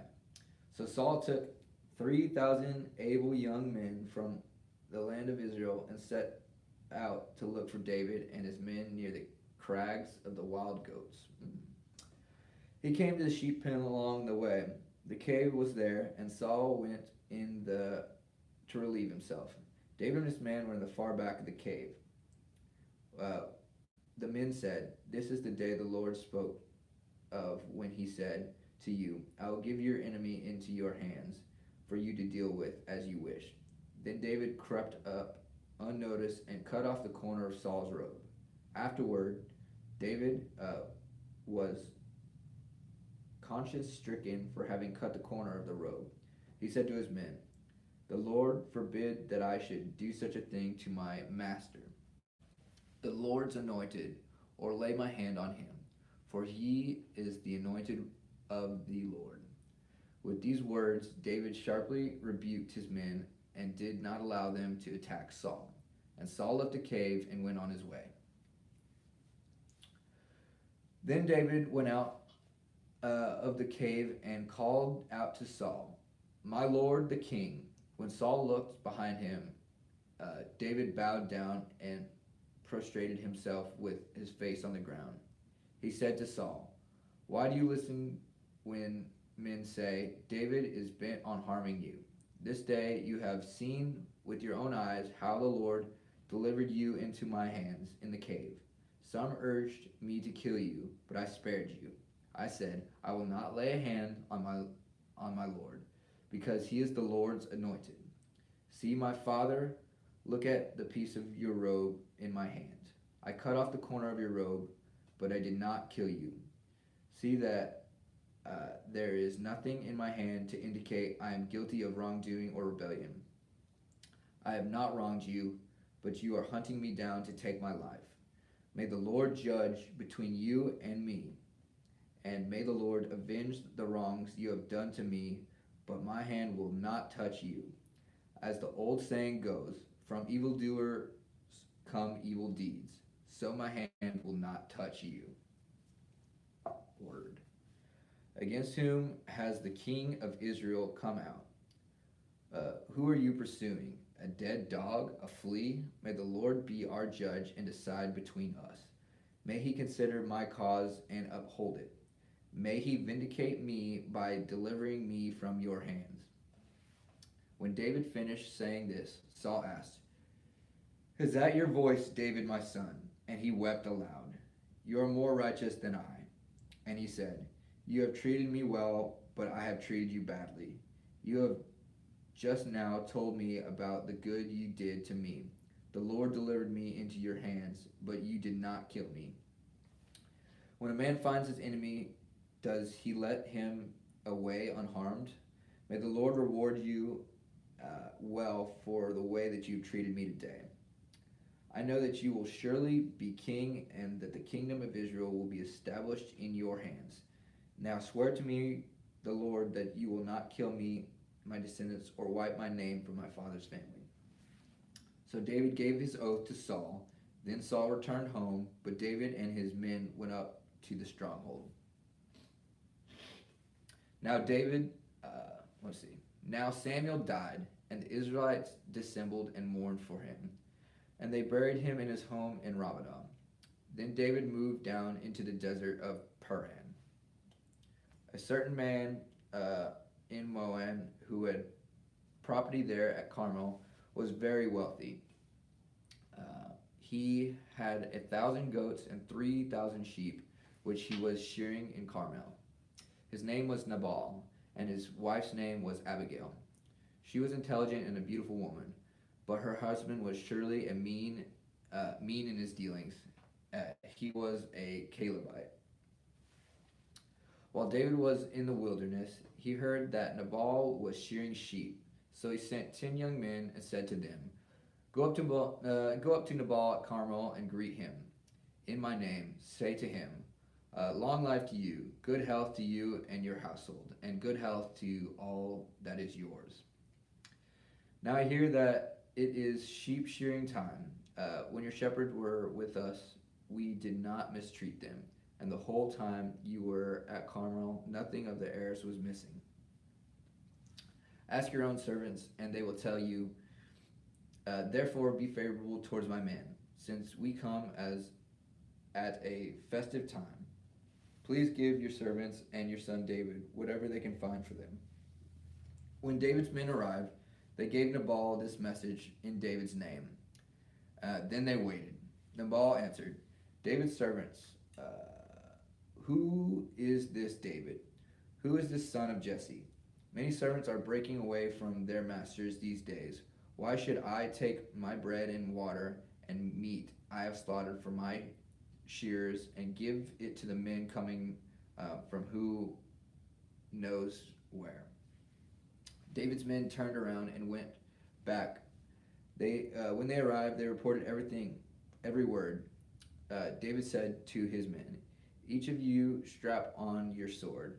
So they did, and David strapped on his as well. About 400 men went with David, while 200 stayed with the supplies. One of the servants told Abigail, Nabal's wife, David sent messengers from the wilderness to give our master his greeting, but he hurled insults at them. Yet these men were very good to us. They did not mistreat us, and the whole time we were out in the fields near them, nothing was missing. Night and day they were a wall around us the whole time, and were herding our sheep near them. Now think it over and see what you can do, because disaster is hanging over our master and his whole household. He is such a wicked man, and no one can talk to him. Abigail acted quickly. She took 200 loaves of bread, 2 skins of wine, 5 dressed sheep, 5 seah of roasted grain, 100 cakes of raisins, and 200 cakes of pressed figs, and loaded them on donkeys. Then she told her servants, go ahead, I'll follow you. But she did not tell her husband Nabal. As she came riding on her donkey into the mountain's ravine, there were David and his men descending towards her, and she met them. David had just said, it's been useless, all the watching over the fellow's property in the wilderness, so that nothing of his was missing. He had paid back evil for good. May God deal with David, be it so severely, if by morning I leave alive one male of all who belong to him. When Abigail saw David, she quickly got off her donkey and bowed down before David with her face on the ground. She fell at his feet and said, pardon your servant, my lord, and let me speak to you. Hear what your servant has to say. Please pay no attention, my lord, to the wicked man Nabal. He is just like his name. His name means fool, and folly goes with him. And as for me, your servant, I did not see the men my lord sent. And now, my lord, as surely as the Lord has your God lives, and as you live, since the Lord has kept you from bloodshed and from avenging yourself with your hands, may your enemies and all who are intended harming my lord be like Nabal. And let this gift which your servant has brought to my lord be given to the men who follow you. Please forgive your servant's presumptions. The Lord your God will certainly make a lasting dynasty for the Lord, because of the Lord's battles, and no wrongdoing will be found in you as long as you live. Even though someone's pursuing you to take your life, the life of my Lord will be bound securely in the bundle of the living by the Lord your God. But the lives of your enemies he will hurl away as from the pocket of a sling. When the Lord has fulfilled for my Lord every good thing he promised concerning him, and has appointed his ruler over Israel, my Lord will not have on his conscience the staggering burden of needless bloodshed or having avenged himself. And when the Lord your God has brought my Lord success, remember your servant." David said to Abigail, "Praise be to the Lord, the God of Israel, who has sent you today to meet me. May you be blessed for the good judgment and for keeping me from bloodshed this day, and from avenging myself with my own hands. Otherwise, as surely as the Lord, the God of Israel, lives, who has kept me from harming you, if you had not come quickly to meet me, no one male belonging to Nabal would have been left alive at daybreak." Then David accepted from her hand what she had brought him and said, "Go home in peace. I have heard your words and have granted your request." When Abigail went to Nabal, he was in the house holding a banquet, like that of the king. He was in high spirits and very drunk, so he told him nothing at all until daybreak. Then in the morning, when Nabal was sober, his wife told him all these things, and his heart failed him, and he became like a stone. About 10 days later, the Lord struck Nabal, and he died. Then David heard that Nabal was dead, and he said, "Praise be to the Lord, who has upheld my cause against Nabal, for treating me with contempt. He has kept his servant from doing wrong, and has brought Nabal's wrongdoing down on his own head." Then David sent word to Abigail, asking her to become his wife. His servants went to Carmel and said to Abigail, "David has sent us to you to take you to become his wife." She bowed down with her face to the ground and said, "I am your servant, and I am ready to serve you and wash your feet of the Lord's servants." Abigail quickly got on a donkey and, attended by her 5 female servants, went with David's messengers and became his wife. David had also married Azamiah of Jeriel, and they both were his wives. But Saul had given his daughter Michal, David's wife, to Patel, son of Laish, who was from Gilead. The Zebedites went to Saul at Gibbethah and said, Is not David hiding on the hills of Hikadah, with faces of Jessamon?" So Saul went down to the desert of Zephath with 3,000 select Israelite troops to search there for David. Saul made his camp beside the road on the hill of Hikah, facing Jessamon, but David stayed in the wilderness. When he saw that Saul had followed him there, he sent out scouts and learned that Saul had definitely arrived. When David set out and went to the place where Saul had camped, he saw where Saul and Abner, son of Ner, commander of the armies, had laid down. Saul was laying inside the camp, and with the army encamped around him. David then asked Amalek the Hittite, Asabai, son of Zeruiah, Joab's brother, "Who will go down into the camp with me to Saul?" "I will go," said Azabethai. So David and Azabethai went to the army by night, and there was Saul lying asleep inside the camp with his spear stuck in the ground near his head. Abner and the soldiers were lying around him. Abishai said to David, "Today God has delivered your enemy into your hands. Now let me pin him to the ground with one thrust of the spear. I won't strike him twice." But David said to Abishai, "Don't destroy him. Who can lay a hand on the Lord's anointed and be guiltless? As surely as the Lord lives," he said, "the Lord himself will strike him, or his time will come Surely the Lord himself will strike him, or his time will come and he will die, or he will be in battle and perish. But the Lord forbid that I should lay a hand on the Lord's anointed. Now get the spear and water jug that are near his head, and let's go." So David took the spear and the water jug near Saul's head, and they left. No one saw or knew about it, nor did anyone wake up. They were all sleeping, because the Lord had put them into a deep sleep. Then David crossed over to the other side and stood on top of the hill a distance away. There was a wide space between them. He called out to the army of Abner, son of Ner, "Aren't you going to answer me, Abner?" Abner replied, "Who are you who calls to the king?" David said, "You're a man, aren't you? And who is like you in Israel? Why don't you guard your lord the king? Someone came to destroy the lord the king. What have you done is not good. As surely as the Lord lives, you and your men must die, because you did not guard your master, and the Lord's anointed.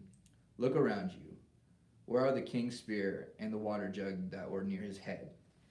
Saul recognized David's voice and said, "Is that your voice, David, my son?" David replied, "Yes, it is, my lord, the king." And he added, "Why is my lord pursuing his servant? What have I done, and what is wrong am I guilty of? Now let the Lord, the king, listen to his servant's words. If the Lord has incited you against me, then may he accept an offering. If, however, people have done it, may they be cursed before the Lord. They have driven me today from my share in the Lord's inheritance, and have said, 'Go serve other gods.' Now do not let my blood fall to the ground far from the presence of the Lord." The king of Israel had come out to look for a flea, as one hunts a partridge in the mountains. Then Saul said, "I have sinned. Come back, David my son, because you are considered my life precious today. I will not try to harm you again. Surely I have acted like a fool and have been terribly wrong." "Here is the king's spear," David answered. "Let one of your young men come over and get it. The Lord rewards everyone for their righteousness and faithfulness. The Lord delivered you into my hands today, but I will not lay a hand on the Lord's anointed. As surely as I valued your life today, so may the Lord value the life that delivered me from all trouble." Then Saul said to David, "May you be blessed, David, my son. You will do great things and surely triumph." So David went on his way, and Saul returned home. David among the Philistines. But David thought to himself, "One of these days I will be destroyed by the hand of Saul. The best thing I can do is to escape to the land of the Philistines. Then Saul will give up searching for me." Anywhere in Israel will give up searching for me anywhere in Israel, and I will slip out of his hands.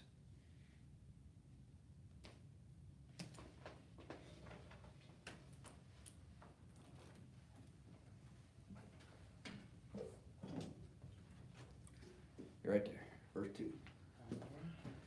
Have fun. Yes, sir.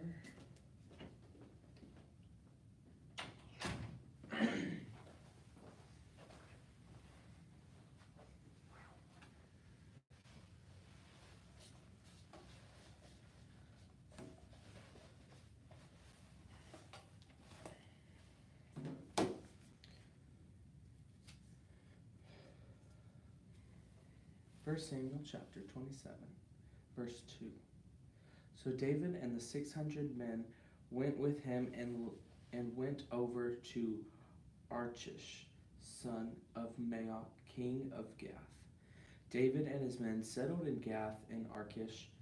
Each man had his family with him, and David had his 2 wives, Ahinoam of Jezreel and Abigail of Carmel, the widow of Nabal. When Saul was told that David had fled to Gath, he had no longer searched for him. Then David said to Achish, "If I have found favor in your eyes, let a place be assigned to me in one of the country towns, that I may live there. Why should your servant live in a royal city with you?" So on that day, Achish gave him Ziklag, and it has belonged to the kings of Judah ever since. David lived in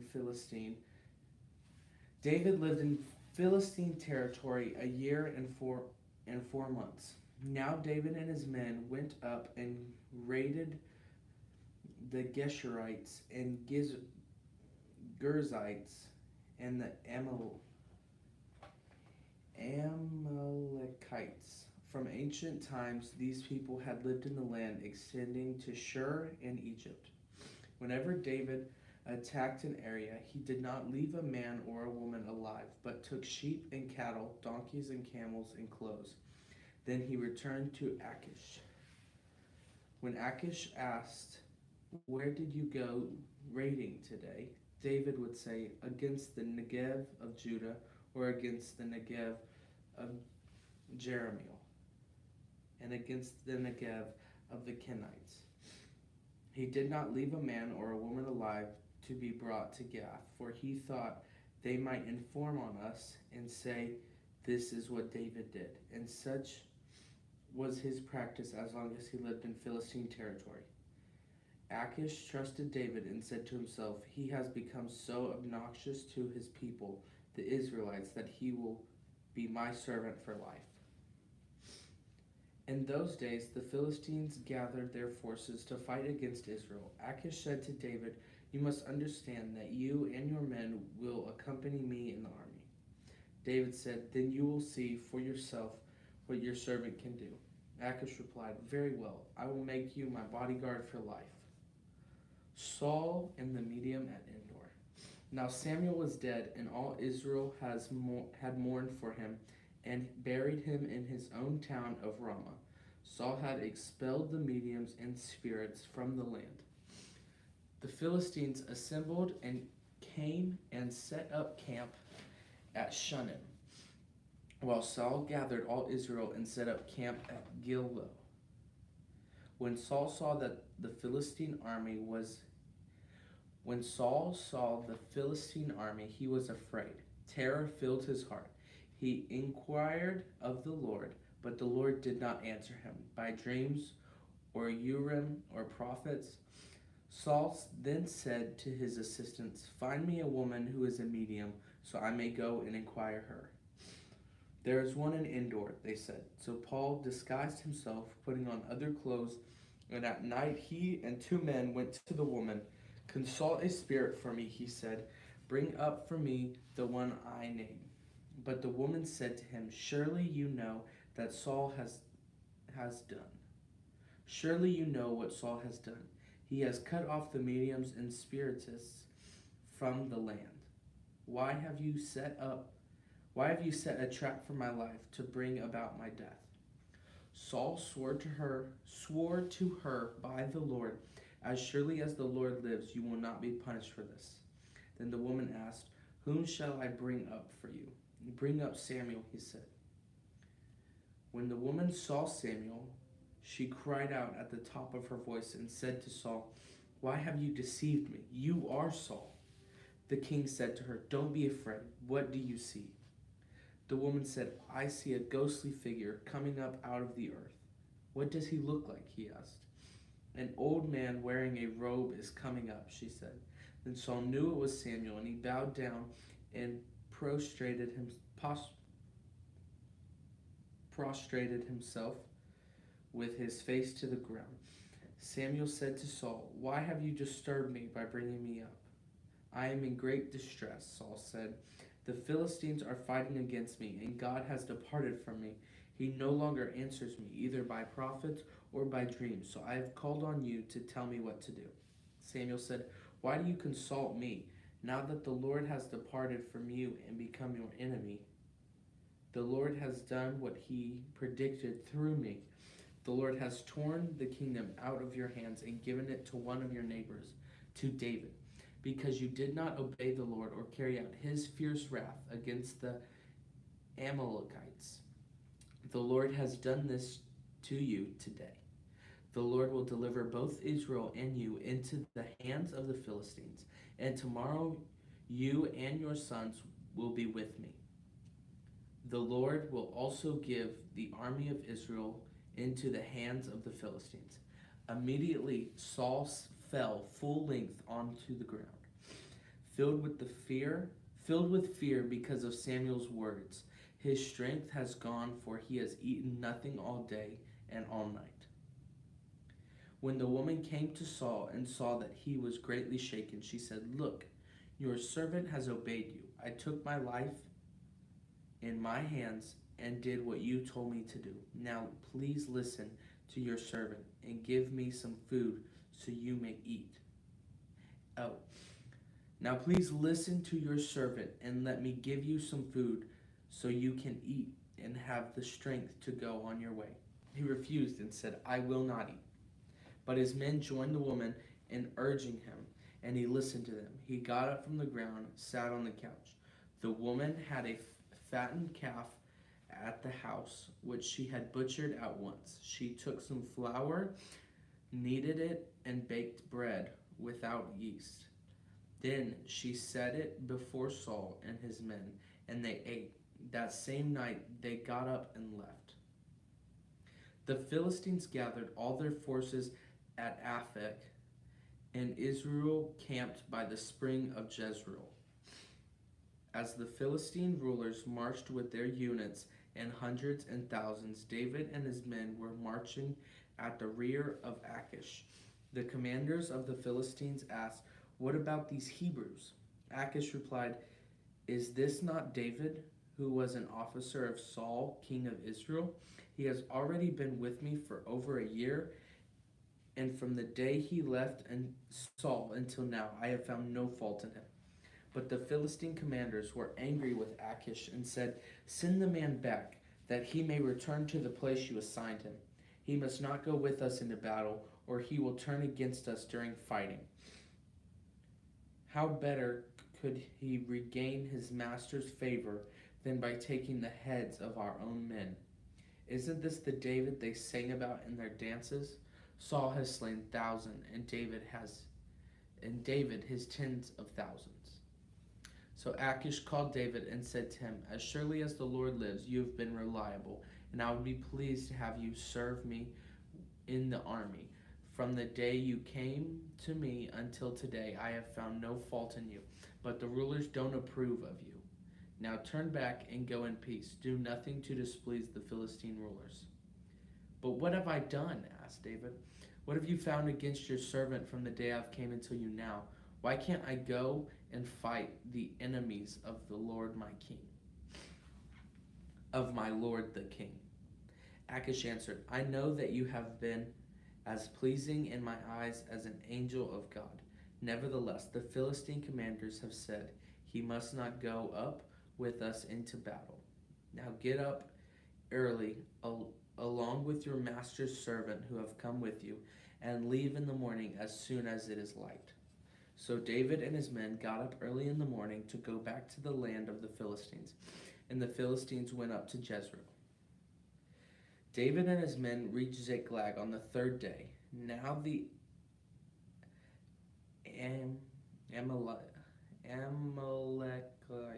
Amalekites have raided the Negev and Ziklag. They have attacked Ziklag and burned it. They have taken captive the women and everyone else in it, both young and old. They have killed none of them, but carried them off as they went on their way. When David and his men reached Ziklag, they found it destroyed by fire, and their wives and sons and daughters taken captive. So David and his men wept aloud until they had no strength left to weep. David's two wives had been captured, Ahinoam of Jezreel, and Abigail, the widow of Nabal of Carmel. David was greatly distressed because the men were talking of stoning him. Each one was bitter in spirit because of his sons and daughters. But David found strength in the Lord his God.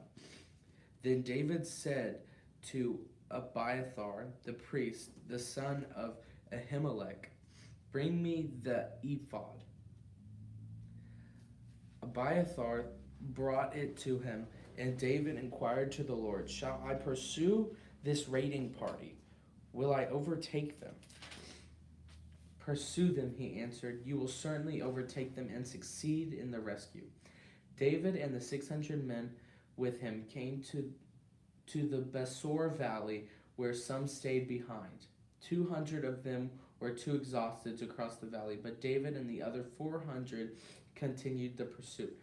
They found an Egyptian in the fields and brought him to David. They gave him water to drink and food to eat. Part of a cake of pressed figs and 2 cakes of raisins. He ate and was revived, for he had not eaten any food or drank any water for 3 days and 3 nights. David asked him, "Who do you belong to? Where do you come from?" He said, "I am an Egyptian, a slave of the Amalekites. My master abandoned me when I became ill 3 days ago. We raided the Negev of the Kerethites, some territory belonging to Judah, and the Negev of Caleb, and we burned Ziklag." David asked him, "Can you lead me down to this raiding party?" He answered, "Swear to me before God that you will not kill me or hand me over to my master. I will take you down there to them. And I will take you down there to them." He led David down, and there they were scattered He led David down, and there they were, scattered over the countryside, eating, drinking, and reveling because of the great amount of plunder they had taken from the land of Philistines and from Judah. David fought them from dusk until the evening of the next day, and none of them got away except 400 young men who rode off on camels and fled. David recovered everything the Amalekites had taken, including his 2 wives. Nothing was missing, young or old, boy or girl, plunder or anything else they had taken. David brought everything back. He took all the flocks and herds of his men, drove them ahead of the other livestock, saying, "This is David's plunder." When David came to the 200 men who had been too exhausted to follow him and who were left behind at the Besor Valley, they came out to meet David and the men with this. As David and his men approached, he asked them how they were. But all the evil men and troublemakers among David's followers said, "Because they did not go out with us, we will not share with them the plunder we recovered. However, each man may take his wife and children to go." David replied, "No, my brothers, you must not do that with what the Lord has given us. He has protected us and delivered into our hands the raiding party that came against us. Who will listen to what you say and share of the man who stayed with the supply? Share of the men who stayed with the supplies is to be the same as that of him who went down to battle. All will share alike." David made this a statute, an ordinance of Israel from that day to this. When David reached Ziklag, he sent some of the plunder to the elders of Judah who were his friends, saying, "Here's a gift for you from the plunder of the Lord's enemies."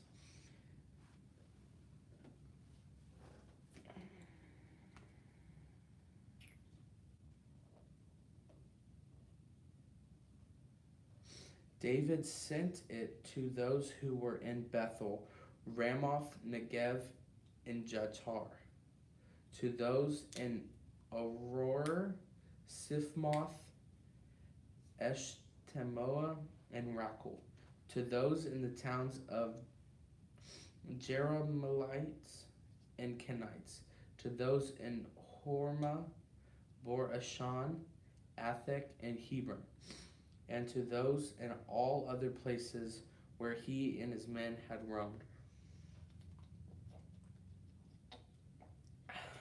Now the Philistines fought against Israel. The Israelites fled before them, and many fell dead on Mount Gilboa. The Philistines were in hot pursuit of Saul and his sons, and they killed his sons Jonathan, Abinadab, and Malchishua. The fighting grew fierce around Saul. When the archers overtook him, they wounded him critically. Saul said to his armor-bearer, "Draw your sword and run me through, and these uncircumcised fellows will come and run or these uncircumcised fellows will come and run me through and abuse me." But his armor bearer was terrified and would not do it. So Saul took his own sword and fell on it. When the armor bearer saw that Saul was dead, he too fell on his sword and died with him. So Saul and his 3 sons and his armor bearer and all his men died together that same day. When the Israelites along the valley and those across the Jordan saw that his sons had died, they abandoned their towns and fled, and the Philistines came and occupied them. The next day, when the Philistines came to strip the dead, they found Saul and his 3 sons fallen on Mount Gilboa. They cut off his head, stripped off his armor, and they sent messengers throughout the land of the Philistines to proclaim the news in the temple of their idols and among their people. They put his armor in the temple of the Ashtoreths and fastened his body to the wall of Beth Shan. When the people of Jabesh Gilead heard what the Philistines had done to Saul, all their valiant men marched through the night to Bethshan. They took down the bodies of Saul and his sons from the wall of Bethshan and went to Jabesh, where they burned them.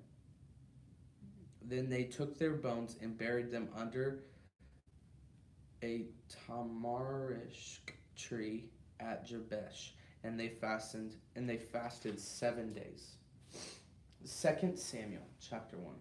David hears of Saul's death. After the death of Saul, David returned from striking down the Amalekites and stayed in Ziklag 2 days. On the 3rd day, a man arrived from Saul's camp with his clothes torn and dust on his head. When he came to David, he fell on the ground to pay him honor. "Where have you come from?" David asked him. He answered, "I have escaped from the Israelite camp." "What happened?" David asked. "Tell me."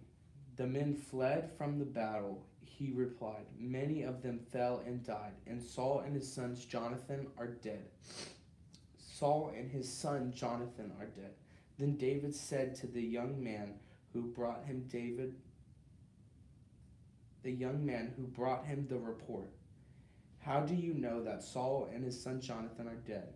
"I happened to be on Mount Gilboa," and the young man said, there was Saul leaning on his spear with the chariots and their drivers in hot pursuit. When he turned around and saw me, he called out to me and said, 'What can I do?' He asked me, 'Who are you?' 'An Amalekite,' I answered. Then he said to me, 'Stand here with me and kill me.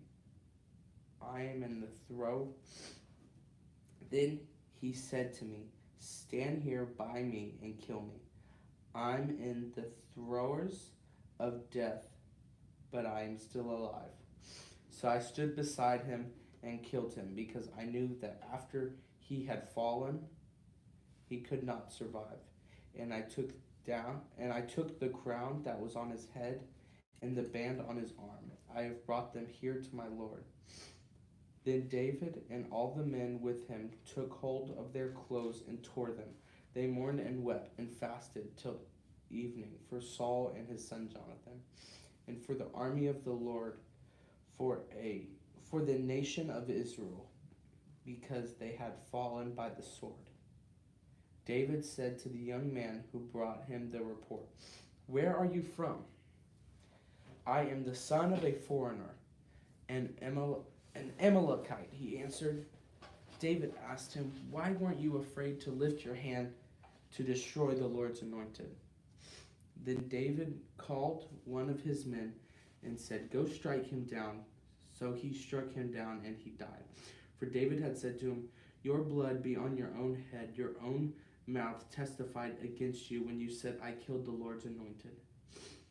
David took up this lament concerning Saul and his son Jonathan, and he ordered that the people of Judah be taught this lament of the bow. It is written in the book of Jashar. "A gazelle lies slain on your heights, Israel, how the mighty have fallen.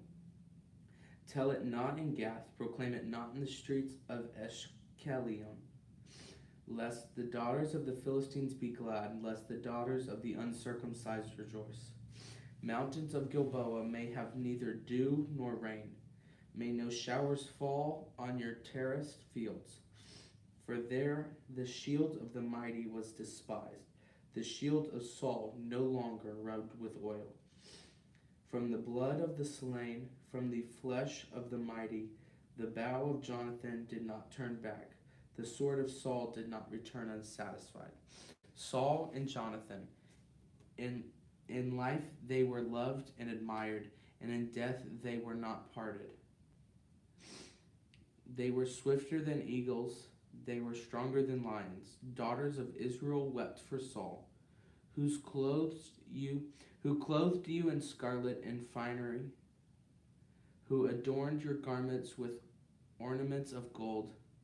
How the mighty have fallen in battle. Jonathan lies slain on your heights. I grieve for you, Jonathan, my brother. You were very dear to me. Your love for me was wonderful, more wonderful than that of woman. How the mighty have fallen. The weapons of war have perished. In the course of time, David inquired of the Lord, Shall I go up to one of the towns of Judah, he asked. The Lord said, Go up. David asked, Where shall I go? To Hebron, the Lord answered. So David went up there with his 2 wives, Ahinoam of Jezreel and Abigail, the widow of Nabal of Carmel. David also took the men who were with him, each with his family, and they settled in Hebron and its towns. Then the men of Judah came to Hebron, where they anointed David king over the tribe of Judah. When David was told that it was the men of Jabesh Gilead who had buried Saul, he sent messengers to them to say to them, The Lord bless you for showing this kindness to Saul, your master, by burying him. May the Lord now show you kindness and faithfulness, and I too will show you the same favor because you have done this. Now then, be strong and brave, for Saul your master is dead, and the people of Judah have anointed me king over them. Meanwhile, Abner, son of Ner, and the commanders of Saul's army had taken Ishbosheth, son of Saul, and brought him over to Mahanaim. He made him king over Gilead, Ashuri, and Jezreel, and also over Ephraim, Benjamin, and all Israel. Ishbosheth, son of Saul, was 40 years old when he became king over Israel, and he reigned 2 years. The tribe of Judah, however, remained loyal to David. The length of time David was king and Hebron over Judah was 7 years and 6 months. Abner, son of Ner, together with the men of Ishbosheth, son of Saul, left Mahanaim and went to Gilead. Joab, son of Zariah, and David's men went out and met them at the pool of Gilead. One group sat down on the side of the pool, and one group on the other side. Then Abner said to Joab, Let's have some of the young men get up and fight hand to hand in front of us. All right, let them do it, Joab said. So they stood up and were counted off, 12 men of Benjamin, and Ishbosheth, son of Saul, and 12 for David. Then each man grabbed his opponent by the head and thrusted his dagger into his opponent's side, and they fell down together. So that place in Gilead was called Helkath Hazarim. The battle that day was very fierce, and Abner and the Israelites were defeated by David's men. The 3 sons of Zeruiah were there, Joab, Abishai, and Asahel.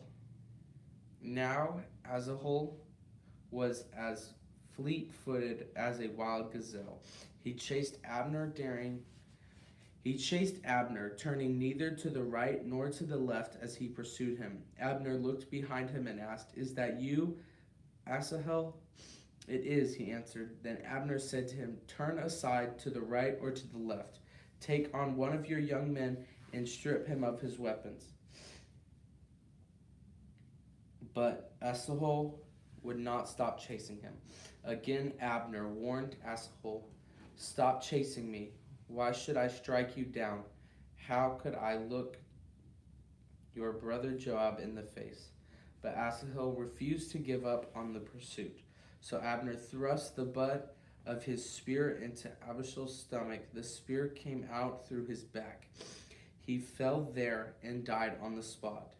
And every man stopped when he came to the place where Asahel had fallen. But Joab and Abishai pursued Abner, and as the sun was setting, they came to the hill of Ammah near Giah on the way to the wasteland of Gibeon. Then the men of Benjamin rallied behind Abner. They formed themselves into a group and took their stand on top of a hill. Abner called out to Joab, "Must the sword devour forever? Don't you realize that this will end in bitterness? How long before you order your men to stop pursuing their fellow Israelites?" Joab answered, "As surely as God lives, if you had not spoken, the men would have continued pursuing them until morning." So Joab blew the trumpet, and all the troops came to a halt. They no longer pursued Israel, nor did they fight anymore. All that night, Abner and his men marched through the Arabah. They crossed the Jordan, continued through the morning hours, and came to Mahanaim.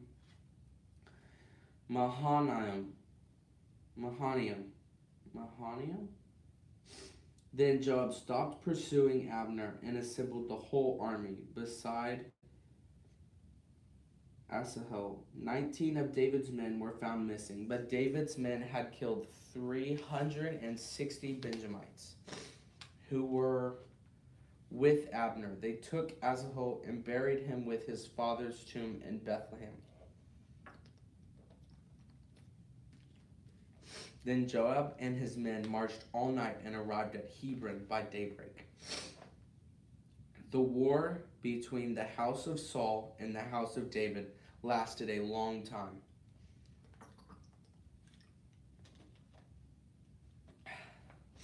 David grew stronger and stronger while the house of Saul grew weaker and weaker. Sons were born to David in Hebron. His firstborn, Amnon, the son of Ahinoam of Jezreel. His second, Chileab, son of Abigail, the widow of Nabal of Carmel. The third, Absalom, the son of Maacah, daughter of Tamali, king of Geshur. The fourth, Adonijah, the son of Haggith. The fifth, Shephatiah, the son of Abital. The sixth, Ithream, son of David's wife, Eglah. These were born to David in Hebron. Abner goes over to David.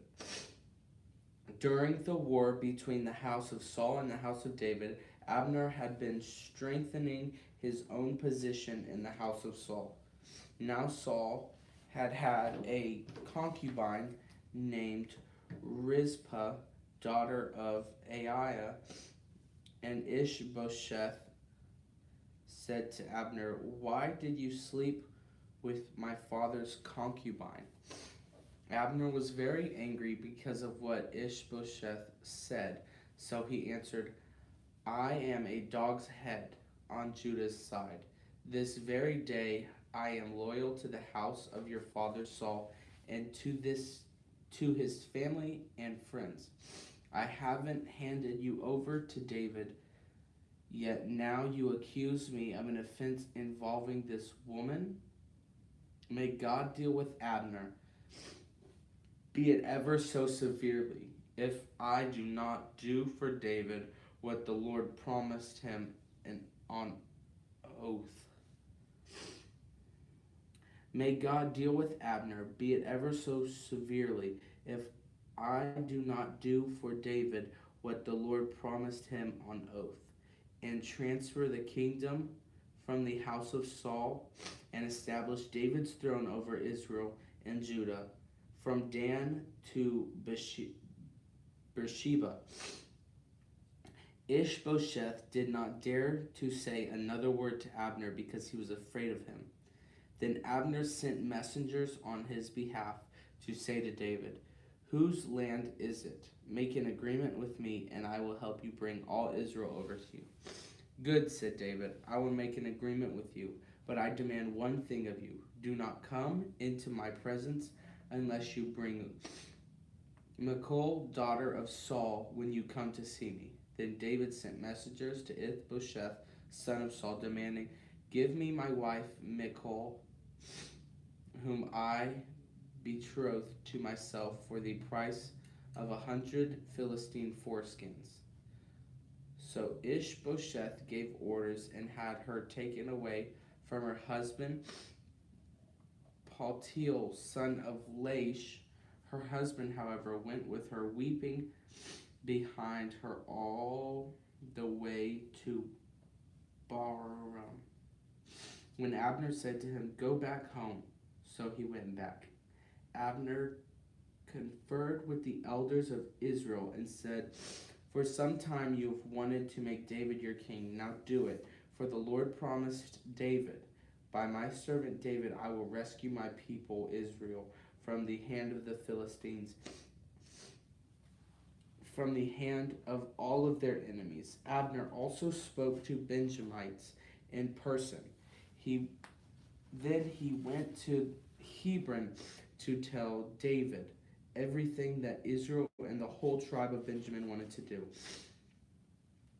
When Abner, who had 20 men with him, came to David at Hebron, David prepared a feast for him and his men.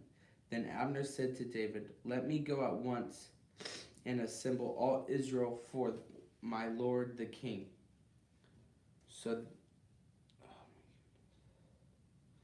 that they may make a covenant with you, and that you may rule over all that your heart desires.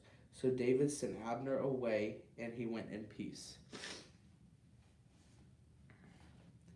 Just then, David's men and Joab returned from the raid and brought with them a great deal of plunder. But Abner was no longer with David in Hebron, because David had sent him away, and he had gone in peace. When Joab and all soldiers with him had arrived, he was told that Abner, son of Ner, had come to the king, and that the king had sent him away, and that he had gone in peace. So Joab went to the king and said, What have you done? Look, Abner came to you. Why did you let him go? Now he is gone. You know Abner, son of Ner. He came to you to deceive you and observe your movements and find out everything you are doing. Joab then left David and sent messengers after Abner, and they brought him back from the cisterns of Syria, but David did not know it. Now when Abner returned to Hebron, Joab took him aside into the inner chamber as if to speak to him privately, and there, to avenge the blood of his brother Asahel, Joab stabbed him in the stomach, and he died. Later, when David heard about this, he said, I and my kingdom are forever innocent before the Lord concerning the blood of Abner, son of Ner. May his blood fall on the head of Joab and his whole family. May Joab's family never be without someone who has a running sore of leprosy, or who leans on the crutch, or who falls by the sword, or who lack food. Joab and his brother Abishai murdered Abner because he had killed their brother Asahel in the battle of Gibeon. Then David said to Joab and all the people with him, "Tear your clothes and put on sackcloth and walk in mourning in front of Abner." King David himself walked behind the bier. They buried Abner in Hebron, and the king wept aloud in Abner's tomb, and all people wept also. The king sang this lament for Abner: "Should Abner have died as the lawless die? Your hands were not bound, your feet were not fettered. You fell as one falls before the wicked, and all the people wept over him again." Then they all came and urged David to eat something while it was still day. But David took an oath, saying, "May my God deal with me. May God deal with me, be it ever so severely, if I taste bread or anything else before the sun sets." All the people took note and were pleased.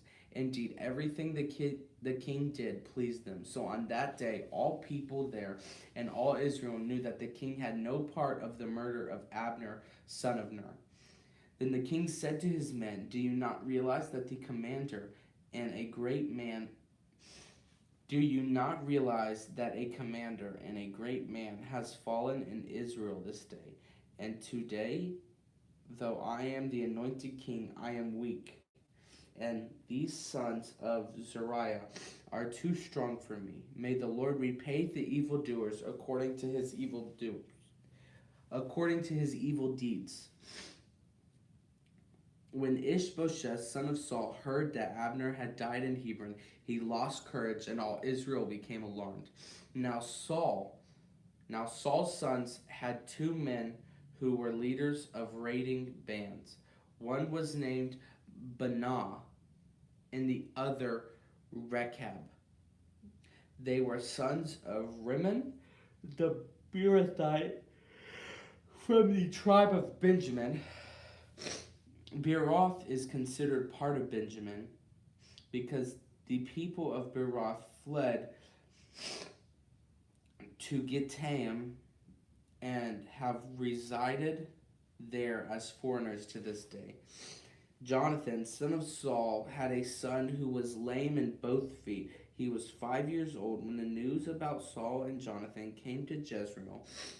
His nurse picked him up and fled, but as she hurried to leave, he fell and became disabled. His name was Mephibosheth.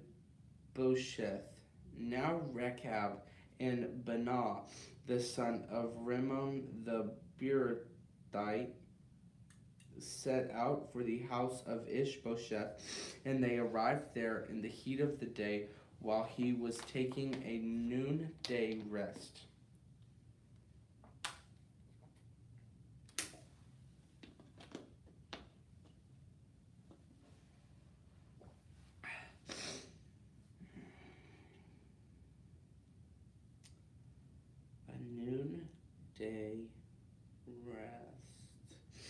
They went into the inner part of the house as if to get some wheat, and they stabbed him in the stomach.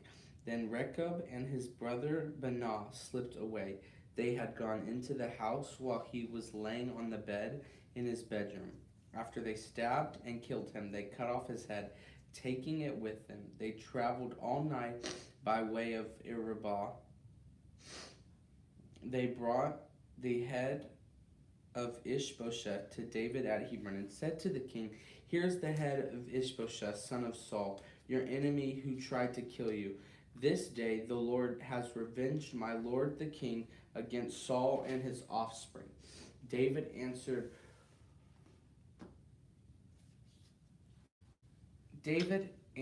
Rechab and his brother Banah, the son of Rimmon the Beerothite, "As surely as the Lord lives, who has delivered me out of every trouble, when someone told me Saul is dead and thought he was bringing me good news, I seized him and put him to death in Ziklag. That was the reward I gave him for his news. How much more when wicked men have killed an innocent man in his own home on his own bed? Should I not now demand his blood from your hand and rid the earth of you?" So David gave an order to his men, and they killed them. They cut off their hands and feet and hung the bodies by the pool in Hebron. But they took the head of Ishbosheth and buried it in Abner's tomb at Hebron. All the tribes of Israel came to David at Hebron and said, "We are your own flesh and blood.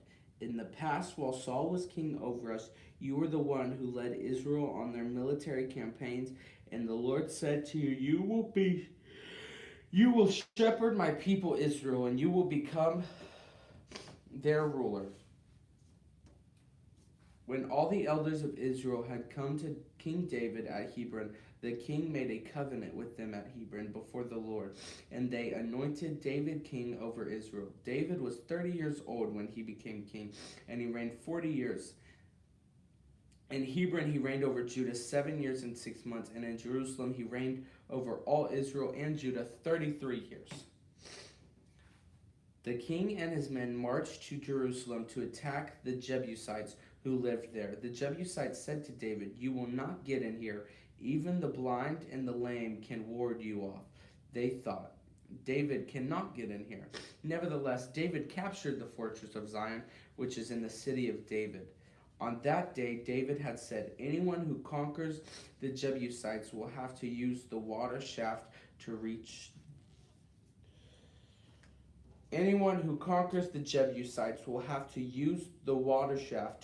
those lame and blind who are David's enemies.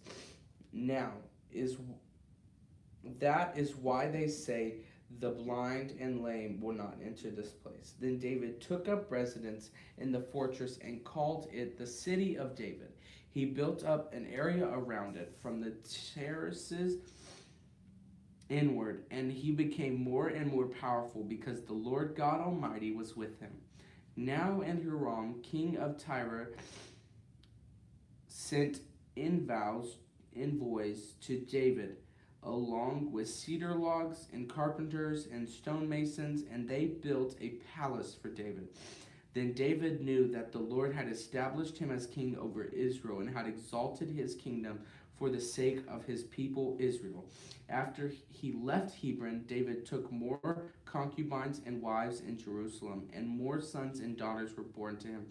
These are the names of the children born to him there: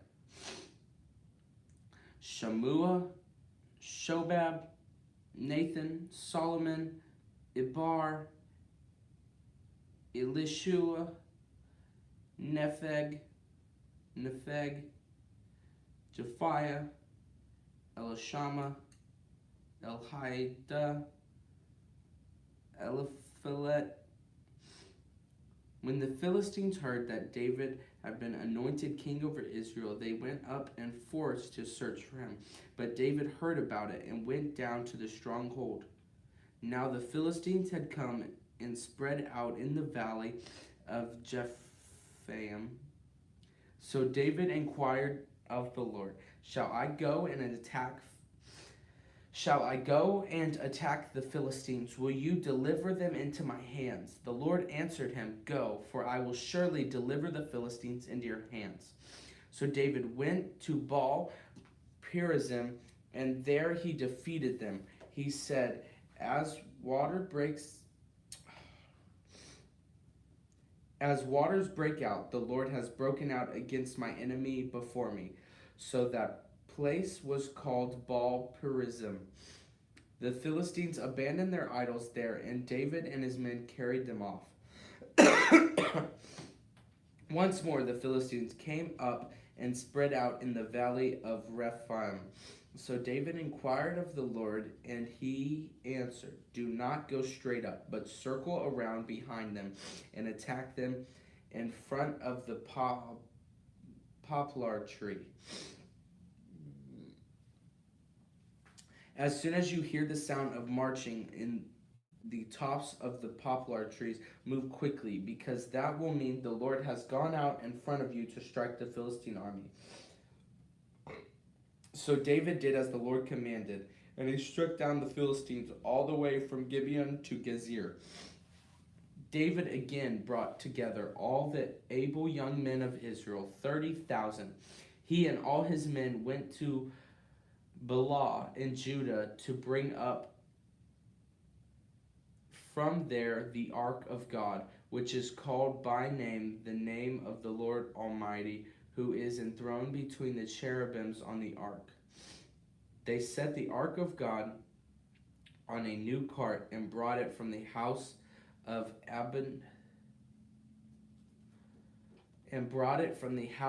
Abinadab, which was on the hill Uzzah in Ahio,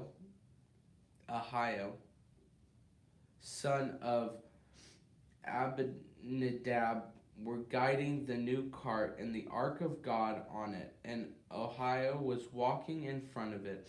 David and all Israel were celebrating with all their might before the Lord, with castanets, harps, lyres, timbrels, sistrums, and cymbals.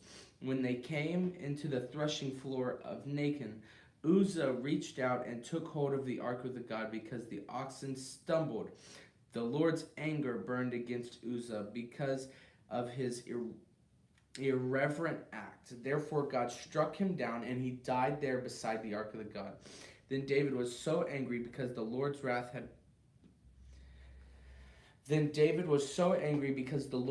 had broken out against Uzzah, and to this day the place is called Perez Uzzah. David was afraid of the Lord that day and said, "How can the ark of the Lord ever come to me?" He was not willing to take the ark of the Lord to be with him in the city of David. Instead, he took it to the house of Obed-Edom in Gittite. The ark of the Lord remained in the house of Obed-Edom the Gittite for 3 months, and the Lord blessed him and his entire household. Now, King David was told, "The Lord has blessed the household of Obed-Edom and everything he has because of the ark of God." So David went to bring up the ark of God from the house of Obed-Edom to the city of David with rejoicing. When those who were carrying the ark of the Lord had taken 6 steps, he sacrificed a bull and fattened calf, wearing a linen ephod. David was dancing before the Lord with all his might, while he and all Israel bringing up the ark of the Lord with shouts and the sounds of trumpets. As the ark of the Lord was entering the city of David, Michal, daughter of Saul, watched from a window, and when she saw King David leaping and dancing before the Lord, she despised him in her heart. They brought the ark of the Lord and set it in its place inside the tent that David had pitched for it. And David sacrificed burnt offerings and fellowship offerings before the Lord. After he had finished sacrificing the burnt offerings and fellowship offerings, he blessed the people in the name of the Lord Almighty. And then he gave a loaf of bread, a cake of dates, and a cake of raisins to each person in the whole crowd of Israel, both men and women, and all the people went in their homes. When David returned home to bless his household, Michal, daughter of Saul, came out to meet him and said, "How the king of Israel has distinguished himself today, going around half naked in full view of the slave girls of his servants, as any vulgar fellow would." David said to Michal, "It was before the Lord who chose me rather than your father or anyone from his house when he anointed me ruler over God's people, Israel. I will celebrate before the Lord. I will become even more indignant than this. I will be humiliated in my own eyes, but by these slave girls you spoke of, I will be held in honor." And Michal, daughter of Saul, had no children to the day of her death. After the king had settled in his palace and the Lord had given him rest from all his enemies around him, he said to Nathan the prophet, "Here I am, living in the house of cedar, while the ark of God remains in a tent." Nathan replied to the king, "Whatever you have in mind, go ahead and do it, for the Lord is with you." But that night the word of the Lord came to Nathan, saying, "Go and tell my servant David, this is what the Lord said. You are the one to build me a house to dwell in. I have not dwelled in a house from the day I brought the Israelites up out of Egypt to this day. I have been moving from place to place with a tent as my dwelling. Wherever I have moved with all of the Israelites, did I ever say to any of their rulers whom I commanded to shepherd my people Israel, 'Why have you not built me a house of cedar?' Now then, tell my servant David, this is what the Lord Almighty says. I took you from the pasture, from tending the flock, and appointed you ruler over my people Israel. I have been with you everywhere you have gone. I have cut off all your enemies from before you. Now I will make your name great like the names of the greatest men on earth. And I will provide a place for my people Israel, and I will plant them so that they can have a home in their own, and no longer be disturbed. No longer be disturbed. Wicked people will not oppress them anymore as they did at the beginning, and I have done ever since the time I appointed leaders. Go, my people Israel. I will also give you rest from all your enemies. The Lord declares to you that the Lord himself will establish a house for you. When your days are over and you rest with your ancestors, I will raise up your offspring to succeed you, your own flesh and blood. I will establish his kingdom. He is the one who will build a house for my name. I will establish his kingdom, for he is the one who will build a house for my name, and I will establish the throne of his kingdom forever. I will be his father, and he will be my son. When he does wrong, I will punish him with the rod wielded by men, with the flogging inflicted by human hands. But my love will never be taken away from him, as I took it away from Saul, whom I removed from before you. Your house and your kingdom will endure forever before me.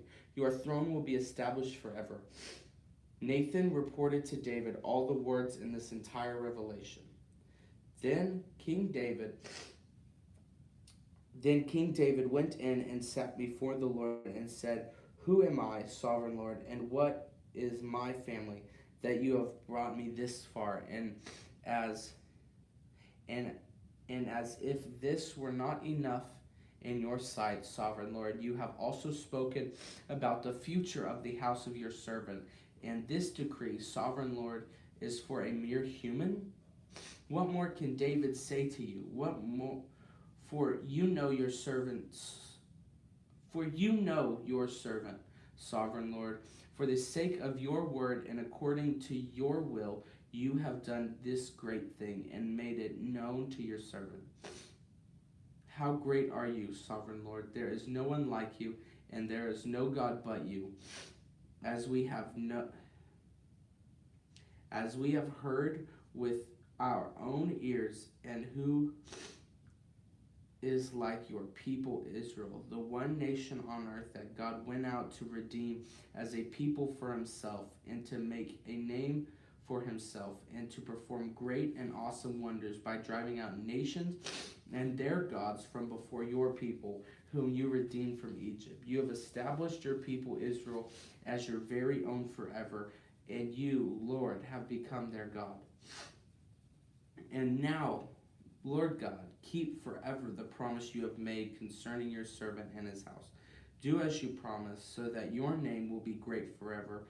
Then people will say, the Lord Almighty is God over Israel, and the house of your servant David will be established in your sight.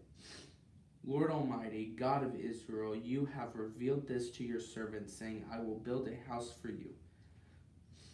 So your servant has found courage to pray this prayer to you. Sovereign Lord, you are God. Your covenant is trustworthy. You have promised these good things to your servant.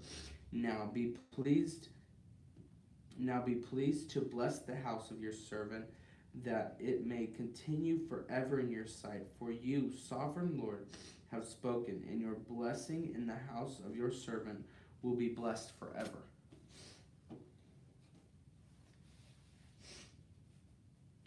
In the course of time, David defeated the Philistines and subdued them, and he took Megath Amid from the control of the Philistines. David also defeated the Moabites. He made them lie down on the ground and measured them off with a length of cord. Every 2 lengths of them were put to death. The 3rd length was allowed to live. So Moabite became subject to David and brought him tribute. Moreover, David defeated Hadadezer, son of Rehob, king of Zobah, when he went to restore his monument at the Euphrates River. David captured 1,000 of his chariots, 7,000 charioteers, 20,000 foot soldiers. He hamstrung all but 100 of the chariot horses. When the Arameans of Damascus came to help Hadadezer, king of Zobah, David struck down 22,000 of them. He put garrisons in the Aramean kingdom of Damascus, and the Arameans became subject to him and brought tribute. The Lord gave David victory wherever he went. David took the gold shields that belonged to the officers of Hadadezer and brought them to Jerusalem from Tabah and Beerothai, towns that belonged to Hadadezer. King David took a great quantity of bronze. When Tou, king of Hamath, heard that David had defeated the entire army of Hadadezer, he sent his son Jerome to King David to greet him and congratulate him on his victory in battle over Hadadezer, who had been at war with Tou. Joram brought with him articles of silver, gold, and bronze.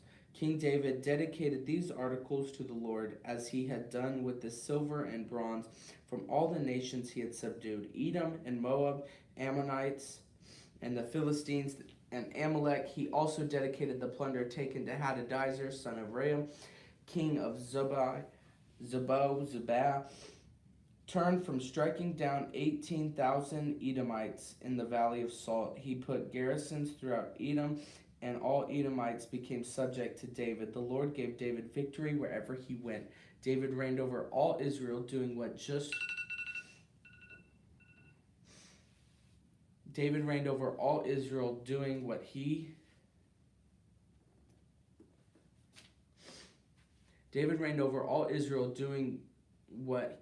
was just and right for all his people. Joab, son of Zeruiah, was over the army. Jehoshaphat, son of Ahilud, was recorder. Zadok, son of Ahitub, and Ahimelech, son of Abiathar, were priests. Zeruiah was secretary. Benaiah, son of Jehoiada, was over the Kerethites and Pelethites, and David's sons were priests. Here's water right here. If you brought one. I got it. Bye. Bye-bye. Where'd you end? Huh? Where did you end? 9, right there. Beautiful. Thank you. You're welcome. Okay. David asked, "Is there anyone still left of the house of Saul, to whom I can show kindness for Jonathan's sake?" Now there was a servant of Saul's household named Ziba. They summoned him to appear before David. And the king said to him, "Are you Ziba?" "At your service," he replied. The king asked, "Is there no one still alive from the house of Saul, to whom I can show God's kindness?" Ziba answered the king, "There is still a son of Jonathan. He is lame in both feet. Where is he?" the king asked. Ziba answered, "He is at the house of Machir, son of Emmanuel, in Lodabar." So King David had him brought from Lodebar, from the house of Machir, son of Amiel. When Mephibosheth, son of Jonathan, the son of Saul, came to David, he bowed down to pay him honor. David said, "Mephibosheth, at your service," he replied. "Don't be afraid," David said to him, "for I will surely show you kindness for the sake of your father Jonathan. I will restore to you all the land that belonged to your grandfather Saul, and you will always eat at my table." Mephibosheth bowed down and said, What is your servant that you should notice a dead dog like me?" Then the king summoned Ziba, Saul's steward, and said to him, "I have given your master's grandson everything that belonged to Saul and his family. You and your sons and your servants are to farm the land for him and bring in the crops so that your master's grandson may be provided for. And Mephibosheth, grandson of your master, will always eat at my table." Now Ziba had 15 sons and 20 servants. Then Ziba said to the king, "Your servants will do whatever the Lord the king commands his servant to do." So Mephibosheth ate at David's table like one of the king's sons. Mephibosheth had a young son named Micah, and all the members of Ziba's household were servants of Mephibosheth.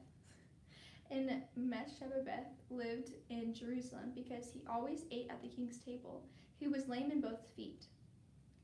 In the course of time, the king of the Ammonites died, and his son Hanun succeeded him as king. David thought, "I will show kindness to Hanun, son of Nahash, so just as his father showed kindness to me." So David sent a delegation to express his sympathy to Hanun concerning his father.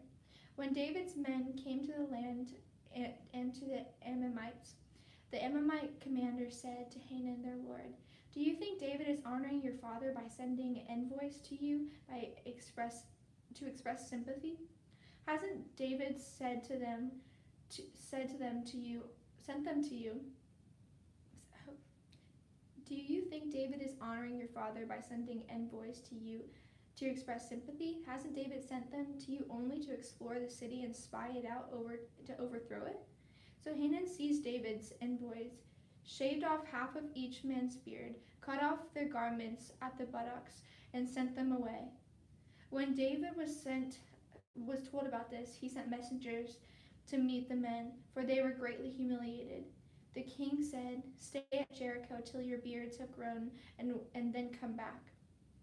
When the Ammonites realized that they had become obnoxious to David, they hired 20,000 Aramean foot soldiers from Beth Rehob and Zobath, and as well as the king of Micah and 1,000 men, and also 12,000 men from Tob. On hearing this, David sent Joab out with the entire army of fighting men. The Ammonites came out and drew up for battle, in battle formation, to the entrance of the city gate, while the Arameans of Zobah and Rohab and the men of Tob and Maacah were by themselves in the open country.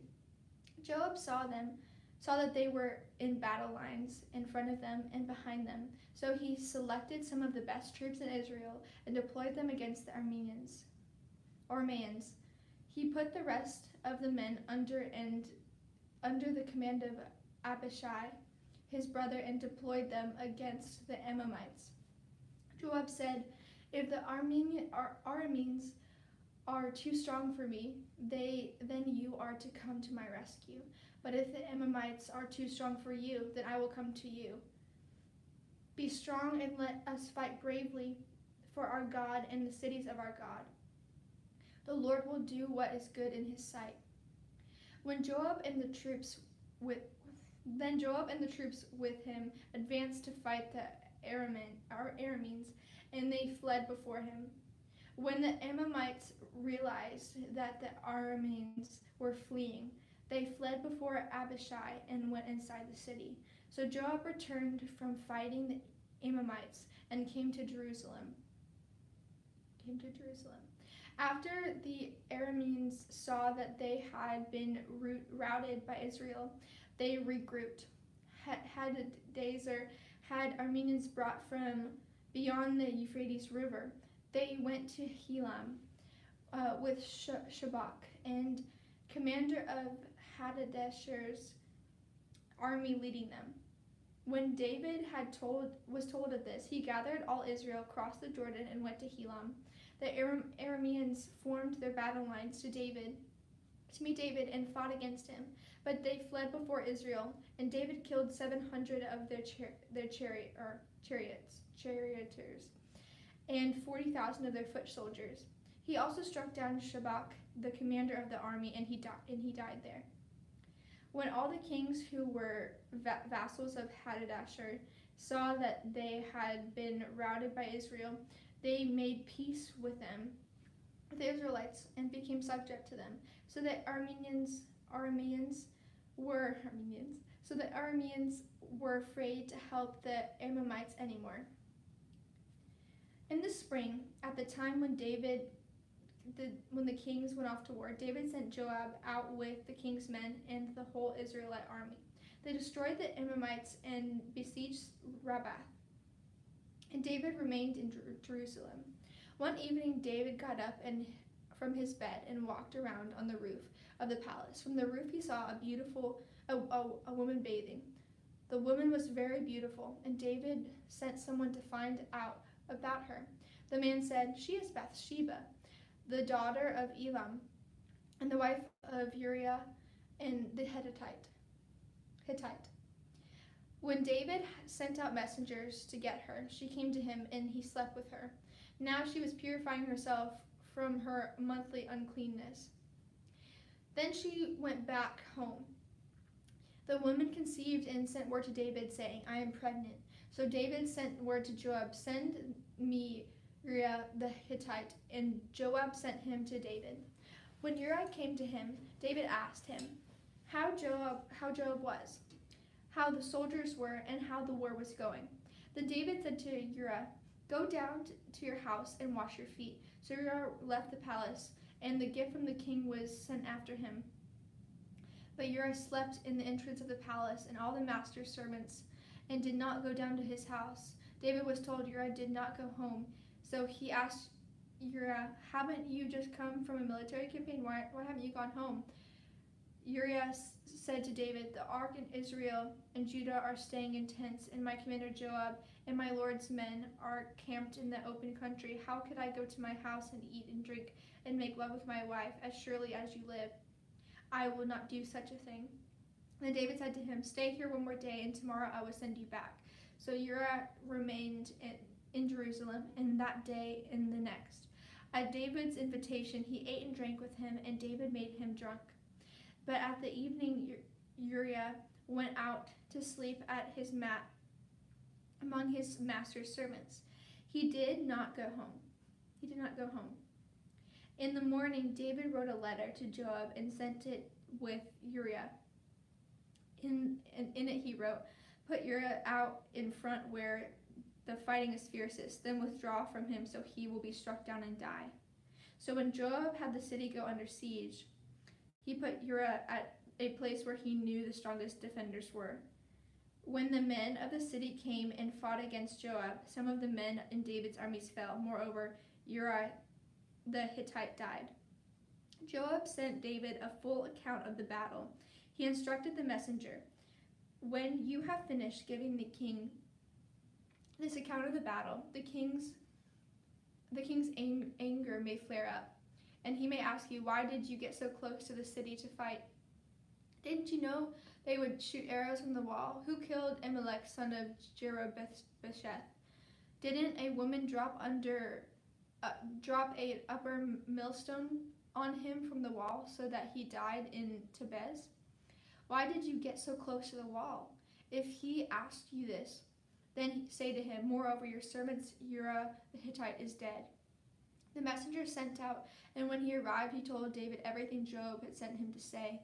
The messenger said to David, "The men overpowered us and came out against us in the open, but we drove them back to the entrance of the city gate. Then the archers shot arrows at the servants from the wall, and some of the king's men died. Moreover, your servant Uriah the Hittite is dead." David told the messenger, "Say this to Joab, don't let this upset you. The sword devours one as well as another. Press the attack against the city and destroy it. Say this to encourage Joab." When Uriah's wife heard that her husband was dead, she mourned for him. After the time of mourning was over, David had brought her to his house, and she became his wife and bore him a son. But the thing David had done displeased the Lord. The Lord sent Nathan to David. When he came to him, he said, "There were 2 men in a certain town, one rich and the other poor. The rich man had a very large number of sheep and cattle, but a poor man had nothing except the little ewe lamb he had brought. He raised it, and it grew up with him and his children. It shared his food, drank from his cup, and even slept in his arms. It was like a daughter to him. Now a traveler came to the rich man, but the rich man refrained from taking one of his own sheep or cattle to prepare a meal for the traveler, but who had come to him. Instead, he took the ewe lamb and belonged to the poor man and prepared it for the one who had come to him. David burned with his anger against the man and said to Nathan, "As surely as the Lord lives, the man who did that must die. He must pay for the lamb 4 times over because he did such a thing and had no pity." Then Nathan said to David, "You are the man. This is what the Lord, the God of Israel, says. I anointed you king over Israel, and I delivered you from the hand of Saul. I gave you your master's house to you, and your master's wives into your hands. I gave you all Israel and Judah, and if all this had been done, and all this had been too little, I would have given you even more. Why did you despise the word of the Lord by doing what is evil in my eyes? In his eyes, you struck down Uriah the Hittite with the sword and took his wife to be your own. You killed him with the sword of the Ammonites. Now, therefore, the sword will never depart from your house, because you despised me and took the wife of Uriah and the Hittite to be your own. This is what the Lord says. Out of your own household I am going to bring calamity on you. Before your very eyes I will take your wives and give them to one who is close to you, and he will sleep with your wives in broad daylight. You did it in secret, but I will do this in broad daylight before all Israel." Then David said to Nathan, "I have sinned against you, Lord." Nathan replied, "The Lord has taken away your sin. You are not going to die. But because by doing this have shown your utter contempt for the Lord, the son born to you will die." After Nathan had gone home, the Lord struck the child that Uriah's wife had born to David, and he became ill. David pleaded with God for the child. He fasted and spent the days lying in sackcloth on the ground. The elders of his household stood beside him to get him up from the ground, but he refused, and he would not eat any food with them. On the 7th day of the child died. David's attendants were afraid to tell him that the child was dead, for they thought while the child was still living he wouldn't listen to us when we spoke to him. How could we not tell him the child is dead? He may do something desperate. David noticed that his attendants were whispering among themselves, and he realized the child was dead. "Is the child dead?" he asked. "Yes," they replied, "he is dead." Then David got up from the ground, and he had washed, put on lotions, and changed his clothes. He went into his house of the Lord and worshipped. Then he went into his house, and at his request they served him food, and he ate. When his attendants asked him, "Why are you acting this way? While the child was alive you fasted and wept, but now that the child is dead you get up and eat." He answered, "While the child was alive I fasted and wept. I thought, who knows, the Lord may be gracious to me and let the child live. But now that he is dead, why should I go on fasting? But can I bring him back again? I will go to him, but he will not return to me." Then David comforted his wife Bathsheba, and he went to her and made love to her. She gave birth to a son, and they named him Solomon. The Lord loved him, and because the Lord loved him, he sent word to Nathan the prophet to name him Jedediah. Meanwhile, Joab fought against Rabbe of the Ammonites and captured the royal city. Joab then sent messengers to David saying, I have sought against Rabbah and taken its water supply. Now muster the rest of the troops and besiege the city and capture it. Otherwise I will take the city and it will be named after me. So David mustered the entire army and went to Rabbah and attacked and captured it. David took the crown from the king's head, and it was placed on his own head. It weighed a talent of gold, and it was set with precious stones. David took a great quantity of plunder from the city and brought out the people who were there, consigning them to labor in saws and with iron and picks and axes, and he made them work at brick making. David did this to all the Ammonite towns. Then he and his entire army returned to Jerusalem. In this course of time, Amnon, son of David, fell in love with Tamar, the beautiful sister of Absalom, son of David. Amnon became so obsessed with his sister Tamar that he made himself ill. She was a virgin, and it seemed impossible for him to do anything to her.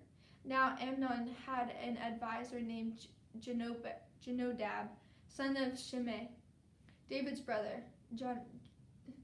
Jonadab was a very shrewd man. He asked Amnon, "Why do you, the king's son, look at Haggard morning after morning? Why won't you tell me?" Amnon said to him, "I'm in love with Tamar, my brother Absalom's sister. So go to bed and pretend to be ill." Jonadab said, "When your dad comes to see you, say to him, I would like my sister Tamar to come and give me something to eat. Let her prepare the food in my sight, and I may watch her and then eat it from her hand." So Amnon lay down and pretended to be ill. When the king came to him, Amnon said to him, "I would like my sister Tamar to come and make some special bread in my sight, so I may eat from her hand." David sent word to Tamar at the palace, "Go to the house of your brother Amnon and prepare some food for him." So Tamar went to the house of her brother Amnon, who was lying down. She took some dough, kneaded it, and made the bread in his sight and baked it. Then she took the pan and served him the bread, but he refused to eat. "Send everyone out of here," Amnon said. So everyone left him. Then Amnon said to Tamar, "Bring the food here into my bedroom, so I may eat from your hand." And Tamar took the bread she had prepared and brought it to her brother Amnon in his bedroom. But when she took it to him to eat, he grabbed her and said, "Come to bed with me, my sister." "No, my brother," she said to him, "don't force me. Such a thing should not be done in Israel. Don't do this wicked thing. What about me? Where could I get rid of my disgrace? And what about you? You would be like one of the wicked fools in Israel. Please speak to the king. He will not keep me from being married to you." But he refused to listen to her, and since he was stronger than she was, he raped her. Then Amnon hated her with intense hatred. In fact, he hated her more than he had loved her. Amnon said to her, "Get up and get out." "No," she said to him. Sending me away would be a greater wrong than what you have already done to me." But he refused to listen to her. He called the personal servant and said, "Get this woman out of my sight and bolt the door after her." So his servant put her out and bolted the door after her. She was wearing an ornate robe, for this was the kind of garment the virgin daughters of the king wore. Tamar put ashes on her head and tore the ornate robe she had been wearing. She put her hands on her head and went away weeping aloud. As she went, her brother Absalom said to her, "Has that Amnon your brother been with you? Be quiet for now, my sister. He is your brother. Don't take this thing to heart." And Tamar lived with her brother Absalom's house, a desolate woman. When King David heard all this, he was furious, and Absalom never said a word to Amnon. Either good or bad, he hated Amnon because he had disgraced his sister Tamar. 2 years later, when Absalom's sheep shearers were at Baal Hazor, near the border of Ephraim. He invited all the king's sons to come there. Absalom went to the king and said, "Your servant has had shearers come. Will the king and his attendants please join me?" "No, my son," the king replied. "All of us should not go. We would only be a burden to you." Although Absalom urged him, he still refused to go, but gave him his blessing. Then Absalom said, "If not, please let my brother Amnon come with us." The king asked him, "Why should he go with you?" But Absalom urged him, so he sent him with Amnon and the rest of the king's sons. Absalom ordered his men, "Listen, when Amnon is in high spirits from drinking wine, and I say to you, 'Strike Amnon down and kill him,' don't be afraid. Haven't I given you this order? Be strong and brave." So Absalom's men did to Amnon what Absalom had ordered. Then all the king's sons got up, mounted their mules, and fled. While they were on their way,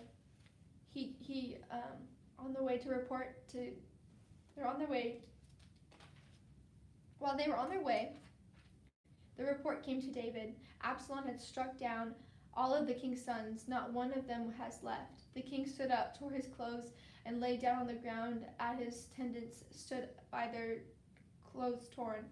But Jonadab, son of Shimei, David's brother, said, "My lord should not think that they killed all the princes, only Amnon is dead.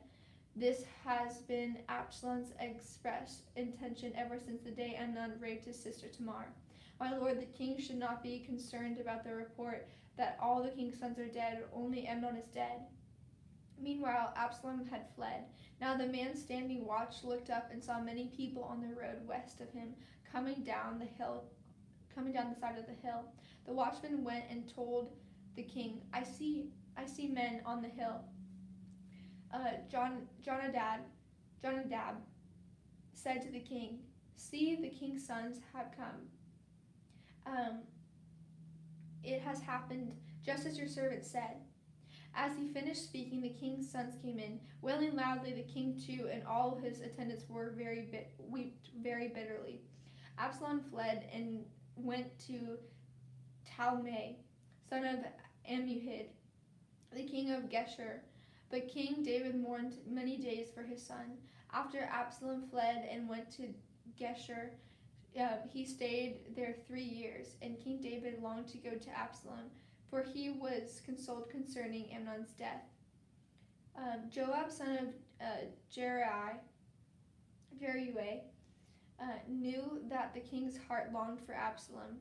So Joab sent someone to Tekoa and had a wise woman brought from there.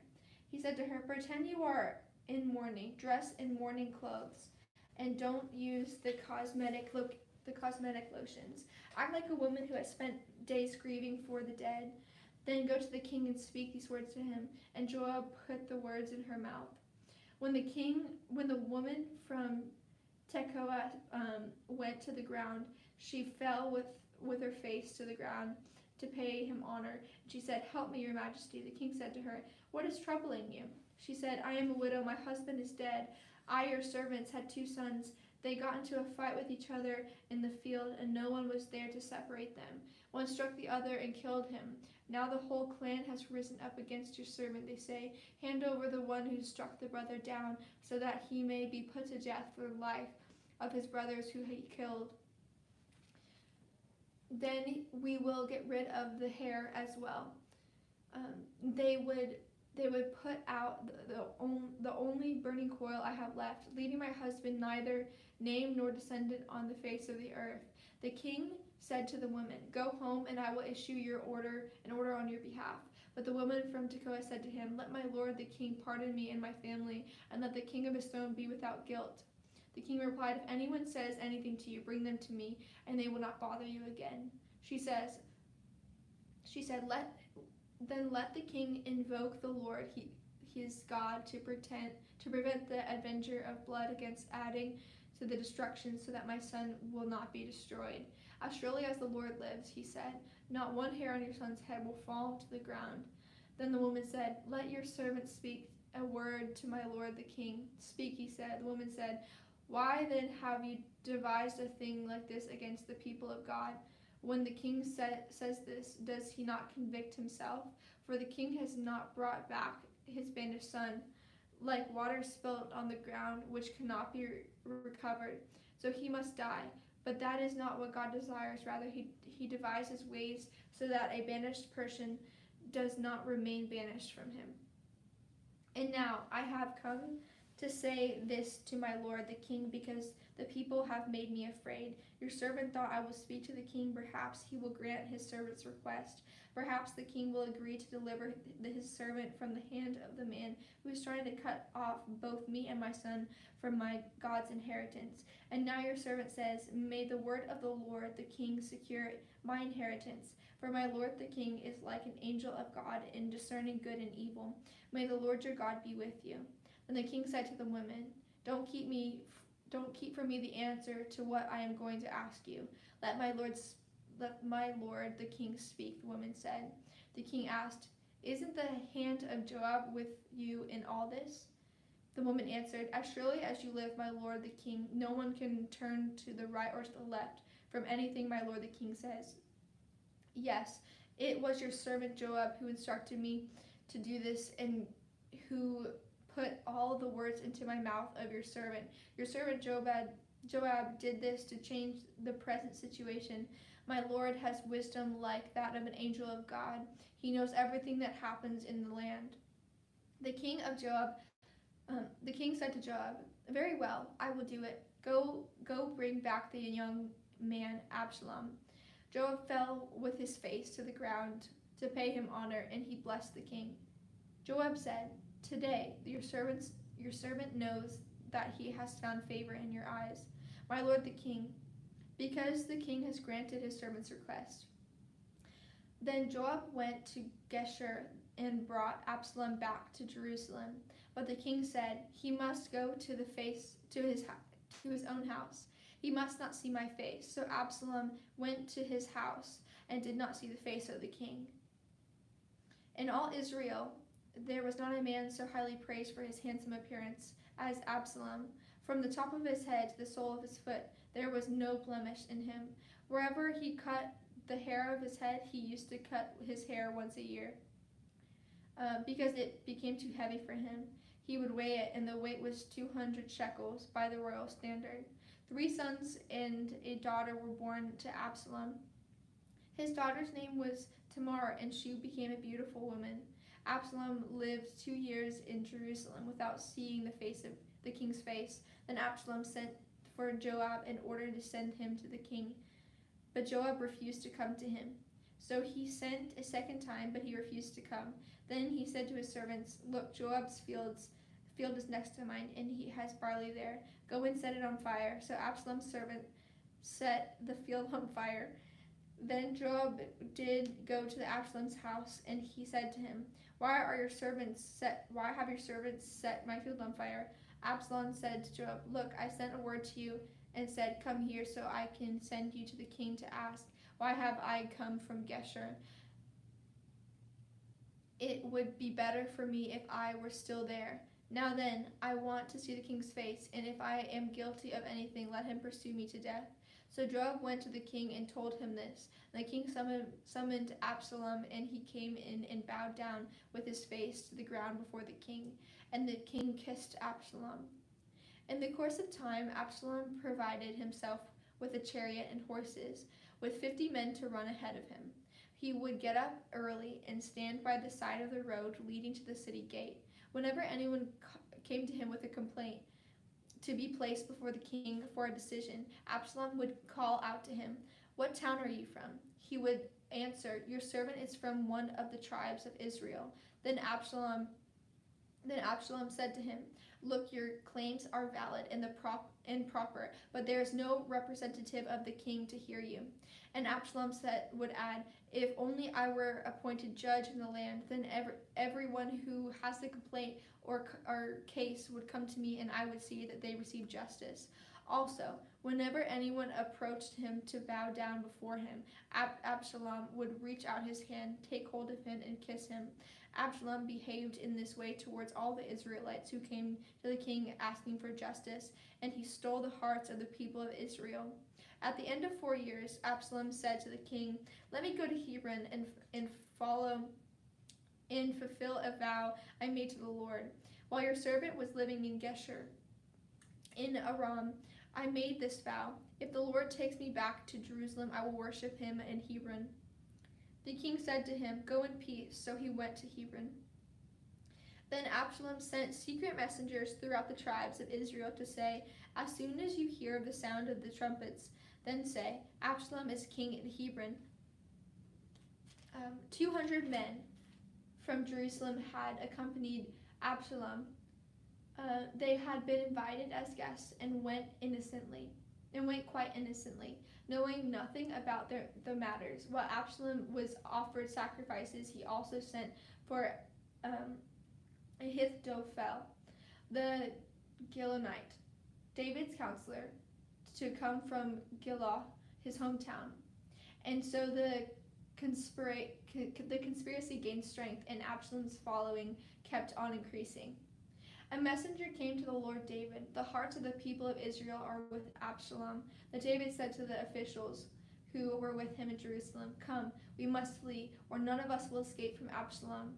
We must leave immediately, or he will move quickly to overtake us and bring ruin on us before the city of the sword." The king's officials answered him, "Your servants are ready to do whatever the Lord, the king, chooses." The king set out, with his entire household following him, but he left 10 concubines to take care of the palace. So the king set out with all the people following him, and they halted at the edge of the city. All the men marched past him, along with the Kerethites and the Pethlonites, and all the 600 Gittites who had accompanied him from Gath marched before the king. The king said to Attai the Gittite, "Why should you come along with us? Go back and stay with King Absalom. You are a foreigner, an exile from your homeland. You come only yesterday, and today shall I make you wander about with us when I do not know where I'm going? Go back and take your people with you. May the Lord show you kindness and faithfulness." But Attai replied to the king, "As surely as the Lord lives, and as my lord the king lives, wherever my lord the king may be, wherever it means life or death, there will your servant be." David said to Attai, "Go ahead, march on." So Attai and Gittite marched on with all his men and the families that were with him. The whole countryside wept aloud as the people passed by. The king also crossed the Kidron Valley, and all the people moved on towards the wilderness. Zadok was there too, and all of the Levites who were with him were carrying the Ark of the Covenant of God. They sat down the Ark of God, and Abiathar offered sacrifices until the people had finished leaving the city.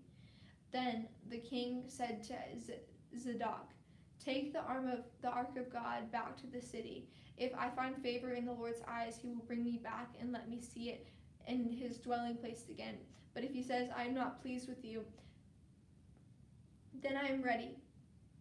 To let him do to me whatever seems good to him." The king also said to Zadok the priest, "Do you understand?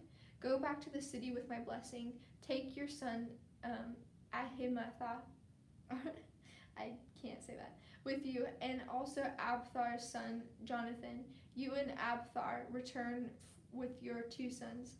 I will wait at the fords in the wilderness until word comes from you to inform me." So Zadok the Abthar took the Ark of God So Zadok the Abiathar took the Ark of God back to Jerusalem and stayed there. But David continued up the Mount of Olives, weeping as he went. His head was covered and he was barefoot. All the people with him covered their heads too and were weeping as they went up. Now David had been told, Ahithophel is among the conspirators with Absalom. So David prayed, "Lord, turn Ahithophel's counsel into foolishness. When David arrived at the summit where people used to worship God, Hushai the Archite was there to meet him, his robe torn and dust on his head. David said to him, "If you go with me, you will be a burden to me. But if you return to the city and say to Absalom, 'Your Majesty, I will be your servant. I was your father's servant in the past, but now I will be your servant,' then you can help me by frustrating Ahithophel's advice. Won't the priests Zadok and Abiathar be there with you? Tell them anything you hear in the king's palace. Their two sons, Ahimaaz, son of Zadok, and Jonathan, son of Abiathar, are there with them. Send them to me with anything you hear." So Hushai, David's confidant, arrived at Jerusalem as Absalom was entering the city. When David had gone a short distance beyond the summit, there was Ziba, the steward of Mephibosheth, waiting to meet him. He had a string of donkeys saddled and loaded with 200 loaves of bread and 100 cakes of raisins, 100 cakes of figs and skin of wine. The king asked Ziba, "Why have you brought these?" Ziba answered, "The donkeys are for the king's household to ride on, and the bread and fruits are for the men to eat, and the wine is to refresh those who become exhausted in the wilderness." The king asked them, the king then asked, "Where is your master's grandson?" Ziba said to him, "He is staying in Jerusalem because he thinks today the Israelites will restore to me my grandfather's kingdom." Then the king said to Ziba, "All that belonged to Mephibosheth is now yours." "I humbly bow," Ziba said. "May I find favor in your eyes, the Lord my king." As King David approached Bahurim, and a man came from the same clan as Saul's family came out from where his name was Shimei, son of Gera.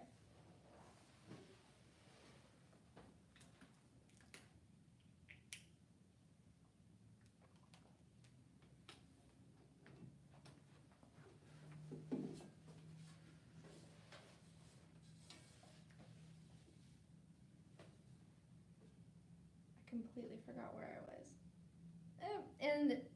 King David approached Bahurim.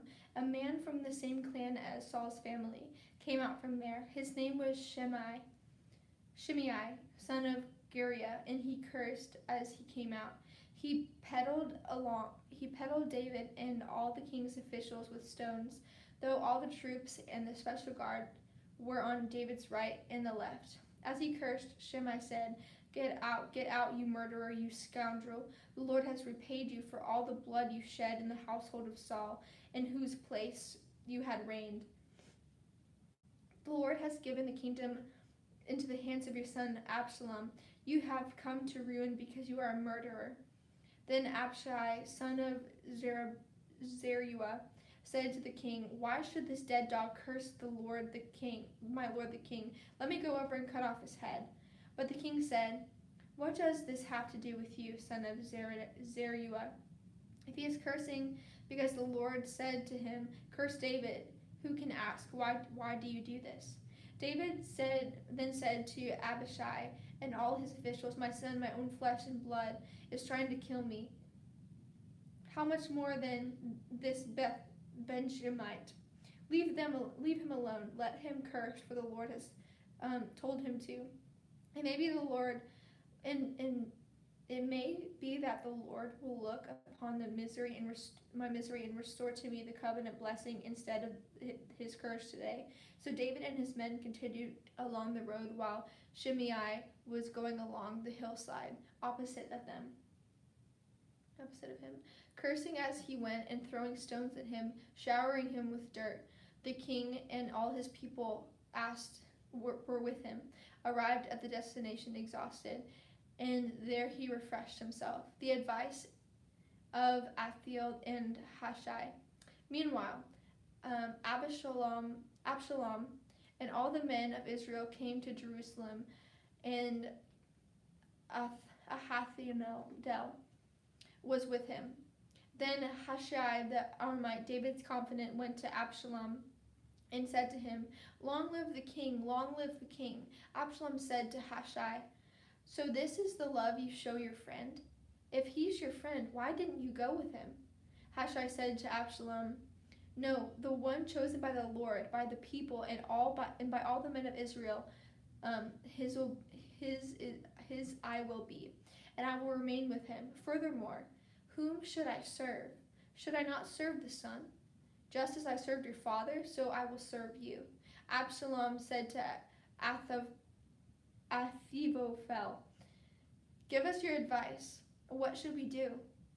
Ahithophel answered, "Sleep with your father's concubines, whom he left to take care of the palace.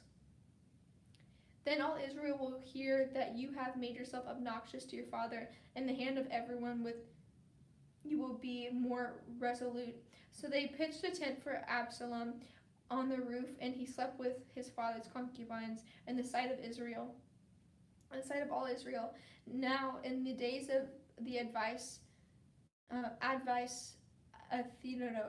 Ahithophel, I can't say that name, I tried, gave was like that of the one who inquires of God. That was how both David and Absalom regarded all of Ahithophel's advice.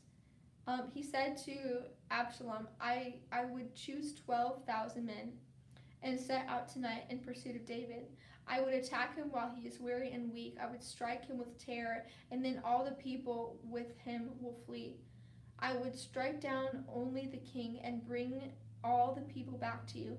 The death of the man you seek will mean the return of all.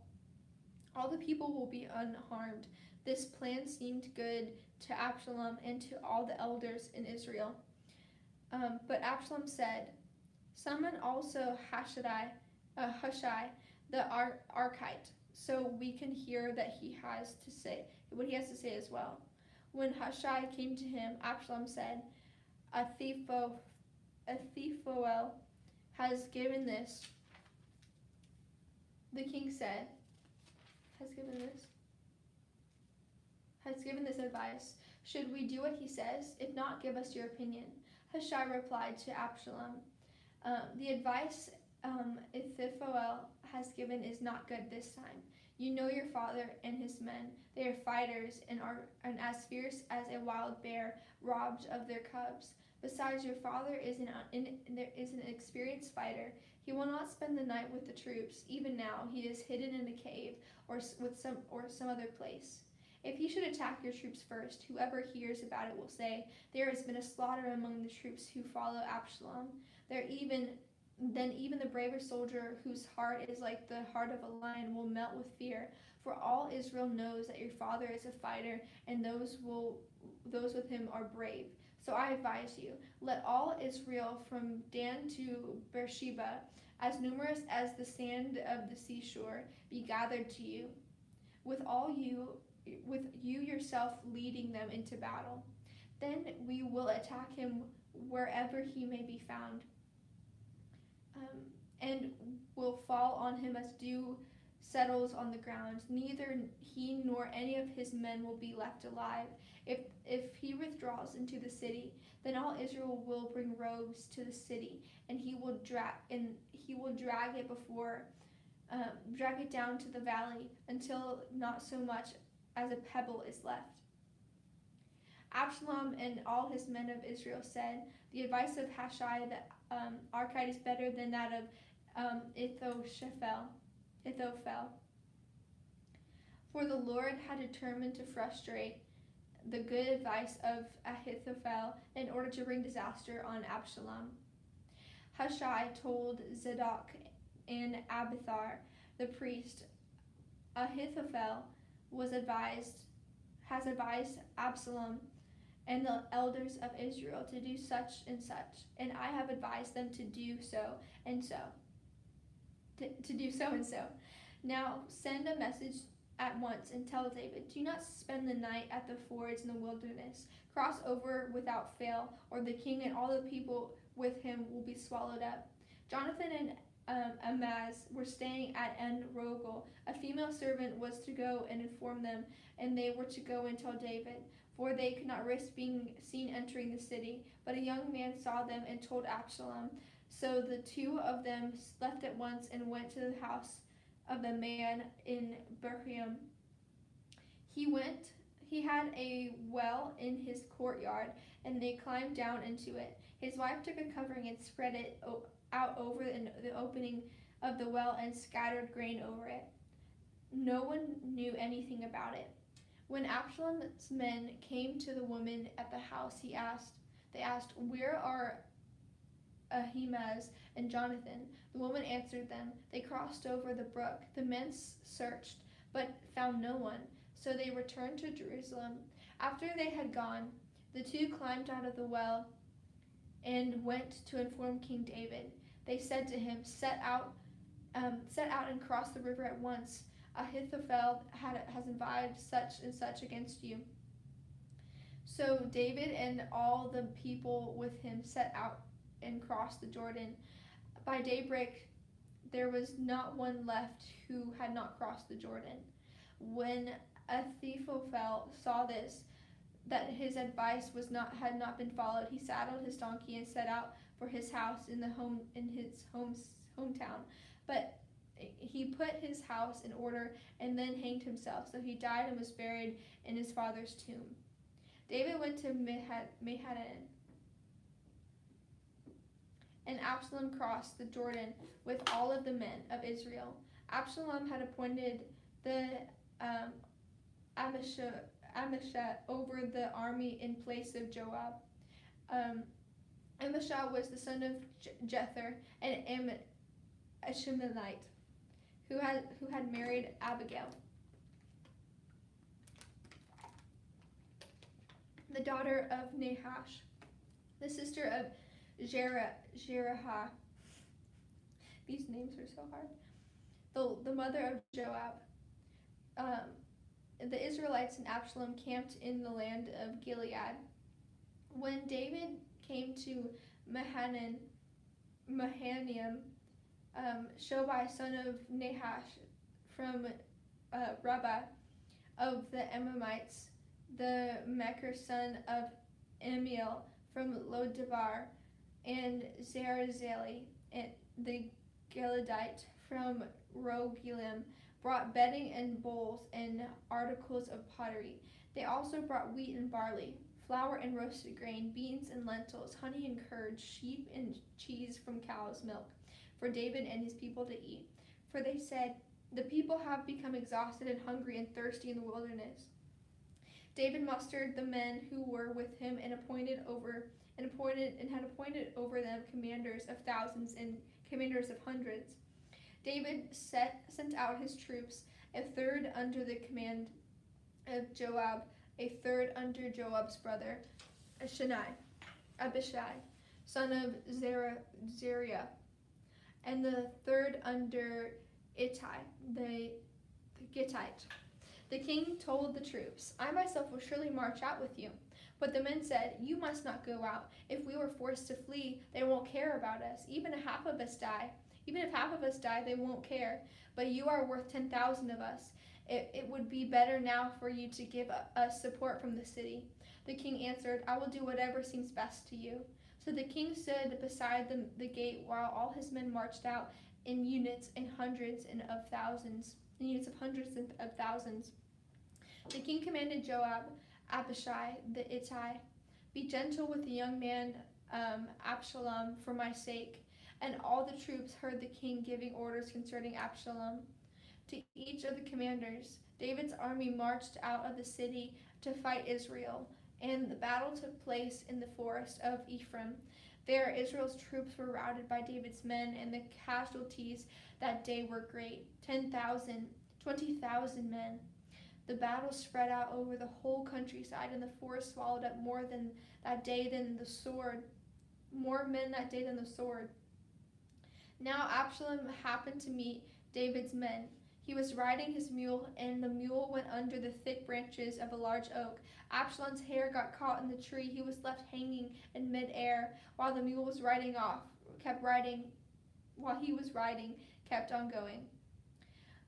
When one of the men saw that what happened, he told Joab, "I just saw Absalom hanging in an oak tree."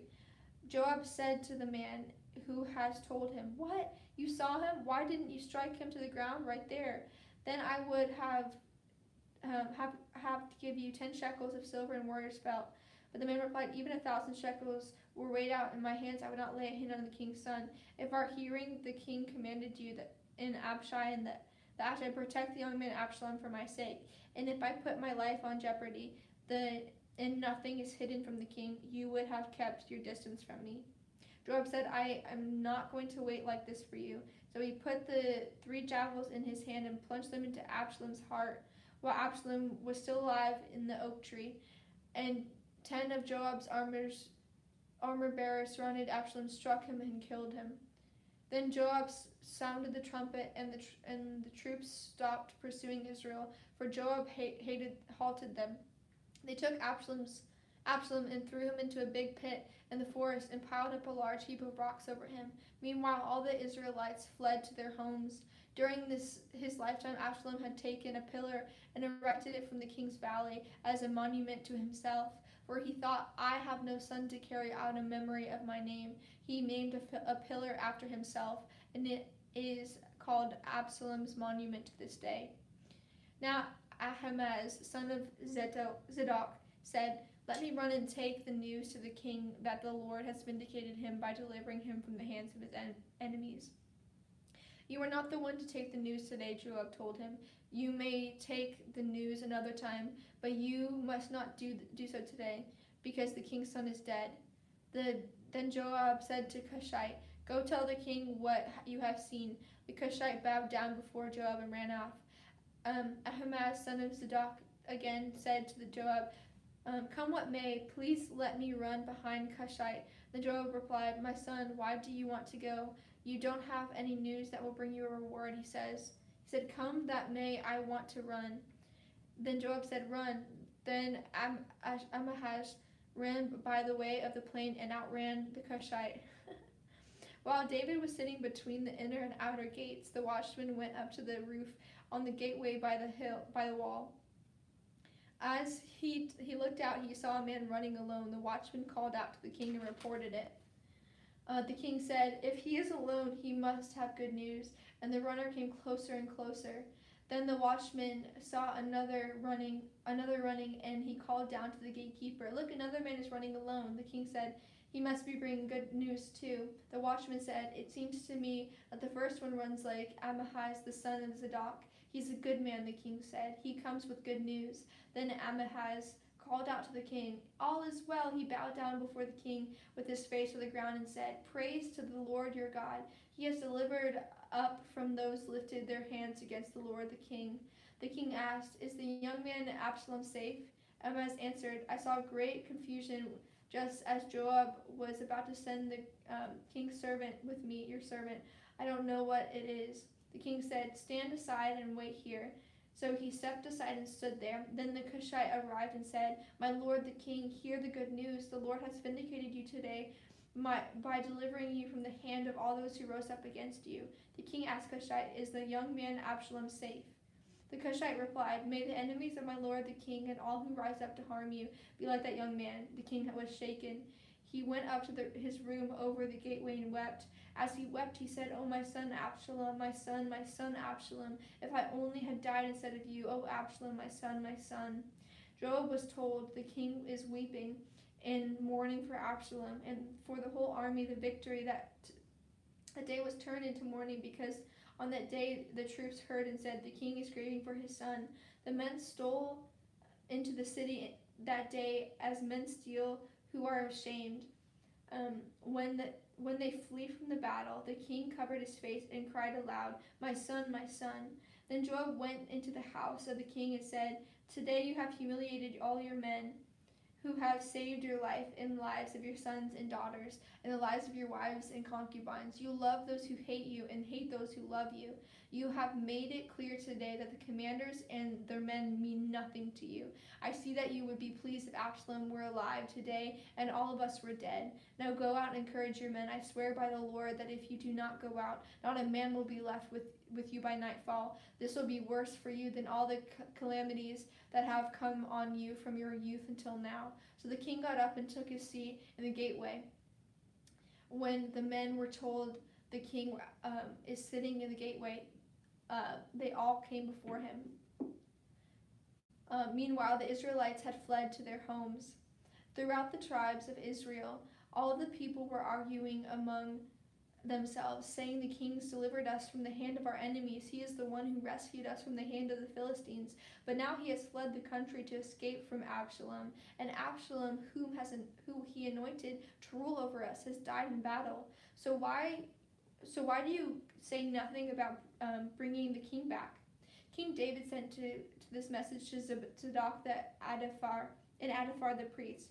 "Ask the elders of Judah, why should you be the last to bring the king back to this place, since what is being said throughout Israel has reached the king at his quarters? You are my relatives, my own flesh and blood, so why should you be the last to bring back the king?" And say to Amashah, "Are you not my own flesh and blood? May God deal with me, be it ever so severely, if you are not the commander of my army for life in place of Joab." He won over the hearts of the men of Judah, so that they were all in one mind. They sent word to the king, "Return, you and all your men." Then the king returned and went as far as the Jordan. Now the men of Judah had come to Gilgal and to go out and meet the king and bring him across the Jordan. Shimei, son of Guriah the Benjamite from Bahurim, hurried down with the man of Judah to meet the King David. With him were 1,000 Benjamites, along with Ziba, the steward of Saul's household, and his 15 sons and 20 servants. They rushed to the Jordan where the king was. They crossed a ford to take the king's household over and to do whatever he wished. When Shimei, son of Guriah, crossed the Jordan, he fell prostrate before the king and said to him, "May the Lord not hold me guilty. Do you not remember how your servant did wrong on the day my lord the king left Jerusalem? May the servant put it out of his mind, for I your servant my servant know that I have sinned today, but today I have come here as the first son of the tribes of Joseph, and come down and meet my lord the king." When Abishai, the son of Zeruiah, said, Shouldn't Shimei be put to death for this? He cursed the Lord's anointed. David replied, "What does this have to do with you, son of Zeruiah? What right do you have to interfere? Should anyone be put to death in Israel today? Don't I know that today I am king over Israel?" So the king said to Shimei, "You shall not die," and the king promised him an oath.